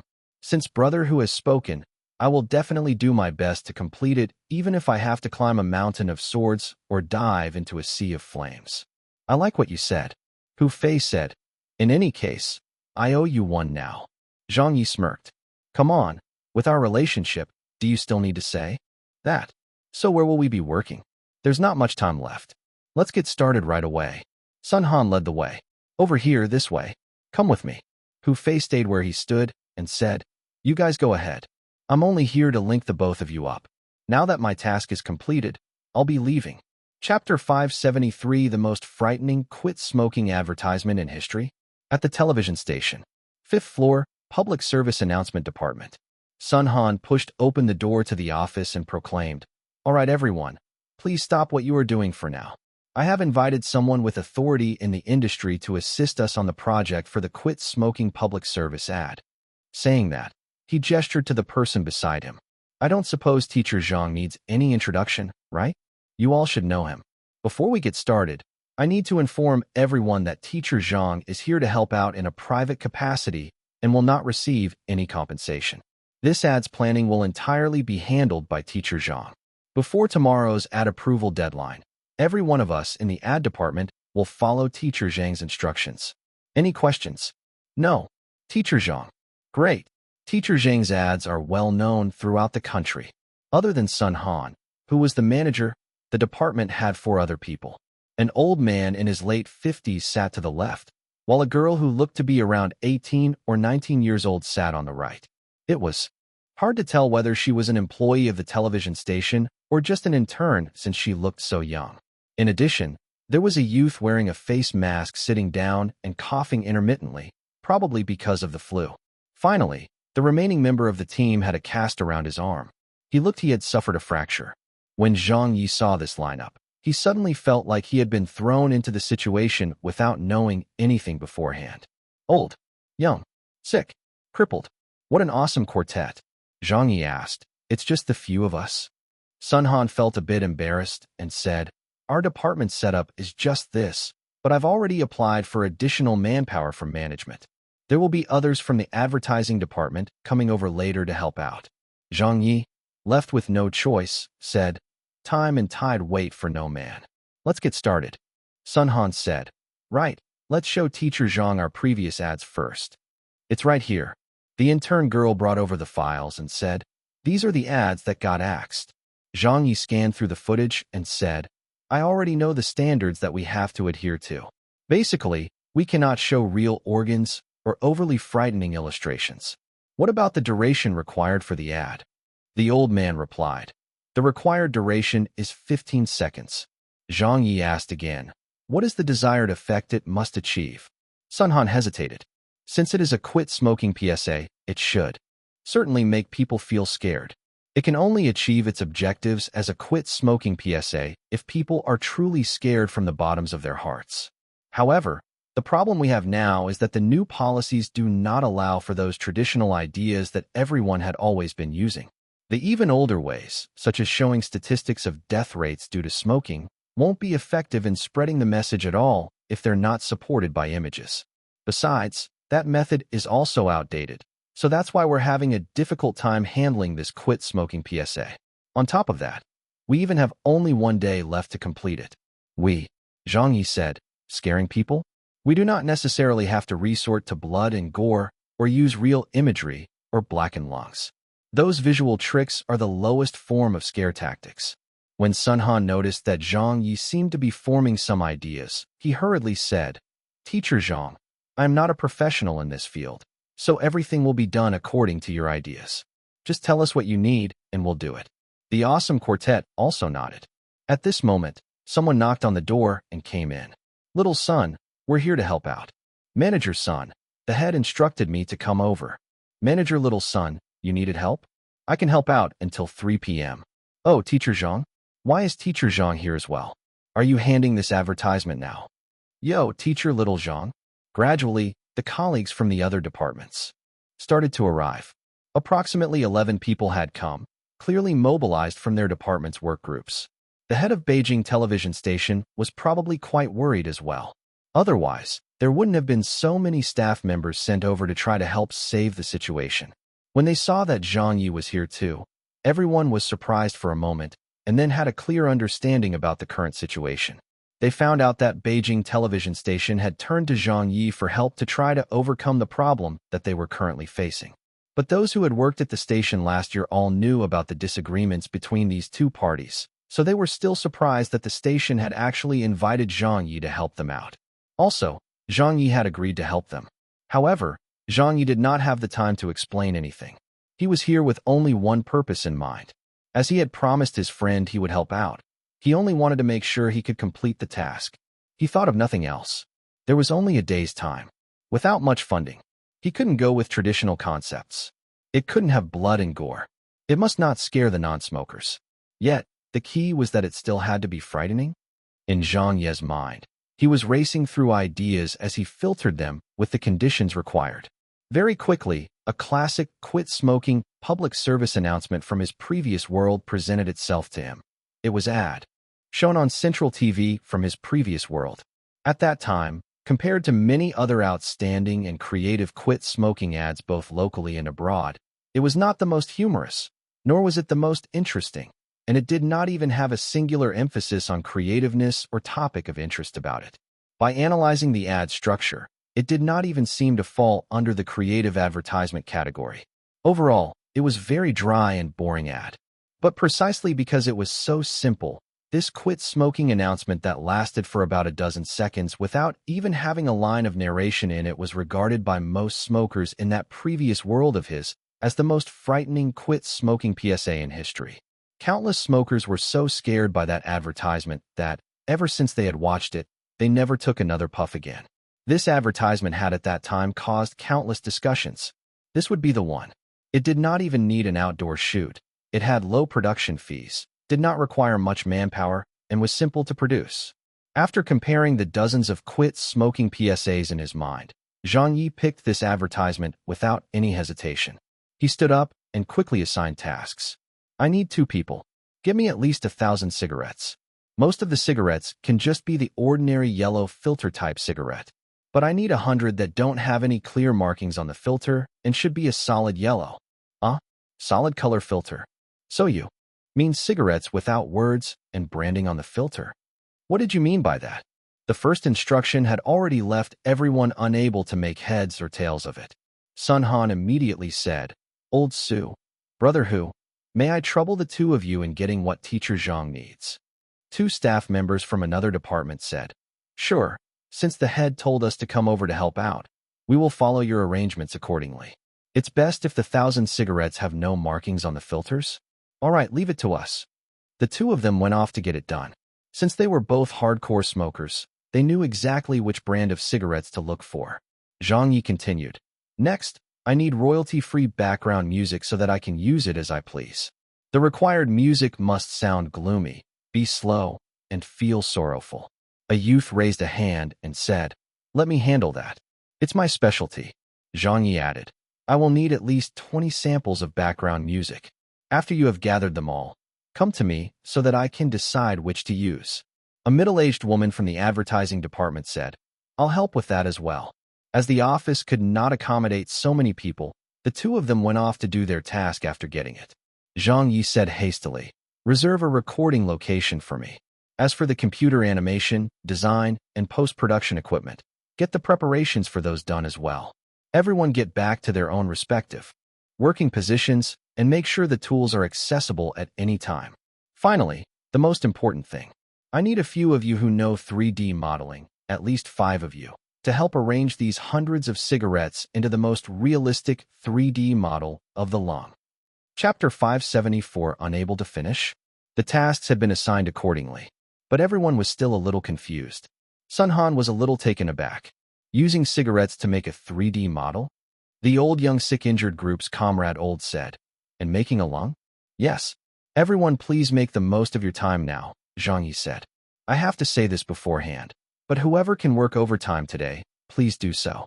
Also, if there's no compelling reason, could the 4 of you from the public service announcement department stay overnight? I will be staying myself as well. So let's be prepared to work all the way till morning. This will be a difficult battle as we don't have much time until the deadline, so we can only sacrifice our rest and sleep. All right then. I'm fine with that. I will follow Teacher Zhang's instructions. The 4 of them all acknowledged the need to work overtime. His request for overtime was actually only directed towards the public service announcement department employees, as the others who came to help with the production still had their basic duties to fulfill at work, and it was unfair to ask them to do the same. Soon after, everyone started getting busy in the office. Lungs.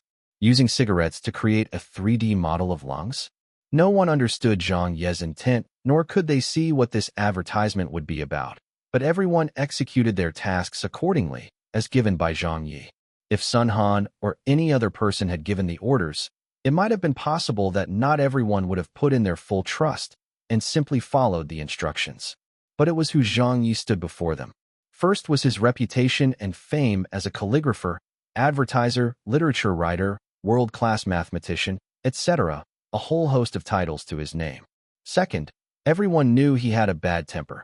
Even the newcomers to the television station felt intimidated. In the group of personnel which had come to help out, there were 2 people who had just joined the television station this year. When they started, Zhang Ye had already left the station.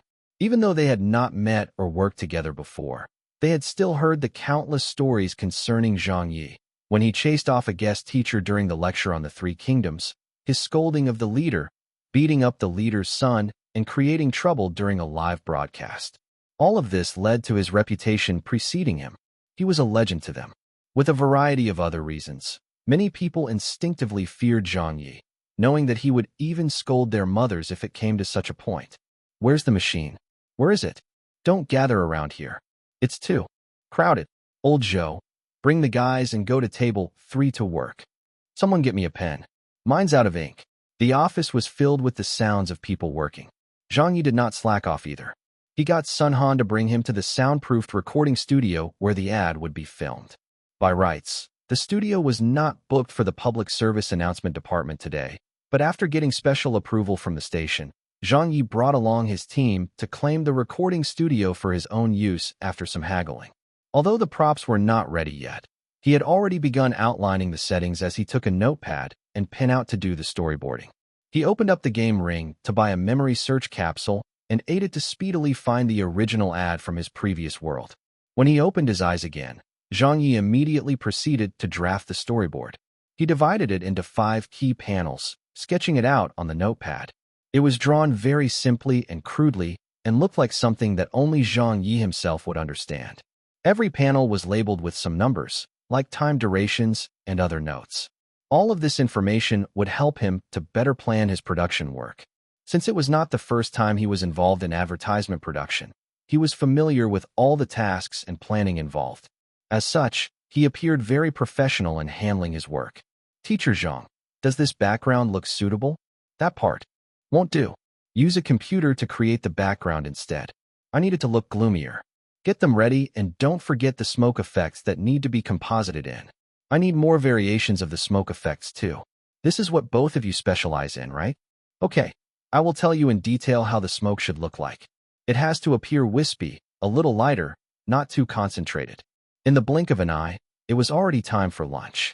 Some of them went downstairs to eat lunch, while Zhang Ye and many others continued to do their work in the office. When Sun Han saw this, he got someone to order takeout to be delivered over so that everyone could eat. Afternoon, they finally got their hands on all the cigarettes. Unpack them. Unpack everything. Place them one by one into this box.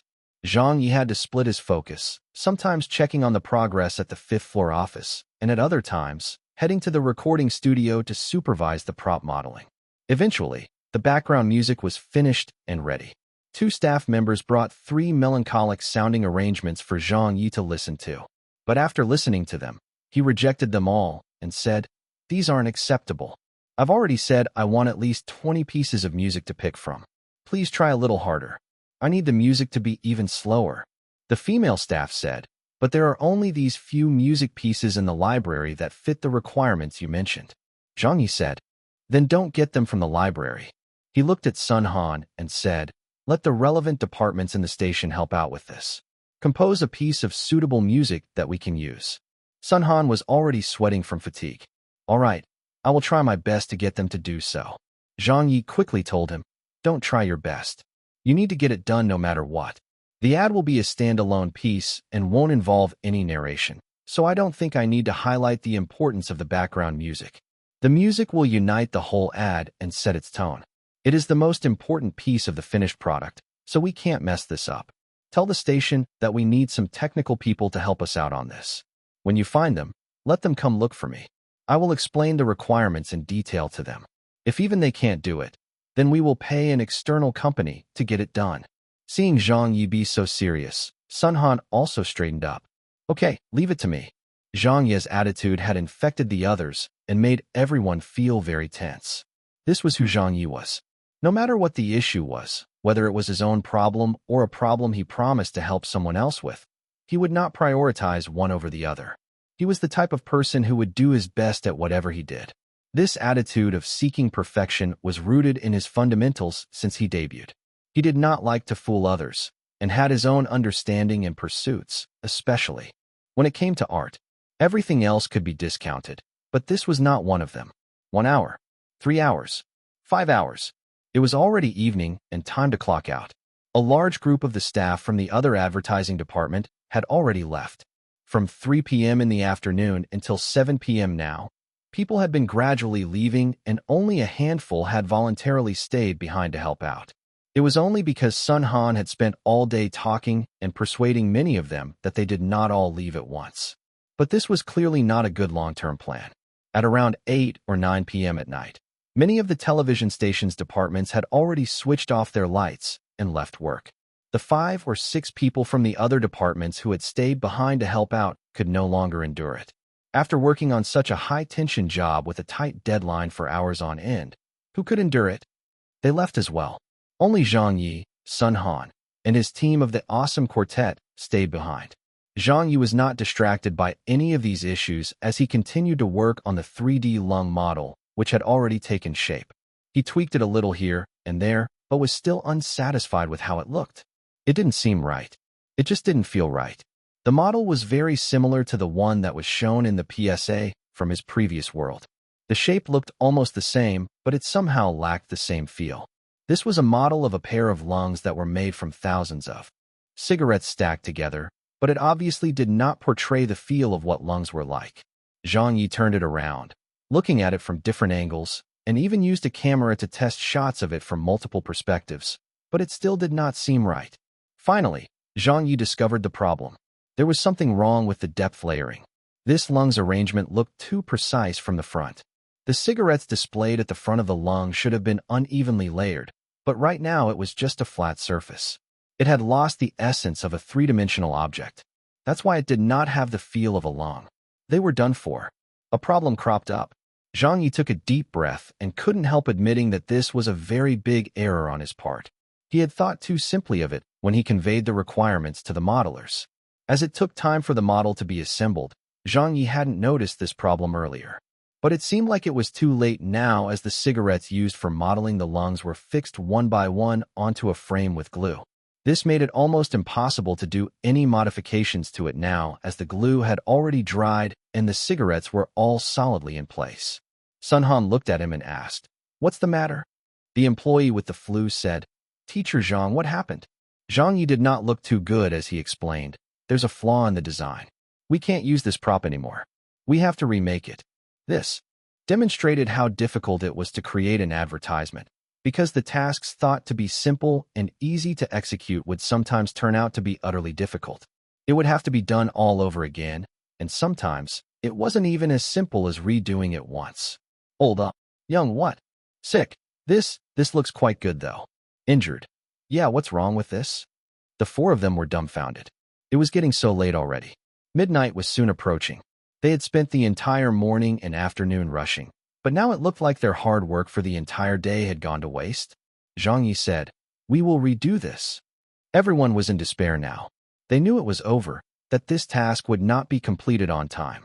A day was indeed not enough. Up until now, they still did not know what the ad would look like. But more importantly, the only prop to be used for the ad was even facing a design flaw. Wasn't this adding fuel to fire? Sun Han also blanched. The modelers have already left. How will we be able to remake this now? Besides, we've run out of cigarettes too. We wasted quite a lot of them when we were creating this model. Why don't we just make do and use this to finish our task first? Zhang Ye shook his head and said, that won't do. Even if we use this model for the shoot, it won't have the desired effect. I know everyone is tired, but let's endure a little more. The intern girl clenched her teeth and said, I'll go get the cigarettes. I know this brand, and I've seen it at the 24-hour convenience store downstairs. The other staff members meanwhile continued busying themselves with work, but it was obvious they had also felt the despair because of this problem, and were no longer holding out much hope for the project. So many of them had spent the entire day and night to make this model of the lungs, but there were only a few of them left now, and they felt totally drained and tired. Further, the modelers had left the office as well, so what else could they do? They couldn't even finish if they pulled an all-nighter, right? Chapter 575 Tempting Fate. At midnight, the digital clock in the recording studio beeped to signal the time. The cigarettes that were meant for the reconstruction of the model were brought back to the office as well. The awesome quartet had just started unpacking the cigarettes from their packs. Without the manpower from the morning and afternoon to help out, even the simple task of opening the packs to take the cigarettes out had taken them a long time to do. The more packs they opened, the more dispirited and tired they became. Zhang Ye took a cig from the pile. Sun Han lighted it for him, then took one for himself as well. At this time, Sun Han's phone rang. He answered the call and said, Hello, Brother Chun. Has it been recorded already? All right. Thanks, you guys. Okay. I'll definitely treat everyone to a meal, definitely. Zhang Ye asked, the background music is complete. Sun Han used the software in the recording studio to retrieve the music files. 2 of my friends from the station completed it after working overtime. There, I've received the files. Have a listen and see if they're all right. I think they've created them according to your requirements. There were a total of 3 pieces of background music. When Zhang Ye heard the first one, he rejected it. When he heard the second piece, his eyes narrowed and he said, Good. This will be the one. I don't need to listen to the third one anymore. Sun Han heaved a sigh of relief. That's good then. At least we have completed one task. But the others?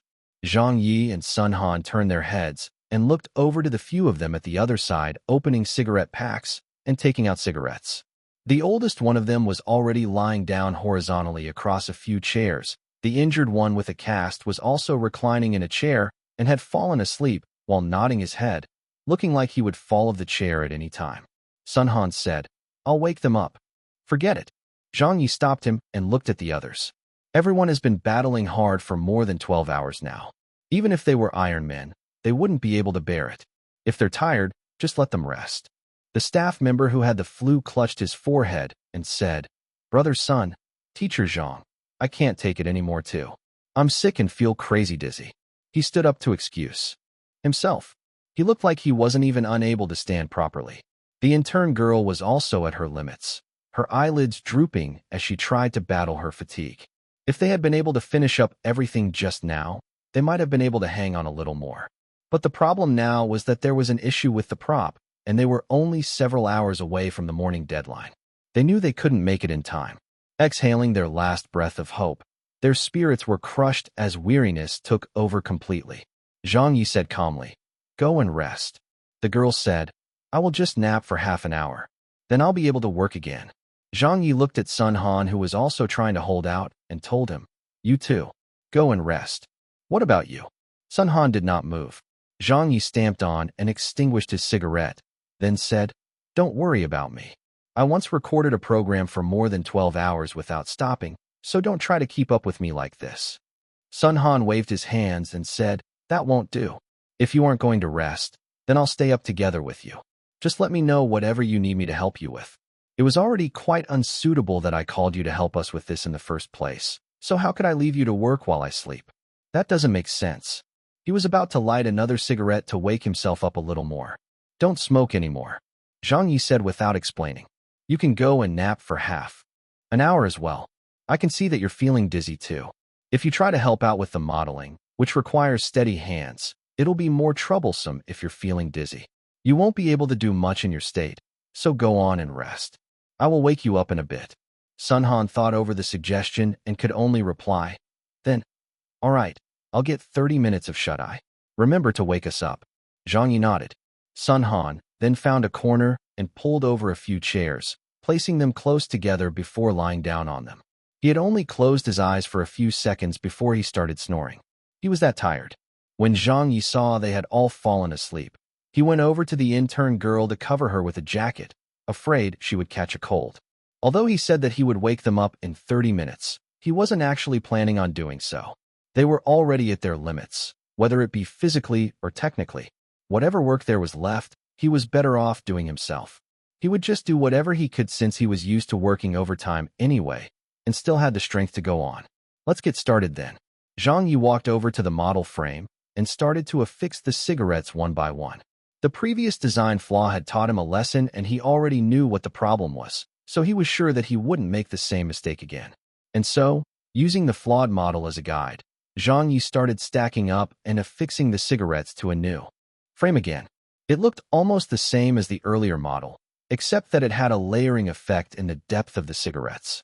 For example, the bottom of the lungs shouldn't stick out as much compared to the middle. With this added depth, it made the model appear three-dimensional. Even though it was simple to explain, when it came to making the model, it was still a very complex operation. His hands needed to be very steady to make sure the cigarette stuck well on the first try. Once the glue dried, there was no way to move it again. When that was done, he had to put another cigarette on top of the other. He did every step carefully. 1 cig, 10 cigs, 100 cigs, again and again. 2 hours passed. Sun Han and the others were all sound asleep. 2 of them were even snoring loudly, creating quite a good rhythm between themselves. At 2 a.m. in the morning, Zhang Ye suddenly felt lightheaded and started seeing spots in his vision. His hand were shaking so badly that a cigarette he was holding dropped to the floor. He also lost his balance for a second. He was at his limits. He could not hang on any longer. Zhang Ye quickly drank a sip of water as his face turned pale. What should he do? There was no time left, but should he just give up like that? Just throw it aside so it would be out of his hands? How could he do that? If he hadn't promised them, it wouldn't have mattered to him. But he had already promised Hu Fei that he would do it. So how couldn't he? Finish it. He had to be credible. He was getting increasingly tired and sleepy by the second. Even for an Iron Man like Zhang Ye, he could not continuously focus with such intensity on a task for 13 or 14 hours straight. There were also times where he would feel tired as well. Oh yes, there's that. Suddenly, Zhang Ye remembered an item he had gotten from the lottery draw the last time. Other than the 1-up and fruit of agility, he had also drawn 20 bottles of strength potion. Based on his experience with using the health potion and getting healed when he was involved in a fight with Wang Shuixin's son at Beijing television station, he felt that the strength potion would also let him regain his strength in the same way. He wondered if it would be useful in this situation. He opened the inventory menu to retrieve a bottle of strength potion and gulped it down quickly. The next moment, he felt a warm stream of energy surging from within and his blood flow seemingly increasing throughout this body. Zhang Ye's eyes brightened up as he balled his fists, knowing that the potion had taken effect immediately. He recovered much of his strength and perked up again. He continued to work. 121 cigs. 122 cigs. This one was a little out of place. He quickly removed and carefully stuck it on again. 144 cigs. In the entire recording studio, he was the only one busy working. Outside, the corridor had several sections where the fluorescent lights were dimmed. Other than the departments on duty, the whole building of the television station was almost fully dark. There were not many lights on in the silence of the night. 5 a.m. It was almost daybreak. At the end of the corridor, some footsteps thudded. Station head, I'm sorry we had to trouble you and make you come down here in the middle of the night over some small issues. If it has the potential to affect the television broadcast, then it is no small issue. You're right. This is my fault. I did not make the staff to get the equipment ready in advance. It's fine. Has it been fixed? Yes, it's been fixed. The signal will restart in a short while. Alrighty then. You should hurry and go back to get some rest. I'm not going back again. I no longer feel tired. A man and a woman were walking from a distance away. The man, who was in his 40s, looked like he was an assistant. The woman was an old lady in her late 50s with a head full of white hair, which did not look dirty or messy. Her short hair was neat and permed, making her look very spirited. Suddenly, the old lady spotted something ahead. Oh, why are the lights on over there? That's the recording studio, isn't it? There's still someone doing a recording at this time. The middle-aged assistant was stunned. That can't be. Maybe they forgot to switch off the lights? Who would be recording a program in the middle of the night? When the two of them approached, they saw that doors to the recording studio were left open. Peeking in casually, they saw 4 or 5 people lying down on some chairs and a young man who was still awake. He seemed fully focused on a strangely shaped model, a pile of cigarettes at the side, though they did not know what he was doing. The old lady asked curiously, "That kid looks familiar. Is he Zhang Ye?" The middle-aged assistant was taken aback, but replied, "That's him. Why is he?" "Oh, I know. Our station's quit smoking PSA was withdrawn from airing. But since today is the World No Tobacco Day, and we were unable to come up with another ad in time, I heard that someone had requested that Zhang Ye come and help save the situation. He has been here since yesterday morning handling the ad's production. He had heard about Zhang Ye's time at the station from others. After all, Zhang Ye was one of the top C-list celebrities and was closely related with the television station due to the many incidents between them. Of course, his presence at the station would not be kept hidden. Many people had even been talking about him yesterday during work. The old lady said, "He started yesterday morning?" The middle-aged assistant nodded. "When I came to work in the evening, I saw him busy working at the advertising department." "It's almost the next morning now." The old lady glanced at her watch. The middle-aged assistant anxiously replied, "Yes. Why is Zhang Ye still working now? It's just him?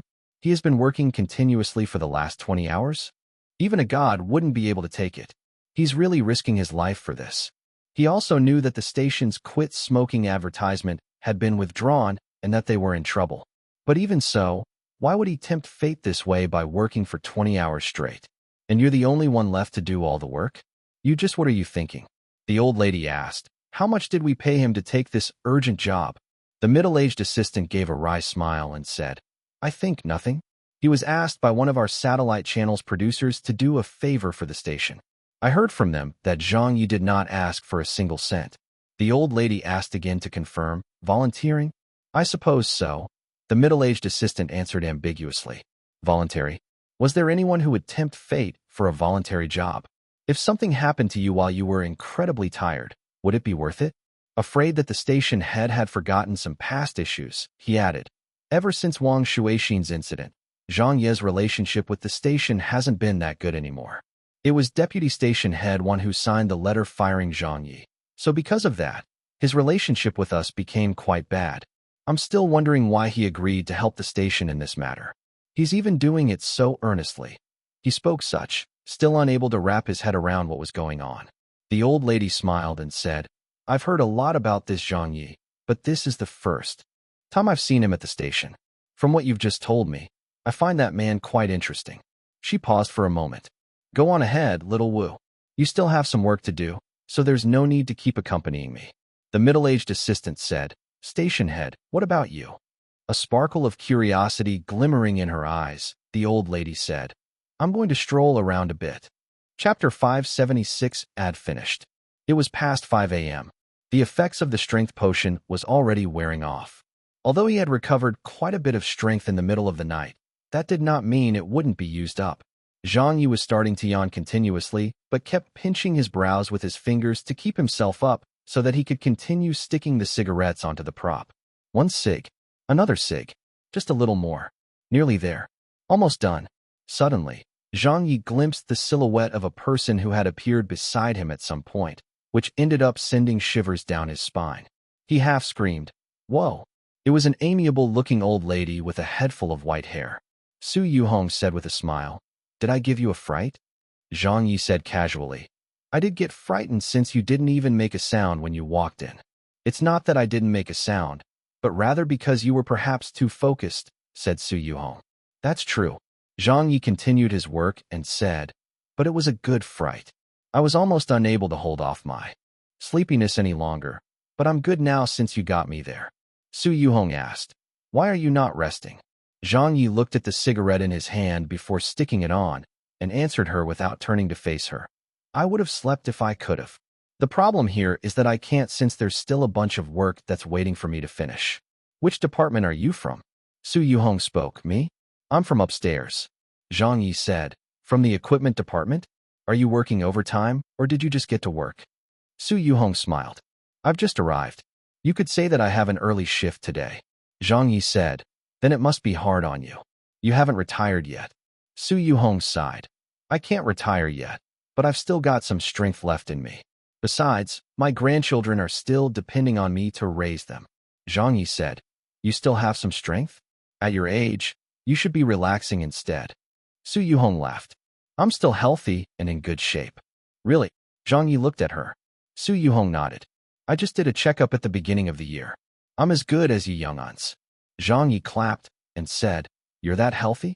That's good then. Auntie, quick. Since you're here for work early and have nothing to do yet, do you see this box here? Help me take the cigarettes out one by one. When I glue one onto this model here, you pass a new one to me. Having said so, he had already designated a task for the old lady. It'd be nice if you just took it out lightly and not squeeze it until it gets bent. Thanks, Auntie. I'll buy you a meal sometime. I'm afraid that I won't have enough time to complete this if I do it by myself. This task is really urgent. Su Yuhong was stunned. Huh?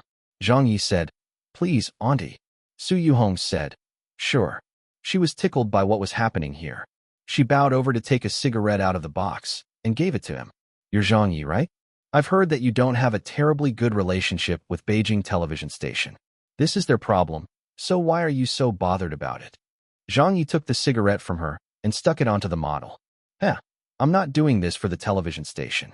It's just Beijing television station. What's it got to do with me? If they were the ones who looked for me to help them, I wouldn't have cared even if they offered to pay me. This bro's advertisement productions cannot be bought by just money alone. Su Yuhong glanced at him and offered the next cigarette to him. Then why? Zhang Ye said matter-of-factly, for a friend. Brother who was the one who brought me into the television industry. Back when I had offended the radio networks and had no place to go, brother who helped me by roping me into Beijing television station. It was right here that I managed to have a program of my own and raise my name. Do you think I would forget about it? Just a call from brother who and I would agree to help him no matter what. There are some favors that one must repay no matter what. Moreover, I did not ask for a single cent from Beijing television station. Do you know why? Because I'm repaying the love I have for the station. That's why I agreed to take on this project. If I don't accept any money from them and in turn do them a favor, then I will no longer owe the station anything. I will have paid my dues. It doesn't matter if others care about this or know about this at all. As long as I'm comfortable with myself, it's good enough. I'm the kind of person who others may let down, but I must never let others down. Su Yuhong narrowed her eyes and said, so you still have some love for the station? Zhang Ye casually remarked, I'm a born and bred Beijinger too. Since childhood, I've watched the programs on this station, so even if I say that I don't have any feelings for it, I doubt anyone would believe me. But what happened later definitely made me a little bitter. It's a complicated matter, yeah, but it's already in the past. Su Yuhong continued handing him the cigarettes as she said, there isn't much time left till tomorrow's final approval deadline, right? You haven't even completed the prop yet, and you're talking about recording the ad? It's almost dawn. I doubt you'll be able to finish it. Forget it. Why don't you drop what you're doing, and let's sit down and have a chat? She turned to look for a chair. Zhang Ye said, didn't you say you were in good health? That you were. As good as us young-uns? But you've just been here for a short time, and you're already feeling tired? Don't tell me you were just boasting. Su Yuhong. Zhang Ye said, Auntie, help me for a little longer, won't you? A healthy lifestyle depends on exercise, and this isn't even be considered heavy lifting. It's good for your body to move about and around. There's definitely not enough time, Su Yuhong said helplessly. Zhang Ye said with determination, There's definitely enough time. Su Yuhong raised her hand and showed it to Zhang Ye. Look at the time yourself. Zhang Ye still smiled, and then said, I don't need to see. There's definitely enough time.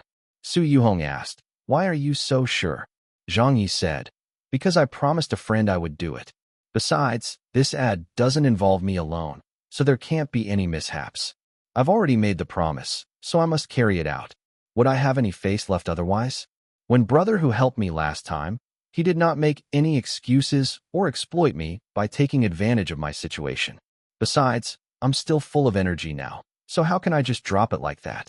Even at the 11th hour, I must do it even if I have to pay for it with my life. Su Yuhong looked at him, then walked back again and took out another cigarette to pass to him. You haven't slept in 24 hours already, right? You're tempting fate now. Are you sure you can handle it? Yes. Zhang Ye's tone was very light, but also quite determined. Su Yuhong acknowledged him and said, then I will help you all the way to the end. One cig followed by another. As he chatted with another person, Zhang Ye did not feel as sleepy anymore. The number of mistakes he made due to lack of concentration was also reduced. With every movement, he became more familiar with the repetitive motions, which also helped speed things up. 91%, 93%, 96%. Finally, the 3D model of the pair of lungs was complete. Zhang Ye did not know what time it was, nor did he bother to check. After he completed the model, he anxiously did a 360-degree check for any problems before also taking a camera and recording the full structure of the prop once over. Finished. Perfect. Su Yuhong looked at the model. Is this a model of a pair of lungs? How are you intending to make this ad? The quit smoking ads these days are all quite similar. How can there still be any fresh ideas? Zhang Ye laughed. You'll know when the video is done. Su Yuhong contemplated for a moment before saying, what I'm curious about right now is how you intend to use the 3D model. You've spent so much effort to make this with pure manpower. Why didn't you use CGI instead? Why didn't you make a computer model? Isn't that more convenient? After you've completed the model, don't you still have to digitize it for the final shot? Zhang Ye was already setting up the video camera. That's different. A computer is not everything. Some effects can only be realistically shown by using an actual item. All preparations done. He switched on the camera and started recording. He started off with a shot from the front, zooming in slowly. Next, for the partial shots, he experimented with many different angles to capture the footage. Even though Zhang Ye was not a professional camera operator, he still knew some of the skills. Besides, the ad footage was really simple to begin with since it did not involve any people nor any narration. There was just this prop model of a pair of lungs, so it didn't need a real professional camera operator to record the footage. It was a piece of cake. After the initial shots were filmed, it was time for a more troublesome step. It was a long, continuous take, so there couldn't be any hiccups. If he got it wrong, it would be a disaster as he would then need to build a new model again to reshoot the footage. After thinking about it for a while, Zhang Ye had a stroke of genius. He decided that he would experiment on the previously flawed model first. He retrieved some props he had gotten others to prepare for him earlier, and then laid out the storyboard he had planned to identify 3 ignition points on the 3D model pair of lungs. He then began. He first lit a part of it to test the self-assembled inhaling mechanism. It seemed to not work too well at first, so he made some adjustments after which everything went smoothly. Then he lit the second and third spots. All 3 ignition points were supposed to have different amounts of cigarettes that had to be lit and could not be the same as the others. Some needed 2 cigarettes to be lit, while another spot needed 10. 10 minutes later, the test run was done. Su Yuhong, observing the whole process, had gradually revealed an amazed expression. Little Zhang, I think I know what effect you're trying to achieve. Zhang Ye was getting a little nervous at this point. The next one will be the actual recording. I have to get it right in one take. Su Yuhong went up to him and said, let me help you with the camera. You look inexperienced and probably don't know how to operate it. She placed her hand on the equipment and switched some controls with a few clicks and clacks, pressing some buttons and then adjusting the screens, her actions not understood by Zhang Ye, but were definitely those of a professional. Zhang Ye's eyes brightened. Auntie, I'm depending on you then. Su Yuhong smiled and said, just pay attention to what you're doing over there and leave the rest to me. Zhang Ye reminded her, you better not miss the shot. Don't worry. Don't forget to press the record button. I won't forget to do that. Are you really going to be okay? Are you going to light it or not? Yes. Zhang Ye gave a few more worried looks before finally kindling the fire. He was being very careful. At this moment, he held his breath, knowing that all the hard work in the past 24 hours was for this one take. The fire lit. The 3 ignition spots started to burn. Su Yuhong adjusted the lenses, slowly changing focus while signaling with her hand. Seeing that, Zhang Ye pressed button on the self-assembled inhaling mechanism, and the ignited spots burned brighter, adding a more dramatic feel to the burning sequence. Inhale. The ignited spots burned brighter. Inhale again. The ignited points burned brighter again. Soon after, the recording was completed. Zhang Ye quickly ran over to check out the finished product. When he saw that the old lady had perfectly recorded everything he had wanted, he couldn't conceal his excitement any longer. He retrieved the recorded footage and quickly went into a workstation to do the post-production. Most of the remaining work was done earlier by the technical staff from the advertising department. All he needed to do now was put them together. Zhang Ye furiously tapped away at the computer. His capabilities in network technology needed no mentioning. After all, he was the famous, too, a globally wanted hacker. But when it came to ordinary technical skills like 3D object manipulation, they were not something he dared flatter himself on. He was only as good as the typical student doing a non-computer-related major. Seeing his clumsy handling, Su Yuhong couldn't help but say, "Come on, let me do it instead." "You even know how to do this?" Zhang Ye was a little stunned. Su Yuhong smiled and replied, "I worked as a reporter, an editor, and many other related jobs in the television industry when I was young. Although I don't use them often, my basics still exist. So this won't trouble me at all. Just sit down beside me and tell me what your concept is. You are the supervisor while I edit it according to your concept." Zhang Ye thought to himself, wondering why an old lady who was in charge of equipment would be so versatile and talented in so many areas.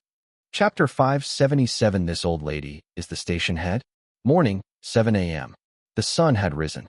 The day shift hosts, cleaners, and others were trickling in for work. The various departments in Beijing television station were starting a new day. Each department's offices lighted up.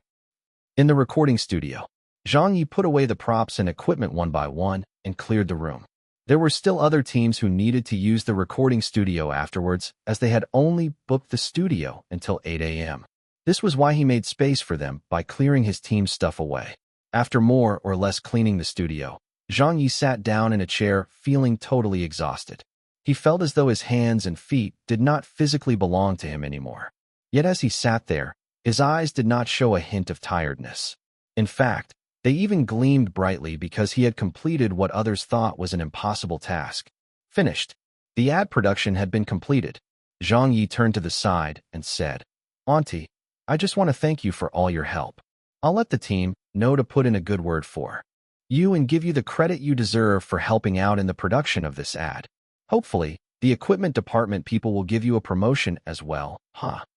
Su Yuhong smiled and said, "There's no need for that. Of course I need to. You've been such a great help," Zhang Ye insisted. Su Yuhong shook her head. "I can't be promoted anymore," Zhang Ye said. "Yo, you've offended someone upstairs too? Who did you offend?" Su Yuhong said in amusement. "I should be asking you instead. Who did I offend?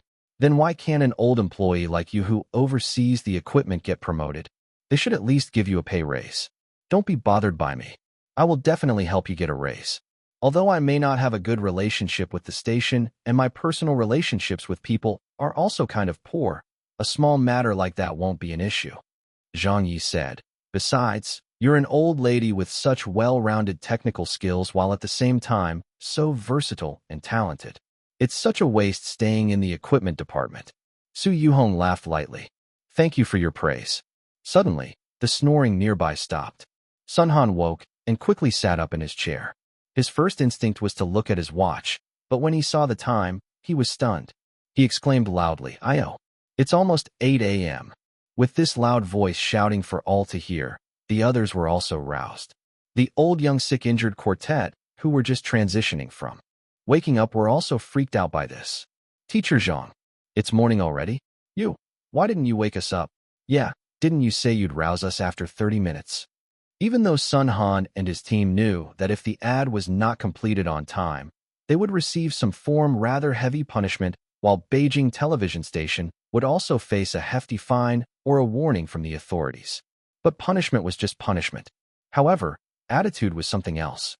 If Zhang Ye was willing to come volunteer and help out for free without even getting any rest, then how did they deserve to rest for a good 6 to 7 hours? It did not seem right at all. But Zhang Ye did not make much of it and just said, "It's fine. I saw that you were all really tired. And since you guys wouldn't be able to help much even if you were awake, I decided not to wake you all up." Sun Han looked apologetic. With the deadline we were facing, yet we still. The intern girl was also flushed from embarrassment. "We are so sorry, Teacher Zhang. We made you do all the work by yourself. Have you been working all this time without rest since midnight?" Zhang Yi smiled and said, "I can still take it. I'm used to working overtime anyway." Although the ad could not be completed, Sun Han was also thoroughly convinced by Zhang Yi about this matter. There were stories about Zhang Yi and his incidents that were talked about within the station. It was known that he had always been a very disputed character. There were also a lot of criticisms of him, but when face-to-face and having interacted with Zhang Yi directly, Sun Han realized that Zhang Yi was totally different from hearsay or his preconceived notions. From just this incident alone, it could be seen that Zhang Ye was a person who valued friendship a lot. When his ex-leader called him and requested his help, he immediately got down to working and did so for 24 hours straight without rest or any grumbling. Even though the ad was not finished, he had still tried his best till the very end. Sun Han felt that if he had a friend like Zhang Ye, he would surely be considered a lucky person. "Sorry, Teacher Zhang. We made you work so hard for nothing." Before he could finish saying what he wanted, Sun Han suddenly caught sight of someone in the corner of his eye. It was an old lady. Why does this person look so familiar? Suddenly, Sun Han wore an expression of shock. "Station head." The old young sick injured quartet also saw her and called out in unison, "Station head." When Zhang Yi heard this greeting, he suddenly felt as though he did not understand what the situation was. "Damn it! What the hell is this? Station head? What station head? Her? This old lady?" Su Yuhong laughed for a bit and said, "Good morning. All of you have worked hard." Sun Han quickly answered, It's nothing. This is our job." What brought you here?" Su Yuhong said. "Me? I was just passing by. It's nothing important. I'm going back now." After that, she did not say anything else and just strolled out of the recording studio, only to leave Zhang Yi staring with his eyes and mouth wide open at the old lady's retreating image.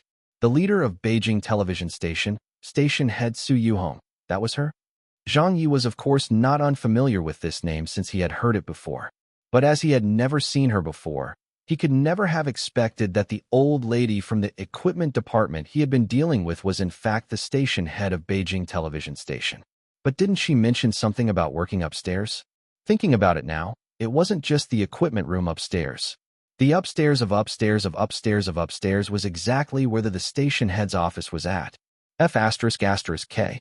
No wonder this old lady was so well versed in using the computer and even knew all those technical skills among other things. If he had thought about it earlier, he should have known that she couldn't possibly be someone who took care of the equipment. An old lady at that age. How could she have had so much knowledge on complex issues like these? How could she have such strong learning capability? She definitely must have been from one of the early batches of university students in China. Being a university student at that time was a very different concept to the current university student. Anyone who was good enough to qualify for university at that era was definitely a rarity. Man amongst dragons and phoenixes. They were surely not your typical everyday people. Even if they didn't do too well, they couldn't possibly be relegated to only taking care of the equipment, right? Good God. The person he ordered around for several hours to do menial jobs turned out to be the highest-ranking leader in all of Beijing television station. He had been making the station head do things for him. He had been instructing her to do this and that all this while. In the whole of the television station. No. In any industry, no one else would have dared to do that. When Zhang Yi remembered that he even mentioned that he would put in a good word for her to get her a pay raise, even he couldn't help but find it amusing. The salary of a station head was decided by the country, so how could he even have a say in something like that? How mean. That old lady was truly too mean. When the station head left, Sun Han immediately felt more comfortable and quickly asked, Teacher Zhang, why did the station head come over here? Was she here to supervise the quit smoking ad production? Ah, yes, Zhang Ye said ambiguously. He was definitely too ashamed to tell them that he had been ordering her about for the past 3 hours. Sun Han and the awesome quartet all looked at each other, thinking that they were surely done for this time. Even the station head had attached such importance to this PSA, and they had yet to finish it. They were definitely going to get into trouble this time. Zhang Ye said, let's pack up and go back to the office for now. As their things had already been sorted, everyone just took a box and carried them upstairs. Chapter 578, Petrified. At the television station, on the 5th floor where the advertising department was located, the World No Tobacco Day public service announcement was expected to be released around noon, so the deadline was between 8 and 9 a.m. They were to submit the end result for approval. Only after that would the ad be allowed to be broadcast on TV. Hence, at this moment, there were already 2 leaders from advertising department waiting there. This was a first-time public service announcement crisis for Beijing television station. Because of this, those 2 were anxiously waiting for the public service announcement department to submit the finished product. Where are they? Why aren't they here yet? Are they at the recording studio? Are they still recording? It's over. They won't make it on time.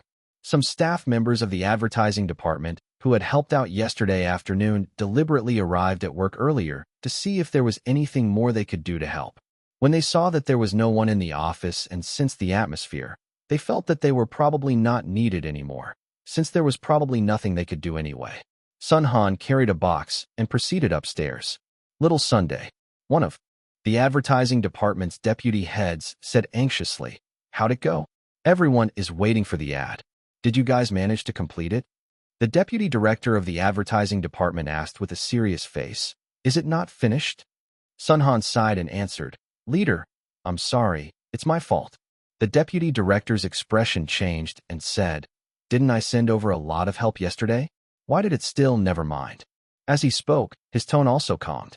As a leader of an advertising agency, he certainly knew how much time and effort was required to produce an ad. Even with a day's time, a roughly put-together advertisement would be difficult to produce, even more so for an advertisement that had to be res-hot to fit the new regulations. Before they had started on this project, everyone had already believed that this was an impossible task. This was a project that no advertising company wanted to take on, so no one had actually placed much hope on it being completed. Now that it hadn't been, it was still completely within reason. The intern girl who had followed them upstairs said, Teacher Zhang has already tried his best and had worked without sleep for 24 hours. Most people would probably be able to survive without sleep for a whole day and night.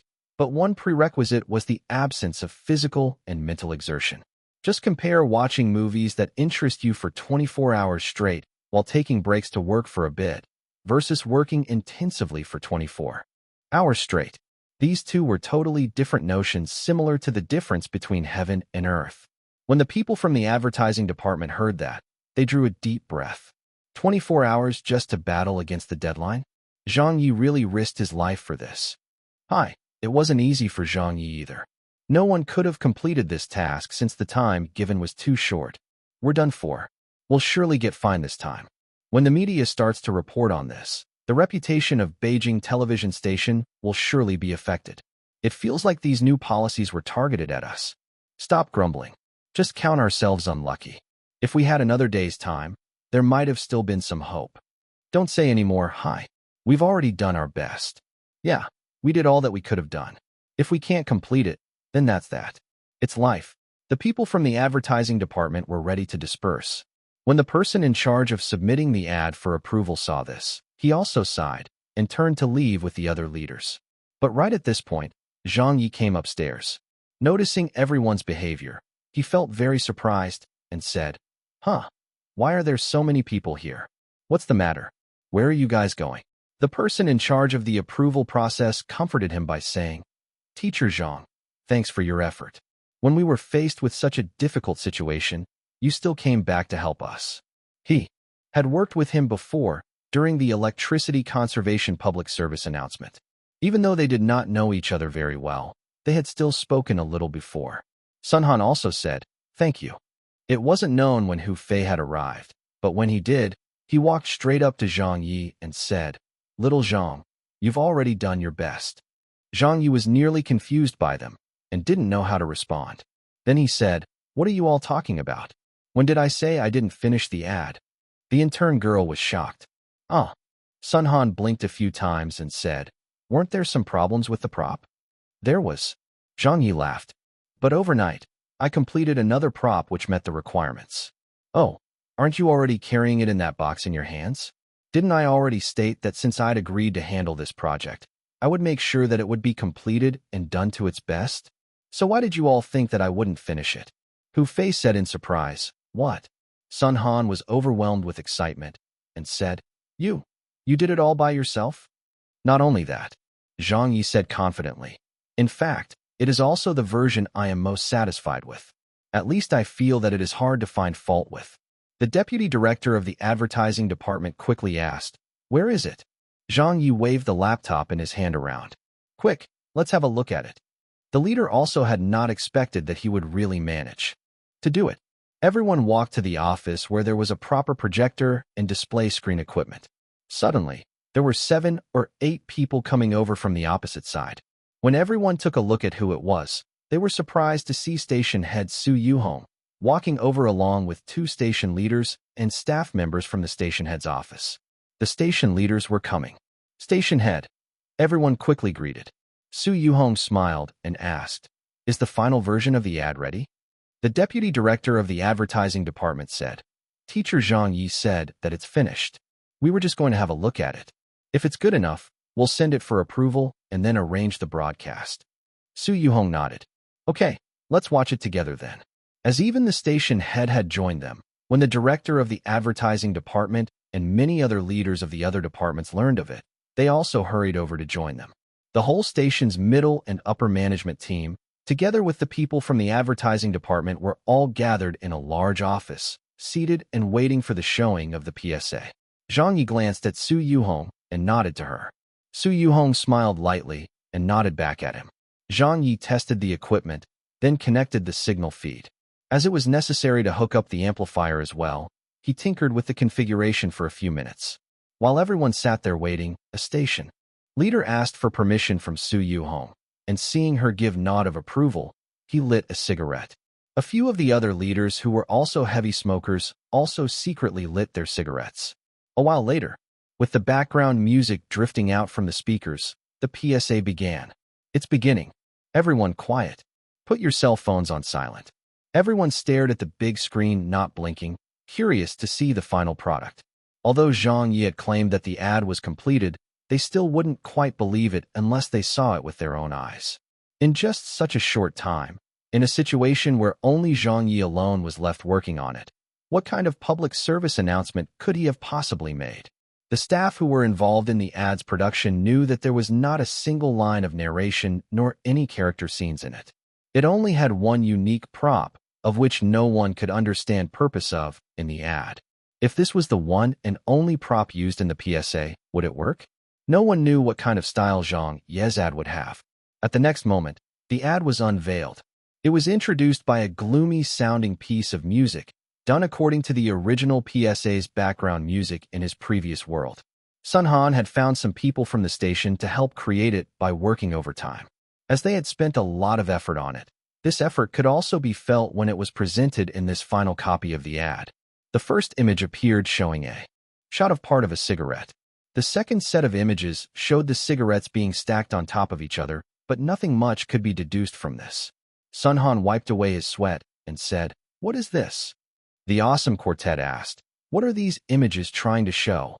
I don't understand it." The other advertising professionals also showed some expressions of disappointment. There was no narration, no characters, no smoking is hazardous to the health statements. There weren't even any statistics of the millions of deaths each year. So how could this still be called a quit smoking public service announcement? How could there be such a quit smoking announcement? They began whispering among themselves. Several of the leaders from the advertising department also had some suspicions about it. This was the first time they had doubted the standard of Zhang Ye's advertisement product, because from the first 5 seconds of this ad, it showed just how odd it was. It was really too off from the beaten path. Up until here, They could not even see how this was a quit smoking ad. Besides, how long could a public service announcement run for? Their task this time had stated that the ad would be limited to about 15 seconds, of which 5 seconds had already been wasted up for this. They were no longer expecting much of the effects of the latter part of the ad. However, just as everyone was revealing their disappointed expressions, at the very next second, an image silenced all the gossiping in the audience. Everyone fell silent, because a pair of lungs composed of cigarettes had appeared on the screen and looked overly realistic. Even though they knew the lungs were formed out of cigarettes and was fake, the 3D composition and situational meaning of it left many shaken and stunned. In addition, the densely packed cigarettes formed an intense image that left anyone with a fear of holes too afraid to look. At this moment, the cigarettes started to burn. One spot flared up, followed by a second and third point flaming. On the lungs, the parts where it had been lit started to give off faint wisps of smoke. What chilled everyone to the bone was the introduction of a breathing track laid over the background music. SSH. Hugh. SSH. Hugh. A station leader who was smoking suddenly felt shivers go down his spine. The cigarette in his hand fell to the ground. With every slow breath, the 3 points of flame on the lungs reacted like how a cigarette would burn brighter with every breath. The cigarettes burned constantly, with the tendency to spread to the other cigarettes. At the beginning, it was only one cigarette burning. Then, along with the breathing track, the other cigarettes making up the rest of the lungs also started to burn, increasing the range of the smolder. As the cigarettes burnt out bit by bit, the formation of the ashes also got wider. Breathe in, burn. Breathe in, burn. The entire lung started to emit smoke. Few others who were smoking in the office also broke out into cold sweats and quickly threw away the cigarettes in their hands as their faces quickly paled. F***K. What the F***K was this ad? Towards the end, the lungs fully burned out, followed by a coughing track before a few lines appeared across the screen. Please quit smoking. Give life a chance. Make a new choice. The end. Chapter 579, I'll have a smoke to calm my nerves. Collapse. When the PSA ended, the entire office was in a state of utter silence. If one described this situation in detail, it was perhaps not the type of excited silence you'd expect from watching your favorite ball team winning the championships, nor the silence you'd get from being shocked from witnessing something extremely amazing happening before you. More accurately, it should be similar to the experience of you being yourself and doing whatever you were doing for one moment, when suddenly, you receive a medical update about yourself from the hospital that tells you that you only have a few days left to live. This was the atmosphere that was spreading throughout the office at this very moment. 1 second, 2 seconds. Finally, someone made a sound. The old comrade from the public service announcement department suddenly cried out without warning, "Oh, my God," and then abruptly clutched his chest as if his lungs suddenly hurt. Why is there the smell of cigarettes? Quickly open the windows to air out the room. Stop smoking. The harmful effects of secondhand smoke are greater than smoking itself. Yes, stop smoking. Damn, that really gave me a fright. This ad is just too. It just leaves me totally speechless with no reply. I can't take it anymore. I feel like my lungs are on fire right now. How is this even a PSA? It won't be held accountable if any of us gets scared to death. And it's not even scaring us visually. This really terrifies me on a visceral level. When I used to watch horror films, especially those Japanese horror films, I'd never even experienced this kind of feeling before. Not only does it feel fearful, there's even a feeling of disgust and a chill that spreads throughout my body, as though there's something crawling in my lungs. That's right. If you're a non-smoker, you won't understand that feeling. I was still wondering. I wondered why teacher Zhang would ask to make such a prop. So that was how he planned to use it. This PSA is too bloody. There's no blood nor any images of a real blackened lung. But why is it that even though we know it's just a model lung, it feels even scarier than a real lung? I can't take it anymore. I need a break. Having made so many ads before, this is the first time I've seen one like this. After watching it once, I do not wish to ever see it again. Does it need to be so aggressive? How exciting. They've really upped the ante this time. For someone who didn't usually smoke, it was still fine. But for those who were regular smokers, especially the hardcore ones, They had at this time started to panic. They could feel something disturbing enveloping them and couldn't shake the feeling no matter what. With every breath, they would inadvertently remember the PSA and those lifelike burning lungs with the nauseating-looking ashes embedded within them. That sense of fear was really difficult to describe in words. Sun Han was also frightened quite badly by it. Only now did he understand the reason why Zhang Ye had given those series of tasks for them to do in the production process. In just a day, for a 15-second duration, a full ad was made without any flaws. He swore that, even among other foreign quit smoking ads, he had never seen a public service announcement that had been done this way. An ad that could be made in such a way. Could it even be considered a creative ad? Technically speaking, it simply did not fulfill the criteria for creative advertising. But Sun Han knew that this was really creative advertising. It wasn't even the normal kind of creative advertising, but one that would make others shout. An amazing, groundbreaking new form of creativity. How extreme. This PSA was really too damn extreme. Many of the people had now turned their focus to Zhang Ye, wondering how his mind had developed to such a level. Could it be that the structure of his brain was different from any other normal person's? A PSA that could even be called an exemplary global public service announcement, an ad that no other creative professional had ever produced. And yet, all of these had come from a person who wasn't even considered a creative professional. It was in fact produced by someone who was a broadcast host. Suddenly, Su Yuhong slowly stood up and started clapping while smiling. When the others saw this, they stood up quickly and started clapping as well.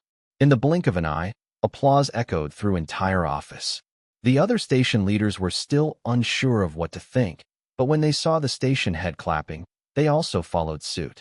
However, the staff from the advertising department were truly impressed and were really clapping sincerely for this PSA and for Zhang Ye, a man who had offered his hand out to them when they were in trouble, who had still battled on without conceding even when others had given up, who had produced an ad so great that it left them industry professionals in the dust.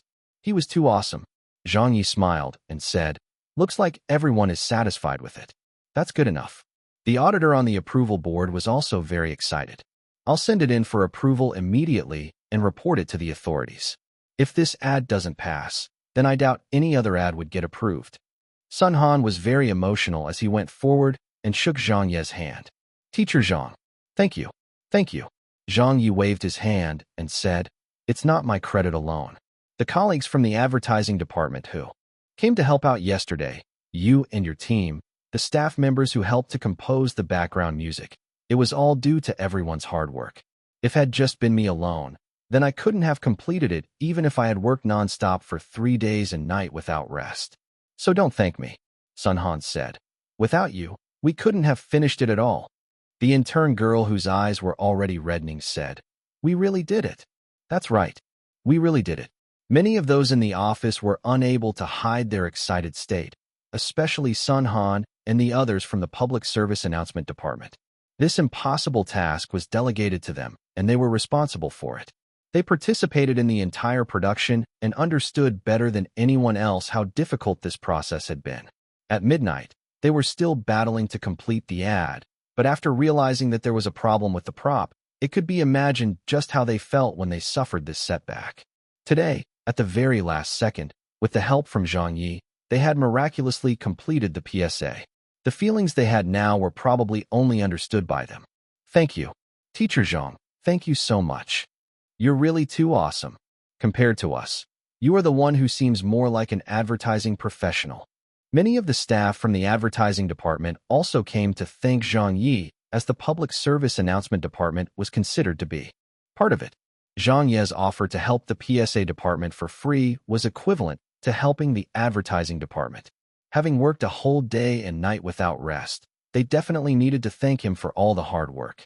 Over at the other side, Su Yuhong suddenly asked without warning, "Little Zhang, you did this voluntarily?" When Sun Han heard this and noticed the station head's concern, he immediately answered for him. "Yes, that's right. Teacher Zhang didn't ask for a single red cent. We had initially wanted to pay him for the production fee, but," Zhang Ye said indifferently, "since this is public service, why would I want money for it?" Su Yuhong nodded lightly. "Then how about this? We will make a small edit at the end of the advertisement. Let's add a produced by Zhang Ye at the bottom of the screen or something similar to that. Zhang Ye's eyes widened.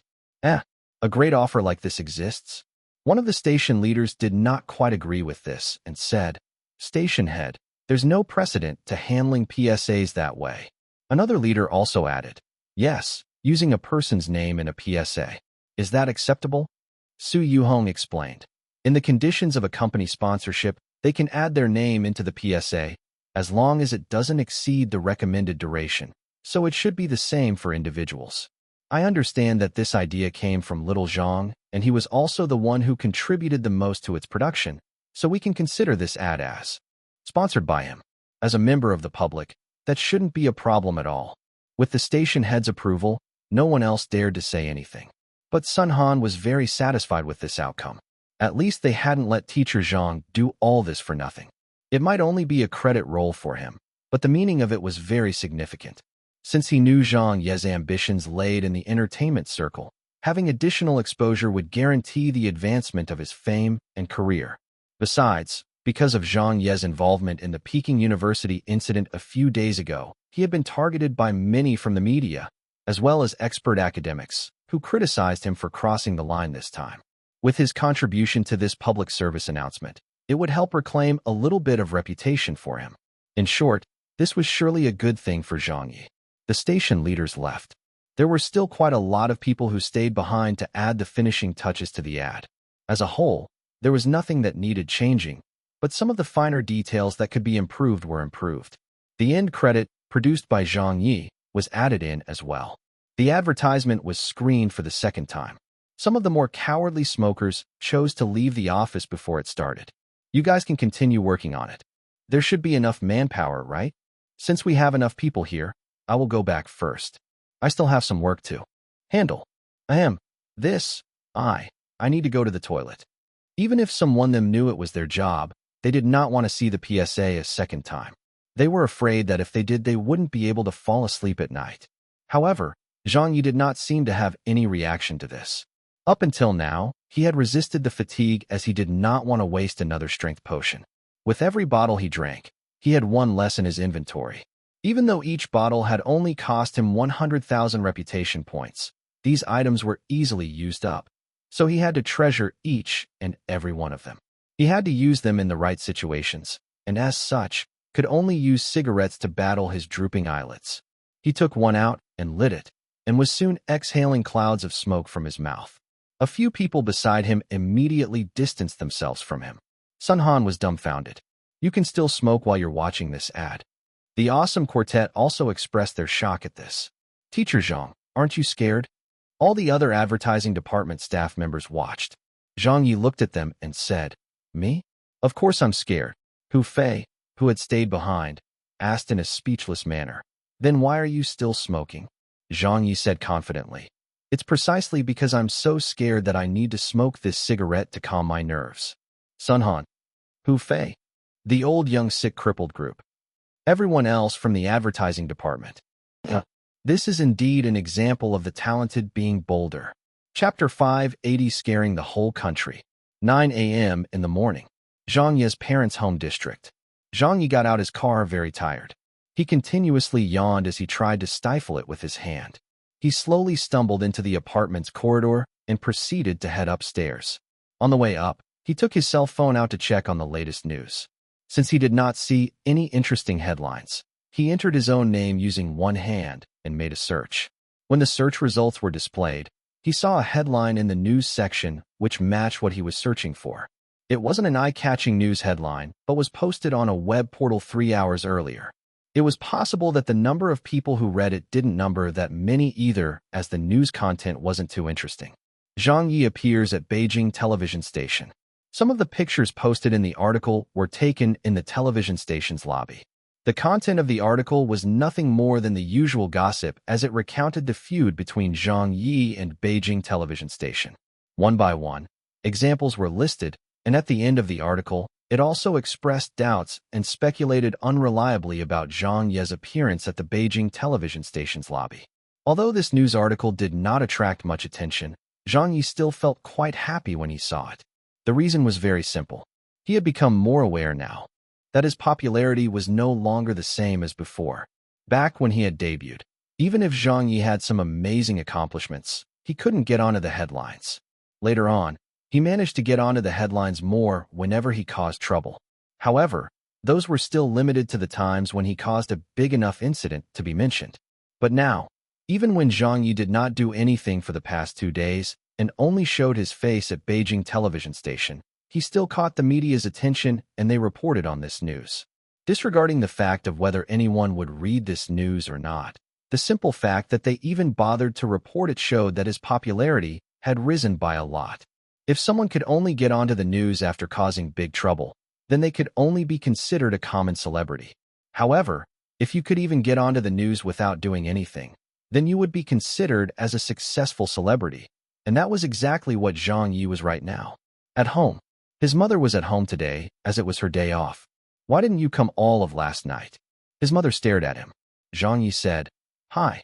I was helping a friend with something and had to work overtime." His mother reminded him, "Next time remember to give us a call if you are not coming back. Don't make us stay up for nothing. We wanted to call you, but we're afraid you might be busy." "I know, Mom, it's my fault." Zhang Ye smiled and said, "Don't say any more. I have to catch up on sleep. Wake me when it's 12. His mother glanced at him. "What do you want for lunch?" Zhang Ye sweet-talked her. "I like any food you cook. Go to sleep. Don't always work overnight in the future," his mother said. When he got to his room, Zhang Ye removed only his shoes and pants. He didn't even take his shirt, but immediately dropped onto the bed instead and fell into a deep sleep. Zhang Ye was very obviously worn out. In the afternoon, warm rays of sunlight shone through the window. Zhang Ye was sound asleep and even smacked his lips in satisfaction as he slept, rolling around in bed comfortably. Then someone suddenly knocked on the bedroom door, and he heard his mother's voice. "Son, time for lunch. Wake up quickly." I'm coming." Obviously, Zhang Ye hadn't had enough rest yet, but he still climbed out of bed to eat lunch. When he came out, he immediately switched on the television and tuned in to BTV1. He definitely wanted to check out the results of the production that he worked so hard on for 24 hours without rest. It could also be considered attending the premiere of his PSA. His mother noticed and asked, "What news are you waiting for?" Zhang Ye smiled. "A public service announcement. Just wait and see." His mother asked, "The one you did?" "Yeah, this is the ad I am most satisfied with so far, Zhang Ye laughed as he ate and said, "However, others might not like it." His mother was a bit speechless. "Then why are you so happy?" Zhang Ye laughed wickedly. "Well, it's supposed to make them dislike it after watching. This is a quit smoking public service announcement. If people do not feel scared after watching it, then what is the purpose of having this PSA? Just watch. I can't say that it will scare everyone, but I can guarantee that at least half of those who watch the PSA will have their hearts shiver." His mother also looked forward to watching it after hearing her son say that. She picked up the landline and made some calls to a few relatives. "Hello, Little Ye's third aunt. Are you at home?" Little Ye has released another work. It's a PSA on BTV1. I just wanted to tell you. Right? Starting soon. Okay." Whenever Zhang Ye had new achievements or works, as long as they weren't scolding people or fighting sorts of things, his mother would always inform her friends and family. On the internet, since it was World No Tobacco Day today, there was definitely no lack of this topic online. This topic was also the trend of news reports and discussions, as many media outlets published information on the dangers of smoking. But the netizens were not interested in such things. "Hi, I am sick of watching all these. It's the same old meaningless stuff every year." "Yeah, every year. They show nothing more than the usual crap. Who doesn't know smoking is harmful to the health? Those who wanted to quit have already quit. Even if you talk till someone's head falls off, those hardcore smokers still won't be able to quit. This has always been my point of view. These public service announcements are not effective at all. Who would quit smoking after watching a PSA? This is bullshit. If my smoking addiction strikes, even if you keep showing these lousy ads for 24 hours, I'll still want to smoke." The main reason is still because there is lack of quality with all these quit smoking PSAs. You're quite right. The current quit smoking PSAs have already reached a saturation point. Any practical idea had already been used up some years ago. Now, they can only keep on reusing the ideas and maybe just change the way it's presented. but it'll eventually become useless. Unless there is innovation. It can't get any more innovative. Who can still innovate? This is the only approach. Besides, if we want creativity, we must look abroad first. The public service announcements from overseas are really so much better than our local ones. But their PSAs are also more or less following the same ideas. So how can you still expect our local advertisement producers to have any new ideas? It's not like I'm worshiping all things foreign, but it's the truth. The quality is not the same, so don't expect too much from the PSAs in this country. The constant broadcast of quit smoking PSAs in these few days is too intense. It's the same on every channel, and it's already making me numb to them. I don't feel any pressure to quit at all when I such advertisements while smoking. Me too. Haha, I feel the same. A bit past noon. After a news broadcast, the staff lined up the ads to be broadcast. First up was a shampoo advertisement, then a mineral water advertisement, and finally Zhang Ye's quit smoking PSA. At this moment, quite a lot of viewers sat in front of their televisions. Most of them had just finished watching the news. They were not really bothered by the advertisements playing or too concerned with them. Some were eating, some were cooking, some were preparing to change channels. There were also some who had probably just finished watching the local news on the satellite channels and had just switched channels to BTV. One, when the other channel went to a commercial break. The satellite channel had nationwide broadcasting signals. Although not every location could receive the signal as the coverage was not 100% yet, it still had most areas covered. So compared to the previous time when the Save Electricity public service announcement was broadcast on the BTV Arts channel, this quit smoking public service announcement that was broadcast over the satellite channel had a viewership that was countless times higher. It was similar to the Brain Gold advertisement that was broadcast throughout the country. Suddenly, on screen, this year's Beijing television station Quit Smoking PSA, unified across all their channels, was broadcast. Cigarettes. Densely packed cigarettes. As the music played, consecutive deep breathing sounds could be heard.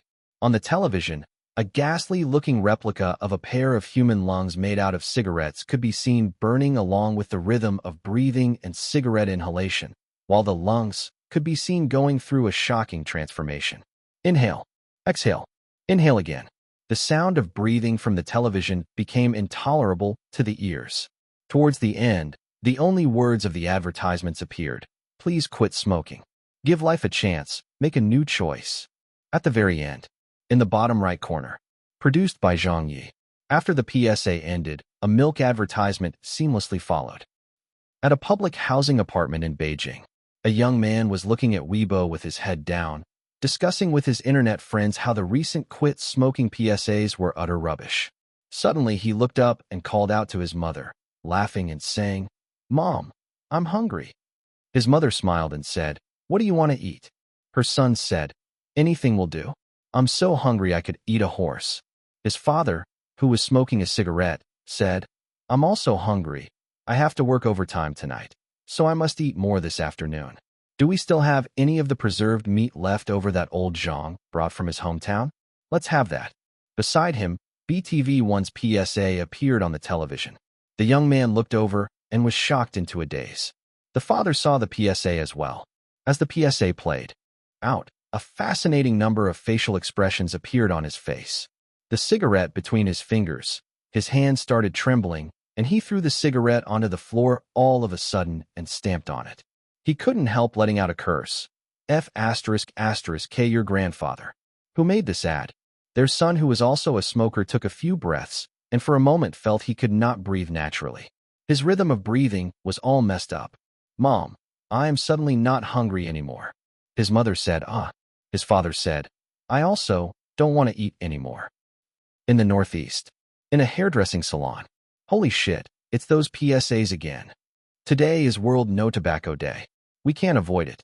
I'm tired of seeing all these PSAs. There's nothing new at all. As there was hardly any business today, a few of the hairdressers were smoking and chattering away with jovial moods. Then, with every passing second the PSA played, their voices suddenly got softer and softer, and eventually everyone went silent. They were staring at the new LCD television which was installed a few days ago with their eyes and mouths wide open, rooted to their spots. A skinny man stamped out the cigarette butt and said, "I am going out to get some fresh air. Wait for me. I'll go together with you." The moment he stepped out, another, slightly fatter youth was panic-stricken and held his chest tightly while flicking the cigarette, but in his hand onto the road, not daring to take another puff. Looking at his facial expression, it was obvious that he was very shocked. He said in disbelief, "Who the hell is so wicked, making such an ad? Curse him and his 18 generations of ancestors." I nearly could not catch my breath. The skinny man, now pale-faced, said, "I need to quit smoking." The fatty touched the cigarette pack in his pocket and felt that he had lost the desire to smoke for at least the next 2 hours. Meanwhile, similar scenes throughout the country played out. Chapter 581. Why is it Zhang Ye again? The PSA was broadcast to millions of homes. It felt like, at this moment, the whole country had fallen silent. When Beijing television's Quit Smoking PSA was broadcast, everyone in the whole country was seemingly shocked all at once. Not only the citizens, even the countless media persons and professionals, as well as some of the quit smoking organizations, were all left sitting quietly in front of their television screens, staring at the frightening Quit Smoking PSA that left them totally dumbfounded. The internet was abuzz with commotion. Countless links to the PSA flooded the forums, while on Weibo, the topic of World No Tobacco Day was suddenly filled with countless of netizens. Heavens, who has seen BTV1's public service announcement? I saw it. Oh my dear Lord. It was too damn scary. What the heck was that? It nearly scared the shit out of me. I'm still shivering from watching it. Even a horror film isn't as scary as that. How could it have only lasted for 15 seconds? That made me break out into a cold sweat. In fact, it made me downright sick. It feels like my lungs are burning at every moment. Is this what a quit smoking PSA is like? Beijing television station, F***K your sister. BTV, 1, why are you so cruel? I'm gonna pass out soon because of it. Can we not have something so frightening next time? It's just in PSA. It looks like you're not giving a chance to so many of us smokers. A Weibo user named Hao Pangyao, who saw that the discussions were getting livelier, could not wrap his head around what was going on. He had seen many quit smoking PSAs on many of the television channels over the past few days, but there was no particular PSA that stood out for being scary at all. Quit smoking PSAs had been shown for so many years now, so how could there still be any that could scare people? So Hao Pangyao asked out of curiosity, "What are you all talking about? What PSA?" Another Weibo user explained to him, "Does the person above not know? Go check out BTV1 and play back from a minute ago. After you have watched it, you will understand. Don't blame me for not warning you first. Be careful when. It's best you not smoke while watching it. Otherwise, the consequences can't even be imagined." Hao Pangyao answered disbelievingly, "I believe I've already watched it. The quit smoking PSAs that were shown in these few days were really quite meaningless. I will still smoke whenever I want to. They don't affect me. Hee. I'm sure you haven't watched it before. Right, go ahead and watch it then, my friend." Hao Pangyao replied, "All right, let me take a look then." Then, about 2 minutes later, Hao Pangyao appeared on Weibo once more. The first thing he said was, F***K? Who F***King made me go watch that? Who is it? Who is it just now? You better come out. Stand up. I promise I won't beat you up. Uft. Ha. Another one bites the dust. I'm laughing so badly now. Hao Pangyao, who had still been very confident before he watched the PSA, was now in tears. Holy shit. How could that PSA affect me so much? My heart, spleen, and kidneys are already trembling with fear. I suddenly feel like I should quit smoking. There were also doubters. The PSA doesn't seem that scary. It's a little scary, but surely it's not that frightening. I don't get what's so scary about it either. Hao Pangyao came on to say, I don't suppose you few are smokers? Only after he had their confirmation did he continue. The frightening part of this PSA lies in that breathing sound, the psychological pressure, and that sense of despair. It somehow captures our attention and gets into our heads. These are things only a real smoker can experience. This is a type of fear that strikes us and then envelopes us from within. I'm not good at expressing myself, nor am I able to describe it clearly.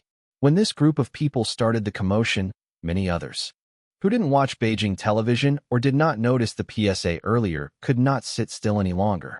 All of them went to look for the PSA themselves. I won't believe this shit. Is it really that good? Let me go take a look as well. Where is it at? Send me a link. I'm too lazy to play it back on TV. You guys are not viral marketeers hired by BTV, right? There are already so many quit smoking PSAs around. How likely is it that they could come up with something new? Send me a link. I want to see it too. Before long, those who went to watch the PSA were left unable to say anything more. Since the afternoon, more and more people had searched for the PSA out of curiosity. As a result, large wave after large wave of people all over the country were shocked by what they watched. Was it scary? There was no blood and gore, and it only had a very gentle reminder that was written as, "Give life a chance, make a new choice." The pace of the PSA was also not intense. In place of a real organ was a proper placement. By these factors, there shouldn't be any reason to be frightened. If all these were presented one by one to you, you wouldn't even feel a thing when you watched them. However, when all of them were combined with the background music and sound effects, it was surprisingly viewed with a different perspective altogether. Only when everyone saw it did they realize that even a gentle and soothing PSA message presented with a prop which had no blood or gore could leave everyone feeling such incredulous fear. This PSA is too godly. This has to be my favorite public service announcement this year. +1. The PSA's message is such a classic as well. Give life a chance, make a new choice. It's put so elegantly and beautifully. It's so much better than those other existing quit smoking PSAs. I like the PSA's message too. At home, Zhang Ye, in his bedroom lying down, was just about to surf the internet before going to sleep. He was also very curious about what the netizens' thoughts were regarding the public service announcement. Yo, seems like the response is rather good. Even though this fell within his expectations, it still left him in a good mood knowing it. The praises for this PSA back in his previous world were also excellent, and countless people had liked it. So in this world where the development of public service announcements was not as advanced as his previous world, it went without saying how well received it was. With the slightly lowered standards of this world's advertising industry as a background, Zhang Ye had brought out a top-notch quit smoking PSA from his world to show to them. With a lead of several years compared to the PSAs of this world, it would definitely create a much bigger sensation. There were endless comments. In just a short time, there were already more than 10,000 comments. Zhang Ye read through them with gusto. Didn't Beijing television station's PSA get affected by the new policies just yesterday? I would have thought that they couldn't come up with a new one by today, but who knew that BTV one would be so capable? In just a day, they have come up with such a perfect quit smoking PSA. It's truly worthy of its name as a traditional powerhouse. They are capable of showing their experience when push comes to shove. How formidable. Yeah, it was really wonderful. They should have created such quit smoking PSAs long ago. It should just scare smokers to death. I hate them the most, harming themselves and people around them. There's nothing good about them at all. A like for Beijing television station. BTV 1. Well done. Ha ha ha. My dad has been a hardcore smoker for over 30 years, but after watching this PSA, he actually said that he would be quitting smoking. Thank you, Beijing television station. Thank you. Since when did we have such an awesome standard for the public service announcements in our country? Even if compared to overseas productions, this PSA's creativity and design is way ahead of them. It feels like it has surpassed the overseas production by at least a few years. From the audio to the visuals to the oppressing feeling of watching it, every detail was simply perfect. It's really great. So there's really an advertising team in our country that has such a world-class standard. A person who could come up with such a concept of a PSA must be a crazy. Not only crazy, he is definitely the craziest among the crazies. How could he be so wicked? It's indeed really wicked.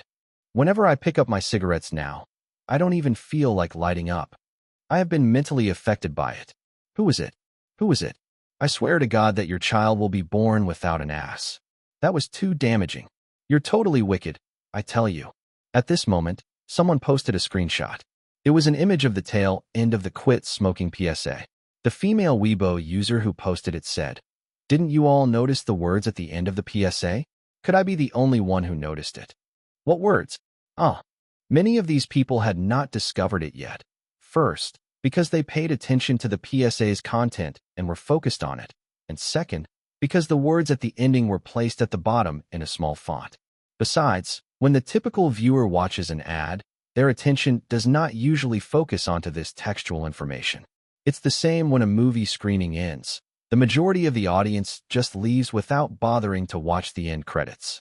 The female Weibo user said, "Look in the bottom right corner." At this time, an untold number finally spotted the words. What? Produced by Zhang Ye? Oh my god, it's a Zhang Ye production. So it was that guy. Damn, I was still wondering who was so wicked. The only person who could come up with such a wicked advertisement would be that wicked wretch, Zhang Ye. Only he would do something like that. Why is Teacher Zhang everywhere? I nearly forgot. I read a news article online this morning, and I think it was reporting on a matter that happened yesterday. It mentioned that Zhang Ye had appeared at the lobby of Beijing television station.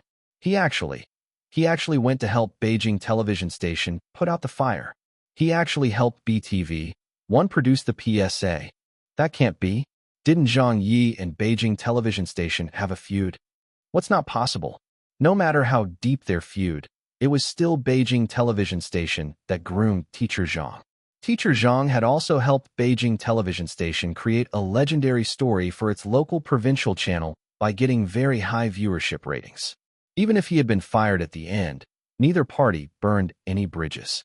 We all know that Teacher Zhang is a sentimental person who is a Beijing local.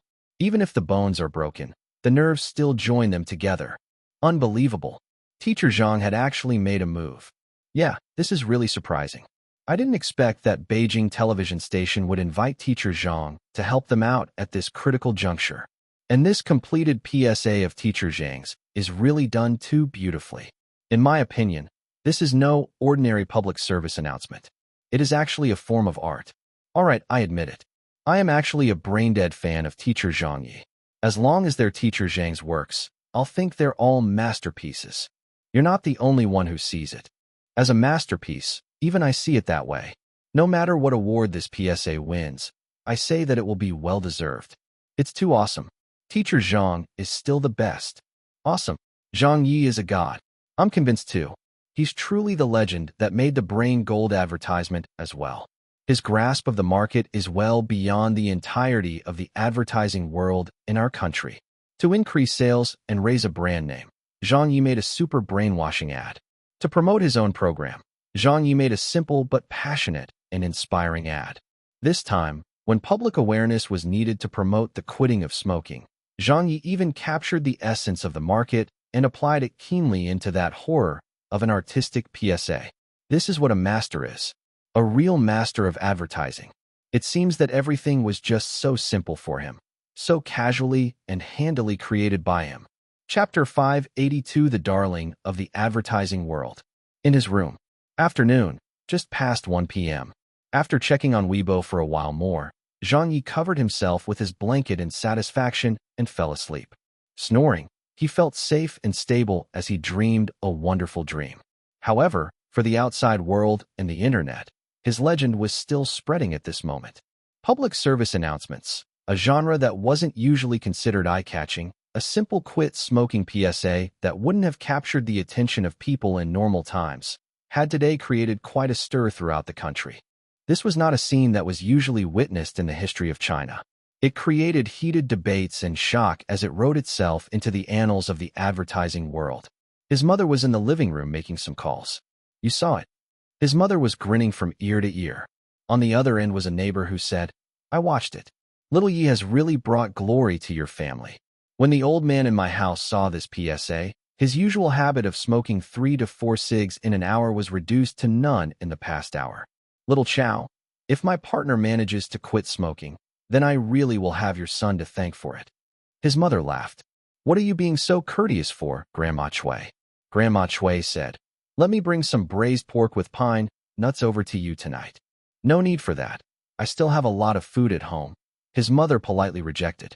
Grandma Chui did not let her explain and just said, I bought too much ingredients yesterday, so I insist on bringing some over to you later. When little Yi was young, he loved eating braised pork. My grandson has just entered university and is majoring in advertising. Who knows? After his graduation, I might still need to trouble your little Yi to help him find a job. It's really difficult to get a job these days. With little Ye's reputation in the advertising field now, maybe when he is free, he could teach and advise my grandson a little. Even if a small part of your son's teachings rub off him, I'm sure it will be enough to let him have a chance in this industry. His mother was enjoying the praises, but said, "Hi, my kid has no talents to speak of. Grandma Chui, if you're coming over, just come. There's no need to bring anything. We've been neighbors for so many years now. There's no need to stand on ceremony. In the future, when little Yin has graduated from college, just let me know and I will get my son to help him find a job." Grandma Chui quickly said, "Then I will thank you in advance, little Chow. It won't trouble you, right?" His mother said, "Why would that be troublesome? My son might not have a good relationship with many people, but he still commands some respect in the industry. Don't worry about it. Leave it to me." Soon after, Zhang Ye's first uncle also called. "First uncle, big sis, where's little Yi?" "He's sleeping." "What's the matter?" his mother asked. First uncle was a little lost for words. "I need to tell him off. He made such an utterly disgusting PS. It made me lose my appetite during lunch. I didn't even eat more than a few mouthfuls. Make him find another job quickly, so that he doesn't have to advance any further in the field of public service announcements. Smoking is the only thing that I enjoy, and it was nearly taken away from me by him." His mother was already laughing about this. Stop it then. Smoking less is good for you." This PSA of little Yez was made exactly to help smokers like you kick the habit. First uncle replied in, "Annoyance feels more like causing trouble for us." Online, there were also praises and curses. "Teacher Zhang, I hate you. I thought that after the mass criticism over the Peking University incident, there would be quite some peace and quiet.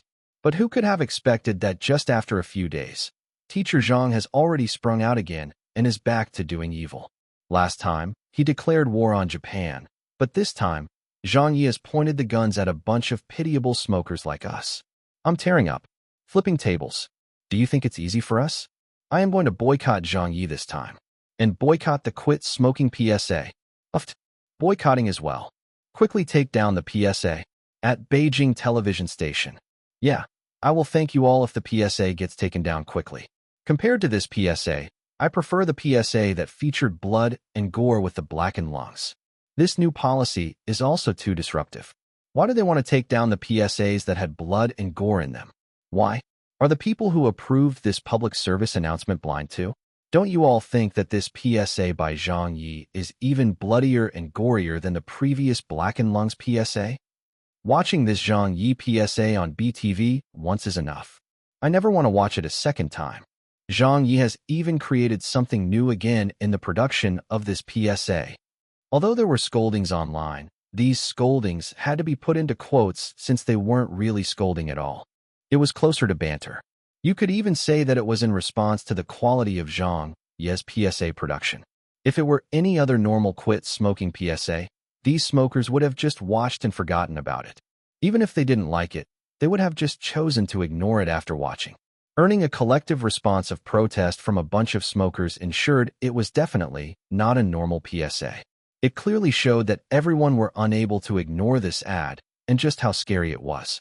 It was so scary that it had planted itself deep into their consciousnesses. If it were other types of advertisements, being scolded might present a problem to the advertisers. But a public service announcement getting scolded in this way highlighted just how much of a breakthrough this PSA was. It was effective. This was the ultimate objective of a public service announcement. During the evening news, quite a number of newspapers across the country reported on Beijing television stations' PSA that had shocked many and set a new precedent for quit smoking public service announcements. A new age for public service announcements. Shock. The most frightening quit smoking commercial in history. Beijing television station joins forces with Zhang Ye once more. An ambiguous cooperation between ex-employee and employer. Just how many years ahead is Zhang Ye's advertisement production standard? A historical breakthrough in quit smoking PSAs. Zhang Ye, darling of the advertising world. Because public service announcements were not a mainstream source of news, the number of reports on it were not that many either. However, this limited coverage had also attracted the attention of society at large, especially since it was on the day of the World No Tobacco Day. Some newspapers had given this news a very good place on their publications. At 8 p.m. in the evening, an internet news article about plagiarism appeared online suddenly. A large web portal was the first to report this on the homepage of its news section. In the article, there was an image that was impressively similar looking to BTV1's public service announcement, but instead of a pair of lungs made out of cigarettes, it was a stomach. It was a stomach which was burning. It wasn't a video PSA, but a still image PSA. The news pointed out that this image was put up on a Dutch television station's website for the World No Tobacco Day. Other than the difference of the prop, the core of the PSA had copied China's BTV1's Quit Smoking PSA. The netizens were not having any of it. That is obvious plagiarism.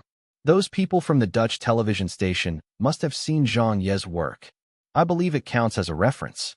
Reference my ass. This is as good as plagiarizing. Sue them. At Beijing television station, the foreigners are copying our ideas. This is a first. It's the first time I've seen any foreigners copying our public service announcements. In the past, it has always been our Chinese advertising world learning from their advanced advertising knowledge. Although I'm not too happy about that plagiarism, I have to say that Zhang Ye has really given our countrymen something to be proud of. Even the foreigners are copying us now, attracted by our work. This goes to show that our Chinese advertising standards are no longer behind the world's standards anymore. However we say it, it is still Zhang Ye who is great. Yeah, there are always people scolding Zhang Ye this and Zhang Ye that, but take a look. It's still Teacher Zhang who can save the situation even at the critical moment. So it's still because of Teacher Zhang that our country can rise with such posterity. Although I know that Teacher Zhang has some shortcomings, like his character or his temper, but so what?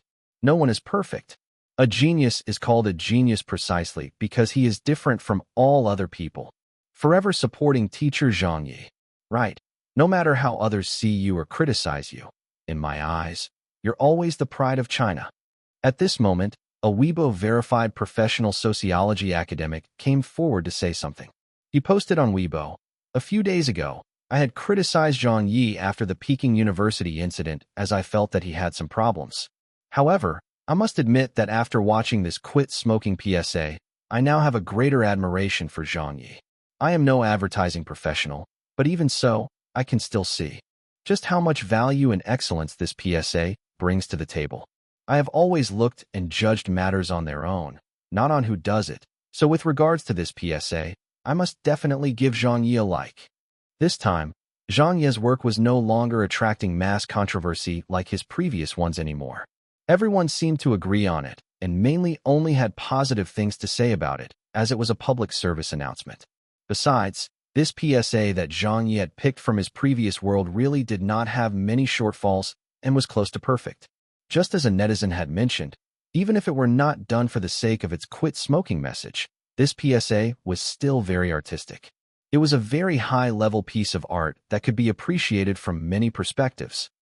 On this night, many of the advertising companies or related television stations' advertising departments were working overtime.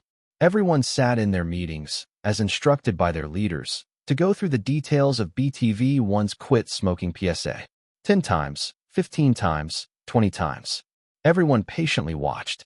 How great is this? This music is totally well-suited for it. The finishing touch should be the breathing track. I really don't understand how Zhang Ye thinks. If we remove the breathing track from it, then this ad would definitely not have that much of an impact, right? When I watched it for the first time, I only thought that it was scary, that this ad had been so good because of the pair of lungs made out of cigarettes.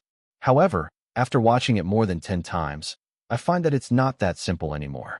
From the start, that few seconds of meaningless introduction that feel excessive, to the music and the breathing tracks, and to the lighting, it is too uncompromising and is an advertising art form that had every step planned out. This Zhang Ye is truly formidable. Are you all sure that he was just a broadcasting major? Hi, we're really incomparable. A Dutch television station even copied Zhang Ye's PSA. That incident alone is already a wonder. I don't think there is another case like this in the history of our advertising industry. Those Dutch people are really quick to react. They know a good thing when they see one. Just based on the value of this ad, it was worth it. Analyze. Study. Analyze again. Some of these advertising agencies who did not dabble in public service announcements were also holding meetings to discuss and study all the details and core of the PSA, not because they were planning to go into this area of advertisements, but because all ads were the same. Just like how they used to study Zhang Ye's brain gold advertisement, it was not so they could follow its style, but because they had to know why it was as successful as it was. They needed to understand why it managed to attract people, so that they could absorb and learn from it, to raise their own level in the field to break through the bottleneck of the advertising industry. If they did not improve, they would be eliminated. The past few advertisements that Zhang Ye produced had no doubt helped to open up a new door for the Chinese advertising industry. Chapter 583 The Heavenly Queen Comes to Visit. Collapse. The next day, 8 a.m. in the morning, the sky turned dusky and started to drizzle. This should be the first spring rain of the year. Although it did not rain heavily, the rain still pattered against the glass of the window. Zhang Ye was still lying in bed under his blanket, not fully asleep, but just alternating between consciousness and slumber. Because he had been sleeping a lot since yesterday night, he had recovered his tip-top shape after having had about 20 hours of sleep, even though he had stayed up for a day and a night previously. Ring, ring, ring. The phone rang. He opened his eyes and searched for a long time before he found his cell phone in the space between the pillow and the headboard. Looking at the caller ID, it displayed an unfamiliar number. Zhang Ye picked it up. Hello, who's this? It was an acquaintance. Teacher Zhang. I'm Sun Han from Beijing television station. Zhang Ye said, hello. Have you seen the response to our public service announcement? Sun Han spoke with a very grateful tone. Thank you very much. There are so many media outlets discussing our quit smoking PSA now. Since yesterday afternoon, the topic on this PSA has been surging all over the internet and newspapers. Many of the station leaders had not expected us to get through this crisis, but thanks to your great help, not only did we get through it, the ad even helped to increase the station's brand awareness and popularity by a lot. Zhang Ye laughed and said, you have thanked me enough yesterday. It was nothing. Sun Han said, oh right. The reason that I'm calling you is because 10 minutes ago, the station was notified about our quit smoking PSA getting acknowledged by the authorities and has been shortlisted for this year's Best Public Service Announcement Award. Getting shortlisted on the same day of its premiere is a first in the industry. Needless to say, this shows just how much expectations the authorities have for this PSA. Congratulations to you. Best Public Service Award? It would definitely be a good thing to win the prize. This is a shared credit stemming from everyone's hard work and participation. Zhang Ye did not claim credit for himself, as his initial intention when taking up this project was just to do it as a favor for his ex-leader, Hu Fei. He never had any other concerns or motivations, so this came as an unexpected surprise. The call ended, and he stretched himself languidly. Everything in the past few days seemed to have gone quite smoothly. The only thing left now was finding a proper job. The fallout from the Peking University incident had almost passed, but even if it had not, it did die down by quite a bit. Having contributed to a public service work which had earned him quite a bit of moral praise, there was nothing else he could do if no one came forward to contact and offer him a job. He could only wait for now. Filming movies? Acting in television dramas? Or doing variety shows? A long-term TV guest on a show? The situation was quite bad for him now since the entire entertainment industry knew about his bad temper. Any television station or film group that wanted to use him would have to think twice. That was why Zhang Ye would accept any job right now as long as he felt the offer was suitable. The competition within the entertainment industry was considered very fierce.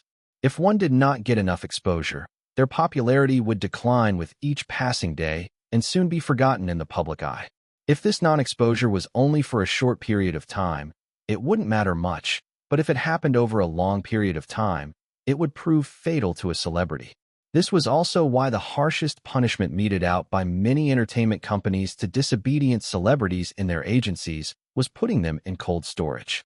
It followed the same principle, and no matter how great one's fame and popularity, even an A-list celebrity would be banished to oblivion if he or she did not appear for some time. Zhang Ye naturally understood this, so at the moment he wasn't too demanding either. All along, he never pursued or had any expectations of turning famous overnight. Zhang Ye was always down to earth and worked earnestly, no matter how popular or unpopular he was. This had always been the way Zhang Ye behaved. As of now, the urgency was in finding a suitable employer first. Certainly, the best outcome he was hoping for was still securing something at a television station, as it was the most familiar thing he was comfortable with. It was his original profession and line of work. Zhang Ye believed that if he were given an opportunity to fully display his talents by letting him do a variety show, he would surely be able to overcome the hurdle and move into the B-list celebrity rankings. Right now, he was only 2 rankings away from becoming a B-list celebrity. If he could get past this barrier, then what awaited him would be a whole new level. His circumstances would be very different, as there was a clear distinction between being a B-list or C-list celebrity. If he could become a B-list celebrity, there would be endless opportunities all over the place. As the level was not the same, the opportunities were also different. "Dad, Mom." While lying in bed, he shouted out twice to the living room. No one answered. He looked at his watch and guessed that his parents had already gone to work. Zhang Ye continued to lie in his bed, a hand behind his head, and thinking about his future career plans. B-list. B-list. He had to get there quickly. Suddenly, the phone rang again. An unexpected call came in. Zhang Ye had a look at the caller ID. It's the heavenly Queen. He thought for a while before accepting the call. "Hello." A woman's voice on the other end said casually, "What took you so long to pick up?" "Hi, I was still sleeping." "What's the matter, Sister Zhang?" Zhang Ye spoke in a rather unfriendly manner. Whenever old Zhang took the initiative to call him, it was nothing good. Sure enough, he heard her say, "Come out for a drink." Zhang Ye nearly fainted when he heard that. He chuckled and said, "What are you drinking so early in the morning for?" She calmly said, "Find a place that is not so crowded and where no one will disturb us." "Where do you expect me to find a place to drink at this hour? The bars are closed and the hotels are not open for business yet." Zhang Ye was a bit speechless. "Did you just throw aside your job and skip work?" There was suddenly no response on the other end. "Hello? Sister Zhang," Zhang Ye said again. Then, he heard some distant voices over the call. It sounded like there were several men and women. One of the voices sounded quite familiar and seemed like it belonged to Zhang Yuanqi's manager, Feng Weihong. "Where is Sister Zhang?" "I don't know." "Luer, have you seen Sister Zhang?" "No, Sister Weihong." "Did Sister Zhang go missing again?" "There will be a crew lunch at noon. This time, the leaders of the film company will be attending as well." "Where did Sister Zhang disappear to again this time?" "She always disappears at such times." "How should I explain it to the leaders of the company?" "Hurry up and search for her. We must find Sister Zhang. She's the lead today." "All right then. I will get more people to look for her as well. Everyone is envious that I'm the Heavenly Queen's manager. But tell me, does it look like I am having an easy life?" "Sister Weihong, please calm down. Sister Zhang has never been interested in such social events. Besides, this is not the first time it's happened. It's not easy for Sister Zhang either." "So what? She still has to attend it. The film's investors are going to be there as well. All of you continue searching here. I will go to her house to find her." Slowly, the voices got quieter. A minute later, Zhang Yuanqi started speaking again. "What did you say earlier?" Zhang Yi said, embarrassed. "Nothing." Zhang Yi already understood what was going on. She went on. "You are at home?" Zhang Yi said, "I'm not at Jiaomen. I'm at my parents' home." She said, "Only you?" Zhang Yi replied, "Ah, yes. My parents have gone to work." Without explaining, she said, "Send me the address. I will buy some wine and meet you at your place." Zhang Yi quickly said, Never mind that." "Why don't?" She said, "That's it then." Do. The call was cut short by the other party. "Whatever. Hi, just come, whatever." Zhang Yi smacked his lips, thinking that since his parents would only get off work around 5 or 6 p.m., there was no harm in sending his home address to Zhang Yuanqi. He yawned and got off the bed, then went to the living room to take a look. His parents were indeed not around, and there was no breakfast on the table. He would have go hungry for now. He went to the bathroom. He turned on the water heater and took a shower. After his shower, he came out while drying his hair and only realized that it was raining when he looked out of the window. The rain continued to drizzle. The mist shrouded the surroundings. It was a very beautiful scenery. Since old Zhang would be coming, Zhang Yi started to tidy up the house. He made sure that the house would be in a clean condition, so he folded the blankets, put away the clothes, and also tidied up the living room while he was at it. Chapter 584. The scenery is better over here. A while later, ding dong, ding dong, ding dong, ding dong. The doorbell rang continuously 4 or 5 times. If your own family members forgot to bring their keys and came home, they would usually just press the doorbell once, all casual-like. If they were guests or relatives who had come to visit, they would usually press the doorbell twice, so they would appear a little more modest as visitors. Sometimes, some people who were more careless might press it 3 times. That was still fine and within accepted norms. However, someone who was visiting another person's house for the first time and pressing the doorbell continuously 4 to 5 times made it needless to ask who it was. Just from hearing that, it could only be that heavenly queen who was always cool and kind in front of the media, but had a terrible character in private. Coming, coming, Zhang Ye shouted. Ding dong, ding dong. He was still taking his time to get there when the doorbell rang twice more. Zhang Ye could do nothing about it. He went to the door and pulled it open. Sure enough, the woman standing outside, armed to the tooth, was indeed Zhang Ye. What took you so long? She lifted a leg and stepped in. Zhang Ye closed the door. You have to at least let me walk to the door. She asked. No one is around. No one. Don't worry, Zhang Ye said. She put the zipped and locked bag in her hands down onto the ground and said, the alcohol is inside. There's red wine and beer. Take your pick. Since it had come to this, Zhang Ye could only play along. What will you have? Red wine. She sat on the sofa in the living room. Zhang Ye bent over and opened the bag to take out the red wine. He realized that underneath the red wine bottles was some red and white clothing. As they stacked together, he did not know what type of clothes they were. He asked, why did you bring so many things? Where do you intend to go? I heard over the phone that your manager was looking for you. She lay tiredly on the sofa with her eyes closed, napping for the moment. The suburbs in Beijing, at the movie studios. I'm filming a movie during these next few days and will be staying around that area. She opened her eyes and looked over. Where's the wine? I'm opening it right now. Zhang Ye had a wine bottle opener at home that apparently came as a free gift when his mother had bought a new rice cooker some time back. However, as he was not too familiar with how to use it, it took him a very long time before he got the bottle opened. He found 2 glasses and poured the wine into each, one for the both of them. Right when he finished pouring the wine, Zhang Ye immediately picked it up and raised her glass. Zhang Ye helplessly clinked glasses with her and said, don't drink so much. It's bad for the stomach to drink so early in the morning. Before he could finish saying that, old Zhang had already finished hers in one gulp and then took a look at his glass. Zhang Ye couldn't do anything except accompany her and finish his glass as well. Old Zhang picked up the bottle and poured half a glass of wine for herself before pouring some for Zhang Ye. Come.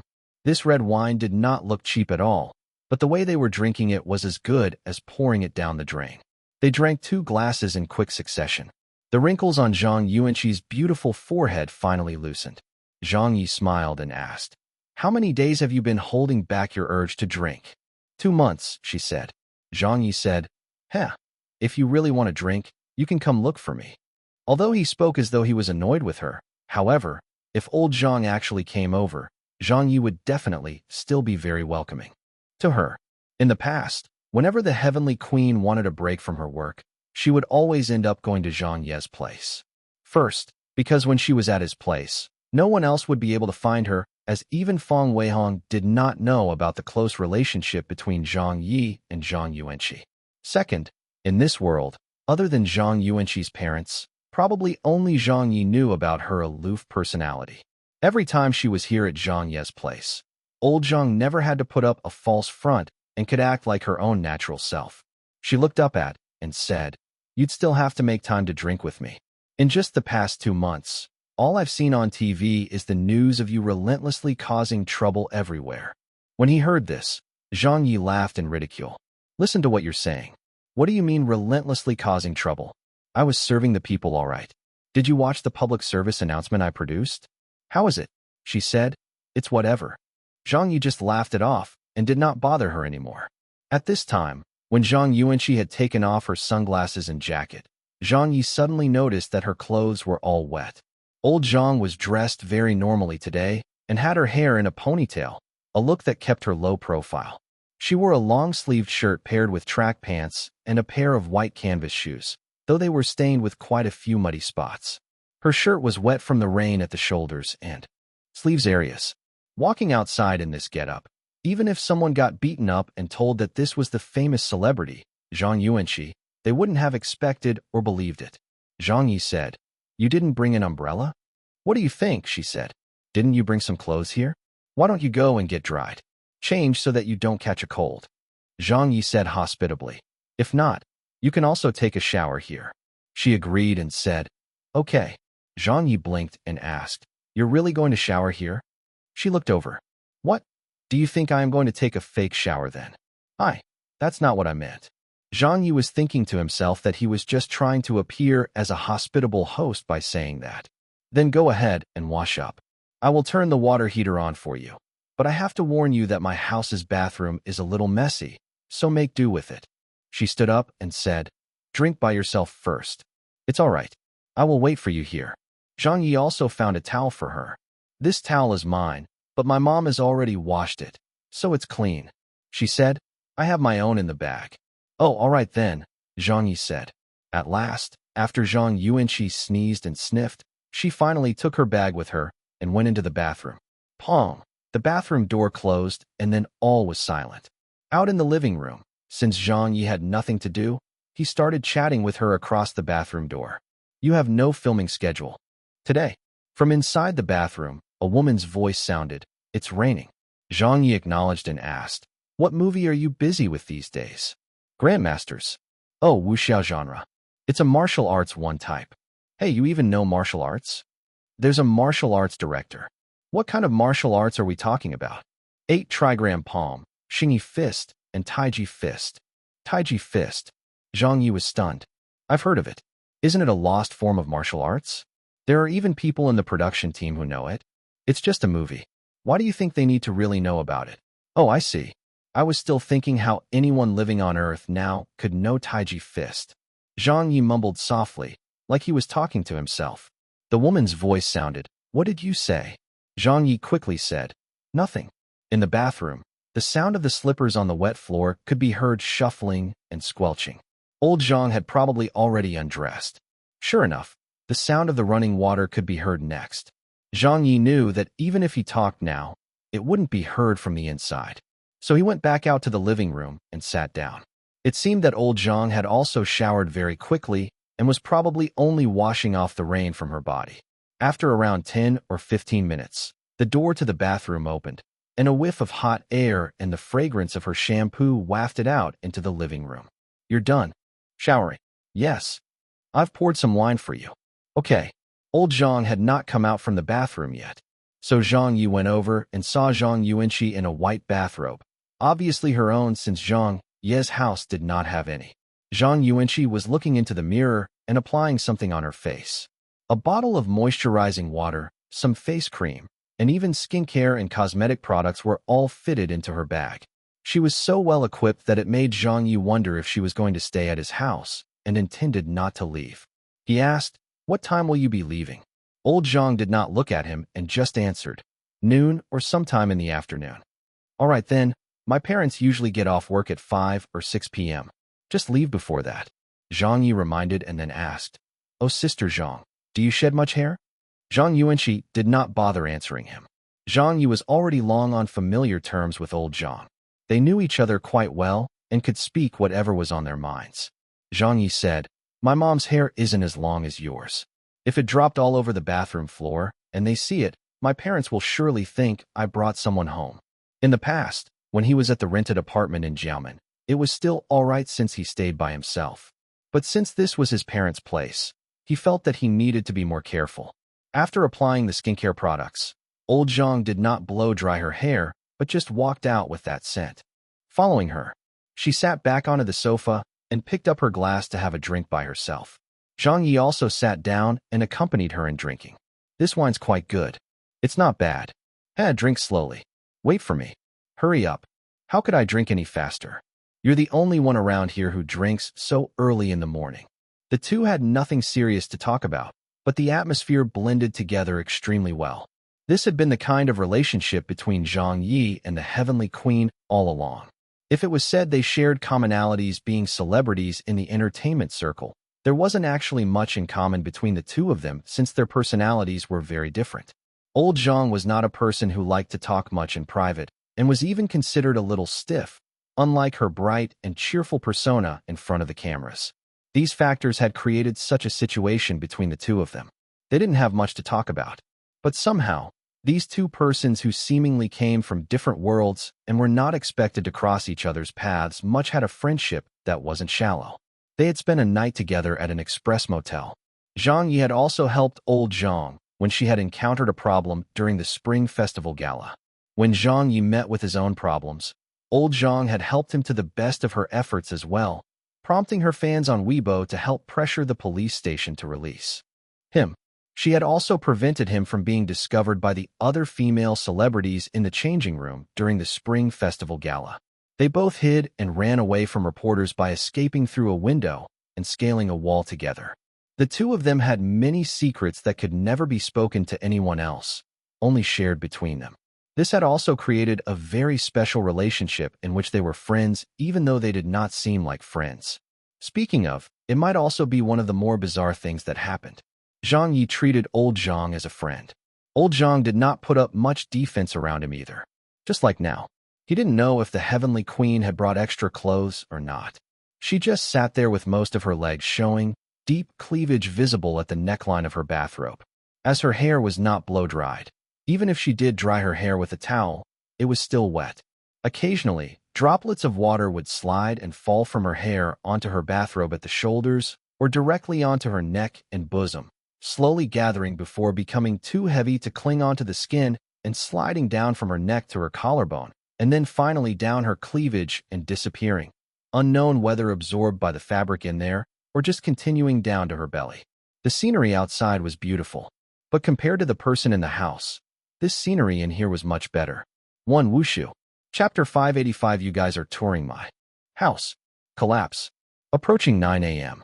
It was pouring heavily outside. On the coffee table in the living room, the bottle of red wine was almost empty. The two of them had finished it very quickly and had about enough as well. They were a little tipsy after having so much, but was still all right. Zhang Ye had not intended to drink so much at all. Although he did not say it, he cared quite a lot for old Zhang and was afraid that she would drink without restraint, so he drank a little more himself to lessen her drinking. He was actually also a little scared that old Zhang would again become so drunk that she'd vomit all over the place like the first time he met her. That time was enough to keep Zhang Ye busy for the whole night, just taking care of old Zhang. Finished drinking? Said Zhang Ye with a smile. Breathing normally, Zhang Yuanqi said, yes. Zhang Ye said, if there's no one to accompany you to drink in the future, feel free to come over. I might have been up to a fair share of things recently, but drinking is still something I can spare time for. As long as you, Sister Zhang, says so, who am I to refuse? Zhang Ye knew she was busy with work recently, and mind you, it was not busy in the sense of a normal white-collared worker type of busy. It was a totally different concept altogether. Being at the level of an S-list celebrity, old Zhang's schedule was basically packed with activities throughout the year. Today, she might be flying off to Shanghai to film a music video, then in the afternoon, she would have to fly to the south again to do some outdoor shoots before flying back to Beijing at night to shoot a scene at the movie studios in the suburbs. A full day might mean anything up to 16 or 17 different activities all lined up one after the other, so the stress level and work intensity was surely imaginable. But of course, there must be a time to relax, a point where she could just drop everything and disappear to release all that pent-up stress. Otherwise, she might really die from overwork. She looked at Zhang Ye and said, you're really something. Of course, I always treat friends well, Zhang Ye said. Not to mention that you and I have even fought through the enemy lines together, making us revolutionary comrades. She said, that joke is lame. Zhang Ye. She put down her wine glass and said, all right, I'm done drinking. Good, don't drink too much. Zhang Ye pointed to his own bedroom and said, you have such dark circles under your eyes. Did you film late into the night yesterday? Do you want to take a short nap? I will go in and clean up a little. Old Zhang had come to Zhang Ye's house today probably because she wanted to have a little to drink and also rest up, so she did not turn down his suggestion. All right, I will nap for an hour. Zhang Ye said, how is an hour enough? You just need to be up before 4:30 p.m. since my parents do not eat lunch at home. Rest assured, you can sleep well." She asked. "No one visits your house, right?" Zhang Ye smiled and said, "What visitors? Don't worry, no one will come." Just as he finished saying that, a sound that struck terror into Zhang Ye's heart came from behind him. Ding dong. It was the doorbell. Someone was pressing the doorbell. Zhang Yuanqi shot a glance at Zhang Ye while he was already breaking out into a cold sweat. He did not know who it was, so he kept quiet and pretended that there was no one home. Then, his mother's voice rang out from the door. "Little Ye, open up. I just went to market and I don't want to find my keys since I am carry all these grocery bags." It was his mother. Ding dong. The doorbell rang again. Then his father's voice also rang out. "Little Ye." Zhang Ye knew this spelled trouble. If they were just visitors, he could still have avoided them by pretending that no one was around. But since his parents had the keys with them, even if he didn't open the door for them, they would still be able to get in. He didn't know what else he could do anymore. Didn't the two of them go to work? How did it end up with them having the day off and going to the market to buy groceries instead? Hi. He was still wondering why his mother and father did not leave any breakfast for him. Turned out it was because they had the day off, so they had gone out to get the groceries for breakfast. Old Zhang looked at him and asked, "Didn't you say there'd be nobody?" Zhang Ye said worriedly, "I didn't expect this. Either. Think of a way," she said as she pushed all responsibility onto him. Dong dong. They were still knocking on the door. When Zhang Ye looked at Zhang Yuanqi's outfit, he thought of how he wouldn't be able to explain this no matter how hard he tried. If she were dressed normally, like earlier, it would still be easy to explain, but she was in a bathrobe right now and had obviously just come out of the shower. Even if he had 100 mouths, he wouldn't be able to clear this up. "Little Ye, are you awake yet?" His mother finally asked, and then said, "Forget it. I will open the door myself." Zhang Ye knew that he couldn't delay opening the door anymore, so he shouted loudly at the door, "Mom, don't.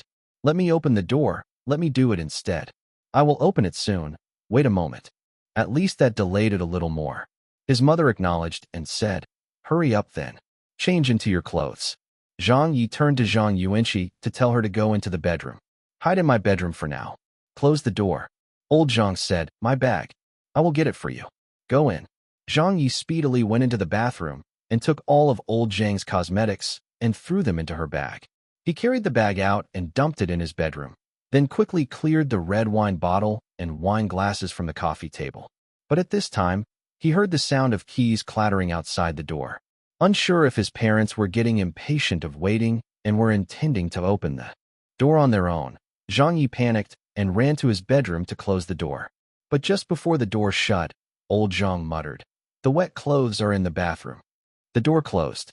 Zhang Ye knew that there was no time to get the clothes anymore, so he ignored that for the moment as his parents would probably not be using the bathroom anytime soon. He would have to think of another way to retrieve the clothes later. Since it was just his parents coming home, he would have to handle them first.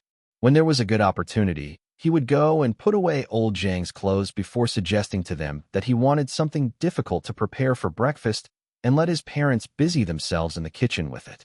Zhang Ye would then close the kitchen door and smuggle Zhang Yuanqi out of his house. Phew, that seemed like a good plan, and it shouldn't be a problem to execute. In this short moment, Zhang Ye had already formulated a plan in his head.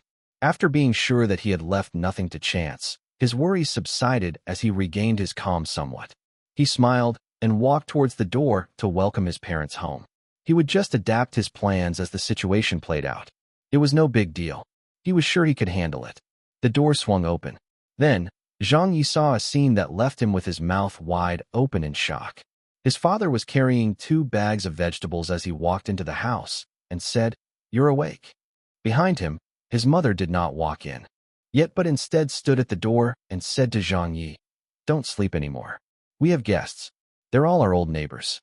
It has been so long since we had a gathering, so I called everyone over today." She turned around and said, "Grandma Chui, come in quickly. Little Yin, are you an advertising major in university? It's a good opportunity to chat with your brother Zhang Ye." Grandma Chui stepped into the house and smiled. "Little Yi."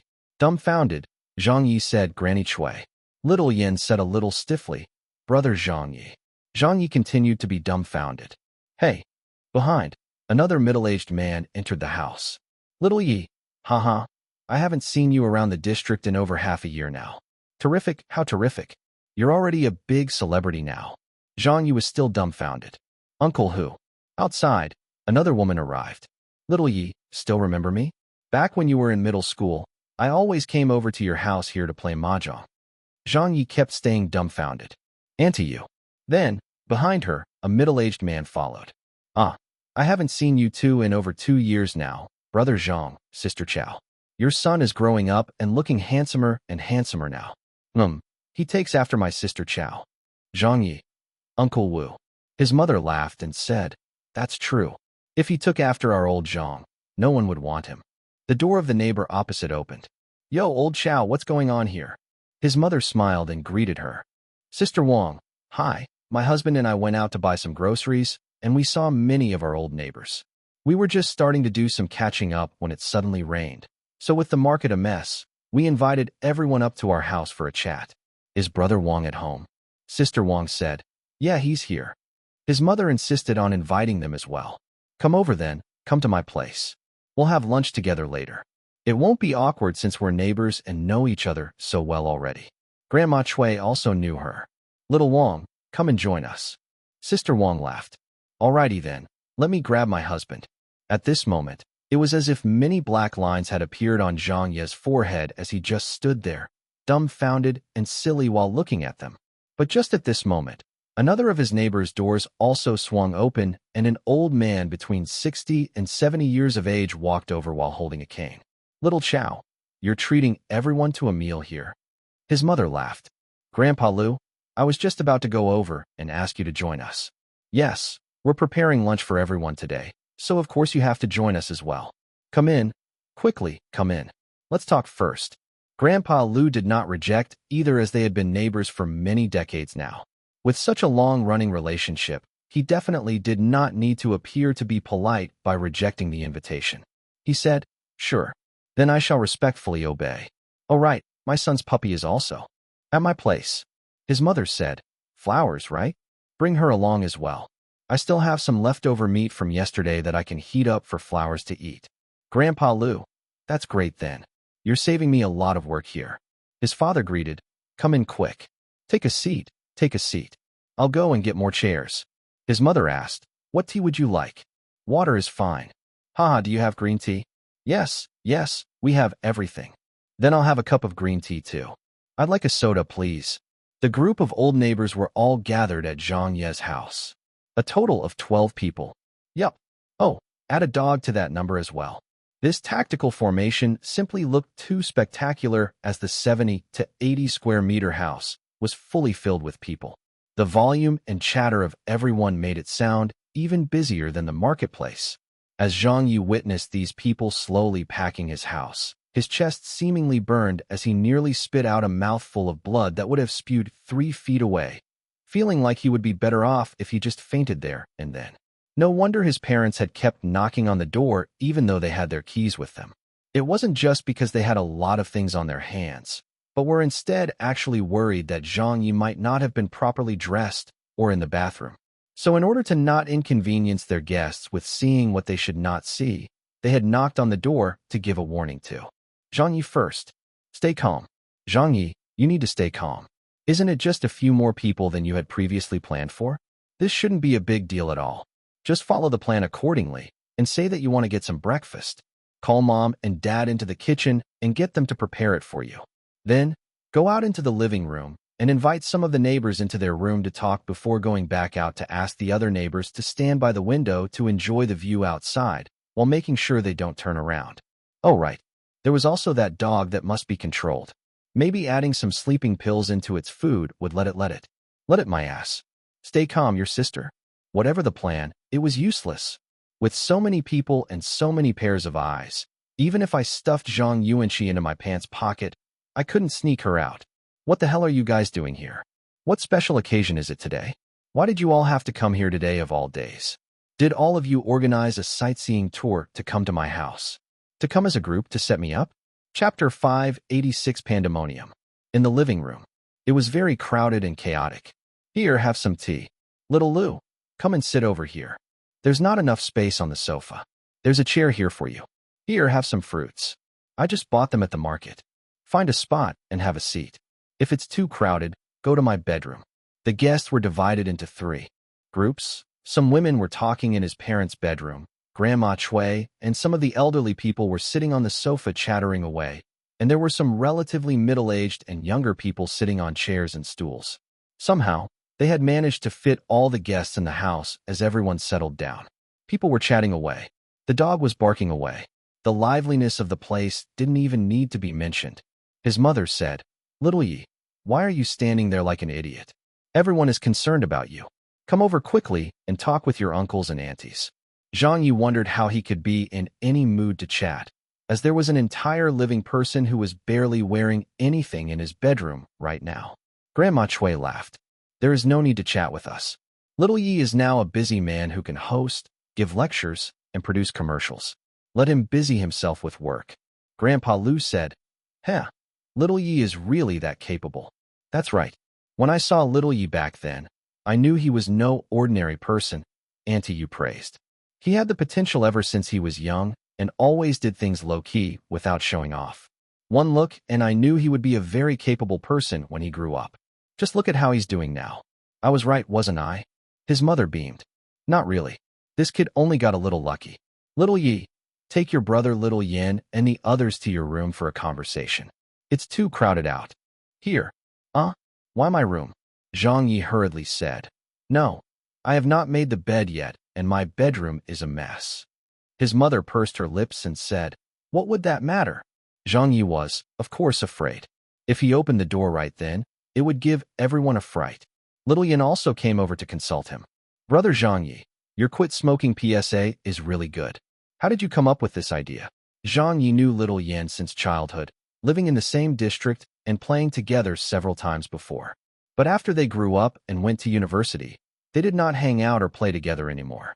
Hi, it was just a moment of inspiration.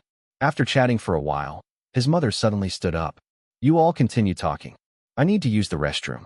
Zhang Yu was still chatting with Little Yin until his mother walked past. He suddenly recalled that Zhang Yuanqi's clothes were still in the bathroom. He immediately called out, "Mom, I need to go first."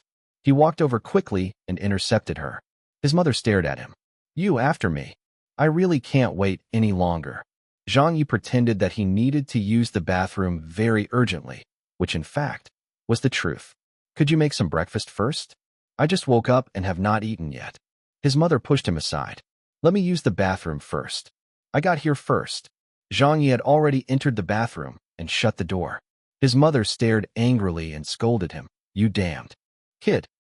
In the bathroom, the chaotic chattering noises outside had nothing to do with him anymore. Zhang Yi took the opportunity to take a breather and clear his mind. Then he looked around and found old Zhang's clothes on a small stool under the shower head. He went over to pick up the clothes which were damp from the rain. He intended to go back to his room after retrieving the clothes when something dropped onto the floor. Upon closer inspection, it was old Zhang's black panties made of real silk. The material was very thin. The right side of the front was embroidered with dark black flowers and exuded a mature air. He bent down and picked up the panties quickly. Because they was worn underneath, they did not get wet from the rain. But after dropping it on the floor, one side of them became a bit wet. At this moment, he realized there would be a problem. How would he bring out so many clothes without being noticed?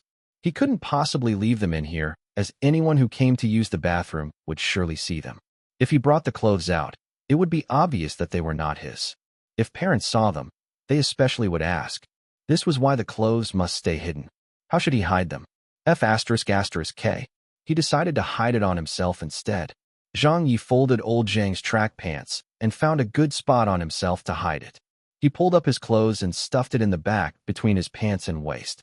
Then he folded old Zhang's long-sleeved shirt and stuffed into the front of his pants, which were secured with an elastic band.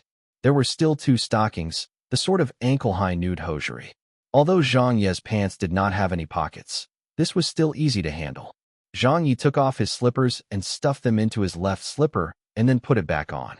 The slipper suddenly became tighter fitting, but he had to make do with this for now. Then Zhang Yi stared at the panties for a long time before deciding to use the same technique. He stuffed them into his right slipper before putting it back on. In the end, only the bra was left. That lacy black floral bra. The material was thin, but because of its shape, it was not easy to hide. He held the bra and tried to stuff it on himself. However, because it still protruded out under his clothes, it would easily be discovered by people with just a glance. "Dong dong, are you done yet?" his mother called out. Zhang Ye immediately replied, "I'm coming. I'm almost done." His mother said, "I've already heated up the food for you. Hurry up." Zhang Ye sucked his stomach in and stuffed the bra under his clothes, the rough, lacy material rubbing against his belly, making him feel slightly ticklish. He opened the door with one hand while the other clutched his stomach, pretending to have the runs and not feeling well. "Hugh, I'm done." When the door opened, his mother looked at him and asked, "What's wrong?" Zhang Ye held onto his clothes tightly and said, "I probably didn't eat well last night. I thought that you didn't eat dinner last night. You were only sleeping. All right, stand aside." His mother quickly went into the bathroom without noticing anything. When Zhang Ye dodged this crisis, he immediately dragged his feet, shuffling forward with his left foot, which was stepping on the stockings while the other was stepping on the panties, hobbling back to his room. He was almost there, but the more he was anxious, the more mistakes he would make. As the slippers were not tight-fitting and had something stuffed in them, Zhang Ye's heels were not fully on the slippers at this moment. When he was about to reach his bedroom door, he sped up and missed a step, making him lose his balance. His feet slid out from the right slipper and even tumbled across the floor. The compressed lump of old Zhang's panties rolled out as the slipper tumbled along and landed beside it. "What happened, little Yi? Be careful." As a group, little Yin, Grandma Chui, and the rest all looked over at once. Zhang Ye's face turned green as he hastily put his slippers back on and said, "Nothing, nothing." Little Yin said concerned, "Brother Zhang Ye, why are you sweating so much? Does your stomach not feel well?" Suddenly, he looked down slightly at the floor. Brother Zhang Ye, you dropped something. What is it?" Zhang Ye was terrified. He tugged on the bra underneath his shirt with one hand, while the other hand quickly picked up the clump of black panties and calmly held it in his hand. He raised up that hand to wipe off the sweat on his forehead and smiled. "Yes, my stomach doesn't feel good. Maybe I'm just hungry. It's nothing. I'll be fine after I eat something." Grandma Chui looked at him and reminded, "There is sweat on your sideburns as well." "Oh, I can wipe it off. It's fine." Zhang Ye held onto that lump of black fabric while wiping off the sweat from his sideburns and neck, and then smiled. "All of you please continue chatting. I will go back to my room first." Holding the black panties in his hand, he grabbed the doorknob to his bedroom and twisted it. After opening the door, he went in quickly as he was afraid that the guests would see the view of the bedroom. He immediately closed the door. Still feeling uneasy, he locked the door from inside. He rubbed his forehead and neck while panting, the lingering scent of the black panties on his face. He nearly cried and thought to himself, wondering what he had done to deserve this and why he was so unlucky. In his room, old Zhang was lying on the bed burrowed beneath blankets. She was holding Zhang Ye's Legend of Wukong in her hands, which had originally been placed on the windowsill, and was currently reading it. Zhang Ye was speechless. "What are you doing?" She replied, "Reading a book. I'm over here working myself to death, yet you're amazingly laid back." Zhang Ye whispered, "Why are you even all wrapped up in bed? If someone comes in, how can I explain it?" She said deadpan, "What else can I do? It's impossible to leave since there are so many people around, and I also can't help it if they enter the room. Is there any difference between standing or lying down in the room?" Indeed, there was no difference at all. It would be on the headlines if it were made public that the Heavenly Queen was wearing pajamas in his bedroom. One of them was an S-list celebrity while the other was a C-list celebrity. If they were caught in a scandal, neither of them could handle the consequences. Besides, Zhang Ye already had a girlfriend now. Zhang Ye unbuttoned his shirt, took off his slippers, took out her clothes one by one, and helped put them back into her bag. But he heard old Zhang say, "Your house is really crowded today." Zhang Ye said gloomily, "Who could have guessed that my parents would invite so many people in such a short span?" Old Zhang added, "And a dog." "That's right. There's a dog too." Zhang Ye rolled his eyes and said, "I've got to hand it to them. They can invite enough people to even make up a soccer team with subs." She said, "You think of a way," and continued reading her book. Zhang Ye said, "There's no way out. We can only hang around for a while. Let's wait and see." "All right, I'll stop talking now. I'm going out for my breakfast," she casually remarked. I also have not eaten breakfast. Zhang Ye muttered, I understand. He opened the door, walked out of his room, and quickly closed the door. All done with lightning speed. Having used the bathroom, his mother was now busying herself in the kitchen. When Zhang Ye went over, breakfast had just been prepared. He suddenly said, I'll take this then, Mom.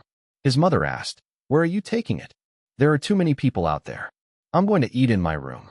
Zhang Ye came up with an excuse. Please give me some more. Can you finish all that? His mother flicked another egg and 2 leavened pancakes from the night before onto the plates and asked, Do you want pickled vegetables? There's no need. Zhang Ye took it and walked away. He closed the door very quickly per usual and put down the plates. Then Zhang Ye handed the chopsticks to old Zhang, who was on the bed, and said softly, You use the chopsticks. I'll use my hands to eat. Old Zhang put down the book and started to eat, when then she frowned. The pancake is salty. Zhang Ye said, Please make do. My mom's cooking is just this way. We should be thinking of a way to smuggle you out of here. If anyone sees you, with so many of them and so many mouths, we won't even know how quickly or crazily the rumors will spread. If something really happens, your fans will surely kill me and your manager will chop me into pieces. If we were spotted at a hotel together, we might still have a way to explain things and give a reasonable explanation. But in our current situation, there's totally no way to explain things clearly. Even an idiot would not believe. Silently eating breakfast. Old Zhang was probably feeling sleepy again, so she leaned against the headboard and closed her eyes. Zhang Ye sat by his bedside and listened to the noisy chatter outside his room. At this moment, he felt rather screwed. Chapter 587, Soaking Wet Bush Lily. Outside the bedroom, he opened the door and closed it behind him. Zhang Ye took the plate out from his room. You've finished eating, little Ye? His mother looked over at him. Yeah, Zhang Ye said. His mother looked at the plate in his hand. Whoa, you actually finished all that? Zhang Ye placed the plate in the kitchen sink and came out, saying, I was really hungry since I didn't eat much the whole of yesterday. His mother asked, Your stomach is okay? If it's no problem, then quickly come here and have a chat with your aunties and uncles. We were just discussing your quit smoking PSA. After your grandpa's son here watched it, he did not smoke for the entire day. He has been grumbling about you for a while now, saying that the PSA was so scary and how only someone like you would be able to produce something like that. Grandpa's son, who was playing with the dog, laughed loudly and said, But smoking less is a good thing. Little Ye's really good. This PSA has a very effective cautionary message, and that puts it at the pinnacle of public service announcements. Zhang Ye gave a wave of his hands. Grandpa's son, you're too flattering. Continue your conversation. First, his mother stood up, unable to do anything. I'll go make little Ye's bed so that the young ones may go into his bedroom to talk. Zhang Ye started in surprise and quickly stopped her. Mom, don't make yourself busy with such things. Just sit down and rest up. It's more lively with more people around to talk with. And anyways, my room is too small. At this moment, his cell phone rang in his pocket. Zhang Ye took it out and had a look. It was from Hu Fei, so he answered the call as he stood beside his bedroom door. Hello, brother Hu? Hurriedly said, laughed a little, and said, Little Zhang, are you busy? Zhang Ye said, Ah, yes. Hu Fei, do you have time in the afternoon? Come out for a meal? Zhang Ye answered without even considering. Today? It's not possible today. Oh, like that? Hu Fei said. Actually, I'm not the only one who wants to meet you for a meal. I am also doing this as a favor to the television station's leaders, as they've organized a meal today and would like to invite you along. But how would Zhang Ye have any mood and thoughts about this at the moment? So he just rejected and said, Forget it, brother Hu. I really cannot make it. Help me decline them, but thank them for the invitation. Hu Fei coughed and said, But the station might be looking for you for a reason. It's not that I am not giving you face, brother Hu, but today is really not convenient. Besides, you also know about my relationship with Beijing television station. This time, I helped out because it was for you. But if it's a luncheon with many people sitting around, I'm afraid there isn't much I could talk to them about, so it's better I don't go. Zhang Ye explained and then hung up after that. Luncheon? Even if the sky was about to collapse over there, I couldn't go help. If I went now, then my side of the sky would collapse. His father looked at him and asked, Something the matter? Go if there's something that needs your attention. Zhang Ye said, It's nothing. It's just a luncheon that I can miss without any issues. He did not put much thought into the reason for this call from Hu Fei since his mind was currently on another matter. Auntie Yu was smiling widely and said, "Little Yi, you take a seat too." Zhang Ye said, "Sure, let me find a chair." Grandma Chui stood up and said, "You can sit on the sofa. Go ahead." "I can't do that. Please sit down. I will find a stool or something." Zhang Ye casually took a nearby stool and sat down at an area near the bedroom door, as though he were guarding the room. Little Yin also moved quickly to give up his seat. "Brother Zhang Ye, this chair is more comfortable. It has a cushion. It's all right. I can make do with this." Zhang Ye waved his hands. "Auntie Yu said, feeling a little moved. "Look at our little Yi. He's already such an important member of society, yet he puts on no airs and has always been so polite. How nice." His mother said, "How could he ever put on airs with everyone here? All of you watched him grow up." Beside them, another auntie sighed.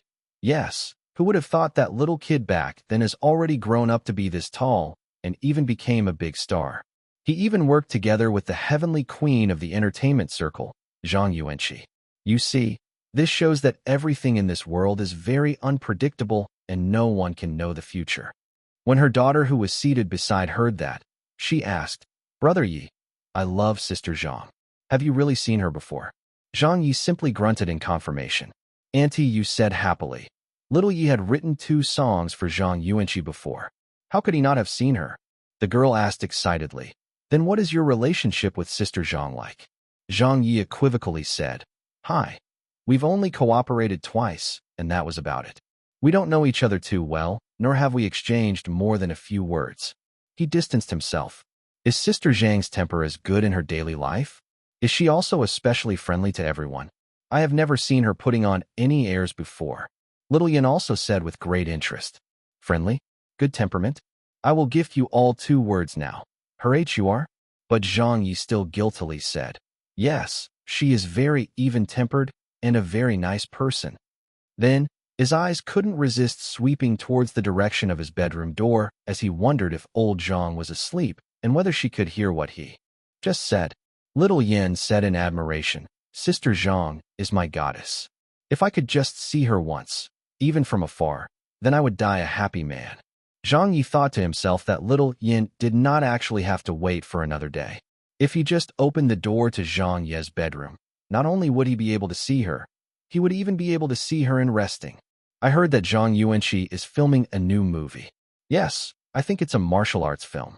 "Brother Little Yi, could you get an autograph from Sister Zhang if you get the chance? I really like her so much and I've watched every one of her movies." Somehow, the topic of discussion had turned to Zhang Yuanqi, possibly because she was quite popular in the singing and acting fields. No matter man or woman, old or young, everyone still liked her. Even the older generation like Grandma Chui and Grandpa Sun, who might not be too familiar with other celebrities, could say comment on the heavenly queen Zhang Yuanqi when she was mentioned. For instance, 10 years ago, when Zhang Yuanqi swept the charts, and the like. The discussion was becoming livelier and livelier. His mother looked at her watch and went to start preparing lunch. 3 other aunties also went along to help her out. Otherwise, a meal for so many people would really be a headache to prepare. DD, a text message arrived. Zhang Yi held up his phone and saw Zhang Yuanqi's number on the display. She had earlier switched off her phone as she was avoiding her manager and the meal schedule, but for some reason, she turned it on again. "Old Zhang, back into the room now." Zhang Yi replied, "What's wrong?" A few seconds later, he received a reply again. "I need to go to the bathroom." When he saw these few words, Zhang Yi got so frightened that all his hair stood on end. "Why must you go to the bathroom now? Right now, when there were so many people out here, and every one of them would know you for sure. One of them even wanted me to get your signature for her. If you came out right now, then it would definitely save me a lot of trouble since you could directly give her your autograph." Zhang Yi suddenly said, "Everyone, please carry on talking. I need to go back into my room to make a call." "Go busy yourself then, Little Yi." "Yes, don't bother with us. Work is more important," said Grandma Chui, Auntie Yu, and all the others. Zhang Yi immediately opened his bedroom door and went in, naturally being very careful by only opening it enough to let himself in, since he did not anyone outside to be able to see what was inside. Click. The door closed and was locked. Zhang Yi saw that Zhang Yuanxi, who was on the bed earlier, was already on the floor now. Old Zhang didn't look too good and simply said, "When are they leaving?" Zhang Yi thought to himself, remembering how he had already warned her to not drink so much red wine in the morning. Just look at this situation now. So he said anxiously, "No. Matter what, they won't leave before lunch. I don't even know when they will finish lunch, so I really have no idea. Just bear it for now, Sister Zhang. Hold it. I will try to make them leave soon after lunch, and then urge my parents to take their nap. Then you will be free to go." Old Zhang said, "I can't wait that long." Zhang Yi said nervously, "But you still have to wait." Old Zhang did not bother him. She caught her breath, then walked to the door, looking like she wanted to go out immediately. Zhang Yi grabbed her arm and said, "Are you crazy? In this getup, you will never be able to explain yourself. This would cause a meltdown. Do you really wish to get onto the headlines for this?" If she really went outside now, not only would it not be as simple as getting on the headlines, the media outlets all over the country would probably be sent into a frenzy. Old Zhang said in a cold manner, "Let go." Zhang Yi was almost in tears. "You can't do this. Just bear with it. It will surely be okay. If you really can't hold it in you, why don't you find a place instead?" he suggested, so even though there was no toilet in his room. Old Zhang looked at him with a dark expression. Zhang Yi coughed and said, "You can't blame me for what's happening here now, don't you think? It was just a coincidence. Who could have known that my house would suddenly be filled with so many people plus a dog? In fact, I could even say it was your fault. If you didn't shower, then it might have been easier to explain. If you came up a little later, none of this would even have happened." He was already looking to push the blame off himself. "Anyways, since it has already happened, we will need to think of a way no matter what. Do you remember last time at the Express Motel where we had to pick locks and jump over walls to get out of the building to evade the reporters? That was even more serious than this, and we got through that together. This time, it's not as serious, so we will surely get through this as well." "Yes, so then, in any case, just do whatever you need to inside this room. Wherever looks good to you, settle there. As long as you don't go outside and let everyone see you." Old Zhang aimed a glance at him and said, "Is that all?" "No." Zhang Yi was also looking around for a long time, and eventually, he laid his eyes upon the corner of the bay window. He pointed to the bush lily on the bay window ledge and said, "Why not use that flower pot?" Old Zhang did not say a word. Zhang Yi did not utter another word. Silence fell upon the room and remained that way for a long time. Zhang Yuanxi sat on the bedside like everything was normal. She did not put her legs close together or any of those movements and just sat there. But on that beautiful face of hers that could ruin cities and topple nations, her expression increasingly got worse. Zhang Yi knew that she was still holding it in. Actually, having had so much red wine and eating the porridge from breakfast, Zhang Yi was also unable to hold it anymore. "I will leave you here for now, Sister Zhang. I also need to go to the toilet right now." Hearing himself say that, even Zhang Yi felt like beating himself up. So he coughed and cleared his throat without daring to look at old Zhang, simply hoping that Sister Zhang could bear it, that she would really be able to hold it in. Then, he hastily went out of his room. When he went out, the delicious fragrance of the food being prepared drifted out of the kitchen as he rushed for the toilet. "Little Yi." "Yes, I'm in the restroom. Lunch is almost ready. Get ready to eat." "All right, I got it." When he left the bathroom, Zhang Yi went to the kitchen and said a few things before clenching his teeth. He then slowly opened his bedroom door to check if old Zhang had already passed out from holding in her pee for too long. One read, Zhang Yuanxi and Zhang Ye living under the same roof. Another said, Heavenly Queen hospitalized in emergency over holding in urine for too long. Zhang Ye could not decide which of these two headlines were more likely, but he was sure that even if either one got published, it would startle the universe and make the spirits cry. In the room, everything seemed normal. He didn't know when Zhang Yuanxi had crawled into bed again, but she was under the blankets with her eyes closed and had a peaceful-looking expression on her face. What happened? Did she really manage to hold it in? Just as he was feeling surprised by this outcome, Zhang Yi shifted his eyes to the bay window in his bedroom. That flower pot with the bush lily had disappeared. No, it didn't disappear, as Zhang Yi soon realized. The bush lily had been shifted from the bedroom to the ledge just outside the window. The windows were closed, and it wasn't raining outside anymore. Even if it was scattered rain, there were only a few droplets. It couldn't reach the ledge, but the lily outside was drenched, with water on more than a dozen of its leaves and still dripping from the tips. When he looked at the soil in the pot, Zhang Ye, who knew he hadn't watered it for the past few days since bush lilies did not require much water to survive, saw that the soil was waterlogged now. Zhang Ye immediately understood when he saw this. His poor bush lily would surely die soon. Chapter 588 returned to the television station. The rain outside had stopped. The fragrance of the home-cooked dishes flowed throughout the house. It's time for lunch. Oh, it's been hard on you, little Chow. Yeah, we've really troubled you today. It's fine. I'm very happy that everyone agreed to come. Quick, take a seat. Oh, there's so many dishes. I know it's good just from the smell. Old Zhang, shall we have some to drink?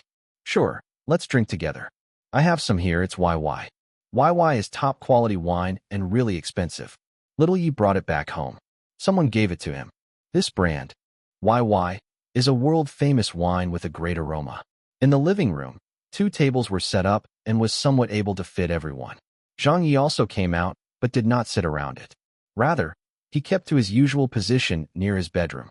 He pulled a chair to the side and sat on the outside. Everyone even praised him, thinking that Zhang Ye was being polite. During lunch, Zhang Ye was kept extremely busy as he constantly gave food to everyone at the table. Here, Grandma Chui, have some of this. Auntie Yu, try this one here. My mom's fish-flavored pork slices are the best. Little Yin, you too. Don't stand on ceremony. We're all family here. There's no need to feel shy. Have a taste of this dish. Grandma Chui quickly said. Little Yi, you have some for yourself too. Yeah, don't keep giving food to us. Have some yourself too. Auntie Yu said with a smile. Little Yin felt overwhelmed by the treatment he was getting and hurriedly gave some food to Zhang Yi too. Thanks, brother Zhang Yi. Zhang Yi gave some more food to him in return. What's there to thank me for? Here, there's still some of this. Grandpa's son nodded and said, Look at our little Yi, how sensible he is.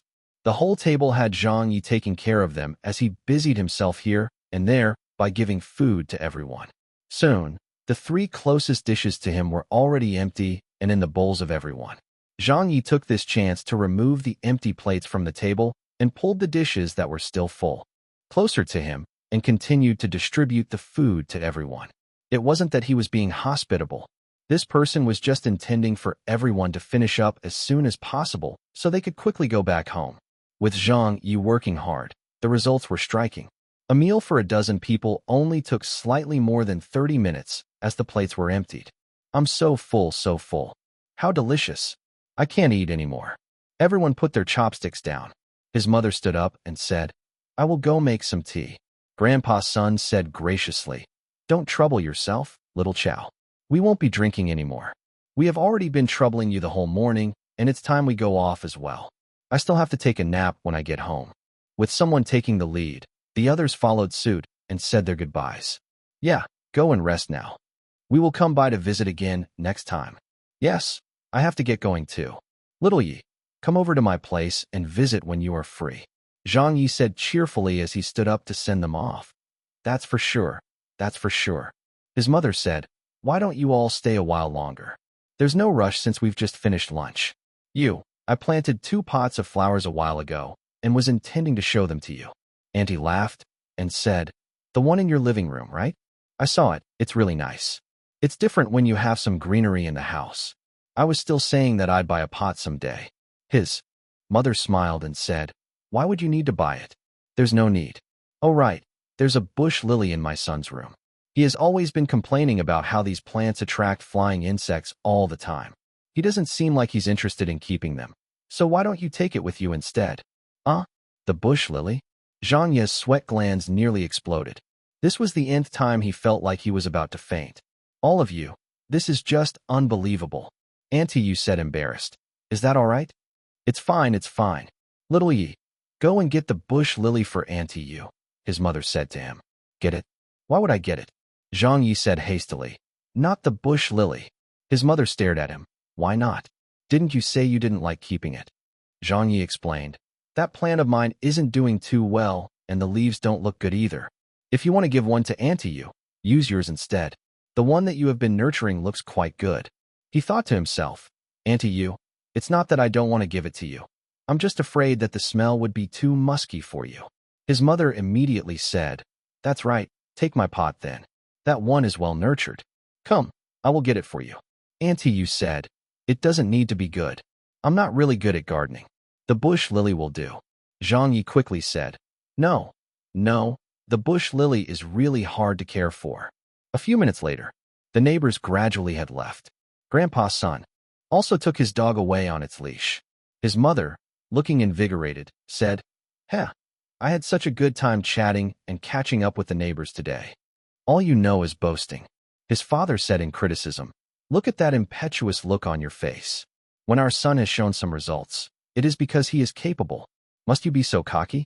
His mother did not like listening to this, so she said, I was the one who raised him. So if my son is capable, can't I feel happy for him? Can't I boast a little?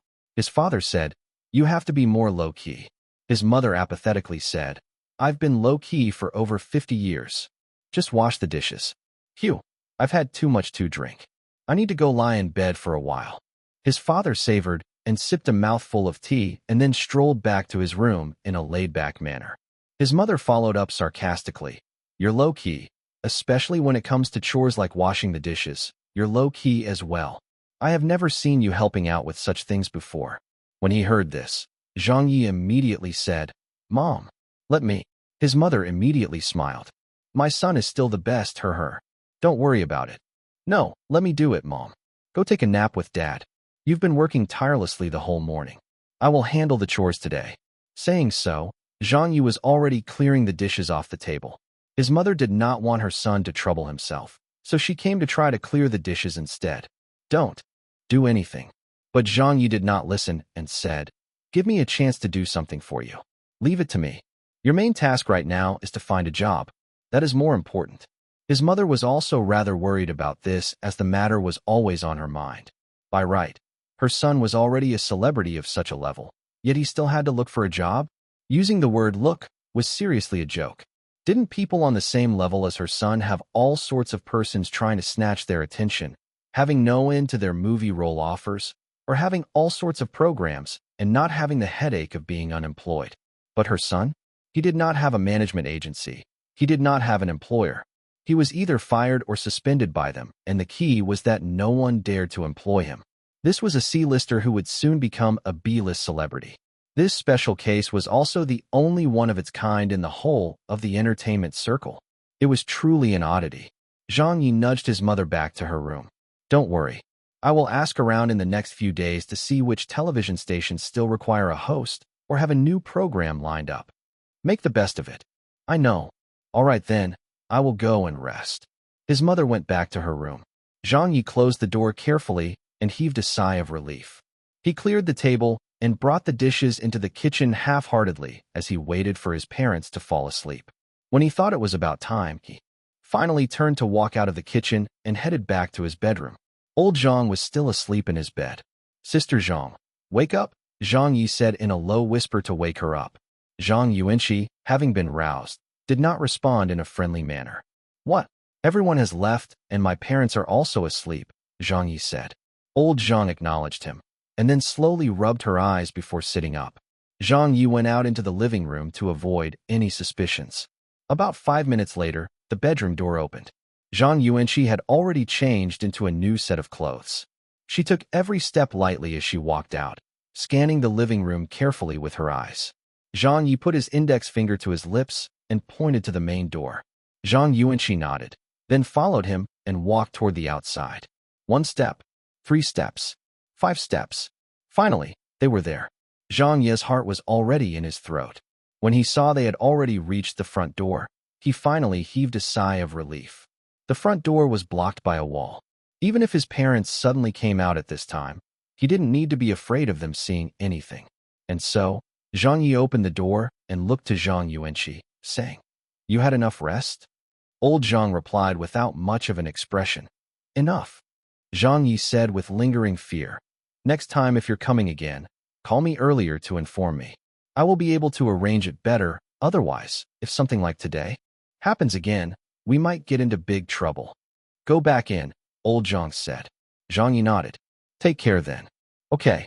Old Zhang had already put her sunglasses and face mask on. Prepare more wine at home so you can save me the trouble of getting it next time. Zhang Ye said in a speechless manner. Then you'll reimburse me? Old Zhang looked at him. Buy a 100,000 renminbi worth, and I'll reimburse you. Whoa, so generous? Zhang Ye said happily, only to hear her add on. But you must write a song for me first. Zhang Ye said. A song of mine only costs 100,000 renminbi? Don't even think about it. I'm leaving, Zhang Yuanqi said as she adjusted her sunglasses and walked out the door with her bag.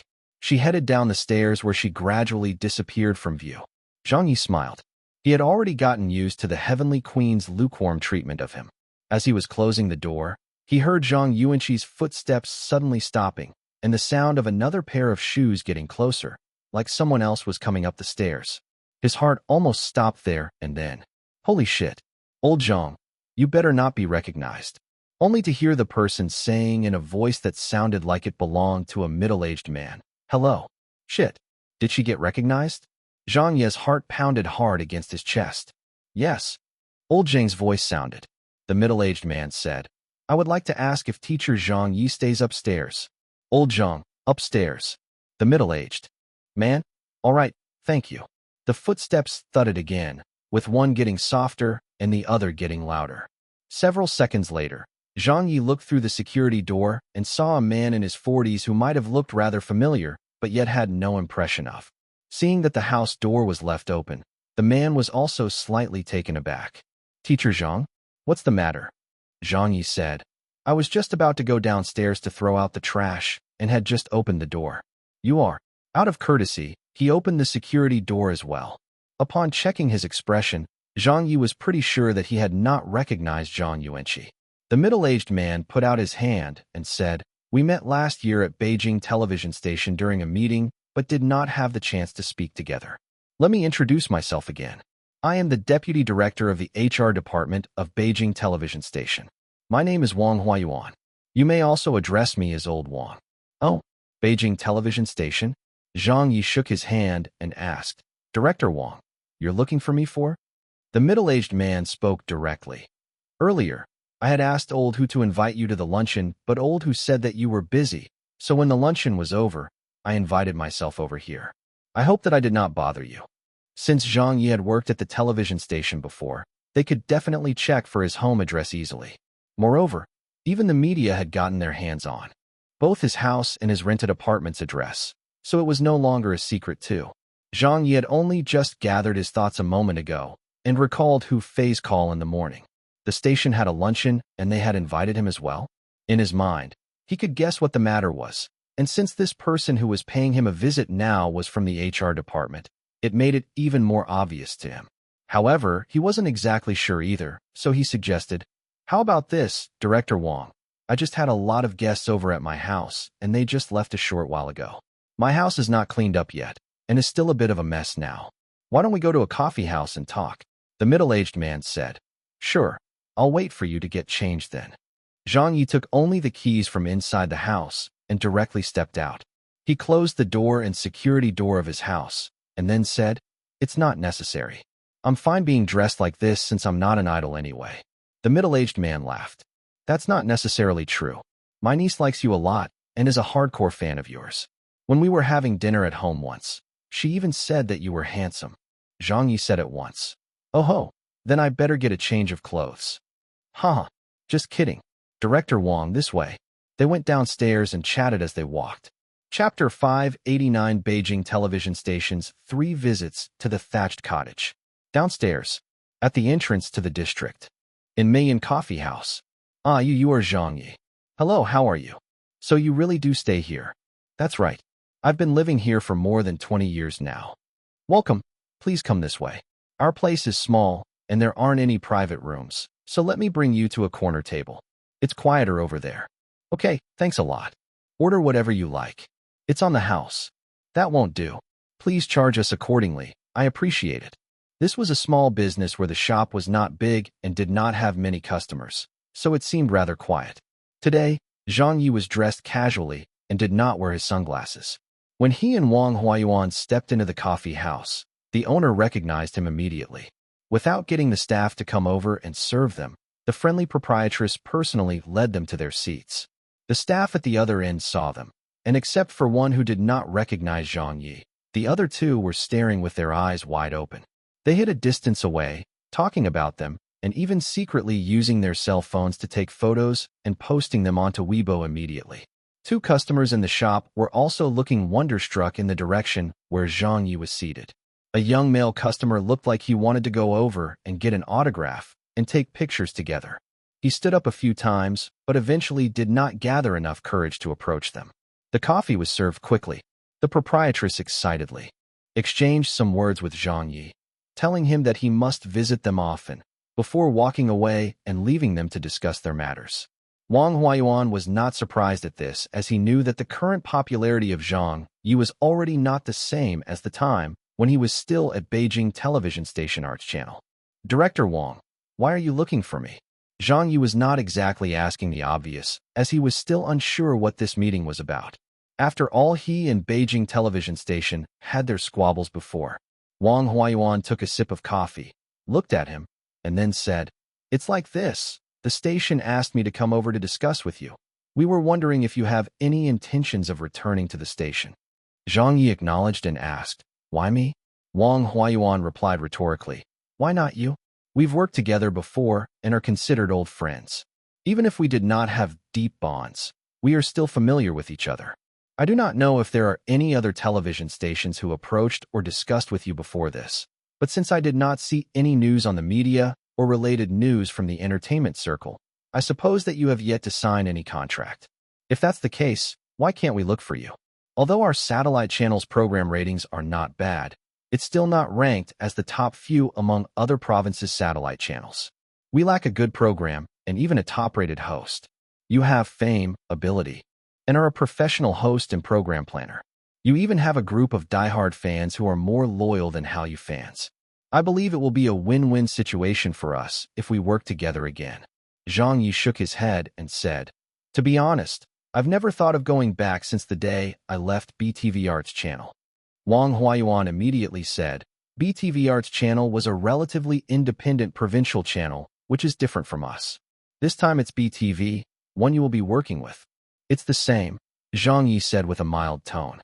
Wang Huayuan said, "A satellite channel is different from a provincial channel." He paused and then said, "I know that something happened back then. The station had a direct responsibility for Wang Shuixin's wrongdoings in the Arts Channel. After discovering that, the station also swiftly punished him, although it was a little too late and had caused some irredeemable losses, like the case of Old Wei. We also felt grief over it, but if you noticed, the station handled Wang Shuixin's matter along with the related people who were involved very decisively and severely for them. As for the case of firing you," Zhang Ye waved his hand and interrupted him. "I do not blame the station at all. After all, I had caused too much trouble during the live broadcast. I know that even if it were any other television station, they would punish me as well. But we are also very sorry." Wang Huayuan said sincerely, "It was due to our negligence that led to all that happening. If the station had discovered the problem of Wang Shuixin earlier, then it wouldn't have been necessary for you to come forward using another way to seek justice for Old Wei. It should be handled by the station instead. So regarding this matter, some of our leaders discussed in private and felt that we haven't been fair to you. If we were a little more proactive and took action promptly, it wouldn't have caused all the matters later on, and we wouldn't have lost an outstanding domestic host like you." Zhang Ye said, "Let bygones be bygones. It's already the past, so we also should have a new beginning." Wang Huayuan said seriously, "I hope that we can cooperate strongly together again." This was also the station leader's idea. Zhang Ye laughed and said, "I'm also not afraid to reveal to you that there has been no television stations contacting me in these few days. You are the first and also the one I least expected." Wang Huayuan said, "I know why are the others television station are hesitating. If we were to only talk about hosting experience, ability, popularity, you have everything we all are looking for. Even though you haven't hosted on a satellite channel which has nationwide coverage, no one will doubt your ability. Those television stations did not come looking for you because they are worried about when your temper will suddenly explode again. They don't dare take such a risk." Zhang Ye asked, "And you do?" "We also don't," Wang Huayuan said. "But since we were colleagues and worked together before, we consider you an old friend." Compared to the other television stations, we know what your temper is like.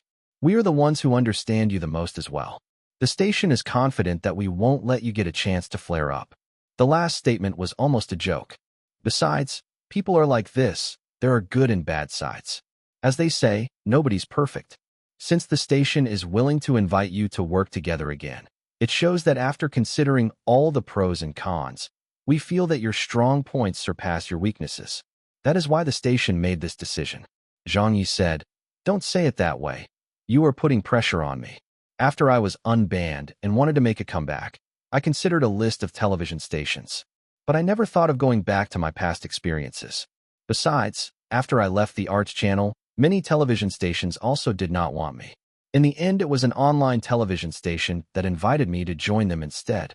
I heard it was because of one of your station leaders communicated this with his contacts in the entertainment industry. When Wang Huayuan heard that, he shook his head vigorously and said, "That can't be true, Teacher Zhang. You think too highly of our Beijing television station. If it were other matters, I would believe, but of this matter, it is absolutely impossible. I give you my word that our station leaders don't take such underhanded moves or that kind of stuff. The relationship between our station with other provincial television stations is not that harmonious. Competing for higher program ratings by snatching program producers and hosts have had all the television stations in the country nearly coming to blows. So the rest of the television stations wouldn't have reciprocated just because of something a leader in Beijing television station said. The station does not command such respect yet. If any of our station leaders really said those words, then our competitors would have in turn gotten even more interested in you and would have attempted to sign you over to compete with us. Don't you agree?" "Right, that sounds logical." Zhang Ye did not say anything to this, as he had also known about this through rumors in the first place. "If you use this kind of an excuse to reject us, I can't accept it." Wang Huayuan said, "Please believe me, this matter is definitely not the way you think it is." After talking for a while, Wang Huayuan said, "Teacher Zhang, we can discuss it further if you agree to our proposal. As for the salary offer and contract, we would certainly not disappoint you." Zhang Ye shook his head. "Let me consider for now." Wang Huayuan looked at him and did not speak anymore. He had said all that he wanted to as the discussion came to an end. "All right then, I will give you my card. Let's stay in contact." Taking it from him, Zhang Ye nodded and said, "All right." When they came out of the coffee house, Wang Huayuan drove off in his car. Zhang Ye was pondering while he took a stroll around the neighborhood. He was not in a hurry to go home as he felt that the atmosphere after the rain was refreshing. There was the sense of nature everywhere. Suddenly, Hu Fei called. Zhang Ye put his cell phone to his ear and said, "Brother Hu, where are you?" "Taking a stroll in the neighborhood." "That's good. Let's meet at the entrance of the neighborhood." "Oh, when?" "I'm already here." Zhang Ye hung up and walked towards the outside of the neighborhood. The moment he arrived, he saw Hu Fei get out of a taxi and waved to him. Hu Fei smiled and said, "Let's find a quiet place to have a chat." "Sure." Zhang Ye brought Hu Fei back to the entrance of that coffee house. The proprietress saw them and smiled enthusiastically. "Teacher Zhang is really interesting. I'd only just mentioned to you to come often, but just 20 minutes have passed, and you are back again." Zhang Ye smiled and said, "We'll sit at the same spot." "Okay." The proprietress led the way. Hu Fei sat down and said directly, "Deputy Wang of the HR department told me that you didn't look interested in his offer, so he wanted me to do some persuasion based on our relationship. So let's cut the chase. Let me tell you, the station is really sincere in asking you back. If you still have any concerns or requests, you can tell me." Zhang Ye smacked his lips. "I do not have any concerns or requests." "Then why didn't you agree?" Hu Fei asked. "No television stations have contacted you yet, right? Besides, when you go back, it won't be anywhere unfamiliar since I've also transferred to the satellite channel. Xiao Lu, Da Fei, and the rest of your old colleagues are there too. We are doing a new program and are waiting for you to join us." Zhang Ye was stunned. "Join your team?" "Yes, I've already made a request of the station. If you are coming back, then our old team will continue to work together." Hu Fei said, "If not, what do you think I'm so busy with?" "It's because I need you. Besides, the program we will be doing is going to be a primetime slot at 9 p.m. every Friday. If you join any other satellite channels, can they give you such a good slot since you are still a newbie at their place? Besides, let alone the primetime slot. Those television stations probably wouldn't dare employ you either. So what is there still to choose from? Come over quickly. Come and help me, Zhang Ye said. Give me some time to consider it. Don't think anymore. I am the executive producer, which you shouldn't even be thinking about taking, but I have already reserved the position of executive director for you. All I'm doing is just waiting for you to join us. Hu Fei said very firmly.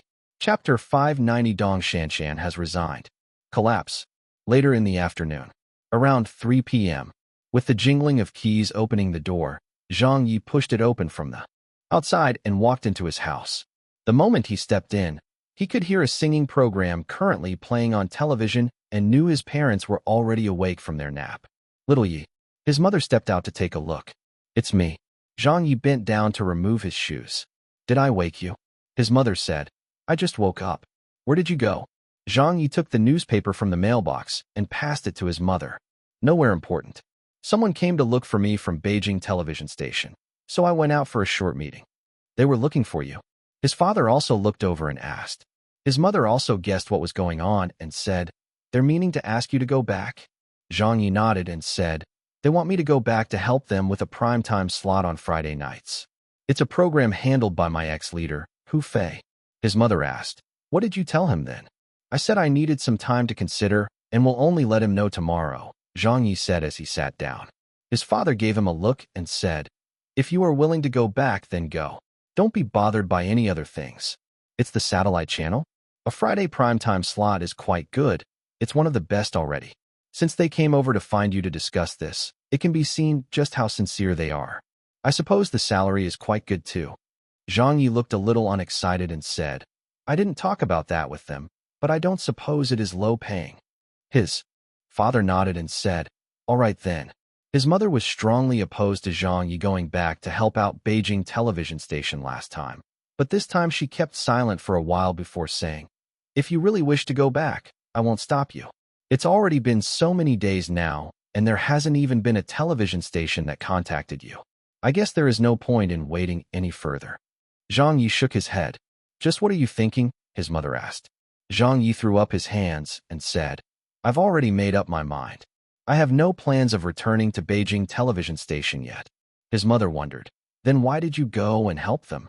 I helped because I was returning a favor to my ex-leader. I did not take a fee for it either, so that is different from working. Zhang Ye was also struggling over his decision.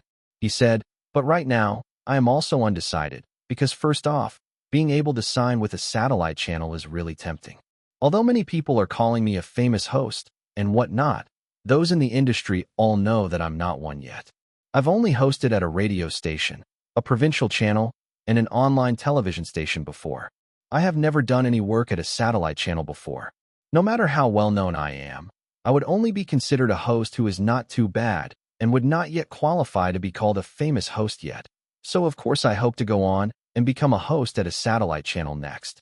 Second, Beijing television station has freed up a Friday primetime slot now. That's really tempting as well.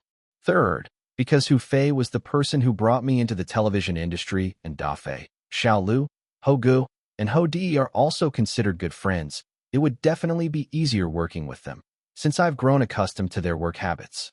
Finally, it's also as you have said, there are no other television stations that have approached me yet. His mother said, Then go. A good horse would never turn round to graze on an old pasture. Zhang Ye shook his head. His mother remarked snidely, It's still a better choice than having no job.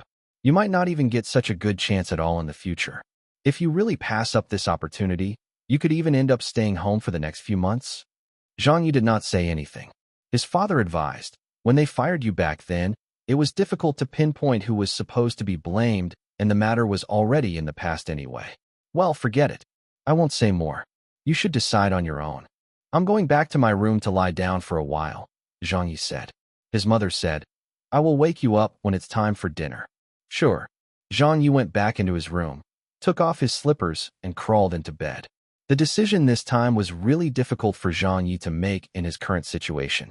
It was an unimaginably difficult choice to make that no one else would understand. He knew that under his circumstances right now, Beijing television station should have been his first choice. It was his old employer, and this time he would be signing with a program on the satellite channel. It was even a primetime slot, and he would be working with his old team. Right now, when no one else wanted him, it would appear to others that this would be Zhang Ye's big break in recent times, and perhaps the only break he'd get. If it were anyone else, they would probably take the offer, since in the entertainment industry, leaving and rejoining a company was very common. No one would find it strange. Besides, when Zhang Ye was helping Beijing television station in the urgent public service announcement incident, many of the media outlets had already speculated that Zhang Ye might be joining hands with his old employer once again, as everything seemed to have played out according to script. In his meeting in the afternoon, Hu Fei even questioned him on more than one occasion about why he was hesitating, why he would even have to consider when given such a good opportunity had fallen from the heavens for him. Yes, so why was it like this? Zhang Ye did not seem to know the answer either. He had done a lot of things and was very different from most people. There were many other incidents that happened to him that also did not seem to have a reason for its occurrence. He just did not wish to go. At least for now, he did not wish to go. He took out his cell phone, checking for someone to call and talk with. Wu Ziqing? No, old Wu was working at the moment. Zhang Yuanqi? Forget it. She probably did not even switch on her cell phone. Rao, I mean. Come on. If he called her, he would probably be listening to all her derogatory comments about him. Then, Zhang Ye thought of Dong Shanshan, his old classmate who was also a broadcast host like himself. And so, he made the call to her.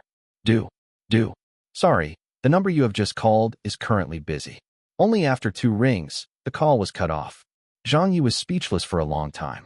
How dare she hang up on me? Could it be that she was busy with a new program? He had promised Dong Shanshan in the past that if she was lined up to do a new program, he would help contribute some ideas to her. And so he called her again, but like earlier, was hung up on again. Zhang Ye keenly realized that this was a little odd. After some hesitation, he made a call to his old workplace at the online television station. He called the web TV department straight on its direct line. It got through. Hello, Weiwa online television station. A man answered. Zhang Ye said, I am Zhang Ye. May I know who I am speaking with? When the person heard this, he laughed and said, Teacher Zhang. It's me, Qian. Qian, no wonder I thought it was a familiar voice. Why is it you answering the phone? Zhang Ye was not exactly close to him, but had come into contact quite frequently before when he was working there. Qian said, It's a little busy at the department today, so there's only a few of us at our desks. Why did you call here? Zhang Ye still knew quite a number of people at the online television station, like Director Wang, who had a pretty good relationship with him. But Zhang Ye did not call him because his goal was no longer at the online television station. He was instead aiming to join a satellite channel. He was afraid that if he called Wang Xiong, he might attempt to invite him back to the online television station, and it would be difficult to reject him. So for this reason, he might as well have just called the department directly instead. He said, Hi, it's nothing much. I just wanted to call to ask how everyone is. I am still at Beijing and can't go over to Shanghai. Oh yes, where's Teacher Shanshan? Is she at the office? Is she busy with a new program? Qian was a little taken aback and said, Oh, you didn't know? Zhang Ye was also taken aback by this and said, Know about what? Qian sighed and said, Teacher Shanshan has already resigned. Zhang Ye said in surprise, When was this? That can't be. I saw her posting on Weibo just some time ago to ask her fans to support her new program. Qian said, It happened just yesterday. Teacher Shanshan and the staff of our program planning team had come up with a few proposals for the new segment, but they were all rejected by the management. They felt that it wouldn't work. A solution was then proposed by the leader. Instead, for her to continue doing her original program for a second season, as the program itself had pretty acceptable results before. The station didn't want to take this risk. However, Shanshan wanted to take up something new for her development with a new program, and a consensus could not be reached. Teacher Shanshan and the leader eventually fell out over this, and she decided to resign. Zhang Ye said, Then where is she now? I don't know, but I heard that she went back to her own home. Qian said. Zhang Ye frowned. Then does she not plan on working as a host anymore? Qian said. It might be that she hasn't found another place to work at yet. After all, a host at our online television station is not as accepted by the traditional media as it isn't as mainstream. So it also reflects as not too popular or stable for a host yet. This is how it is, but of course, you're an exception. Zhang Ye said, I understand. Thank you, Qian. It's nothing, said Qian. After hanging up, Zhang Ye finally understood why Dong Shanshan had hung up on him twice. He also knew that she was caught in a very unfavorable situation at the moment. After pondering about this for a few minutes, Zhang Ye sent a message over to her. Answer the phone. I'm not looking for a loan. A moment later, Dong Shanshan returned his call, and the first thing she said was, You should have said so earlier. I thought you wanted to borrow money from me, so I did not dare answer your call. Zhang Ye was a little speechless at this, but said, Why are you so stingy? Dong Shanshan said girlishly, Did you only just know that? Don't try to change the topic. What are you doing now? Zhang Ye asked immediately. Me? I am busy with my new program. Didn't you see my Weibo? What program? I'm still planning it. It hasn't been confirmed yet. How's it going then? Pretty good. Oh, where are you now? At the site having a meeting. That's why I did not answer your call. Oh, which site? Weibo television station, of course. Where else? All right, if there's nothing, I have to hang up. I heard that you might be going back to your old employer. It must be a satellite channel this time, right? Let me congratulate you in advance then. When I go to Beijing next time, the first thing you must do is treat me to a Beijing restaurant. That's it then. I have to go now. After only talking for half a minute, the phone call ended. Zhang Ye put down his phone and did not feel too good. This old classmate of his really never spoke a word of truth. He had always known this and was used to it, usually just smiling at what she said. But today when he heard Dong Shanshan's lies, Zhang Ye could no longer smile at them. Busy with a new program? Even having a meeting at the online television station? If Zhang Ye had not given a call to Weiwa television station, he would really have been fooled by Dong Shanshan. He understood that she did not say the truth so that he wouldn't have to be worried for her. Even though Dong Shanshan was a woman, and a very sexy and feminine woman at that, she was also a very strongly independent person. She had mentioned that she still did not wish to get married early, something that could possibly be one of the few truths she had spoken before. So naturally, her focus and goals in life would definitely be on her work. Leaving her job this time would surely have messed up her plans. The fact that she did not tell this to anyone was understandable to Zhang Ye, as he also thought the same as her. This was the reason why Zhang Ye did not expose her. Chapter 591, A Singing Program? In the evening, his mother called for him from the living room. Son. Yes. Time for dinner. Okay, I'm coming. Zhang Ye came out of his room, feeling more refreshed than before. His face did not show any signs of struggle or hesitation, like he had already made up his mind. His father was already eating when he asked him, Did you manage to sleep? I did sleep for a while. Zhang Ye also started to eat. His mother looked at his expression and said, Have you decided? Zhang Ye gobbled up his food and said, Yes, I have. I'll make a trip to Beijing television station tomorrow. His mother said, Do you intend to go back? Zhang Ye calmly said, No, I will go and discuss something. The next day, early morning, as it had rained last night, the temperature was cooler by 4 or 5 degrees. Today, before Zhang Ye left the house, his mother reminded him to put on additional layers. He drove to Beijing television station, having arranged a meeting with Hu Fei. However, when he reached the television station, he was welcomed not only by Hu Fei, but also a few others who he knew very well. Xiao Lu screamed from a distance away, Teacher Zhang. Zhang Ye waved and greeted. Xiao Lu, long time no see. You've become prettier again. The first person to come forward was Da Fei. Without saying anything, he gave Zhang Ye a bear hug, and then said, I really missed you a lot, Teacher Zhang. Zhang Ye laughed. Me too. Hogu also came. He pulled Da Fei away before giving Zhang Ye a bear hug as well. When Xiao Lu saw this, she also hugged Zhang Ye happily and said, Come back quickly, Teacher Zhang. We don't have any motivation to do programs without you. Hu Fei asked, Have you decided yet? Zhang Ye nodded and replied, Yes, I have. Let's go in and talk. I hope it will be a positive answer, Hu Fei said. Zhang Ye followed them and entered the new office of the new program team at the satellite channel. Upon entering, he said, I'm sorry, Brother Hu. I may have to disappoint you. When everyone heard that, they could only muster an awe. Suddenly, all their happiness and hopes disappeared without a trace. Xiao Lu said anxiously, You're not coming back? Da Fei asked why. Hoga said, Please reconsider again. Don't rush to answer. Hu Fei did not say anything and waited for Zhang Ye to explain.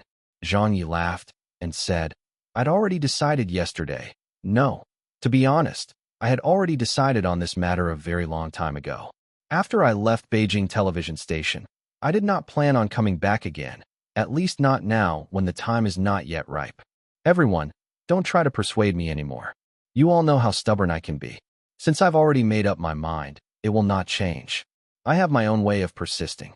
Hu Fei looked at him deeply and said, when you agreed to come back to help with the public service announcement, I knew that you still had deep feelings for Beijing television station.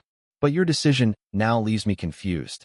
Since you do not have any better place to go to for now, with such a good contract offer, why are you still refusing to come back? Zhang Ye organized his thoughts and said, I do have feelings for this place, but it is not like how Brother Hu put it. If I must describe it, I think that these feelings are from my memories and the blood running through me. From childhood, I've grown up watching Beijing television and other local Beijing stations.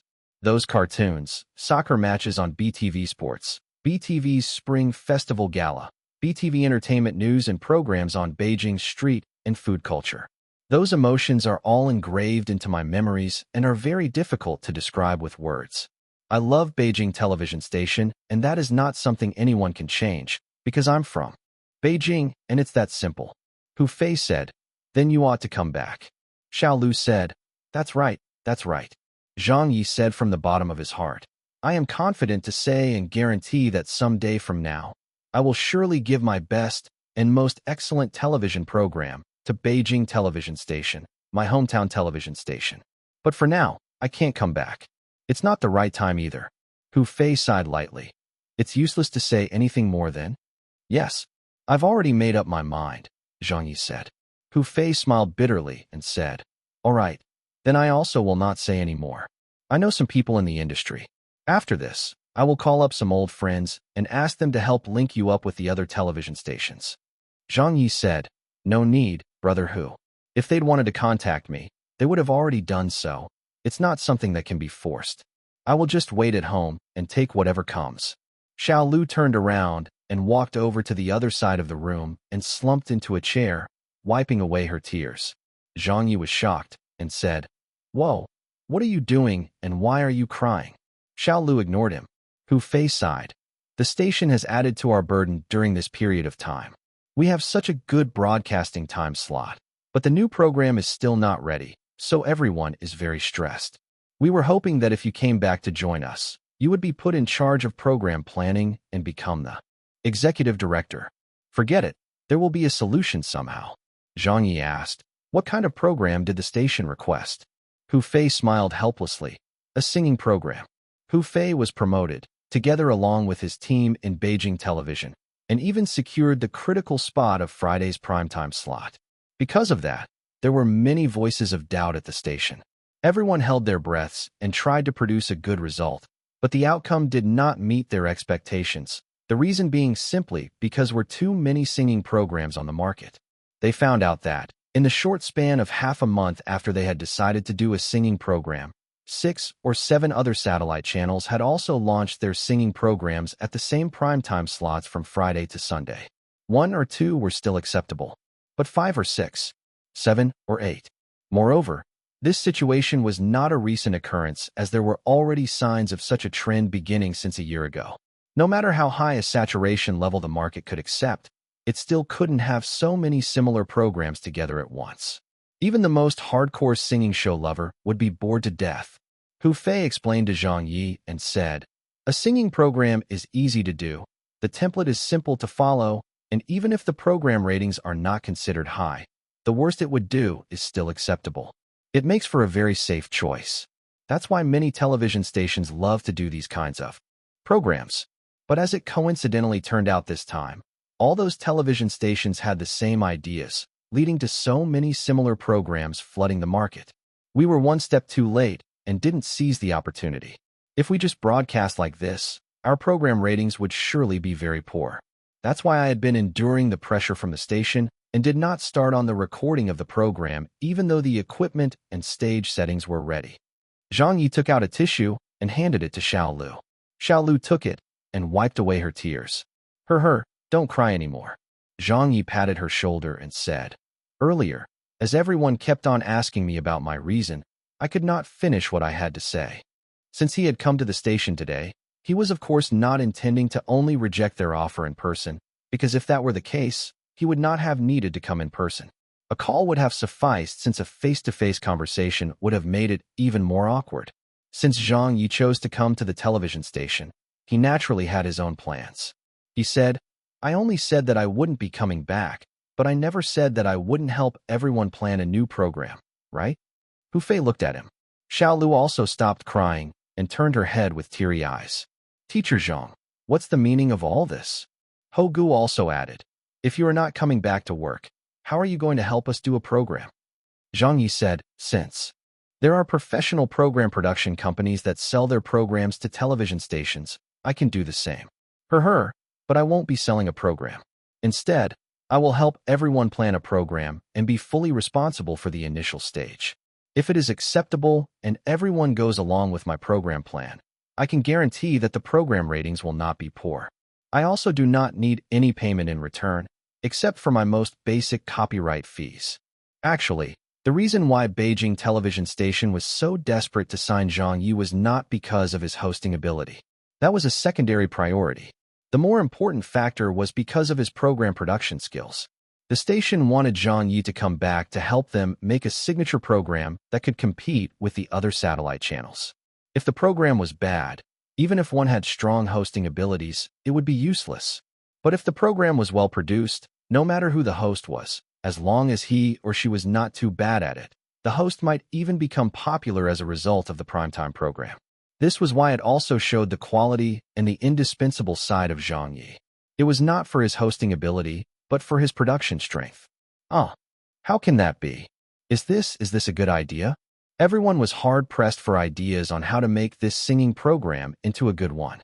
And with the current program it was replacing slated to end soon, they were getting anxious. Although they were nervous, they were still rational. If teacher Zhang Ye really signed with television station and came back, they would surely accept it as his program production skills were top-notch in the industry. If he did not make an effort, then the others would definitely not agree to it. But now that Zhang Ye had rejected the contract with the station, even if he wanted to help out as a friend by giving a free program structure and plan, Hu Fei would absolutely not accept it.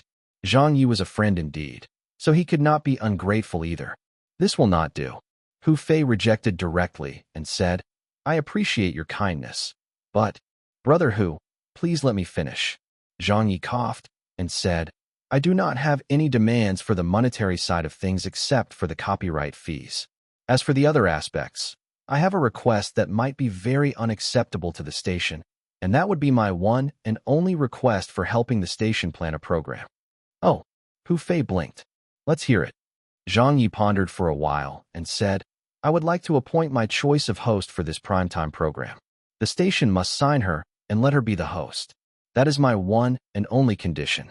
Hu Fei asked, who is it? Zhang Ye said, you all may not know her, but her name is Dong Shanshan. Dong Shanshan. Hu Fei repeated after him. Xiao Lu exclaimed, I know her. Back when you were hosting the talk show, you mentioned her several times. She was your old classmate and was also a host at the online television station. Zhang Ye laughed and said, that's right, it's her. Ho Gu exclaimed, I also know Dong Shanshan. She is very beautiful and goes down the path of sexiness. But isn't she not exactly well known in the hosting industry? About that, in the small community on the internet, the number of Dong Shanshan's fans was not too bad at all, and she had many diehard fans as well. But on a large platform like the provincial satellite channels, Dong Shanshan was obviously a nobody, and most people would not be able to recognize her. Hu Fei said, no wonder you say the station will find it very hard to accept. A satellite channel that broadcasts nationwide on a Friday primetime slot letting an inexperienced and average rookie host such a heavily invested, top-rated program. I believe that there are no satellite television station that would have such courage. Saying that, Hu Fei also delightfully remarked, unless the station is mad. Zhang Ye said, that's right. Almost immediately, Hu Fei's tone changed and he said, but I believe for your program plans, the station is willing to be mad for once. Zhang Ye said, what do you mean? I do not have any problems on my side, but I need to seek approval from the upper management. I can't make that decision alone. Hu Fei turned to leave just like that as he said, "Wait for my news." Zhang Ye nodded and said, "All right. Chapter 592, do you remember?" After waiting for half an hour, "Teacher Zhang, what exactly is this program about? I'll share it in a while." "Aya, please just tell us first." "Hee hee, I have to wait until the station accepts my request." "You already have a program?" "Of course, it's all in my brain." From outside the office, many people started streaming in.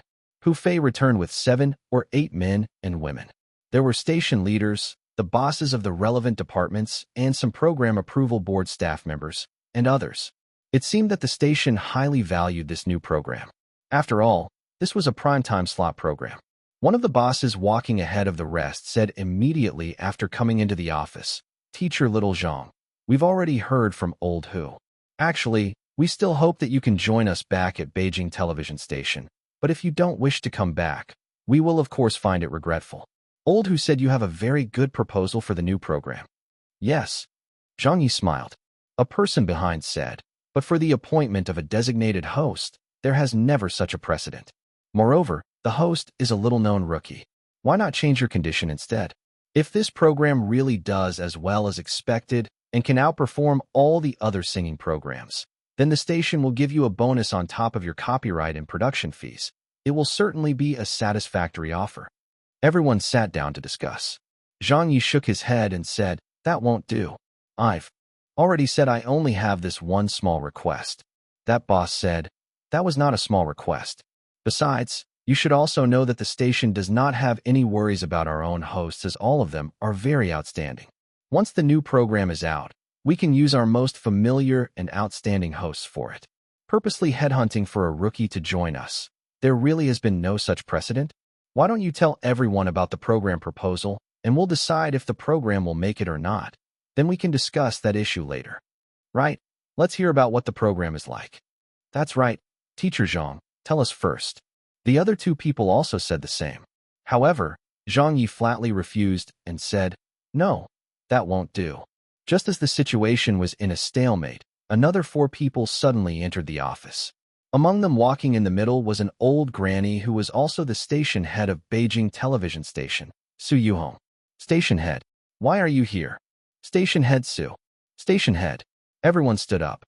Su Yuhong calmly said, "I heard about the matter. I'm also very interested in little Zhang's suggestion, so I came over to take a look. What have you all discussed so far?" That boss explained it once over. Zhang Ye had quite a good impression of this old granny. On the day when he did the advertisement, he kept calling her auntie and even ordered her around to do this and that. Even so, that old granny did not even get angry, showing that she had a very good temper. When Su Yuhong heard everything, she looked at Zhang Yi and said, "There has really not been a precedent of not using our own station's hosts before. But, little Zhang, I can promise you. Tell us first about the concept of the program. If it is feasible and not similar to the templated concepts of the singing programs of the other stations, and our professionals judge it as a marketable segment, then we might still be agreeable to your condition of hiring the rookie." That was as good as an agreement. When Zhang Yi heard that, he said, "Station head is indeed large-hearted." Su Yuhong laughed and said, "Don't praise me yet. Let's hear about your plans. Since singing talent show programs are already being overdone, how can you be so sure that your program will work?" Zhang Yi said, "I have to correct myself. I didn't say that it would be a talent show." Several of the station's staff were dumbfounded. Hu Fei also never thought of that and said, "Not a talent show? Then how can it be called a singing program?" One of the bosses said, "Then where is your selling point?" The singing programs of this world had only created a stir in these past few years. These programs were more or less the same, with hardly any more creativity, and had already developed into a bottleneck. As a person living in this world, they would be naturally restricted with their ideas. But Zhang Yi was different from the rest. In his previous world, although some of its variety show programs were not comparable to this world, but for singing programs, they were many years ahead in development than this world. Zhang Yi looked at them and said, "The name of this program is, do you remember? We will allow all citizens to sing karaoke songs, with no entry barriers, with the aim to create a national coalition of karaoke singers. The rules are simple, and there's only one condition: who can sing the lyrics correctly. This is not a competition of vocals nor stage performances. It is competing on who has the best memory. As long as you can sing the song correctly with the designated lyrics, you will win. This is the core of the program and its selling point. After he finished speaking, everyone fell silent. They were not shocked, but instead felt like they were struck by lightning. Lyrics? Remembering lyrics? How could this be called a King television program? Xiao Lu was shocked and said, "Surely you can't be serious, Teacher Zhang?" The boss said, "Little Zhang, you better not be joking." Hu Fei also had doubts and asked, "Remembering lyrics shouldn't be considered a selling point, right?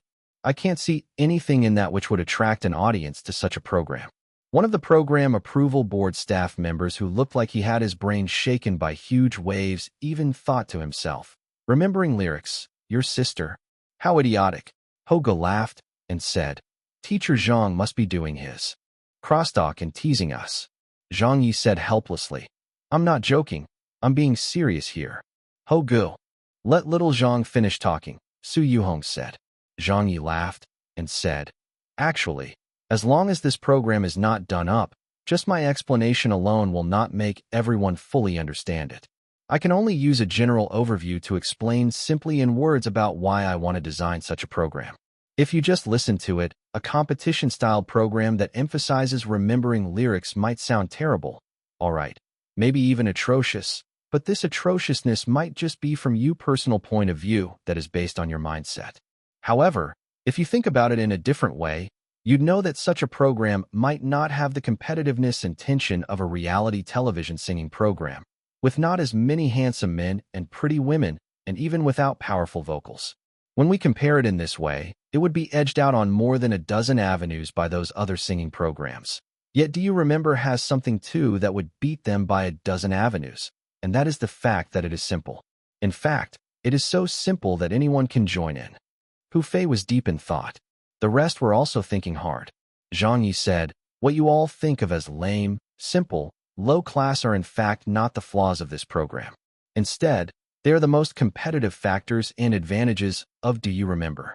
The other singing programs all either have handsome guys or pretty ladies who can hit high pitches with their singing voices or have good dancing skills. The audience can't participate in them because they don't have the qualifications to do so. But is there anyone who can't remember lyrics? Even a 3-year-old can memorize some songs. Anyone can join, participate, or even sing along with the lyrics in front of their televisions. Is there anything more marvelous than having all the citizens participate in an event?" Hu Fei finally understood and said, "This really could be another way to do it." Da Fei said, "Will that work?" Zhang Yi said, "All the other singing competitions are comparing who is better looking, who can sing the best, or who has a good backstory. I call that as walking the path of talent. But in this new program of mine, I wanted to walk on the path of the common people. Just as I said earlier, anyone can participate in it, and even register to participate in the live competition. There are no entry barriers, no complicated procedures. As long as you want to participate, anyone can have a high chance of being shown on the live broadcast on television, even if you are tone deaf." Xiao Lu was shocked. "What? People who are tone deaf can also join?" Of course they can. The program is about remembering lyrics. That is all that will be competed on. Even if you sing very badly, you can still participate and win. Zhang Yi said, "Let me add something right here. I intend for some tone-deaf people to participate so that they can create a topic and have a common touch with the citizens. The audience watching at home on their televisions might laugh at or scold those tone-deaf people, thinking, how they could even get on TV? I'm better than him." This is also a selling point that would encourage audience participation and improve program ratings. All of you are industry professionals, so I don't think I need to get into the details on how to manage it. Su Yuhong said, "Are those the only selling points?" Of course not. Zhang Yi looked around, then walked towards a whiteboard and picked up a marker and started to write on the board.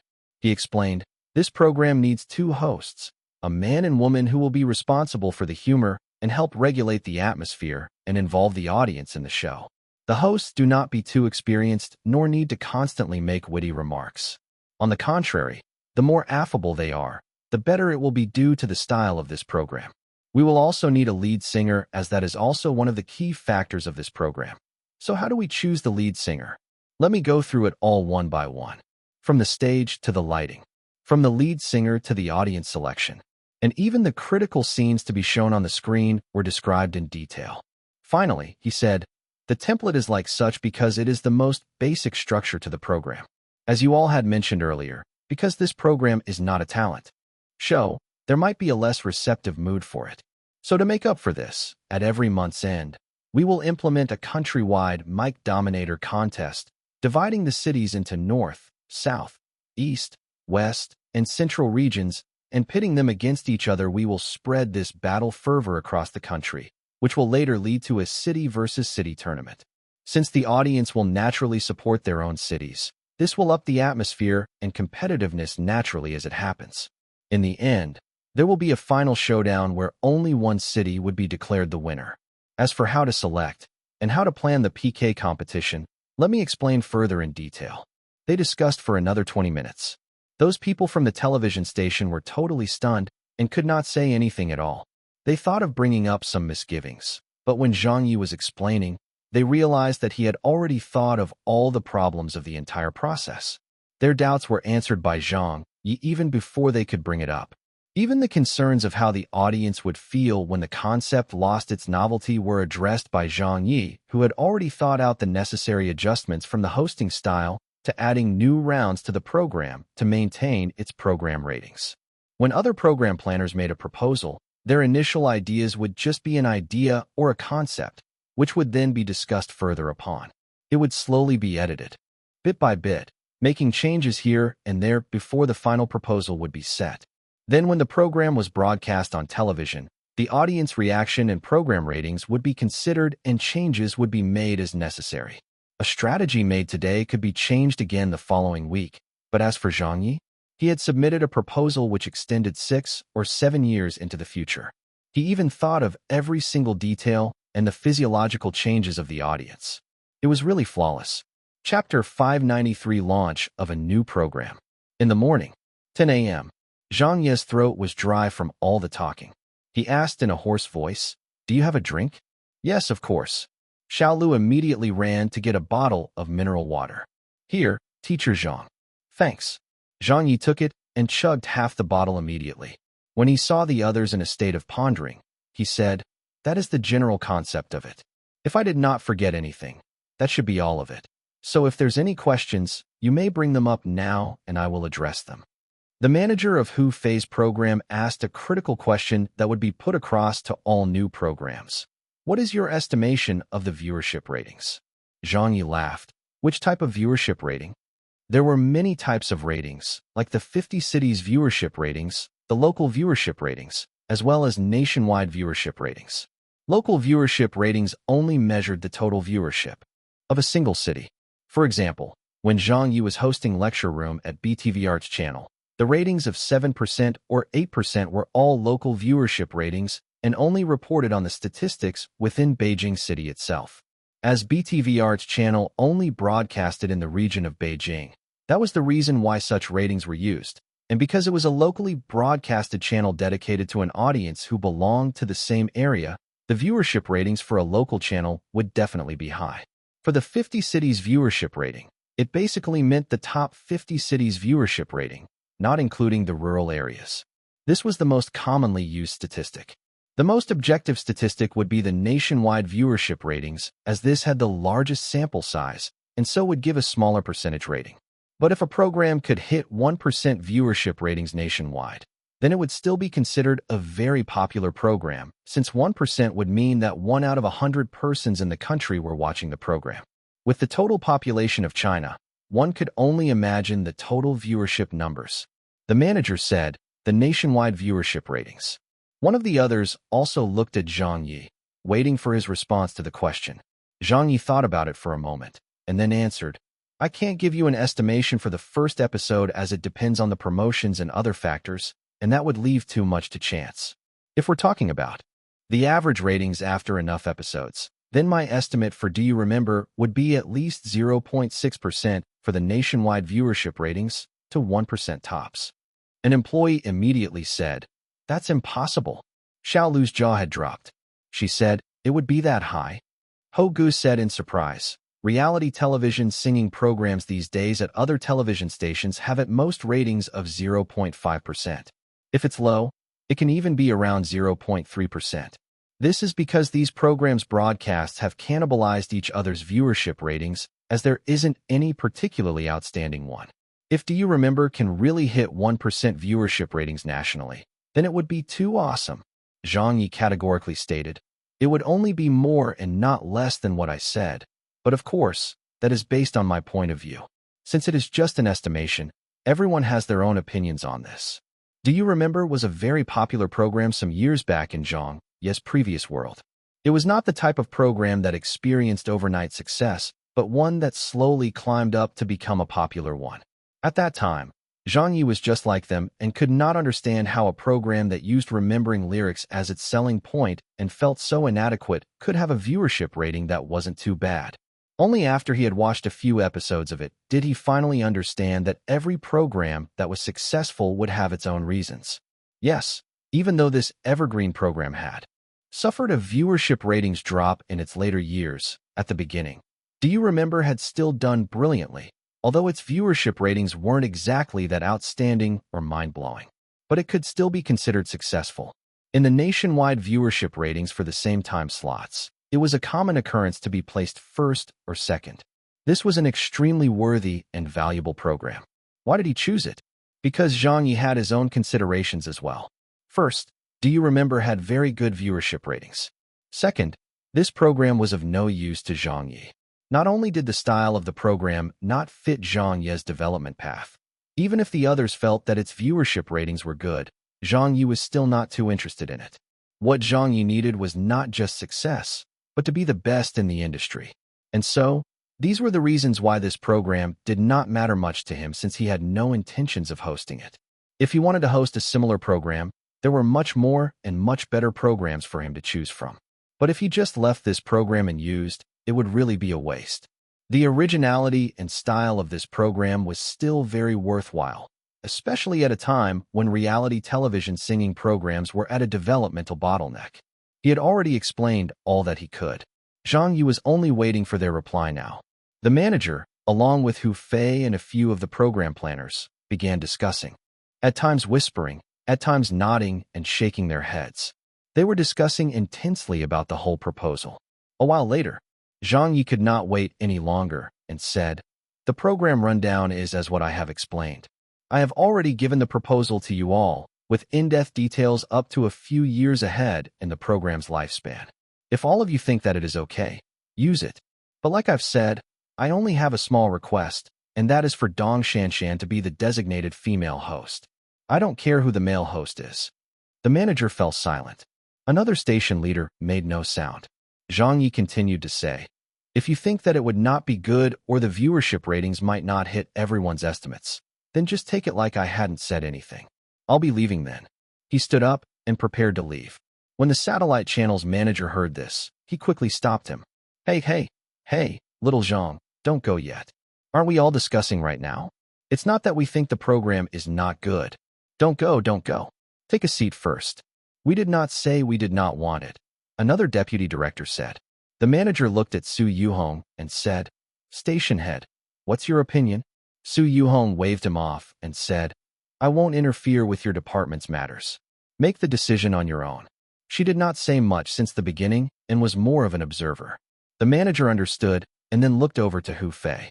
Old Hu Fei, revealed a wide smile and said, "I feel that it is a very good proposal and different from the rest of the programs out there recently, so it should definitely stand out from the rest.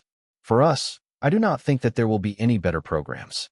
We can save a lot of money this way since we no longer have to invite any big-name celebrities as guests. With this out of the budget, we can use the money in other ways to raise the overall standard of the program." The reality television singing programs these days were all about inviting big names or S-list singers, which sometimes could command appearance fees of up to tens of millions. Compared to all the other required costs, this was the main bulk of it. But this requirement was not needed for Do You Remember? All that money would be saved. It was good since there wasn't really much of a budget for their program. The manager nodded and laughed. "I feel the same as you. This program is really fitting for our satellite channel's Friday primetime slot. I have finally seen for myself just how good teacher Little Zhang's program planning abilities are. Whether it is lecture room or Zhang Ye's talk show, your reputation is fully justified. So many of the program planners and staff in our television station had been meeting for many days and still could not come up with something. But just a short while with you has already provided us with such a perfect program proposal. You've really helped us out when we needed it the most. Behind him, one of the program planners was also utterly convinced and said, Teacher Zhang, why don't you come back? If this program is hosted by you as well, then it would be perfect. The manager immediately said, Yes, little Zhang, come back and join us. Zhang Ye said, Let's talk again in the future when we get a chance. The manager said regretfully, All right then, we won't ask any further. Let's just settle this program first. Teacher Little Zhang, we are going to go ahead and take this, do you remember? As for the price, are you okay with 3 million renminbi? Zhang Ye shrugged and said, I've already said that I have no requests for the price. The manager hesitated a little and then turned to a staff member behind him and said, Tell old Wang from the HR department to contact teacher Dong Shanshan. He must definitely get her to join us. We will pay for her contract to be voided as well.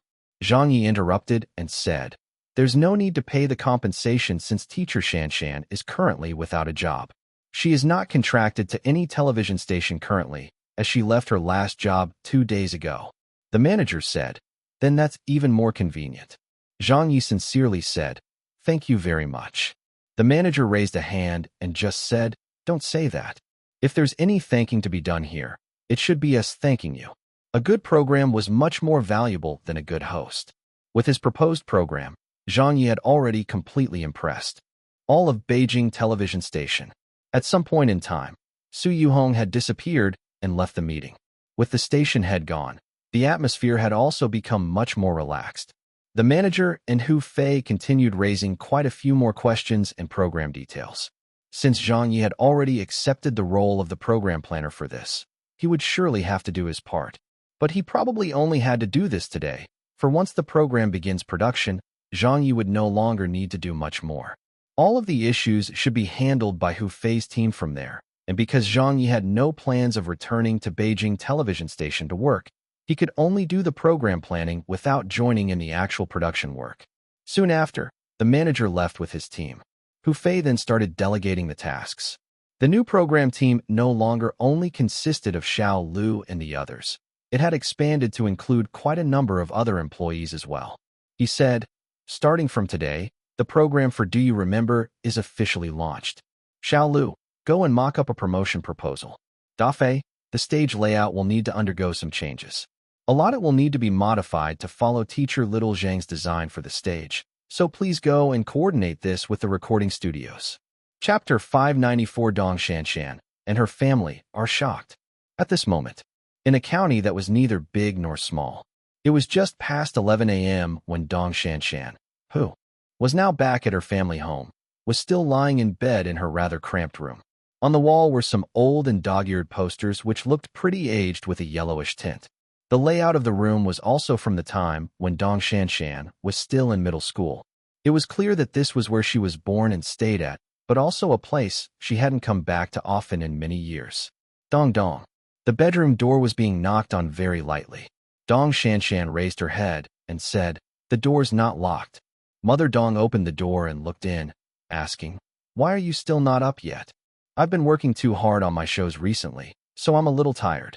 Dong Shanshan smiled and stretched herself in bed, moving her feet like a spoiled child. She said to her mother, Mom, help me massage my legs, please. Mother Dong sat down on her small bed and started lightly massaging her daughter. How comfortable. My mom is the best in the world, Dong Shanshan said with a big smile. Mother Dong looked at her and said, Tell me honestly, did you come back this time because something happened at work? No, work is going very smoothly and the leader also takes very good care of me. I came back because I was worried about you and Dad and wanted to come home to visit the both of you. I will be going back in some days when I start working on my new program. Right now, I have a break since my old show has already finished its broadcast. Don't worry about me, I'm fine, Dong Shanshan explained. Mother Dong shook her head and said, I gave birth to you and raised you. Wouldn't I know if you were really fine? Every time I ask, You always say that everything is good and that you are safe. The more you say it like that, the more worried your dad and I become, because we don't know which of your words are the truth and how you are really doing. Compared to hearing that, we prefer to listen to you tell us what is really going on. So tell Mom now, did you meet with some trouble this time? Father Dong also came into the room from the outside. If you are really having some problems, you can always come home. Don't go away anymore. Just because you majored in broadcast doesn't mean that you must be a host. Of all your classmates, how many really ended up becoming hosts? This industry is too murky with its unspoken rules. Our family are just ordinary people. We can't compare to those who can pull strings with their relatives. Dong Shanshan said, but I want to develop my career as a host. This has always been my ambition, and my thoughts have never wavered. Besides, I am not doing too bad either now. My career has just taken off. Even though an online television station is still not as influential or has as many audiences as a traditional television station, and can even be considered several levels lower as a platform, but one can't accomplish great things with just one single effort, can they? We have to do it step by step. I have just made some results for myself, and you want me to give up now? That's not going to happen. Father Dong said. Then why did you come back this time? Mother Dong also said in worry, Shanshan, can you just be honest with us for once? After a brief silence, Dong Shanshan stroked her ponytail and said, all right, I'll tell you both. I had a quarrel with the online television station and submitted my resignation this time. I've also sent out quite a number of resumes to the television stations in the country who were looking to recruit television hosts. But the larger television stations and satellite channels totally ignored a minor thing like me, like my resume was simply thrown into the ocean. They all think that my qualifications are too little and that I am not popular enough. The smaller local television stations I submitted my resumes to did consider me for a position, but after communicating for a while, it all came to nothing. As they are all small local television stations that do not attract much viewership, they did not and also could not plan for a variety program. So they definitely did not require a host like me. This is why I came back. The rental for the apartment in Shanghai was too expensive at several thousand a month. I could no longer afford to stay there. So, I decided to come home to work things out. After explaining the situation, Dong Shanshan laughed a little. Well, that is the truth that you both insisted on hearing. Father Dong said, angrily, why did they not want you? Didn't you do quite well when you were still working at the local channel back then? They didn't think they had a suitable show for me. Dong Shanshan shrugged and continued. Although I've already said that I was very willing to try out any new shows even if it wasn't a variety-based one. It could be a cooking program. I would still be willing to give it a shot. But then, they still maintained their stance and told me that they had their own considerations as well and did not want to take the risk. Mother Dong said scornfully, employing you would be a risk? It's their loss that they didn't get to employ you. Dong Shanshan laughed gently and said, well, that is what I think too. How can you still laugh like that now? Mother Dong, who was already feeling very anxious for her daughter, asked her, then what will you do now? Are you going to continue sending out your sum? Dong Shanshan nodded and said, I've sent them out to whichever places have put up hiring notices for hosts. I've even tried for other online television stations as well. Right now, all I can hope for is to get a good program that I can work on since it hasn't been easy to get to the popularity that I have now. I can't just let it go to waste like this. I must get a long-term contract as a host. Otherwise, when this popularity declines, I will have to start all over again in the future. That is just how cruel the entertainment industry can get. Father Dong immediately said, it's okay, your mom and I will take care of you, so just stay at home. Thanks, Dad, but I have no problem taking care of myself. At most, I would take up more commercial hosting to feed myself even if the pay is unstable. Dong Shanshan rolled across the bed to her mother's lap and said, but that won't be my long-term plan, right now, she yawned and continued. I just hope to find a good enough hosting job. Mother Dong stood up. Where are you going? Dong Shanshan's head slid off her mother's lap back onto the bed. Mother Dong said, I will go and burn some incense to pray for you. Dong Shanshan smiled and said, sure, then I am going to depend on Mom for this. Father Dong was almost at a loss for words. He remarked, such blind superstitions. Mother Dong turned a deaf ear to it and just walked out to the altar and lit the incense, and then started chanting almost inaudibly with a muttering of words. Father Dong said to his daughter. You should have stopped her. All she knows is to burn incense every time until the house is full of the smell of sandalwood. That's all that my mother likes to do, so just let her be. If you don't allow her to burn the incense, she would definitely take it up with you, said Dong Shanshan when her cell phone suddenly rang. The phone was ringing and vibrating. She had a look at the caller ID. It was an unknown number calling. Dong Shanshan flipped over and sat up against the headboard wondering who could be calling. She accepted the call and said, Hello, who is this? On the other end was the voice of a young man who sounded like he was in his 20s, but of course he could be 30 or so as well. Hello, may I know if this is teacher Dong Shanshan's number? Looking for me. There was a response to my application. Dong Shanshan immediately said, Yes, that's me. Who is this? Father Dong was also listening closely beside her.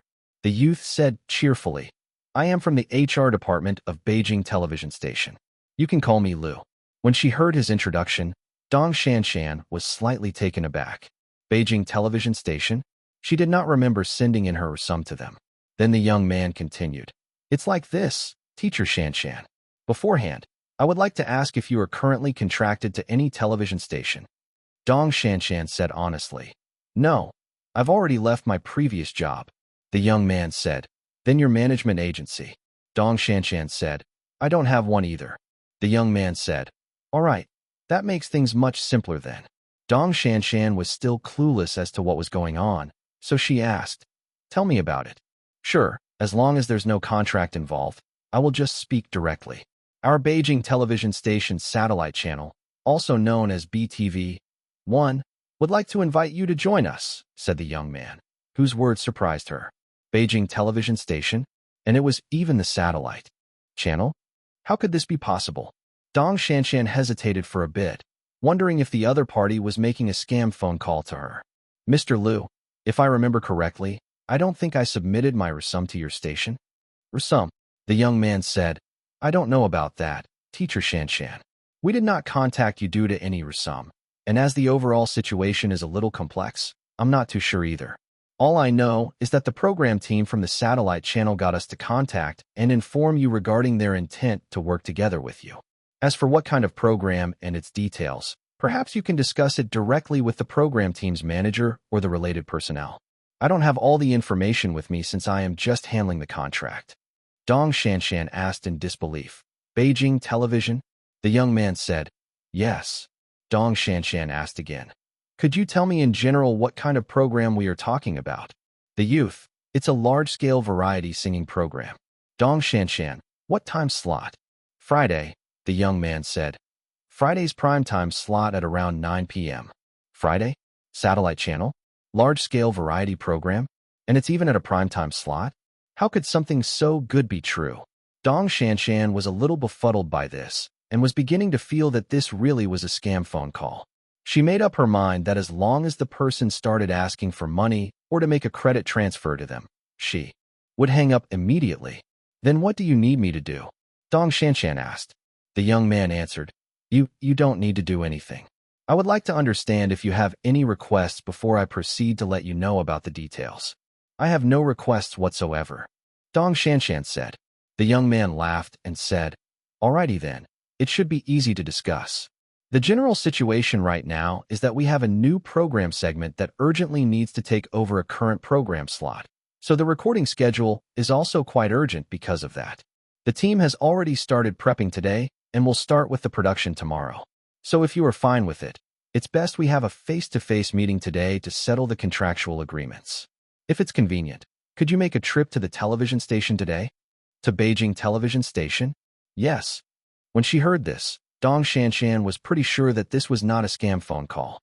Dong Shanshan immediately replied, I am out of Beijing at the moment, but if I set out immediately, I should be able to get to Beijing by the afternoon. The young man said, That would be great. Since we're on this issue, let me give you the details about the contract. We are preparing a 1+1 contract for you, with an annual salary of 200,000 renminbi, excluding bonuses, welfare, and other standard payments. This contract will offer whatever is expected, yes, so you can make your decision on the way here. If there are any parts of this offer you're not satisfied with or have any special requests, we can talk about them when we meet later. As long as it is related to the contract, I am in charge of it, and we can negotiate. As for any program-related requests that you might have, the program team will go through the details with you later as well. Free to negotiate? Everything can be discussed? Aren't they being too polite? Dong Shanshan finally asked. How many hosts will there be? 2. A man and a woman. The other person is? It has not been confirmed yet. At the launch of this program, only 2 things has been confirmed. 1. The program's name will be called Do You Remember? And the other is the choice of the female host. The program details were still being worked on, yet the designated female host is me? Chapter 595 The Host Who Never Needed a Script. After the call ended, the room was in complete silence. Although Father Dong, who was beside her, could not clearly hear every word that was said, he could still grasp some of the details he heard from the faint voice on the phone. He was also stunned at that moment.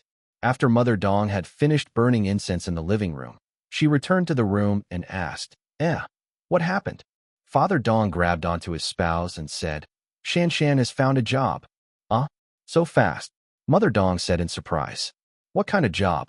Dong Shanshan was a bit stunned as she subconsciously blurted out, Beijing Television invited me to be the female host of a large-scale variety show that will air every Friday at the primetime slot of 9 p.m. Mother Dong was pleasantly surprised and asked, Really? Dong Shanshan said, It sounded real, not fake. Oh, that's great. That's so great. Mother Dong was so excited she didn't know what else to say. That is one of the country's more reputable satellite channel stations, the highest-rated television station in the north, and it's even a Friday primetime slot? Shanshan, looks like there are still some people with foresight. Who says there are no television stations who want you? Mother Dong paused for a moment and then claimed credit by saying, Old man, see that? That's why I said we must always burn incense and pray to the gods. And you still say that I'm superstitious. Father Dong said. What has all this got to do with burning incense? Dong Shanshan sat down, stood up, and sat down again. She could not calm her mind down and said, But it can't be. Why would they look for me? They could have looked for anyone else. It shouldn't even be my turn yet. Is this cis reputation that great? I could even alert a big station like Beijing Television. She was still quite aware of the weight she could pull, so she was becoming even more perplexed at all that was going on. She then said, They had only just confirmed the name of the program, and the female host has already been designated as me? From the way they offered me the job, it seemed like it had to be none other than me. Mother Dong smiled and said, That shows just how much they admire you. It's too ridiculous, Dong Shanshan said.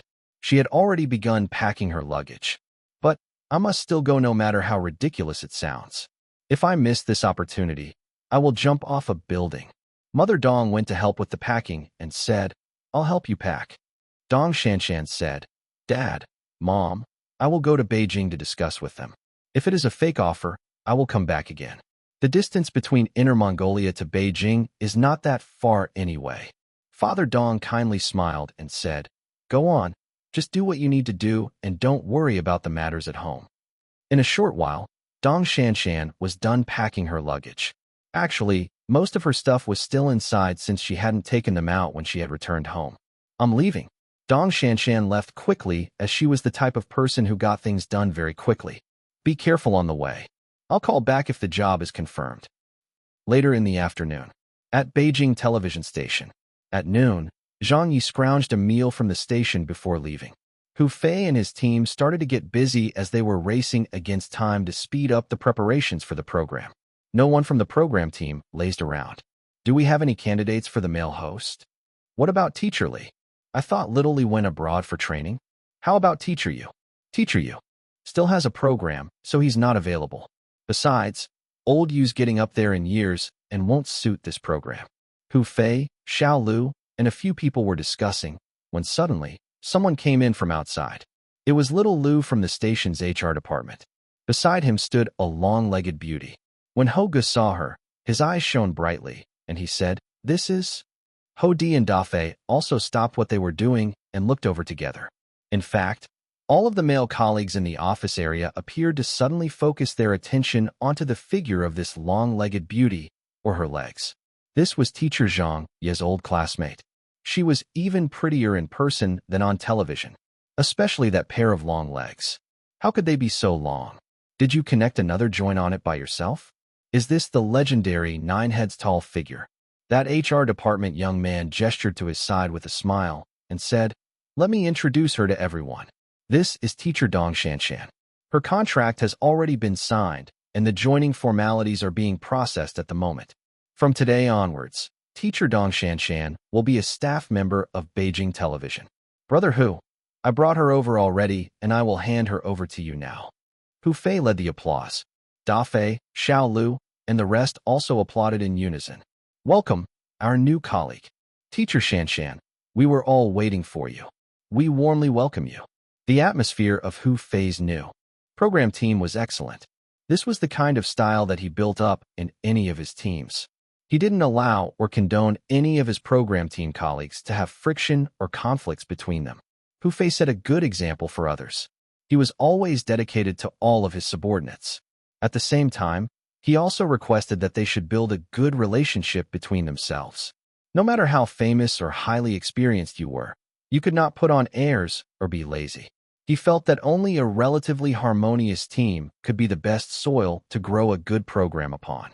Zhang Ye also started out in this sort of culture in Hu Fei's team. This was also imbued deep in him. Although Zhang Ye had worked at many places and offended many leaders and units, even to the point of not seeing each other anymore. After he left Beijing Arts Channel, he still maintained a close relationship with Hu Fei and his team that just a call was enough for him to come back and help out. Dong Shanshan was not at all affected by all the eyes staring at her now. Judging from her demeanor and aura, she was totally unlike a rookie who had only debuted for a year. She greeted, "Hello everyone.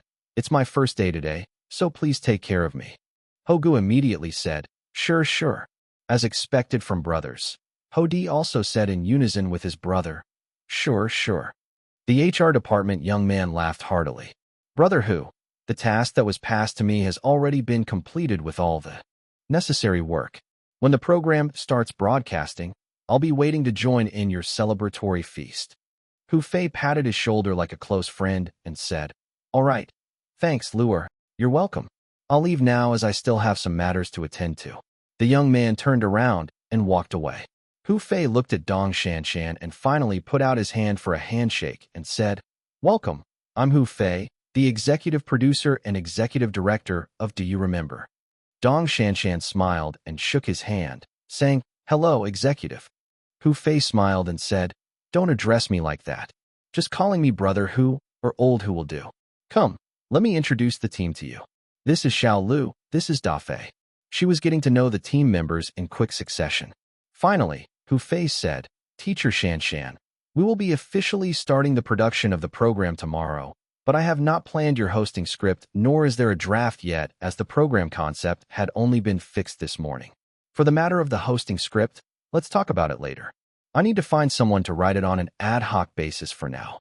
Dong Shanshan immediately got into gear and was ready to start working. She asked, "Will it be ready on time if it gets written at the last minute? Why don't you give me the program outline and requirements for the hosts, and I will try to write it instead." Hu Fei acknowledged and said, "All right, then we'll trouble you to put in some hard work first until I manage to borrow a screenwriter from the other program teams to write up hosting script for you. We will discuss again with you and the unconfirmed male host once this is settled." Dong Shanshan blinked and said, "Borrow someone? Did our program team's screenwriter resign?" Xiao Lu, who was at the other side, smiled and said, "It's not like that. It's just that we never had a professional screenwriter for the hosting script in our program team since the Arts Channel." "How could that be? No script? How could a program be done without having a script then?" Realizing Dong Shanshan was unable to comprehend the situation, Xiao Lu laughed. "Because we have never needed one before, as we once had a host who didn't have a need for any script." Chapter 596, The Appointed Host. Dong Shanshan was a little taken aback. No need for a script? Were the scripts prepared ahead before recording the program then? Hoga laughed and said, "They weren't prepared ahead of time, but he never, ever needed a script when he did a program recording. Even if it's a live broadcast, he just goes up and does his hosting without any script. There are 12 urban legends in the internal departments within Beijing Television Station that are being spread around, and this is one of them. Why these are called urban legends is because even if we tell anyone outside the station about it, no one would believe them. Only our own internal staff knows that these are, in fact, truths, and not urban legends. Hu Fei patted him on the back and said, "Don't be talking about those useless things anymore. Discuss the program concept and hosting details with Shan Shan. Everyone else is starting to get busy, so don't just stand around." "Yes." "Okay. As you command." Everyone dispersed as the party was dismissed. Hogu and Dong Shanshan walked to a workstation in the corner where he took out a stack of documents and placed them one by one onto the table and started explaining the program to Dong Shanshan. As a professional host who had graduated from the most prestigious broadcasting college in the country, Dong Shanshan naturally had her own judgment of programs. While she was on the way to Beijing, Dong Shanshan had considered many things. She repeatedly considered the possible reasons Beijing television had for signing her, a half-rookie with not much of a name carved out in the industry, as a host for such an important program segment. All her considerations only pointed to one thing, that the program needed someone like her who could be a vase to attract the viewers. Dong Shanshan's mission was probably just to stand on stage and occasionally make some remarks or say a few words, and then let the show continue on its own. For this program, the hosts were simply there to be eye candy and not much else. Dong Shanshan thought this was the only possibility, but she still came and signed the contract after just listening to the offer without a second thought. This was because, even if she were going to be a host who could be disregarded and ignored on stage, this was still the Northern Big Brother, Beijing Television's variety program in a primetime slot. Even if she only had a bit part to play every week, she was willing to do it as this platform was too good. But when Hogu had finished explaining the whole concept of the program and the role of the host, Dong Shanshan discovered that what she had initially concluded couldn't be further from the truth. Vase. Not much screen time. A bit part host? Bullshit. The responsibilities of the host in this program turned out to be much more important than she had imagined. Although the program's main focus was still on the contestants, City PK, or the leading singer, the host was also a key part of the whole setup and couldn't be ignored. The host was extremely important and would have a lot of screen time since they would be needed to string together the entire show by appearing on screen and leading and setting the atmosphere of the live audience. It wasn't a group of them. It wasn't a partnership of a main host with 4 or 5 co-hosts. It was just 2 hosts, a man and a woman, and that female host was Dong Shanshan. As she would be the only female host as well, there was basically no one else to share the screen with her at all. Hogu looked at her and said, "Teacher Shanshan, that's generally how it is." Dong Shanshan came back to her senses and said, "Ah?"